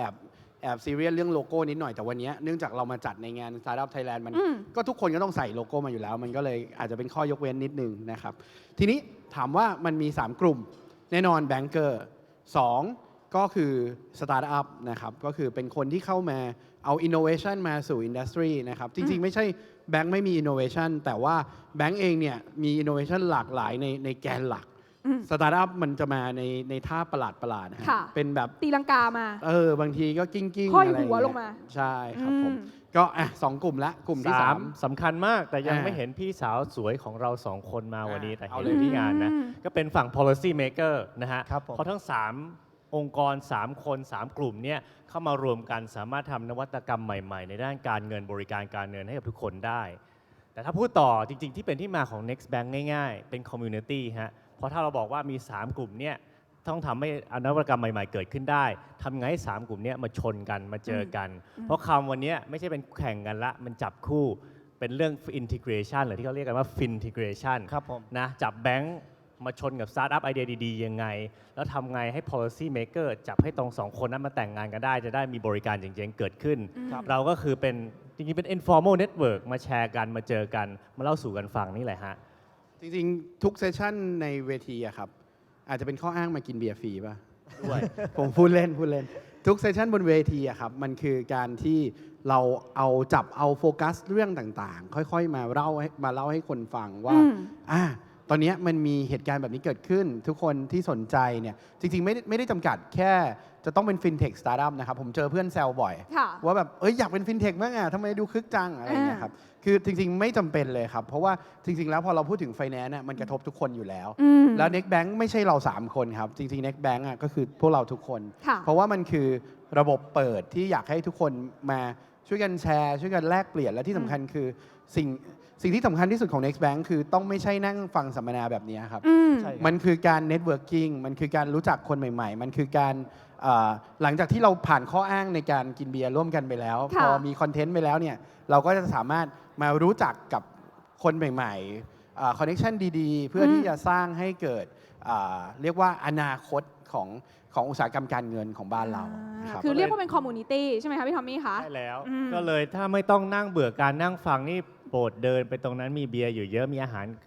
กินเคี้ยวกันได้นิดๆหน่อยๆนะคบเคี้ยวกันแล้วก็นั่งคุยกันได้เลยนะฮะไม่ต้องสนใจเรา3คนก็ได้ถ้าไม่อยากฟังทีน่ากำลังจะบอกว่าวันนี้ทีมงานอะไรทีมงานอยู่ให้ทีน่าบอกพยายามจะปล่อยเดี๋ยวคือกำลังจะบอกว่าเอากลับมาว่าสรุป Next Bank คือ Community ที่เราอยากจะเป็นตัวกลางในการเชื่อมต่อไม่ว่าคุณจะอยู่ในเขาเรียกว่าเป็นหมวกไหนสีไหนเป็นหมวกไหนสีไหนนะจะเป็นแบงเกอร์เป็น policy maker หรือว่าจะเป็นผู้ผลิตคิดค้นอะไรท่ายากที่เข้ามาอยู่ในสตาร์ทอัพแต่ว่าถ้าเราจะเข้ามาทำให้ไฟแนนซ์บ้านเรามันเปลี่ยนไปเนี่ยเราจะมาช่วยกันตรงนี้ใช่ไหมคะพี่วอชค่ะใช่ครับจริงๆต้องบอกว่าเรื่องของฟินเทคหรือว่ากระแสไฟแนนซ์ที่ผ่านมามันมาแรงมากเลยนะมันเกิดขึ้นจากอะไรอ่ะแล้วเบื้องลึกเบื้องหลังเนี่ยจริงๆแล้วอย่างบรรดาแบงค์เองเนี่ยเขาก็ดูเหมือนแบบโอ้โหอยู่ดีๆก็อะไรล้นก็ไม่รู้นะแบบออกมาคึกคักกันใหญ่เลยให้พี่วอชเล่าให้ฟังก่อนได้ไหมคะว่ามันเกิดมาจากอะไรบ้างคะเนี่ยเรื่องฟินเทคจริงๆมันไม่ได้มีเพิ่งจะมีนะจริงๆมันก็มีมานานพอสมควรแล้วเรื่อง financial technology จริงๆไอ้พวก mobile banking หรืออะไรต่างๆที่เราใช้มันก็เป็นฟินเทครูปแบบหนึ่งแต่ผมรู้สึกว่าเดี๋ยวนี้มันเริ่มขมวดให้เห็นกลุ่มชัดเจนเริ่มมีสตาร์ทอัพมองเห็นแอเรียต่างๆในการพัฒนาแบงก์ก็เริ่มเห็นแอเรียต่างๆในการพัฒนาเช่นเดียวกันเลกูเลเตอร์ก็เช่นเดียวกันเริ่มออกกฎหมายปลดยอม policy ตรงนั้นตรงนี้ในการพัฒนาเหมือนกันฟินเทคมันก็เลยทำมาฮิตเพราะว่าสตาร์ทอัพในปัจจุบันเนี่ยผมว่าทำอะไรมันอาจจะลำบากโตช้านิดนึงแต่ถ้าตอนนี้มาเจาะเรื่องฟินเทคนี่แล้วก็ผมมั่นใจว่าคุณจะได้เห็นการเติบโตและก็เบเนฟิตค่อนข้างเร็วนะครับเดี๋ยวลองฟังกับพี่ทอมมี่บ้างว่าพี่ทอมมี่เห็นเรื่องนี้ไงพี่ผมว่าฟินเทคมาเริ่มฮอตจริงๆสัก2 ปีที่แล้วที่เมืองจีนแล้วกันอะไรเกิดที่เมืองจีนที่เมืองจีนจะมีพวกเจ้าใหญ่เนาะ ไปตุอาลีบาบาเทนเซนที่มาทำเรื่อง finance ทำแล้วเกิดคนใช้เยอะมากแล้วพอเห็นขึ้นมาเป็นเคสจริงๆว่าดอนแบงก์ก็ทำในบริการด้านการเงินเก่งได้คนใช้เยอะเนี่ยแบงก์ก็เริ่มมองแล้วอะไรเกิดขึ้นอะไรคือความแตกต่างถ้าง่ายๆเอาจริงๆแล้วบริษัทสตาร์ทอัพขยับเร็วทำอะไรได้เร็วแบงก์มาอีกมุมหนึ่งเข้าใจลึกแต่เดินช้านิดหนึ่งเริ่มมองเห็นแกปตอนแรกก็อาจจะกลัวแข่งกันหรือเปล่าวันนี้ผมคิดว่าภาพมันมาตรงที่ว่าเราจะช่วยกันหรือเราจะมาติดต่อกันยังไงทำให้บริการได้ดีขึ้นนั่นแหละมันเป็นสิ่งที่ฮอตมากในปีที่ผ่านมาฟินเทคถ้าเดินข้ามไปดูฝั่งนู้นเนี่ยบูธฝั่งฟินเทครอบๆของบูธสต็อกเรดาร์และคุณแม็กเนี่ยเต็มไปหมดเลยเนาะใช่ครับดีครับชีวิตดีขึ้นฮะเวลามีคนมาสนใจก็ชีวิตดีฮะจริงๆต้องบอกว่าฟินเทคสัญชาติไทยเนี่ยศักยภาพเยอะมากเลยใช่ไหมพี่แม็กเยอะมากครับเพราะจริงๆเราเหมือนมีข้อได้เปรียบหลายอย่างเหมือนกันในบ้านเราเพราะว่าอุตสาหกรรมไฟแนนซ์มันมีมูลค่าสูงมากแล้วก็แบงก์เกอร์ไม่เอ่ยชื่อแบงก์แต่ว่าแบงก์แต่ละแบงก์มีกำลังสนับสนุนและที่สำคัญคือมันสามารถที่จะเหมือนผสมรวมร่างกันเอาอินโนเวชันมาบวกกับฐานลูกค้าที่มีอยู่หรือว่าแบบโน้ตฮาวในอินดัสทรีมันได้ของแปลกๆที่เราสามารถจะต่อยอดออกมาได้อีกมหาศาลยิ่งเราต่างกันมากแค่ไหนครับมันก็จะยิ่งมี value ที่เกิด value ที่พิเศษมากกว่าคนอื่นๆคือฟินเทคที่เกิดขึ้นหลายคนบอกว่าเฮ้ยเขาเกิดขึ้นมาเป็นเทรดของแบงค์หรือเปล่าจริงๆพี่ทอมมี่มองอย่างนั้นหรือเปล่าคะหรือว่ามันเกิดมาเพื่อเกื้อกูลซึ่งกันและกันแน่ผมว่าเทรดก็มีบ้างแต่ผมว่าถ้าอยาก unlock value เยอะที่สุดเนี่ยต้องเข้ามาร่วมกันได้มันเป็นภาพที่หลายแบงค์มองหลายฟินเทคมองอยู่ในวันนี้ครับผมแล้วก็ทำไมที่เราจะมี next bank ที่จับคนมาชนกันในเรื่องจริงๆมันชอบมีคนเล่าให้ฟังบ่อยอะครับมีหลายงานเลยจับผมไปขึ้นพาเนลกับแบงก์เกอร์อย่างเงี้ยแบบสต็อกเวด้าจะฆ่าแบงก์ยังไงบ้างผมแบบกูจะเอาอะไรไปฆ่ามันไม่ใช่มันแบบเอากูละเดี๋ยวขอโทษก็ข้าพเจ้าจะเอาอะไรไปฆ่าอะไรเงี้ยก็คือมันไม่มีอย่างนั้นหรอกครับคือผมเชื่อว่ามันมีน้อยมากๆที่จะเป็นอยู่ในarea นั้นที่เกิดการ disruption ขึ้นมาจริงๆแต่สิ่งที่เรามองเห็นว่าจริงๆถ้าสตาร์ทอัพเนี่ยสามารถจับมือกับแบงค์ได้ดีๆจริงๆสถาบันการเงินได้ดีจริงๆครับมันได้ value ทั้งสองฝั่งแล้วมันวินมากกว่ามหาศาลทำให้ตอนนี้เราเห็นเลยเดี๋ยวจะมีเซสชันหนึ่งวันนี้ใช่ไหมว่าเราจะมีแบงค์ใหญ่ๆมาเล่าให้ฟังว่าเกิดอะไรขึ้นบ้างตอนนี้โอ้โหต้องรอฟังค่ะพี่วอชว่าไงคะได้ครับตอนนี้ผมว่ามีเรื่องเซอร์ไพรส์เกิดขึ้นแล้วครับตอนนี้เรามีคนที่อยู่หน้าประตูตรงนั้นน่าสนใจนะครับมีคุณกระทิงมีเดฟแล้วก็มีพี่หมูอุกบีนะครับแล้วก็ตอนนี้ผมว่าคนที่อยู่ตรงกลางตรงนี้ก็น่าจะพร้อมกันหมดแล้วงั้นผมว่าเดี๋ยวเราก่อนจะเซสชั่นต่อไปเดี๋ยวเราถ่ายรูปรวมก่อนได้เลยได้ไหมได้เลยค่ะเรียนเชิญทุกท่านขอเรียนเชิญพี่สมคิดนะครับขอเรียนเชิญดรอารักษ์ด้วยนะครับถ่ายรูปหมู่รวมกันพร้อมสตาร์ทอัพทุกคนที่อยู่ในนี้นะครับที่บนเวทีเลยครับแล้วเดี๋ยวเราค่อยเริ่มเซสชั่นกันต่อไปครับมาเรียนเชิญทุกท่านเลยนะคะพี่เจษพี่วพันธ์พี่ธนพงศ์นะคะพี่มดนะคะเชิญเลยค่ะก่อนที่จะดื่มเบียร์จนหน้าตาดูครับแล้วพอเดี๋ยวเซสชั่น next session ถัดไปจะเป็นเซอร์ไพรส์นะครับจะเป็นคุณสมคิดกับดรอารักษ์ SCB พูดถึง business กับ IT ระหว่างแบงก์เกอร์ครับโอ้โหเคแบงก์กับ SCB จะมาขอทุกท่านเลยนะครับรบกวน next bank คือ community ของทุกคนนะครับเชิญทุกคนด้านหน้าถ่ายรูปรวมเลยครับลุกช่วยหน่อยค่ะบิ้วจนเหนื่อยแล้วนะคะบิ้วจนเหนื่อยแล้วใครรู้ตัวลุกด่วนเลยแล้วเดี๋ยวเราให้กินเบียร์ฟรีต่อแบบไม่มีลิมิตนะคะเร็วครับรบกวนเชิญ organizer เชิญทุกคนหน่อยนะครับหรือว่าเขาเขินคะพี่วอชเขาอาจจะเขินหรือว่าเราเซลฟี่ลงไปไหมอ่ะเราเซลฟี่ลงไปได้ไหมถ้าเขาไม่ขึ้นมาเราเซลฟี่ลงไปขอตากล้องด้านบนเลยครับมาเอาตากล้องด้านบนเลยฮะพี่ไม่ขึ้นมาหนูลงไปหาพี่ก็ได้นะคะแต่อยากให้หนูลงไปใกล้กว่านี้นะคะพี่คะนะโอเคครับเชิญเลยใครถืออะไรอยู่ก็หยิบขึ้นมาได้นะคะถ้าใครกล้าหาญอยากจะขึ้นมาจริงๆอยากจะให้ขึ้นมาจังเลยพี่ขารบกวนได้ไหมอย่าไปกลัวได้เชิญเลยโอเคเดี๋ยวมองไม่เห็นนะหันมาแล้วเซลฟี่ครับพี่ขารบกวนลงด้านล่างได้ไหมคะเราจะได้ถ่ายกันได้ง่ายนะคะเรียนเชิญเรียนเชิญลงไปถ่ายรูปข้างล่างนิดนึงได้งั้นเชิญเลยครับชิดกันนิดนึงครับได้ครับงั้นสรุปเราจะข้างบนก่อนเราค่อยข้างล่างแล้วกันเนาะโอเคมาคุณพี่คะ แหม next bank เขาก็พยายามเอาพี่ก่อนก็ได้ค่ะเขาพยายามอยากจัดแนวใหม่นะคะพี่ไม่ให้ความร่วมมือกันเลยมานั่งสัมมนาแบบว่าตั้งใจจัดเต็มกันมากเลยนะคะโลกเราเปลี่ยนไปแล้วนะคะเราต้องใช้เทคโนโลยีเราต้องเปลี่ยนไลฟ์สไตล์ของตัวเองนะต้องช่วยกันนิดนึงสร้างบรรยากาศกันนิดนึงนะคะแต่ถ้ากดไลค์ก็ยังคงอยู่ไม่ว่าจะเป็น traditional หรือแนวใหม่นะคะคุณพี่คะ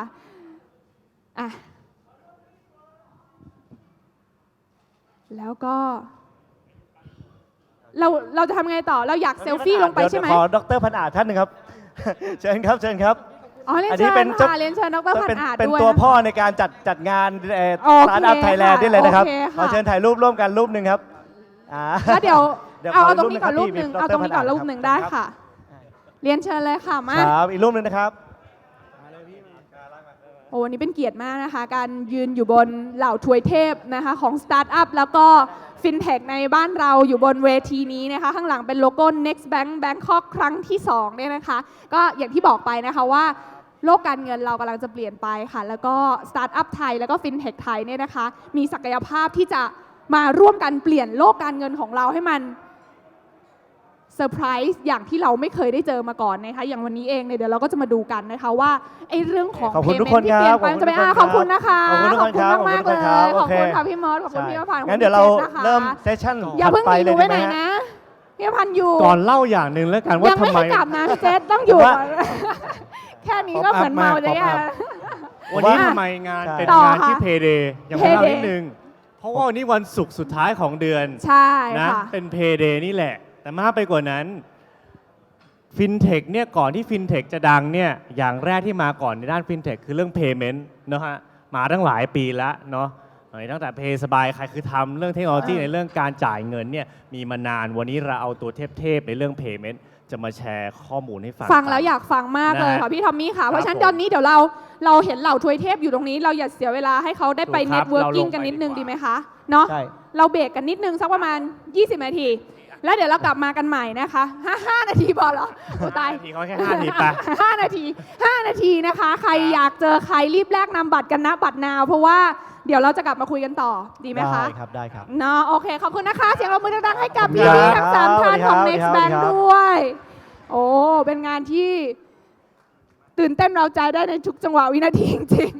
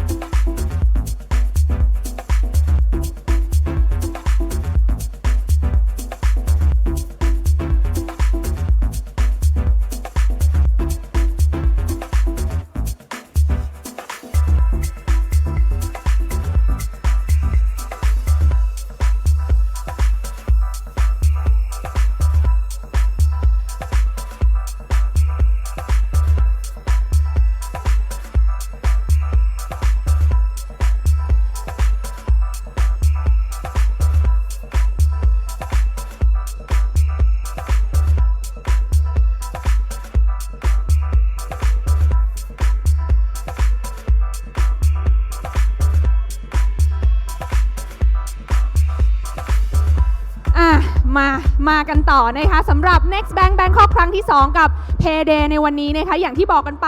ก่อนอื่นเดี๋ยวขออนุญาตประชาสัมพันธ์นิดนึงนะคะว่าถ้าใครเนี่ยฟังทั้ง2เซสชันตรงนี้แล้วมีคำถามเนี่ยสามารถส่งคำถามกันเข้ามาได้นะคะผ่านช่องทาง Facebook ของ Next Bank นะคะก็เข้าไปแล้วก็ถ้าใครกดgoing มาอยู่แล้วเนี่ยสามารถเขียนคำถามแล้วเดี๋ยวทีมงานจะรวบรวมขึ้นมาตรงนี้ได้เลยและพาแนลนี้นะคะต้องบอกว่า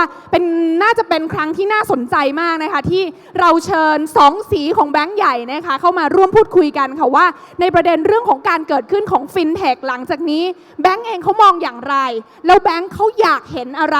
หรือใครที่มีไอเดียดีๆแล้วอยากจะมาต่อท่อกับบรรดาธนาคารพาณิชย์ขนาดใหญ่เขาต้องการอะไรกันบ้างนะคะวันนี้เราได้รับเกียรตินะคะจากโอ้โหเรียกว่าเป็นแบงเกอร์สุดฮอตนะคะทั้ง2ท่านเลยขอเสียงปรบมือดังๆให้กับท่านแรกค่ะดร.อารักษ์สุธีวงศ์จาก SCB พี่อารักษ์พาทีมาด้วยป่ะคะต้องมาช่วยกันมีหน้ามาอยู่บ้างนะคะและอีกหนึ่งท่านค่ะเรียนเชิญพี่สมคิดจิรานันตรัตน์จาก KBTG โอ้ต้องบอกว่าอันนี้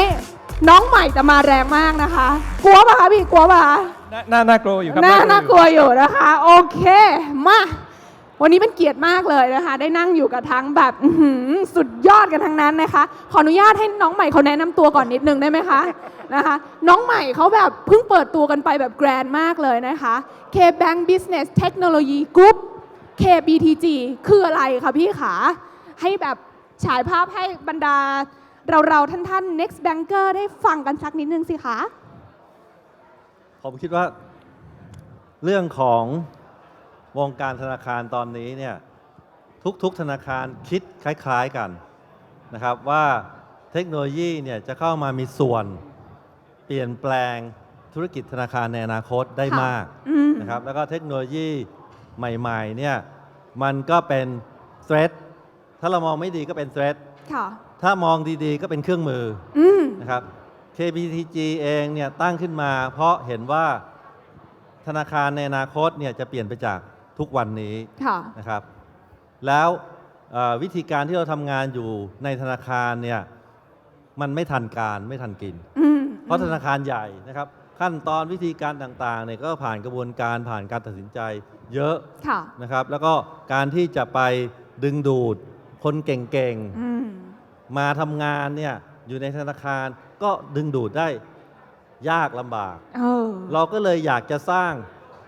กลุ่มบริษัทหนึ่งที่เรียกว่ากลุ่มบริษัทเทคโนโลยีนะครับเพราะเราอยากจะเก่งทางด้านเทคโนโลยีแล้วเราอยากจะ attract คนเก่งๆที่เก่งจริงๆนะครับมาช่วยงานกับเราและอยู่กับเราได้เพราะฉะนั้นทั้ง culture ทั้งวิธีการทำงานนะครับแล้วก็ผลตอบแทนอะไรต่างๆเนี่ยก็สามารถที่จะยืดหยุ่นได้เราอยากจะได้คนที่ทำงานอยู่ที่ซิลิคอนแวลลีย์นะทำงานอยู่ในโลกของฟินเทคสามารถที่มาจอยกับเราได้เพราะฉะนั้นใน KBTG เองเนี่ยเราก็จะมี KBTG FinTech อยู่ข้างในด้วยนะครับเป็น Innovation ครับคร่าวๆประมาณแบบนี้ครับคือตั้งใจแยกออกมาเพื่อรองรับเลยว่ากระแสนี้มันมาแน่เรื่องของเทคโนโลยีมันมาแน่เพราะฉะนั้นเราพร้อมที่จะตั้งทัพรับมือโดยที่อยากจะดึงคนเก่งๆเข้ามาร่วมทีมกันในการพัฒนาในรอบนี้ถูกต้องไหมคะแล้วเน้นไปที่แกนสำคัญเลยก็คือเรื่องของเทคโนโลยีเป็นสำคัญโอ้โหน่าสนใจมากนะคะสำหรับ KBTG แต่ทีนี้ขออนุญาตถามนิดนึงแล้วกันว่าอย่างที่พี่สมคิดบอกไปว่าตอนแรกเนี่ยสิ่งแรกของฟินเทคที่เกิดขึ้นคนจะคิดว่าเขาตั้งใจเกิดขึ้นมาฆ่าแบงค์เลยจริงๆมันเป็นอย่างนั้นหรือเปล่าพี่สมคิดบอกว่าไม่มันมองเป็นโอกาสก็ได้เหมือนกันพี่อารักษ์ล่ะคะมองมันยังไงได้ครับก่อนอื่นต้องบอกว่าอันนี้เป็นครั้งแรกที่ขึ้นเวทีลักษณะนี้นะครับปกติผมไปเวทีจะใส่สูทผูไทยนะครับอันนี้ก็ยินดีมากที่ได้เจอกับทุกคนนะฮะแล้วculture หนึ่งที่เราอยากสร้างที่ไทยพาณิชย์ผ่านบริษัทใหม่ Digital Venture เนี่ยอยากให้เป็นอย่างนี้ครับคือว่าทุกคนมีสีสันแล้วก็มีความกล้าที่จะทำกล้าที่จะคิดต่างๆพี่ต้องมีเบียร์ให้กินฟรีค่ะผมคิดว่าอย่างนั้นแล้วเหมือนกันนะครับเพราะว่าจริงๆทอมมี่เนี่ยคือหนึ่งใน organizer ผมคิดว่าเขาตอบว่าเบียร์นี่คือจุดสำคัญเดี๋ยวผมขออนุญาตไปเช็คก่อนว่าผ่านเปล่านะแต่ทีนี้เมื่อกี้คำถามว่าฟินเทคเนี่ยเรามองยังไงนะครับ ต้องบอกอย่างนี้ครับว่าในช่วงแรกเนี่ยในช่วงที่สัก 3-4 ปีที่ผ่านมาเนี่ยกระแสของฟินเทคเนี่ยแรงมากแต่เป็นกระแสในเชิงdisruptive กับทางธนาคารนะครับธนาคารทั่วโลกธนาคารใหญ่ๆนะครับรวมถึงไทยพาณิชย์และผมก็คิดว่าเป็นของกสิกรเหมือนกันว่าก็คงมองว่ามันคืออะไรมันจะมา disrupt วิธีการทำงาน disrupt business อย่างไรนะครับผมคิดว่ากระแสและความเข้าใจอย่างนั้นก็ยังมีอยู่แล้วก็จะมีธุรกิจฟินเทคหลายๆธุรกิจที่บอกว่าง่ายๆจะเกิดมาเพื่อจะล้มแบงก์จะต้องทำยังไงก็ได้ให้แบงก์หายไปไม่ต้องมีแบงก์แล้วนะครับแต่ผมก็เริ่มเห็นเทรนด์เหมือนกันว่ามีบริษัทสตาร์ทอัพฟินเทคหลายๆบริษัทเนี่ยที่บอกว่าเขาอยากจะร่วมมือกับแบงก์นะครับเพราะว่าฟินเทคเนี่ยทุกๆขั้นที่ทำสตาร์ทอัพอย่างเนี้ยผมคิดว่ามีไอเดียเยอะนะครับมีความคิดว่าเราอยากจะทำเปลี่ยนแปลงมีปัญหาใหม่ที่เราอยากจะแก้เนี่ยมีไอเดียแต่อาจจะยังขาดเรื่องอื่นๆหลายๆเรื่องรวมไปถึงเรื่องของการที่จะไปสู่ตลาดนะครับธนาคารเนี่ยเรามีลูกค้าเรายอมรับว่าความรู้ความเข้าใจเนี่ยของเราในการที่จะตอบโจทย์ลูกค้าเนี่ยบางทีไม่ดีเท่าทุกท่านที่อยู่ในห้องนี้เพราะฉะนั้นก็มันจะเริ่มเกิดเป็นเหมือน two way ขึ้นมาว่าเขาเองก็อยากจะไปหาลูกค้าเราเองก็อยากที่จะร่วมมือกับบริษัทที่มีแนวคิดใหม่ๆมีเทคโนโลยีใหม่ๆก็เลยเป็นจุดที่บอกว่าหลายๆครั้งหลายๆคราวเนี่ยบริษัทที่มาคุยกับเราเนี่ยเขาไม่ได้กะเข้ามาเพื่อจะมาล้มเราแต่เขามาขอร่วมมือกับเราว่าเราจะทำยังไงให้ไปสามารถไปสู่ตลาดแล้วโตไปด้วยกันนะครับก็เป็นนิมิตหมายที่ดีที่เราเองก็อยากจะสนับสนุนบริษัทในลักษณะนี้นะครับก็เราก็มีโปรแกรมต่างๆเดี๋ยวเราคุยกันได้ครับก็คือเรียกว่ามองว่าเป็นโอกาสซะมากกว่าที่จะมาช่วยสร้างซิทูเอชันให้มันวินกันทั้งคู่เพราะแบงก์เองก็ต้องการในส่วนของเทคโนโลยีที่เข้ามาซัพพอร์ตตรงนี้เหมือนกันที่ดร.ลักษณ์พูดเมื่อสักครู่น่าสนใจนะครับคือธนาคารเองเนี่ยทำธุรกิจธนาคารมาเป็นเวลาเกือบ100 ปีนะครับมุมมองวิธีการมองลูกค้ามองบริการเนี่ยก็จะมองคล้ายๆแบบเดิมแต่ว่าสตาร์ทอัพหรือฟินเทคเนี่ยจะมองปัญหาของลูกค้าต่างจากที่เรามองนะครับเขาจะมองว่าเฮ้ยทำไมธนาคารไม่ทำแบบนี้ทำไมถึงจะมีขั้นตอนเยอะขนาดนี้ทำไมไม่ใช้วิธีการแบบนี้ซึ่งเขาจะมีคำถามว่าทำไมเนี่ยเยอะมากแล้วเขาก็มีไอเดียที่จะมาแก้ปัญหาแก้โจทย์ซึ่งตรงนี้เนี่ยเป็นประโยชน์กับธนาคารเพราะบางทีธนาคารก็เหมือนกับอยู่บนหอคอยเหมือนกันนะใช่ไหมมองไม่เห็นคือคิดว่าทุกอย่างนี่ราบรื่นแต่ว่าเทคโนโลยีเนี่ยทำให้ไอ้สิ่งที่คิดว่าราบรื่นเนี่ยลูกค้ายอมรับไม่ได้ลูกค้ายอมรับไม่ได้แล้วทุกวันนี้ลูกค้าก็เคยชินกับ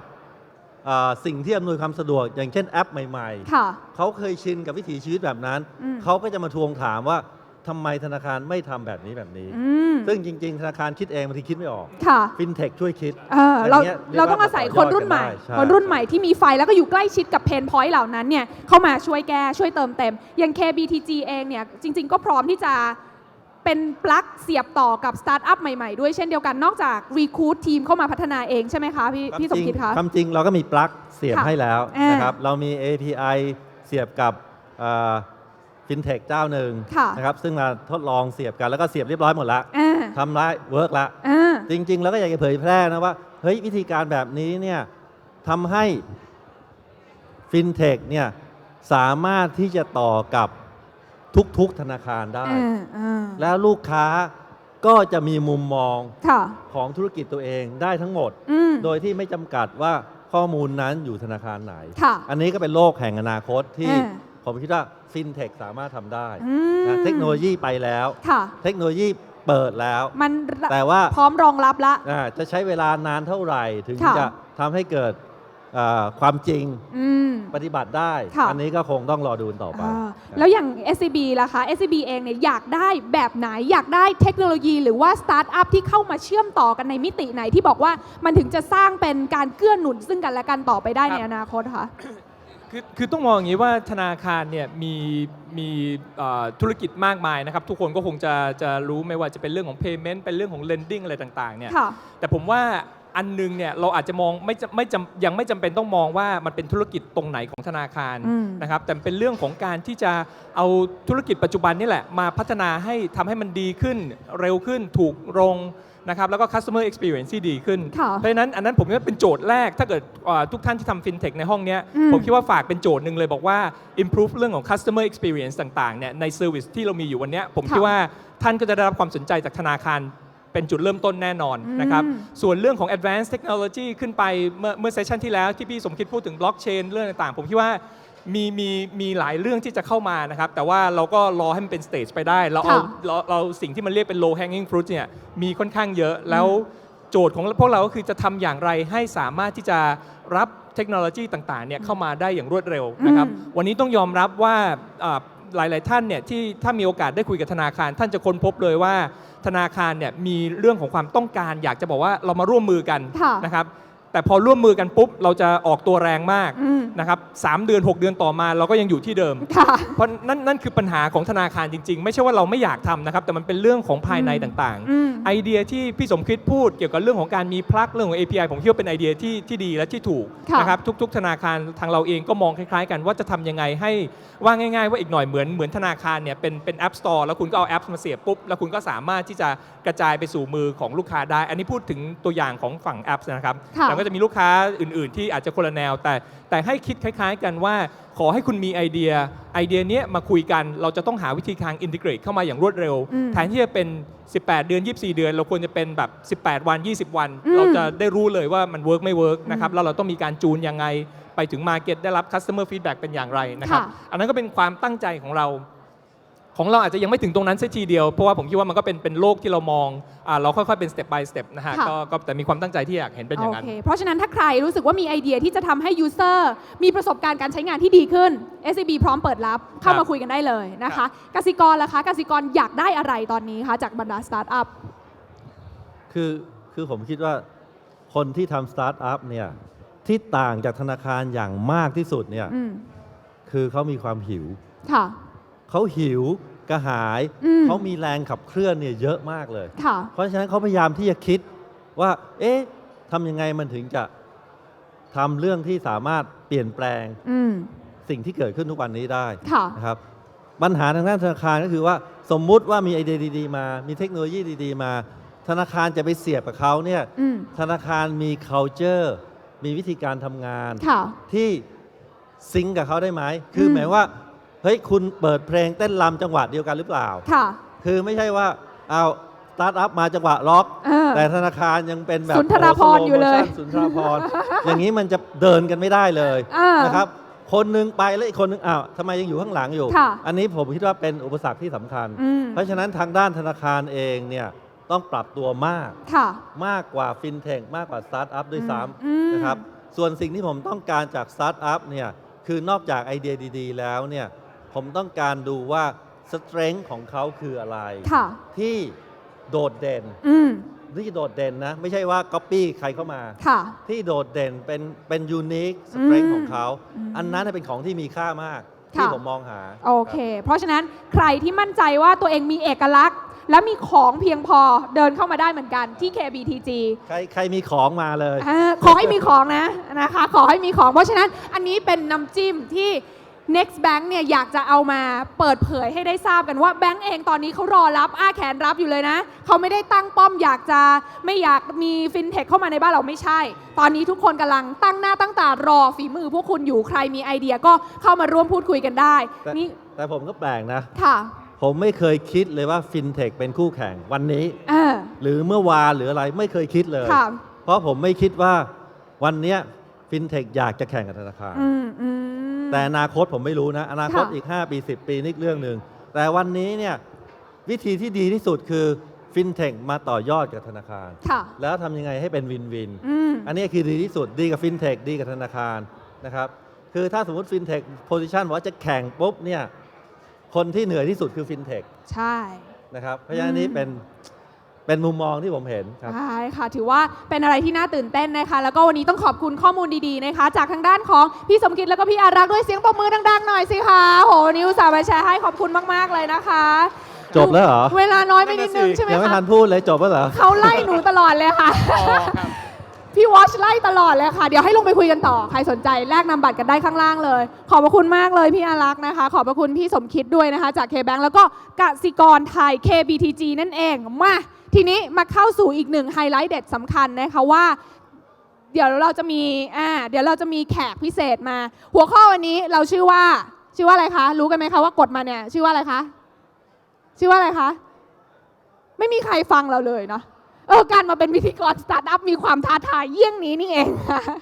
หัวข้อวันนี้มีชื่อว่า Payday นะคะ Payday นะเรากำลังจะเข้าสู่ Mayday กันแล้วนะคะแต่วันนี้คือ Payday แน่นอนวันเงินเดือนออกไปกดตังค์กันเรียบร้อยหรือยังคะเงินเดือนออกแล้วนะแต่ว่าไปกดตังค์แล้วยังไงคนรอล้น ATM เลยนะคะแต่ว่าเฮ้ยตอนนี้มันอาจจะไม่แน่เสมอไปนะโดยเฉพาะอย่างยิ่งในอนาคตหลังจากนี้นะคะที่เรื่องของระบบ Payment มันไม่ใช่เหมือนเดิมอีกต่อไปวันนี้เนี่ยมันมีหลายเจ้าแล้วนะคะที่ลุกขึ้นมานะคะแล้วก็ปฏิวัติวงการการจ่ายเงินชำระเงินต่างๆมากมายโลกของ Payment หลังจากนี้จะเป็นอย่างไรวันนี้นะคะ Next Bank เองเนี่ยได้รับเกียรติจากแขกรับเชิญทั้ง3ท่านนะคะที่จะมาร่วมแชร์มุมมองกันนะคะแน่นอนว่าใครที่มีคำถามนะคะสามารถเข้าไปร่วมถามกันได้ที่เพจ Facebook Event ที่ชื่อว่า Next Bank Presents Mayday นะคะแล้วก็เข้าไปกดไลค์หรือคอมเมนต์นะคะก็เดี๋ยวจะมีทีมงานส่งคำถามขึ้นมาให้เราตรงนี้นะคะตอนนี้แขกของเราพร้อมกันหมดแล้วใช่ไหมคะแขกพร้อมมาแล้วเนาะทั้ง3ท่านเลยเนาะโอเคค่ะเพราะฉะนั้นท่านแรกต้องบอกว่าเขาเป็นผู้ข้ามวอร์ดอยู่ในวงการ Payment มาอย่างยาวนานนะคะเป็นผู้ก่อตั้ง PayBuy และตอนนี้เนี่ยก็เป็น Country Manager ของ PayPal เกี่ยวกับต้องบอกว่า PayPal เนี่ยทุกคนรู้จักกันดีอยู่แล้วก็ถือว่าเป็น FinTech ยุคต้นกำเนิดเป็นต้นตำรับของ FinTech เลยก็ว่าได้นะคะขอเสียงปรบมือต้อนรับพี่สมหวังเหลืองไพบูลย์ค่ะหนูก็มองหาอยู่ตรงไหนสวัสดีค่ะคุณพี่ค่ะเชิญนั่งเลยค่ะสุดยอดวันนี้มาอีกหนึ่งท่านนะคะอีกหนึ่งท่านนี้เนี่ยต้องบอกว่าเป็นผู้มากประสบการณ์ด้านเทคโนโลยีเพราะว่าเคยอยู่ทั้งเทเลคอมนะคะเคยอยู่ทั้งสายแบงก์ก่อนที่ตอนนี้จะผันตัวเองค่ะมาจอยไลน์นะคะเพื่อพัฒนาผลิตภัณฑ์ในส่วนของ Line Pay ที่เพิ่งเปิดตัวไปไม่นานมานี้ตอนนี้เนี่ย Line Pay ถือว่าเป็นอีกหนึ่ง Payment System ที่ฮอตฮิตมากนะคะขอเรียนเชิญพี่สรัญหวังทำมั่งหรือว่าพี่เอ็มนั่นเองพี่เอ็มอยู่ไหนคะตบมือหน่อยเซอยู่นี่เองเชิญเลยค่ะพี่เอ็มค่ะและท่านสุดท้ายเนี่ยมาจาก PayPal แล้วนะคะ Line Pay แล้วนะคะท่านสุดท้ายต้องบอกว่าท่านนี้เนี่ยเป็นผู้ให้บริการน้องใหม่แต่ว่าไฟแรงมากจริงๆนะคะถือว่าเขาเป็นลูกที่คลอดออกมาจากต้นตำรับของบริษัทเกมออนไลน์ชื่อดังอย่างการีนานะคะหลายคนเนี่ยโอ้โหเป็นแฟนพันธุ์แท้การีนาอยู่แล้วแต่วันนี้เขาคลอดออกมาเป็นบริษัทเพย์เมนต์รูปแบบใหม่แล้วก็รุกตลาดอย่างชัดเจนช่วงนี้เนี่ยถ้าใครเดินไปไหนมาไหนก็จะเห็นโลโก้สีฟ้าๆมีน้องน่ารักมาเชิญให้โหลดแอปอยู่เป็นประจำนะคะเป็นใครไปไม่ได้นอกจาก AirPay นั่นเองขอเสียงตบมือให้กับพี่นกมณีรัตน์อนุโลมสมบัติคันที่เฮดของ AirPay ค่ะโว้สุดยอดขออนุญาตอ้อมเชิญนั่งเลยค่ะพี่น้องค่ะทีหน้าขออนุญาตอ้อมตัดหน้าโอ้โหสุดยอดเลยต้องขออนุญาตสวัสดีพี่ๆทุกท่านอย่างเป็นทางการด้วยนะคะวันนี้นะคะอย่างที่บอกไปว่าเรากำลังมาคุยกันในเรื่องของ Payment ที่มันเปลี่ยนแปลงชีวิตทั้งแบงก์เองผู้บริโภคเองไปอย่างสิ้นเชิงเลยนะคะถามนิดนึงสิคะว่าไอ้ Payment ของแต่ละระบบที่พวกพี่ๆทำอยู่เนี่ยมันมีความแตกต่างอะไรยังไงแนะนำตัวเองกันสักนิดนึงเผื่อใครอาจจะยังไม่ค่อยได้เคยลองใช้นะคะเริ่มจากพี่นกก่อนละกันนะคะพี่นกค่ะโอเคค่ะก็ AirPay ก็เป็น Payment Platform อันนึงนะคะก็คือเราให้บริการเรื่องของการชำระเงินเติมเงิน Top Up นะคะแล้วก็ตอนนี้เนี่ยของเราเนี่ยก็มีเคาน์เตอร์กระจายอยู่ทั่วประเทศประมาณ 55,000 จุดนะคะแล้วเราก็นอกจากจะมีเคาน์เตอร์แล้วเนี่ยเรายังมีส่วนที่เป็นแอปพลิเคชันที่สามารถจะโหลดมาใช้แล้วก็มีพวกเซอร์วิสต่างๆที่เป็น related to เรื่องของ payment ด้วยแล้วก็เรื่องของไลฟ์สไตล์ของคนยุคปัจจุบันด้วยค่ะจริงๆตอนแรกคิดว่า AirPay ใช้เติมซื้อไอเทมในเกมเท่านั้นจริงๆไม่ใช่ใช่ไหมคะตอนนี้ไม่ใช่ค่ะตอนจุดเริ่มต้นของ AirPay จริงๆก็ต้องบอกว่าเพราะว่าเรามาจากบริษัทที่การีนาซึ่งเป็นบริษัทเกมนะคะตอนเริ่มต้นเนี่ยเราก็ทำเพื่อสนองความต้องการของน้องๆเกมเมอร์ก็คือเติมเกมอะไรเงี้ยแต่ว่าหลังจากตรงนั้นเนี่ยพอเราทำตรงนั้นได้เราก็มองว่าเอ๊ะทำไมเราไม่เติมอย่างอื่นไปด้วยบริการอย่างอื่นด้วยตอนนี้ก็เลยพยายามทำให้มันเป็นแบบครบวงจรมากขึ้นค่ะตอนนี้พี่เติมอะไรได้บ้างคะ AirPay พี่ค่ะก็เกมนี่ได้ทุกเครือนะคะไม่ใช่แค่ต้องของการีนาเครืออื่นก็เติมได้แล้วก็ท็อปอัพมือถือทุกอย่างจ่ายบินค่าน้ำค่าไฟบัตรเครดิตนะคะแล้วก็ตอนนี้เราก็ให้บริการอย่างเช่นแบบจองตั๋วหนังหรือว่าจองตั๋วรถบัสอะไรอย่างนี้ นี้ก็จองได้แล้วค่ะ โห หรือถ้าเกิดใคร รถบัสด้วยใจดีเงี้ยเราก็มีลิงก์กับพวก charity นะคะสามารถแบบบริจาคเงินผ่าน AirPay ได้ด้วยเหมือนกันทำบุญได้ด้วย ใช่ นะคะ ค่ะ นี่คือในส่วนของ AirPay Line Pay ล่ะคะตอนนี้ Line Pay น้องใหม่เลยเหมือนกันเปิดตัวมาได้รุนแรงมากนะคะ เป็นยังไงบ้าง Line Pay ครับเป็นบริการที่เราต่อยอดมาจากตัว Line Messaging Platform ค่ะ นะครับซึ่งก็จริงเจตนาคือทำขึ้นเพื่อฟูลฟิลให้กับตัว Ecosystem ของ Line เนี่ยได้เต็มมากขึ้น ค่ะ นะครับเดิมเรามีโปรดักที่เป็นดิจิทัลคอนเทนต์ค่อนข้างเยอะนะครับแล้วก็เรื่องของการใช้งานและประสบการณ์ต่างๆ ก็เมเนจลำบากพอเรามี Payment เป็นของตัวเองแล้วก็ช่วยให้ลูกค้านี่มีการใช้งานที่ดีขึ้นแล้วก็ง่ายขึ้นนะครับเราก็เริ่มต้นด้วยของการให้บริการเครดิตการ์ดเพย์เมนต์นะครับปัจจุบันเนี่ยก็ได้ขอใบอนุญาตให้บริการตัว e-wallet เรียบร้อยแล้วนะครับเพิ่งเปิดไปเมื่อเดือนธันวาคมปีที่แล้วนี่เองค่ะนะครับก็เรียกว่าประสบความสำเร็จค่อนข้างดีทีเดียวแสดงว่าตอนนี้ Line Pay เองเนี่ยใช้หลักๆเลยก็คือเพื่อรองรับทราฟฟิกใน Line Service ทั้งหมดใช่ครับแต่ว่าในอนาคตเราก็มีแผนที่จะขยายตัวบริการตัวนี้ให้ครอบคลุมมากขึ้นเนื่องจากจุดแข็งของ Line เองนะครับเราเป็นโมบายแอปพลิเคชันเพราะฉะนั้นเนี่ยตัวพาร์ทเนอร์ของเราส่วนใหญ่ก็จะมีจุดเด่นเรื่องของออนไลน์เซอร์วิสนะครับปัจจุบันเราก็มีการครอบคลุมไปเรื่องของการเชื่อมต่อระบบกับอีคอมเมิร์ซเว็บไซต์รายใหญ่ๆนะครับเพื่อที่จะสร้างเรื่องของทราฟฟิกให้ทั้งพาร์ทเนอร์ของเรานะครับแล้วก็เรื่องของ Payment Service ให้มันสะดวกมากขึ้นน่าจับตาถ้าไม่ว่าจะเป็น Line Pay AirPay เองเนี่ยเข้ามาช่วยกันทำให้การจับจ่ายมันง่ายขึ้นแบบนี้นะคะไม่ทราบว่าเงินที่ได้มาไม่รู้จะมีเหลือเก็บบ้างหรือเปล่านะคะรู้สึกว่ามันจะจ่ายง่ายขึ้นเยอะเลยขออนุญาตถามทาง Pace by บ้างละกันค่ะพี่สมหวังค่ะPace by ตอนนี้เป็นยังไงบ้างทำอะไรอยู่แนะนำตัวนิดนึงสิคะพี่คะเรียกทาง Pace by เขามาเล่าให้ฟังได้ไหมเนี่ยดีผมไม่ได้อยู่Pace byแล้วครับค่ะตอนนี้ออกมาโอเคเข้าใจแต่ว่าให้แชร์นิดนึงถ้าอย่างนั้นแชร์ภาพที่มันเกิดขึ้นของระบบ Payment ในโลกปัจจุบันมันเป็นยังไงบ้างคะพี่คะโอเคฟังหน่อยครับโทษครับเดี๋ยวไลน์เขาจะแจกสติกเกอร์ครับสนใจฟังหน่อยปรึกษาผมหรือยังพี่ไม่รู้เฮ้ยจริงๆผมจำได้ว่างานครั้งที่แล้วเนี่ย Next Bank นี่มันดูเอนเตอร์เทนกว่านี้นะอันนี้ดูเป็นทางการมากเลยนะครับวันนี้ห้องมันใหญ่ค่ะพี่ห้องมันใหญ่สงสัยต้องเปลี่ยนไปจัดผับเหมือนเดิมอะค่ะพี่ใช่ครับใช่ผมว่าแล้วแถมมีเบียร์มีเบอร์นี่จบเลยนะไม่มีใครสนใจแล้วเนี่ยตอนนี้นั่นน่ะสิมาหนูสนใจค่ะพี่คะคุยเล่นยังฟังอยู่เหรอครับเมายังเนี่ยโอเคเล่าให้ฟังหน่อยจากในอดีตประสบการณ์ด้วยประสบการณ์ทั้งทำในประเทศนะครับแล้วก็ไปทำกับบริษัทต่างชาตินะครับอย่างบริษัทใหญ่ๆต่างชาติเนี่ยเขาก็มองเรื่องของ payment หรืออย่าเรียกว่า payment อย่างเดียวดีกว่าตอนนี้นะครับเขาก็ไปไกลแล้วเขามีทั้งซื้อบริษัทที่ทำเรื่องเกี่ยวกับเป็น marketplace ก็มีทำเรื่องเกี่ยวกับระบบชำระเงินแบบที่เป็นแค่ตัวระบบเอาไปขายก็มีชื่อ Braintree นะครับแล้วก็มีที่เป็นลักษณะโอนเงินระหว่างประเทศเรียกว่ามันไม่ได้มองแค่เป็น payment นะครับสำหรับในมุมมองของบริษัทยักษ์ใหญ่นะครับอย่าง PayPal ที่เขามองว่ามันไม่จำกัดต้องพูดถึงแค่เป็นตัวกลางชำระเงินอย่างเดียววันนี้เขามองไปถึงฉันจะทำยังไงกับเรื่องอุตสาหกรรมเกี่ยวกับด้านการเงินอย่างนั้นมากกว่าจริงๆเราประเทศเรายังถือว่าเล็กมากนะครับในสายตาแล้วก็เปรียบเทียบกับประเทศอื่นแต่มีอัตราการโกรธที่รุนแรงมากนะครับมียอดของการเพิ่มขึ้นของคนที่เข้ามาใช้จ่ายหรือสนใจจะใช้งานเนี่ยเติบโตแบบก้าวกระโดดกับประเทศอื่นมันอาจจะด้วยเป็นเพราะว่าเราก็กำลังพัฒนาแถมตอนนี้สตาร์ทอัพฟินเทคต่างๆมันมาแล้วนะครับมันก็เลยเห็นโกรธที่ดีแต่ถ้าถามว่าไซซิ่งของประชากรของคนใช้เนี่ยเรายังไม่แพร่หลายเรายังกระจุกตัวอยู่ตามหัวเมืองต่างๆหรืออย่างพวกเนี้ยเทคเซอร์วิสอย่างพวกเราที่เป็นคนใช้มาดูงานสตาร์ทอัพอันเนี้ยเยอะแต่ว่าโดยพฤติกรรมของผู้บริโภคส่วนใหญ่อาจจะยังเข้าไม่ถึงนะแต่ในอนาคตถ้าตามเทรนด์ของต่างประเทศแล้วมันจะไปได้เร็วมากเลยใช่ไหมแล้วจริงๆแล้วผมว่าอนาคตอันใกล้เลยนะ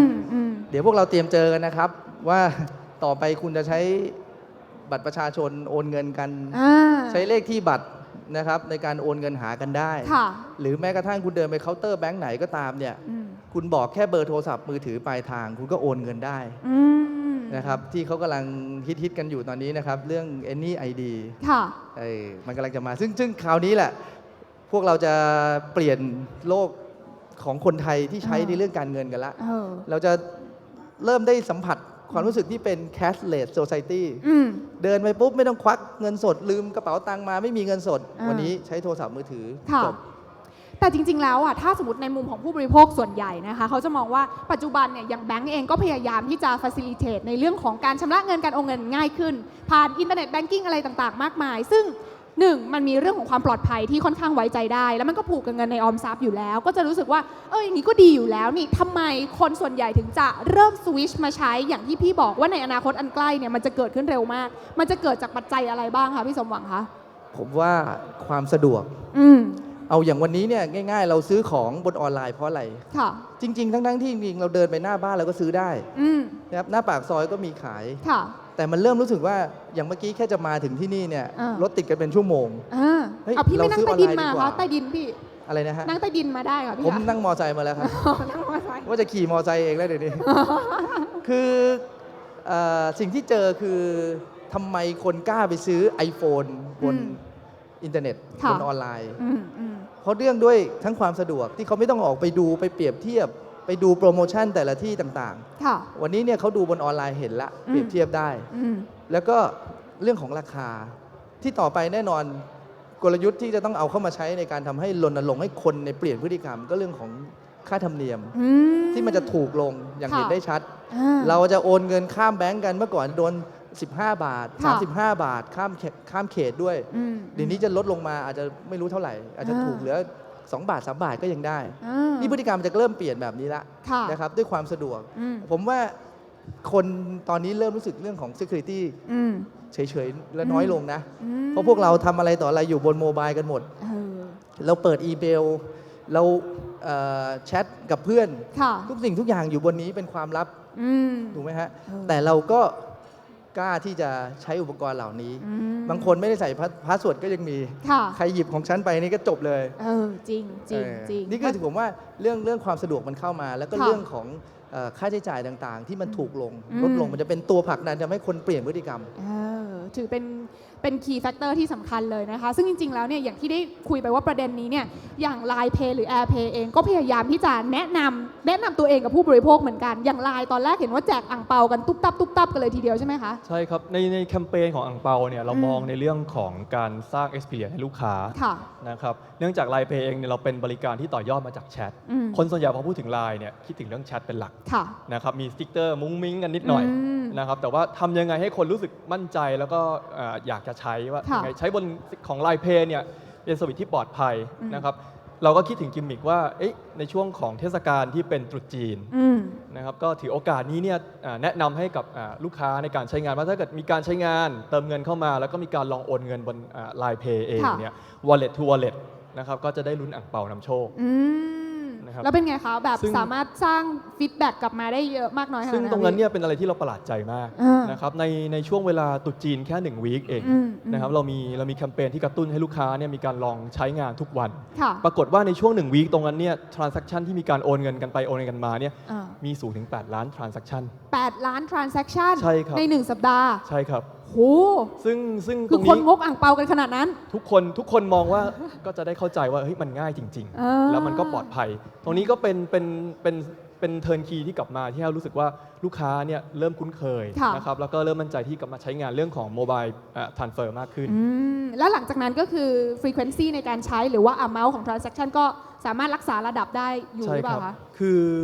ลูกค้าที่เข้ามาทดลองใช้เนี่ยนะครับก็เริ่มมีการใช้งานมีการเรียนรู้ที่ดีขึ้นปัจจุบันก็กลายเป็นลูกค้าที่เป็น active user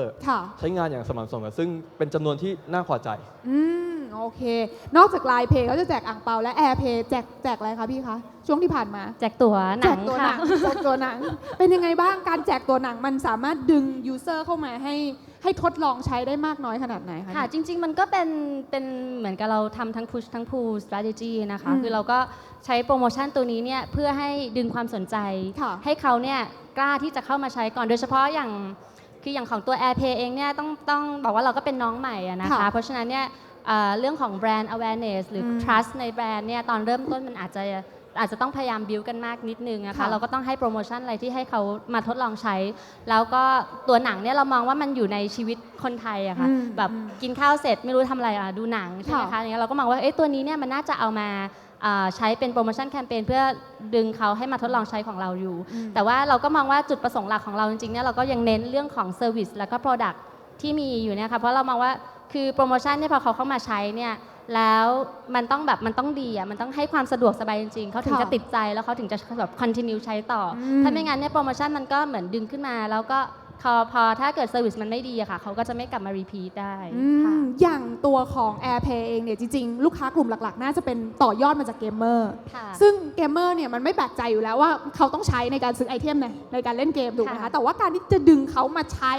ในเซอร์วิสอื่นๆข้างนอกเนี่ยมันมีความยากมันมีความท้าทายยังไงโดยเฉพาะกับยูเซอร์เมืองไทยคะค่ะจริงๆมันก็จะเป็นเรื่องของ education นะคะที่เราจะต้องพยายามเหมือน educate เขาประชาสัมพันธ์บอกเขาว่ามันมี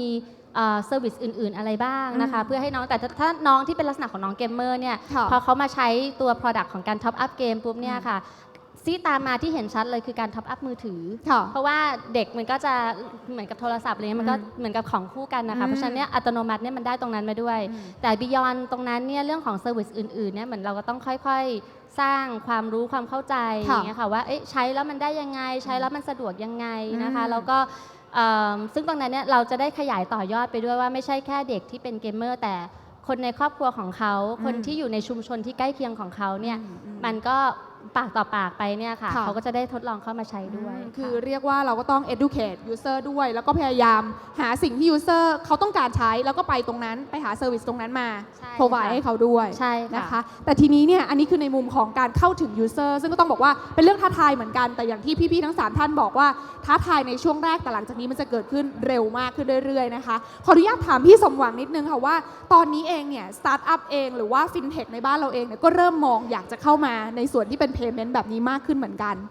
มันมีช่องว่างอยู่ตรงไหนอะไรยังไงบ้างไหมคะเพราะว่าเราก็เริ่มเห็นบรรดาเทลโคเองเขาก็เริ่มลงมาเล่นแบงก์เองเขาก็เริ่มจะฉันทำด้วยฉันทำบ้างอะไรอย่างนี้พี่สมหวังมองยังไงคะแบบว่าอย่ามากันเลยดีกว่า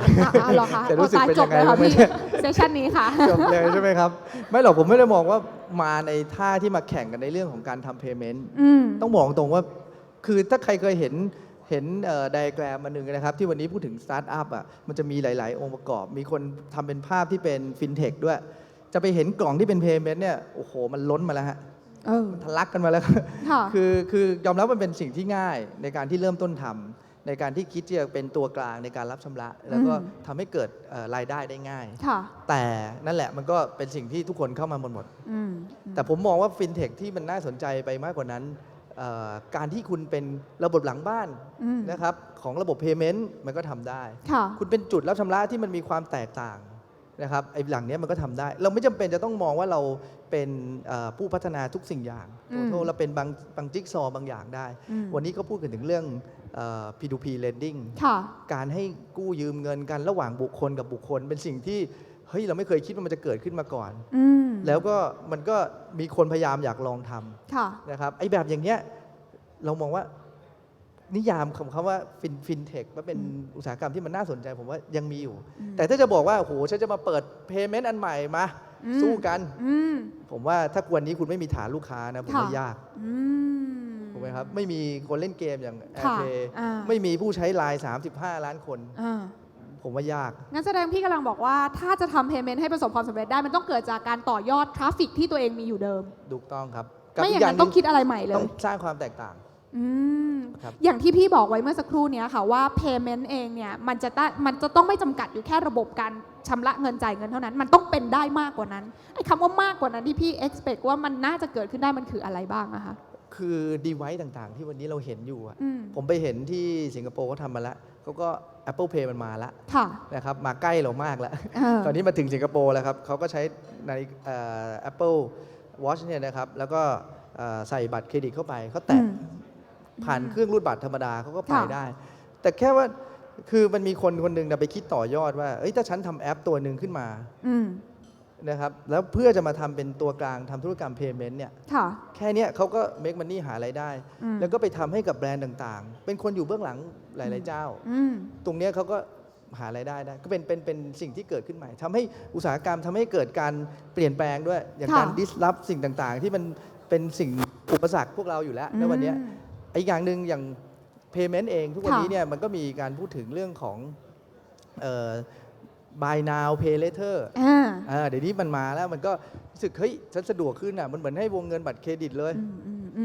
วันนี้อยู่ดีๆมีคนเนี่ยไม่ต้องคิดอะไรมากมันแค่ทำวิเคราะห์ว่า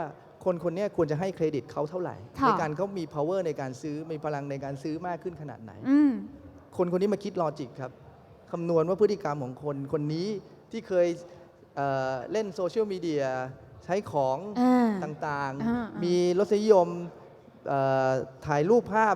เล่นให้เป็นเครดิตเรตติ้งคือดูจากพฤติกรรมคนแล้วให้เครดิตเขา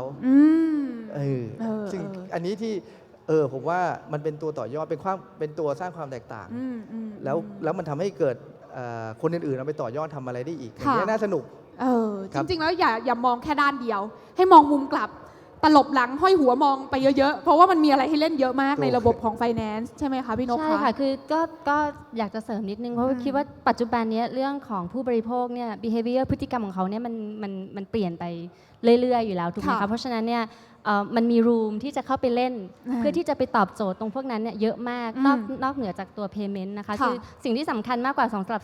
เขาเรียกว่าอะไรสำหรับพวก startup ที่อยากจะเข้ามาเนี่ยค่ะคือเหมือนกับว่าสามารถที่จะ identify ได้ไหมว่ามันมี gap มันมี need ที่มันยังไม่ได้มีการตอบสนองอยู่ตรงนี้ค่ะแล้วเข้ามาเล่นตรงจุดนั้นมากกว่าที่จะเข้ามาในเล่นแค่ระบบของ payment ซึ่งพูดจริงๆก็มันก็ค่อนข้างแข่งขันกันอยู่แล้วตอนนี้ค่ะจริงๆจะพูดได้ว่าตลาด payment เราเนี่ยในปัจจุบันนะครับถ้าเทียบกันในขนาดของประชากรประเทศไทยเนี่ยเราล้นเราเกินมากๆแล้วนะครับคนไทยเกือบทุกคนเนี่ยเรียกว่าเข้าถึงบริการทางการเงินได้ค่อนข้างสะดวกนะครับเพราะฉะนั้นเนี่ยถ้าคิดว่าจะมา disrupt ในส่วนของ payment industry เนี่ยค่อนข้างที่จะ challenge มากๆนะครับมองว่าถ้าเกิดสามารถเข้ามาเพื่อ fulfill ยกตัวอย่างเช่นอย่างที่พี่สมอธิบายไปนะครับหรืออีกมุมหนึ่งที่เป็นหน้าบ้านนะครับมีการ consolidate data ระหว่าง payment method ต่างๆเข้ามาด้วยกันนะครับแล้วก็ใช้ข้อมูลตรงนี้เนี่ยในการทำ CRM นะครับหรือเสนอในเรื่องของ payment offer ให้ลูกค้าได้มากขึ้นมี installment มีอะไรมากขึ้นนะครับอันนี้จะน่าสนใจมากกว่าคือเราพยายามไปในที่ที่มันยังเป็นพื้นที่ที่ว่างอยู่อย่างพี่เอ็มเองเนี่ยก็มาจากสายเทลโคด้วยสายแบงค์ด้วยมันยังมีพื้นที่ว่างเหลืออยู่ให้เราใส่ไอเดียเข้าไปตรงนั้นอยู่เยอะไหมคะเนี่ยในส่วนของจุดที่เป็น disrupt ตรงนี้นะครับยังมีอีกเยอะจริงๆอย่างของ LINE เองเนี่ยเราถ้ามองเนี่ยเราก็พยายามจะหาโอกาสตรงนี้อยู่เรื่อยๆนะครับหลายๆอย่างที่เริ่มทำออกมาอย่างเช่นปัจจุบันเนี่ยเรามี Line Point นะครับซึ่งเป็นเรื่องของการทำ redemption นะครับเรามี Line Man ในเรื่องของ logistics ซึ่งทั้งหมดเนี่ยพอมาต่อกันเนี่ยมันก็จะกลายเป็นเรื่องของการ fulfill เรื่องของ ecosystem ขึ้นมานะครับลูกค้าที่ทำ payment ก็อยากจะมีการสะสมแต้มนะครับสะสมแต้มเสร็จก็เทิร์นแต้มตรงนี้เนี่ยเป็นของอะไรสักอย่างหนึ่งของก็ต้องมีการถูกส่งต่อไปนะครับของที่ถูกส่งต่อไปก็จะต้องมีการประเมินกลับมาว่าลูกค้าพอใจหรือไม่พอใจพวกนี้เนี่ยมีจุดที่ให้ทริกเกอร์ที่คิดได้เยอะมากเพราะฉะนั้นเป็นกำลังใจให้ลองไปมองดูดีๆมันยังมีพื้นที่ให้เราเข้าลงไปเล่นอยู่นะคะแต่ทีนี้เนี่ยฟังดูแบบนี้พี่ๆบอกว่าโอ้โหการแข่งขันมันเยอะมากมันโอเวอร์ดีมานด์ที่มีมากเนี่ยนะคะแล้วการีน่าเองจัดการยังไงแล้ว position ตัวเองยังไงอะคะว่าเราจะอยู่ในสนามการแข่งขันที่มันเป็น red ocean แบบนี้ได้ยังไงบ้างคะสำหรับเราเชื่อว่าผู้ให้บริการทุกคนนะคะมีจุดเด่นของแต่ละอันอยู่แล้วของเราเนี่ยเราคิดว่าฐานตอนเริ่มต้น user ของเราเป็นเรื่องของฝั่งของเกมนะคะซึ่งเราก็พยายามที่จะต่อยอดจากตรงนั้นแล้วก็จากตรงนั้นเนี่ยพอเรามีฐานผู้ที่เราเป็นยูเซอร์ของเราอยู่แล้วเนี่ยเราพยายามทำความเข้าใจเขาเพิ่มขึ้นมากกว่าว่าสิ่งที่เขาอยากได้มันคืออะไรแล้วเราก็พยายามที่จะตอบโจทย์ตรงนั้นให้เขานะคะรวมถึงการพัฒนาสินproduct ของเราเนี่ยให้มันมีการใช้งานได้ง่ายขึ้น accessibility มากขึ้นนะคะไม่ว่าจะเป็นเรื่องของการกระจายจุดเคาน์เตอร์ต่างๆนะคะเพื่อให้แบบว่าการที่จะต้องเอาเงินเข้าไปเติมเป็นดิจิทัลเคอเรนซีพวกนี้เนี่ยทำได้สะดวกมากขึ้นนะคะเพิ่มความสะดวกสบายเพิ่มเรื่องของ education เข้าไปให้กับกลุ่มของที่เป็นยูเซอร์ของเราอะค่ะตรงนั้นก็จะเป็นจุดที่เราตั้งใจที่จะพัฒนาตัว AirPay ต่อไปคือเราพยายามทำออนไลน์กับออฟไลน์ให้มันมาเจอกันได้มากที่สุดนะคะแต่ว่าการแข่งขันในประเทศว่าเยอะแล้วเนี่ยจริงๆเราต้องถามพี่สมหวังนิดนึงค่ะว่าแล้วรายใหญ่ๆอย่างที่เขา success ในต่างประเทศมากๆเนี่ยเขาเล็งอยากเข้ามาในบ้านเราบ้างหรือเปล่าคะจากประสบการณ์ที่พี่เคยก็มาแล้วครับเนี่ยเขาก็มาแล้วครับก็แต่ว่าก็ยัง มองว่าตลาดที่เป็นเขาเรียกว่าเป็น domestic นะครับคือตลาดคนเพลเยอร์ที่เล่นในประเทศเองเนี่ยก็ถือว่าเมืองไทยเราเยอะมากนะครับทุกประเทศแหละจริงๆในอินโดในฟิลิปปินส์พวกนี้ฮะเป็นผู้เล่นในประเทศเนี่ยเยอะอยู่แล้วเขาก็มองจุดที่เขาเรียกว่ามีจุดเด่นนะครับมีความสามารถพิเศษเลยในเรื่องของการที่เป็น payment ให้กับการซื้อขายระหว่างประเทศเป็นการ cross border เราก็โฟกัสกันตรงนั้นนะครับเราไม่ได้มานั่งมองว่าต้องมาแข่งมาฆ่าคนที่อยู่ในประเทศจริงๆเรามองเป็นพาร์ทเนอร์ด้วยซ้ำไปวันนี้เราก็เดินเข้ามาปุ๊บเราก็มาคุยกับหลายๆคนจับไม้จับมือทำอะไรร่วมกันแล้วอย่างรายใหญ่ๆอย่างต่างประเทศเขาเข้ามาเนี่ยเขาก็ยังไงก็ต้องถ้าจะเข้ามาให้ถึงในเมืองไทยก็ต้องมีตัวแทนอย่างในเมืองไทยอย่างในจีนมีเจ้าใหญ่ๆที่มาเขาก็ไม่สามารถจะบุกเข้ามาตีตลาดคนไทยเจาะเข้าไปถึงคนไทยเรามีลักษณะพิเศษบางอย่างฮะที่เข้าถึงไม่ได้ง่ายแต่ขนาดเป็นคนไทยด้วยกันเองยังเหนื่อยเลยใช่ครับผมมองว่าอาจจะไม่ใช่แค่ลักษณะพิเศษอย่างเดียวนะครับอย่างตลาดของเมืองไทยเรามีเรื่องของ regulation ที่แตกต่างจากที่อื่นนะครับอย่างของทาง Line เองเนี่ยเราได้ทำส่วนของ Line Pay เองมาใน4ประเทศซึ่งแต่ละประเทศเนี่ยตอนแรกเราคิดลักษณะที่เป็น global platformแต่พอถึงเวลา implement จริงๆเนี่ยมันมี regulation มันมี behavior ของแต่ละประเทศที่แตกต่างกันเพราะฉะนั้นเนี่ยจะมองว่าแต่ละประเทศเนี่ยจะทำ cross border กันก็อาจจะค่อนข้างยากนะครับเพราะฉะนั้นถ้าเกิดไม่ใช่ global player จริงๆนะครับมองที่เป็น localize จะดีที่สุดจริงๆมันต้องเป็น combination เหมือนที่เขาเรียกว่า globalization นะคะมันคือ global and localization คือมันจะต้องมีลักษณะของแบบ international standard มาตรฐานสากลแต่ at the same time เนี่ยคุณต้องเข้าใจด้วยว่าไอ้ market ตรงนั้นเนี่ยมันคืออะไร regulation ที่เขาควบคุมอยู่ license ที่ต้องการหรือ even พฤติกรรมของผู้บริโภคเนี่ยมันไม่เหมือนกันเพราะฉะนั้นแบบ business model ที่ success ใน market หนึ่งเนี่ยมันอาจจะไม่ได้แบบเอาไปได้ 100% เราไป apply ในตลาดอื่นเราจะ success เหมือนกันค่ะคือการสร้างแบบ copy paste ในที่อื่นมันอาจจะยากเพราะฉะนั้นถ้าใครอยากเริ่มเรื่องของ payment ให้เริ่มในตลาดบ้านเราก่อนดีที่สุดใช่ไหมคะพี่สมบัติคะก็คือถ้าเรามี product ที่มันผมว่าต้อง customize อะฮะเพื่อ localize เนี่ย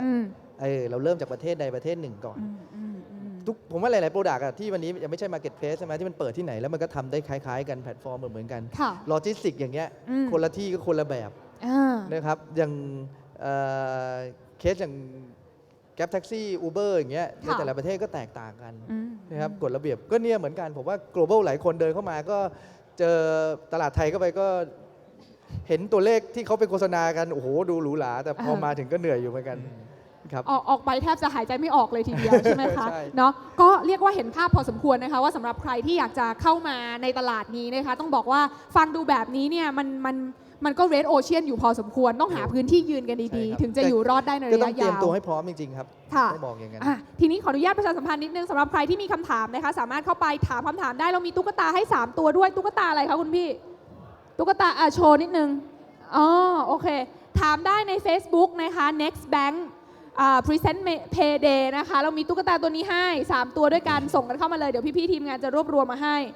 อันนี้มาจาก MFAC สนับสนุนมานะคะน่ารักมากถ้าไม่มีใครถามก็เดี๋ยวที่น่าจะเอากลับบ้านเองนะคะเพราะฉะนั้นช่วยกันถามเข้ามาใครอยากรู้อะไรไม่มีใครถามให้วิทยากรให้วิทยากรเนาะ3 คนพอดีเลยนะคะไม่ได้ค่ะเราต้องให้ร่วมกันถามเข้ามานะคะเพื่อที่จะพลิกโฉมหน้าเรื่องของ payment ในบ้านเราซึ่งจริงๆแล้วเนี่ยจริงๆความรู้ใหม่เหมือนกันเนาะเพราะคนทั่วไปอาจจะคิดว่า payment มันแค่เรื่องของการระบบชำระการซื้อขายจริงๆมันมีหลังบ้านมากกว่านั้นเยอะหลายคนก็เห็นว่าพอ payment แบบนี้มันมาสู้กับแบงค์หรือเปล่าแล้วรายเล็กๆจะสู้ได้ไหมพี่สมหวังบอกแล้วว่ามันไม่จำเป็นมันสู้ได้มันมีพื้นที่ของมันอยู่นะคะคือจริงๆคือเราคิดว่าจริงๆ fintech หรืออะไรเงี้ยมันไม่ได้มา replace แบงค์นะคะคือจริงๆเรามองว่ามันน่าจะมาช่วยกัน complement มากกว่าคือแบงค์เขาก็มีจุดแข็งของเขาซึ่งบริการบางอย่าง non bank เนี่ยมันทำไม่ได้อยู่แล้วเพราะฉะนั้นเนี่ยเรามองว่าการที่จะกระตุ้นตัว fintech industry ตรงนี้ให้มันเกิดขึ้นในเมืองไทยเนี่ยมันเรื่องของ collaboration เนี่ยเป็นเรื่องที่สำคัญนะคะมีการจับมือกันแล้วก็ช่วยกันต่อยอดซึ่งกันและกันมากกว่าค่ะคือมันไม่ใช่แบบมา replace อะไรกันอย่างตอนนี้เองเนี่ย AirPay เองก็มีร่วมมือกับทางแบงก์เหมือนกันค่ะก็จริงๆเรื่องของการทำร่วม payment นี่ กับแบงก์นี่ก็เป็นเรื่องที่สำคัญมากๆนะคะเราต้องเป็นพันธมิตรกับแบงก์แล้วก็หลายๆแบงก์ด้วยซ้ำอะไรเงี้ยค่ะซึ่งก็ที่ผ่านมาเราก็มีการพูดคุยแล้วก็มีการความร่วมมือกับแบงก์ในเมืองไทยอยู่หลายแบงก์เหมือนกันค่ะอย่าง next step ของ AirPay เนี่ยเราอยากจะทำอะไรบ้างคะภาพในอนาคตเทคโนโลยีอะไรที่เรามีความพร้อมที่จะไปรุกหรือว่าแย่งชิงส่วนแบ่งการตลาดของไอ้ payments ในบ้านเราเพิ่มเติมได้บ้างคะคือจริงๆเทคโนโลยีเนี่ยมันก็ evolve มันก็พัฒนากันไปเรื่อยๆนะคะสิ่งที่เราพยายามทำก็คือเรา stay alert มากๆอยู่แล้วว่ามันมีอะไรบ้างมันมีเทรนด์อะไรบ้างที่มันเข้ามาในแง่ของเทคโนโลยีเองในแง่ของตัว product เองหรือว่าในแง่ของตัวของ consumer เองว่าเขาต้องการจะใช้อะไรนะคะแล้วเราก็พยายามจะตอบโจทย์มากกว่าค่ะว่าบริการที่เรามีเนี่ยสุดท้ายเราอยากจะให้มันเป็น one stop service เหมือนกันที่คือเขาเข้ามาแล้วเนี่ยมัน complete นะคะแล้วก็มีความสะดวก accessibility ง่ายใช้งานง่ายด้วยนะคะตรงนั้นเป็นจุดที่เราอยากจะไปให้ถึงค่ะโอเคแล้ว Line Pay ล่ะคะ Line Pay เองจริงเพิ่งถือว่าอยู่ในเฟสเริ่มต้นใช่ครับหลังจากนี้ Line Pay กำลังจะทำอะไรผมจะเสริมคำถามผมก็อยากฟัง เขาเพิ่งจะจับไม้จับมือกับ Rabbit เนี่ยใช่นี่เนี่ยจริงเรามองหนาวหมดเลยเนี่ยผมไม่ขนาดนั้นแล้วครับ มองว่าทุกคนเป็นพาร์ทเนอร์กันนะครับเพราะว่าค้นพบแล้วว่าใน payment industry เนี่ยทำคนเดียวไม่ได้นะครับเราจะต้องมีพาร์ทเนอร์อย่างน้อยเนี่ยอย่างในฝั่งของทางแบงค์นะครับเราพึ่งแบงค์ในเรื่องของการเป็นเกตเวย์เราพึ่งแบงค์ในเรื่องของการเป็น channel นะครับในการ access ทั้งในเรื่องของลูกค้า access ในเรื่องของ top up channel นะครับเพราะฉะนั้นเนี่ยเราอยู่คนเดียวไม่ได้ในขณะเดียวกันในส่วนของที่เป็น e-money e-wallet เองเนี่ยนะครับการที่เรา build network ของตัวเองเป็น closed loop system เนี่ยมันก็ไม่สามารถที่จะสร้างตลาดได้สิ่งที่ดีที่สุดคือเราสร้าง network นะครับเรามองถึง partner ที่เป็น strategic partner นะครับเพราะฉะนั้นเนี่ยถ้าสามารถที่จะจอยกันระหว่าง payment ในแต่ละบริษัทกันได้เนี่ยก็จะเป็นสิ่งที่ดีมากแล้วเราแพลนว่าเราจะจอยยังไงกับ Rabbit คะตอนนี้ก็เบื้องต้นนะครับก็ไลน์กับ Rabbit ก็ร่วมมือกันนะครับเพื่อที่จะพัฒนาในส่วนของบริการ Rabbit มีความแข็งแกร่งในเรื่องของ transportation นะครับเรื่องของ Rabbit Card ส่วนของ Line Pay เองเนี่ยเป็นออนไลน์ system เพราะฉะนั้นเนี่ยการที่จะbridgeเซอร์วิสทั้ง2อย่างเข้าด้วยกันและให้ลูกค้าใช้งานได้สะดวกที่สุดเนี่ยก็เป็น achievement ที่เรากำลังคิดกันอยู่นะครับอนาคตอาจจะเห็นการใช้ Line Pay บน BTS นะครับหรือกับกันอาจจะรับบิดบนออนไลน์อันนี้คงต้องคอยดูกันต่อไปใช้ไลน์จ่ายค่าตั๋ว BTS ตัวการ์ตูนตัวใหม่ออกมาฮะตัวอะไรคะพี่ตัวรับบิดผสมกับตัวโคนี่ออกมาจะเป็นหน้าตายังไงผสมกันออกมาก็น่ารักดีนะคะเป็นสายพันธุ์ใหม่ค่ะเป็นสายพันธุ์ใหม่นะคะพี่สมหวังขาพอพูดแบบนี้แล้วเนี่ยจริงๆแล้วถ้าฟังดูว่า payment ที่จะ success ได้เนี่ยหนึ่งต้องมีไอเดียพอสมควรว่าจะไปยืนตรงไหนหรือไม่อย่างนั้นจะต้องมีการต่อยอดจาก business เดิมอยู่แล้วต้องมีฐานกลุ่มลูกค้ากลุ่มผู้ใช้อยู่ตั้งต้นบ้างบางส่วนศักยภาพไหนที่สตาร์ทอัพไทยต้องการมากที่สุดถ้าอยากจะเข้ามาปักธงใน payment ของบ้านเราค่ะศักยภาพด้านไหนนะครับใช่ค่ะคือแบบต้องมีมุมมองด้านไหนต้องใช้อะไรสำคัญที่สุดแต่ตอนนี้ต้องยอมรับว่าเรื่องของเทคโนโลยีเป็นเรื่องสำคัญในภาคของ payment ละนะครับแล้วก็พวกเทคนิคต่างๆไม่ว่าจะเป็นเรื่องเกี่ยวกับตัวฟีเจอร์บางอย่างเช่นการคิดเกี่ยวกับการสร้างระบบ fraud monitoring นะครับการ monitor transaction ที่ดีนะครับมันก็จะเป็นถ้ามีศักยภาพด้านนี้เป็นพิเศษกว่าคนอื่นเนี่ยถือว่าได้เปรียบเพราะว่าในพาร์ทอื่นๆไม่ว่าจะเป็นคนทำโอเปอเรชั่นนะครับรู้เรื่องเกี่ยวกับมาร์เก็ตติ้งตลาดหรือว่าคอมไพแอนต่างๆมันยังพอมีผู้คนที่สามารถนั่นได้แต่ว่าโจทย์หลักคือเรื่องของเทคนิคที่มันเป็นจุดแตกต่างเนี่ยอันนี้คือโจทย์สำคัญที่จะทำให้คนคิดอยากจะทำ payment ขึ้นมาใหม่ๆต้องมีจริงๆเรื่อง fraud นี่สำคัญเนาะตอนนี้มันเริ่มคนเริ่ม fraud กันได้มากขึ้นต้องมีตัวมา detect ให้ดีขึ้นนะคะถูกมันต้องมี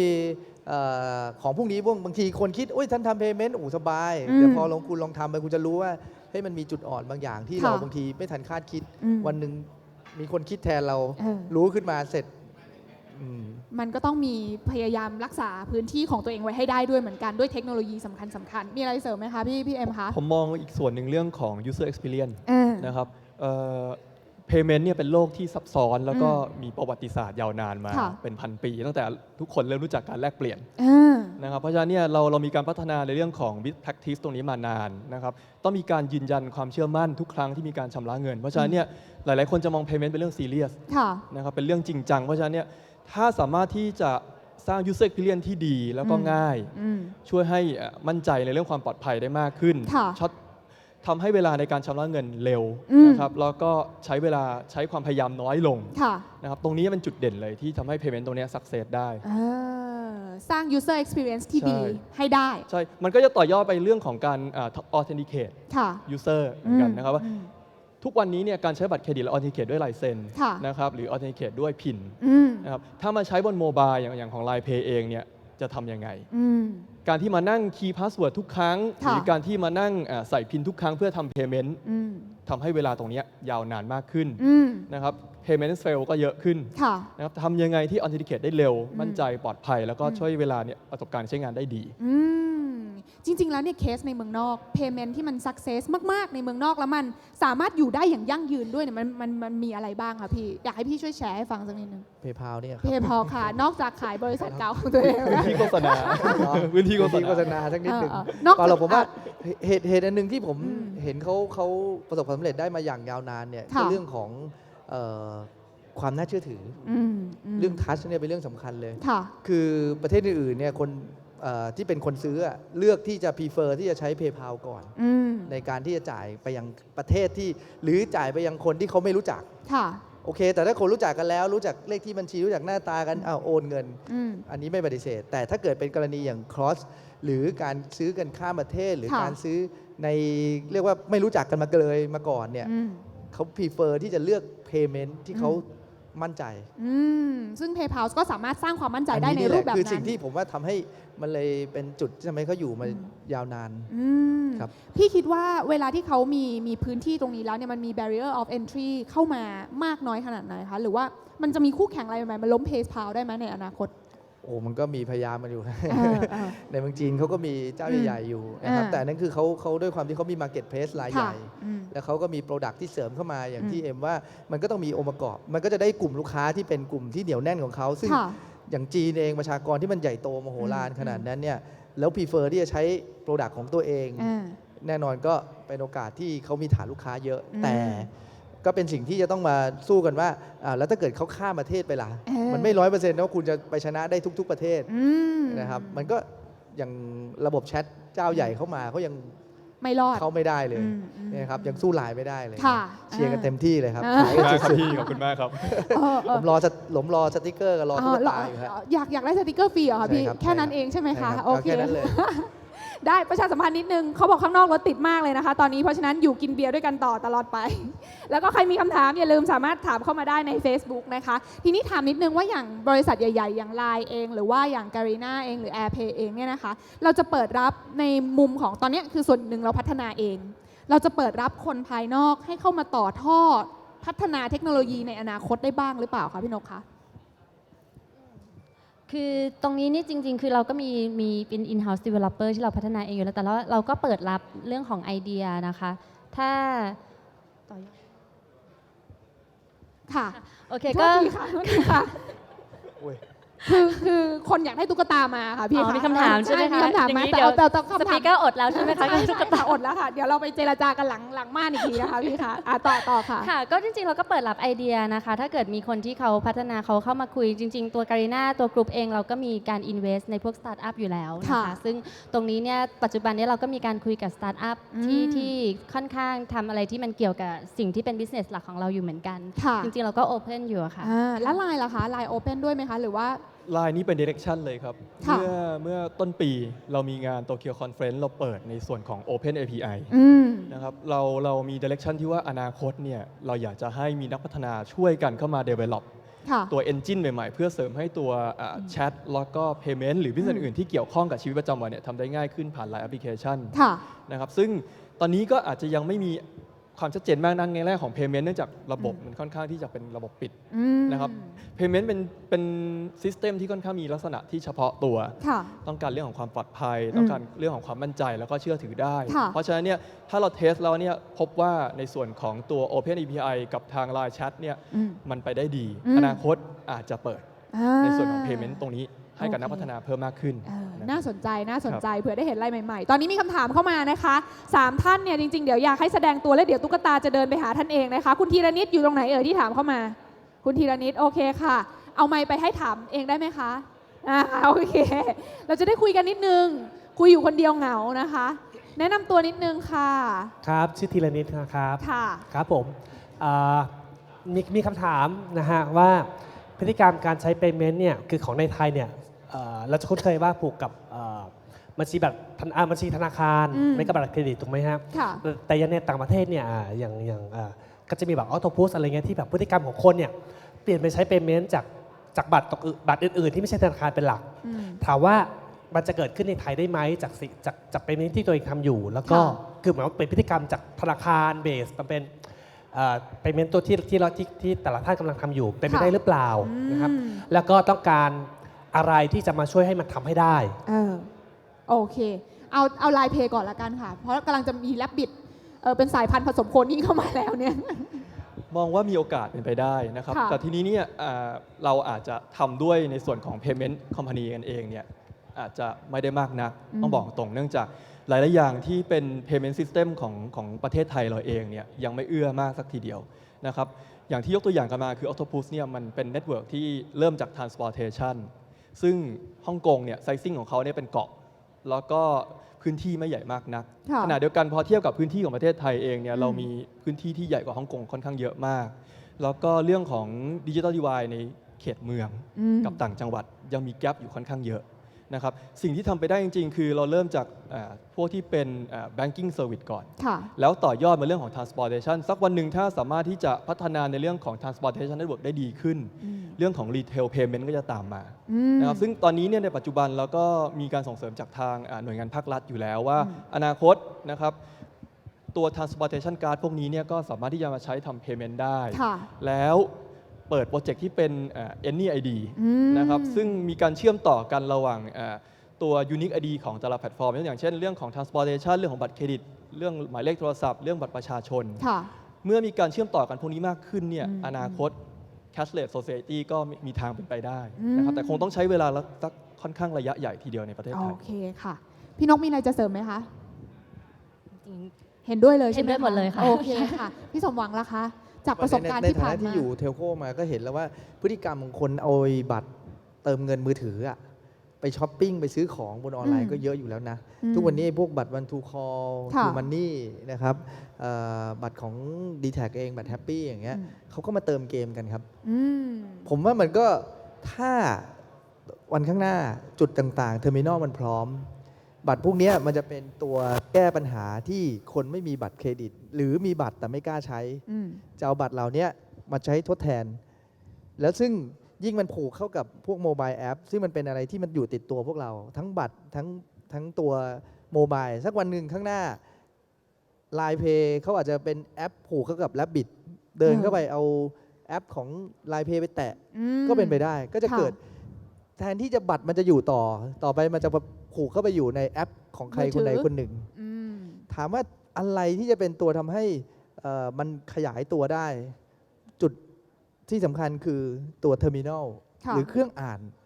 ผมว่าวันนี้ปัญหามันอยู่ที่ว่าเราไปดูตามร้านค้าต่างๆเห็นไหมฮะถ้าพูดถึงเรื่องของบัตรเครดิตเนี่ยเครื่องรูดบัตรมันเรียงกันอยู่6เครื่อง6ธนาคารแบงค์ใครแบงค์มันแบงค์ใครแบงค์มันมีทั้งวีซ่ามีวีซ่าเพย์เวฟมีจริงๆ Mastercard ก็จะมี Mastercard Rabbit เขามีเครื่องอ่านของ Rabbit เดินไปซาบักเขาก็มีลีดเดอร์ของเขาอ่านผ่านแอปถ้าวันใดวันหนึ่งมันอยากให้เกิดแล้วบัตรมันมีแพร่หลายเครื่องมันควรจะเป็นเครื่องเดียวคือทำยังไงตอนนี้จะทำยังไงให้เครื่องมันมีแค่เครื่องเดียวได้ทำให้คนรับอะไรก็ได้ไม่ใช่ต้องมานั่งวันนี้จะเปิดอันใหม่Rabbit เอาเครื่องวางใหม่ลงกันเข้าไปแต่ละคนเอาสักพักเด็กๆบอกไม่เอาพี่อย่าไปใช้เครื่องนี้เลยมันไว้ข้างหลังดีกว่าก็ไม่เกิดสักทีการใช้บัตรก็ไม่ค่อยสนุกแล้วเนี่ยครับมันก็กลับมาเป็นเงินสดเหมือนเดิมเพราะฉะนั้นมันเป็นไปได้แต่มันต้องมีเทคโนโลยีมารองรับให้ทันเหมือนกันอีกส่วนหนึ่งนะครับที่สำคัญจริงๆอันนี้ประสบการณ์จากตัวเองเลยนะครับตอนที่เราเริ่มโปรเจกต์ Line Pay ใหม่ๆแล้วก็มีการ explore เหมือนกันว่าถ้าในส่วนของการใช้งานที่เป็นดิจิทัลในโลกที่เป็น traditional channel อย่างนี้เนี่ย จะทำได้มากน้อยแค่ไหน ก็พบปัญหาว่าหลายอย่างเนี่ยเป็น adoption ของทางร้านค้าด้วยนะครับร้านค้าหลายๆร้านแคชเชียร์เขาเปลี่ยนบ่อยมาก เพราะฉะนั้นเนี่ยการที่จะไปสอนให้เขายอมรับการชำระเงินด้วยเงินอิเล็กทรอนิกส์พวกนี้เนี่ยเป็นสิ่งที่ต้องใช้ความพยายามค่อนข้างเยอะในขณะเดียวกันเนี่ยต้นทุนในการที่จะเอาเครื่องไปวางนะครับหรือแม้แต่เรื่องของการทำบัญชีของร้านค้าพวกนี้เนี่ยก็ต้องใช้เวลานะครับเพราะฉะนั้นมันก็ต้องใช้ในเรื่องการซัพพอร์ตจากหลายด้านค่ะมันต้องซิงก์กันหมดให้ได้ในที่สุดนะคะพี่น้องมีอะไรเสริมไหมคะก็จะเสริมตรงนี้เพราะว่า AirPay เองเนี่ยตอนที่เราพยายามจะขยายเนี่ยก็เราก็จะเจอคล้ายๆกับทางที่เมื่อกี้คุณเอมพูดนะคะว่าแบบ adoption ความเข้าใจแคชเชียร์ตัวเขาเปลี่ยนไปเยอะอีกอันที่เราเจอก็คือว่ามันคือเขาเคยชินกับการได้เงินสดใช่ไหมคะแต่ว่าการที่ใส่ซิสเต็มตรงนี้เข้าไปเนี่ยมันบางพาร์ทหรือบางบิสเนสเนี่ยมันเหมือนกับไปดีเลย์การได้เงินสดของเขาเหมือนกันซึ่งบางทีเราต้องพยายามแบบเหมือนกับ educate เขาเหมือนกันว่าการที่ตรงนี้มีระบบเข้ามาเนี่ยเขา compensate กับการที่เขาได้เงินช้าไปนิดนึงเนี่ยเขาได้อะไรขึ้นมาเขาได้ระบบรีพอร์ตขึ้นมาเขาได้เรื่องของการ tracking ที่เช็คแล้วก็ความปลอดภัยมากขึ้นนะคะตรงนี้บางทีเราก็ต้องไปคุยกับแบบ owner ของแบบเชนนั้นหรือว่าของร้านค้านั้นๆด้วยค่ะโอเคก็เห็นภาพอีกมุมหนึ่งว่ามันก็มีอุปสรรคซ่อนอยู่ในบางมุมนะคะคำถามอีกหนึ่งท่านชื่อคุณพุกวิวอยู่ไหมคะอะไรนะคะตุ๊กตาก่อนครับตุ๊กตาได้แล้วเอาได้ยังขอบพระคุณนะคะขอบพระคุณนะคะตบมือหน่อยสิคะอุตส่าห์นี่นะคะพี่อยากได้กลับบ้านไหมคะถ้าไม่อยากได้เอามาคืนให้บนเวทีนะคะพี่นกกับทีน่ารออยู่เนาะโอเคล้อเล่นนะคะคุณปุ๊กอยู่ไหนคะเชิญค่ะจำได้ไหมถามว่าอะไรคะจำได้เนาะขอไมค์หน่อยแล้วเดี๋ยวตุ๊กตาให้ทีหลังถามให้เสร็จก่อนเรามีของเส้นไหว้ด้วยเห็นไหมคะครับก็จะถามว่าเมื่อกี้ที่บอกว่าไอเดียสำหรับคนที่มาฟังอะครับสตาร์ทอัพของเกี่ยวกับ Payment เนี่ยมันมีแกลบอยู่ทีนี้เนี่ยพอพูดไปมันมีคู่แข่งเยอะการแข่งขันสูงเนี่ยพอจะไกด์ให้ได้ไหมว่าไอแกลบที่ว่าเนี่ยมันเป็นอะไรบ้างอะไรอย่างเงี้ยครับที่เกี่ยวหรือว่าใกล้เคียงกับไม่ต้องเป็น Payment ด้วยกันก็ได้ใกล้เคียงอะไรอย่างเงี้ยครับโอเคขอบคุณครับรบกวนพี่สมหวังแล้วกันค่ะผมกำลังคิดอยู่ว่าถ้าผมคิดออกผมจะออกไปทำเองได้ข่าวว่าเพิ่งเปลี่ยนเนี่ยคือมันก็ยังบอกไม่ชัดเลยนะครับว่ามันจะตรงไหนถ้าเกิดบอกชัดๆโอ้โหผมว่ามันก็คงจะมีคนทำไปหมดแล้วแหละนะครับ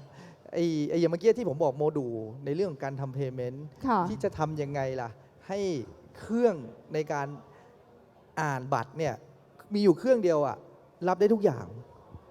ผมว่าอันนี้มันทั้งความยากในเรื่องของการเจรจากับทุกๆส่วนกับความยากในเรื่องของเทคนิคด้วยเพราะแต่ละคนก็มีมาตรฐานที่แตกต่างกันแต่ถ้าคุณทำได้เมื่อไหร่นะแล้วทุกคนต้องใช้แบบนี้นะจบเราครองตลาดแล้วนี่เปิดทางแต่ผมทำไม่เป็นนะ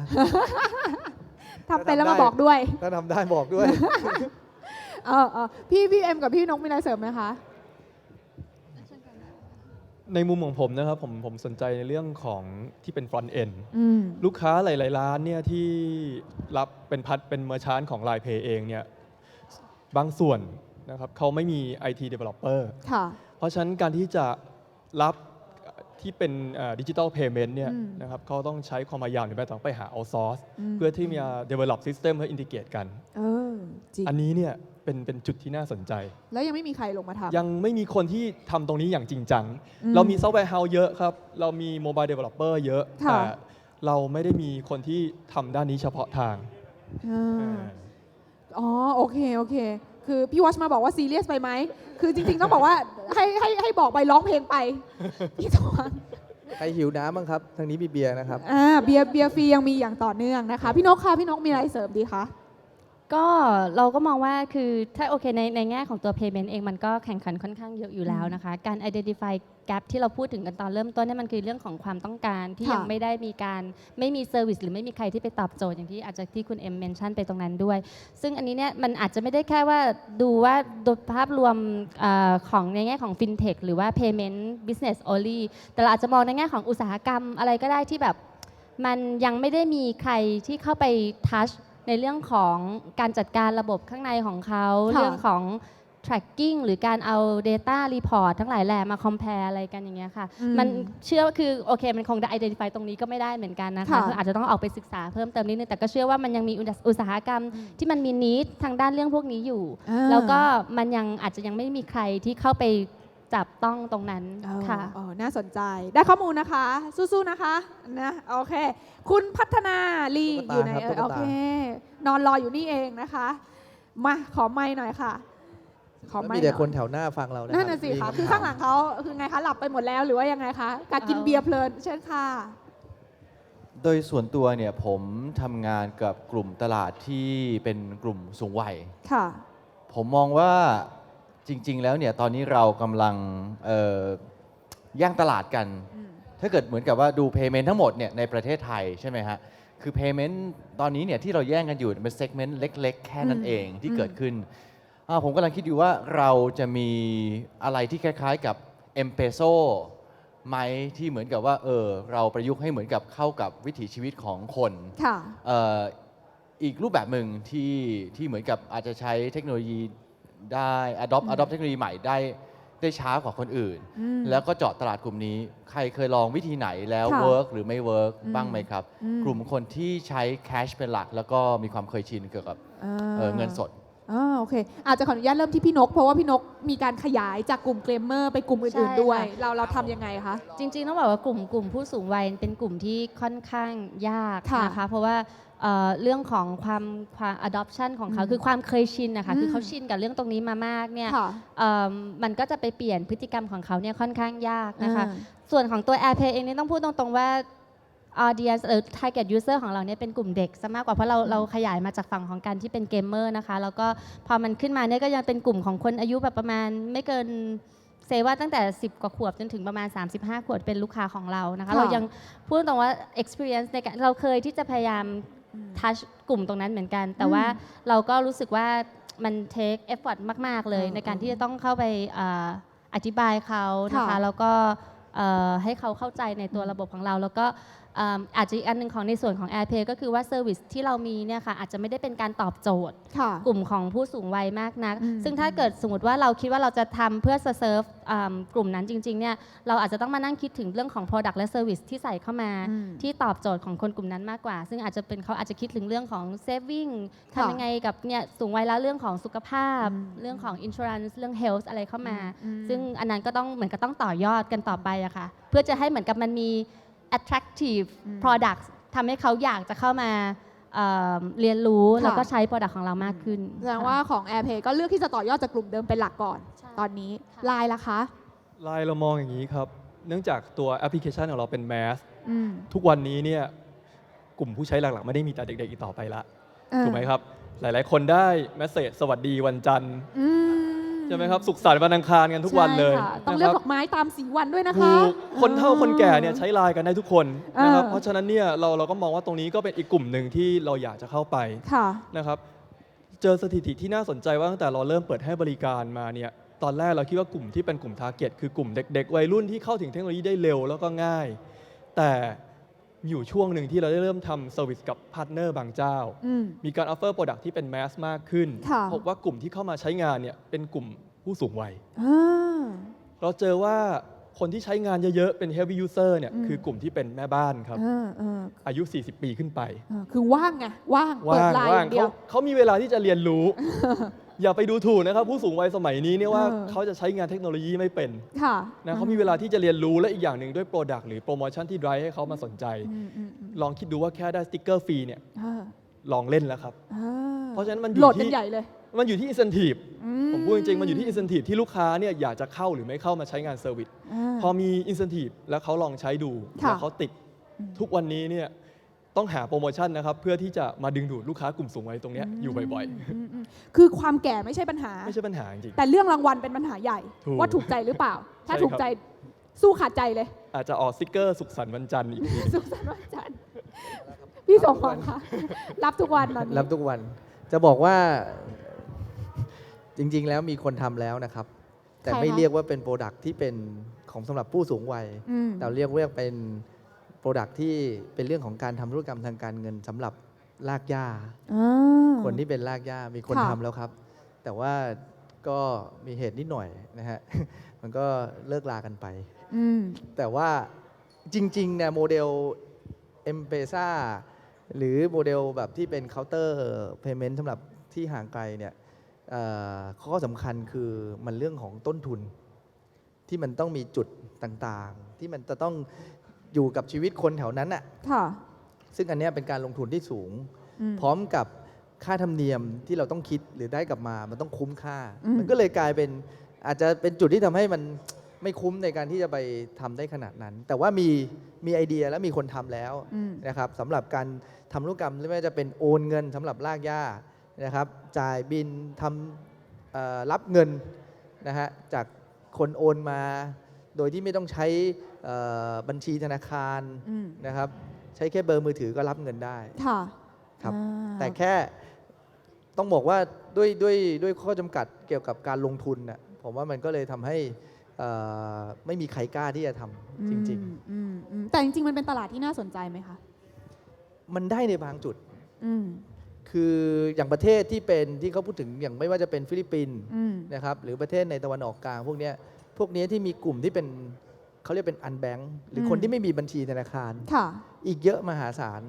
ไม่ได้ว่าจะเป็นคนผู้สูงวัยนะฮะจริงๆเด็กหรือว่าคนทำงานเนี่ยปัญหาวันนี้ของคนไทยเนี่ยคือไม่มีบัญชีธนาคารนะครับอย่างมากก็จะมีออมสินมีธกส.แต่อาจจะไม่ได้มาทำเพื่อธุรกรรมในการใช้จ่ายโอนเงินและอย่างเงินจำนวนน้อยๆโอนทีละ500 300 ไม่คุ้มค่าธรรมเนียม มันก็ไม่คุ้มแต่เราก็เคยคิดว่าทำไมเขาไม่ใช้วิธีการโอนผ่าน ATM ผ่านอะไรเขาบอกเขาไม่กล้าไปธนาคารเขาไม่เปิดบัญชีธนาคารแล้วโปรดักต์อะไรที่ไปเสริมเขาได้ก็คือต้องหาที่เป็นสิ่งที่เขาใช้อยู่ในชีวิตประจำวันจุดต่างๆที่เขาไปอยู่ทุกวันซื้อของซื้อกับข้าวร้านอาหารเอาพวกนั้นมาช่วยทำให้เป็นคน facilitate ตัว transaction ให้มันเกิดขึ้นได้ครับโอเคพอได้ไอเดียไหมคะขอบคุณมากเลยค่ะก็นี่เนาะน่าจะเป็นตุ๊กตาแจกหมดแล้ว3ตัวนะคะพอเราไม่มี incentive อย่างที่พี่เอ็มบอกค่ะก็จะไม่มีคนถามเราอีกต่อไปค่ะเดี๋ยวไลน์ก็จะแจกแล้วครับเร็วไลน์แจกอะไรดีสติกเกอร์ฟรี50ชุดโหลดได้ unlimited ทั้งปีผมว่าแจกคอยดีกว่าแจกคอยก็เรียกว่าวันนี้นะคะทุกท่านในที่นี้น่าจะได้เห็นภาพมากขึ้นนะคะว่าไอ้คำว่า payment ที่เราคุยกันเนี่ยโลกอนาคตมันจะเป็นอย่างไรต่อไปจริงๆแล้วมันเริ่มต้นแล้วแหละตอนนี้นะคะแล้วมันก็จะเริ่มชัดเจนมากขึ้นเรื่อยๆด้วยหลังจากนี้โอกาสมันยังมีอยู่อีกมหาศาลมากมายเพราะฉะนั้นแล้วก็ลองดูฟังวันนี้ได้ข้อมูลดีๆเอาไปเป็นกำลังใจในการหา area ใหม่ๆในการเข้ามาสร้างโอกาสในระบบ payment ในบ้านเรากันนะคะเพราะฉะนั้นวันนี้ขอเสียงปรบมือดังๆให้กับทั้ง3ท่านด้วยค่ะพี่สมหวังพี่เอ็มแล้วก็พี่นกนะคะวันนี้ได้ข้อมูลแล้วได้อิ่มจากเบียร์แล้วได้ขนมแล้วต้องขอบพระคุณอาหารดีๆจาก M-Fec นะคะสปอนเซอร์ของงานนี้ตบมือให้หน่อยสิคะ M-Fec สุดยอดเลยแล้วก็สถานที่จาก NIA ขอบพระคุณมากเลยค่ะและที่สำคัญขาดไม่ได้เลยขอบพระคุณเจ้าภาพของเรา Next Bank ไม่มีใครตบมือให้ก็ช่วยตัวเองแล้วกันนะคะพี่คะเนาะเพราะฉะนั้นแล้วเดี๋ยวเรามีเวลาอีกประมาณสักครึ่งชั่วโมงนะคะที่เราจะให้เน็ตเวิร์กิ่งกันใครอยากคุยอะไรเพิ่มเติมพี่ๆทั้ง3ท่านยังอยู่กับเราเนาะก็ขออนุญาตส่งพื้นที่คืนไมค์ให้กับทุกท่านจะได้ไม่ปวดหูกันอีกต่อไปนะคะวันนี้ทีน่าเองนะคะขออนุญาตลาไปก่อนแล้วก็ยินดีที่ได้มาร่วมพูดคุยกันในวันนี้ขอบพระคุณทุกท่านเลยนะคะขอบพระคุณมากเลยค่ะขอบคุณพี่ๆด้วยนะคะเจอกันงานหน้าสวัสดีค่ะ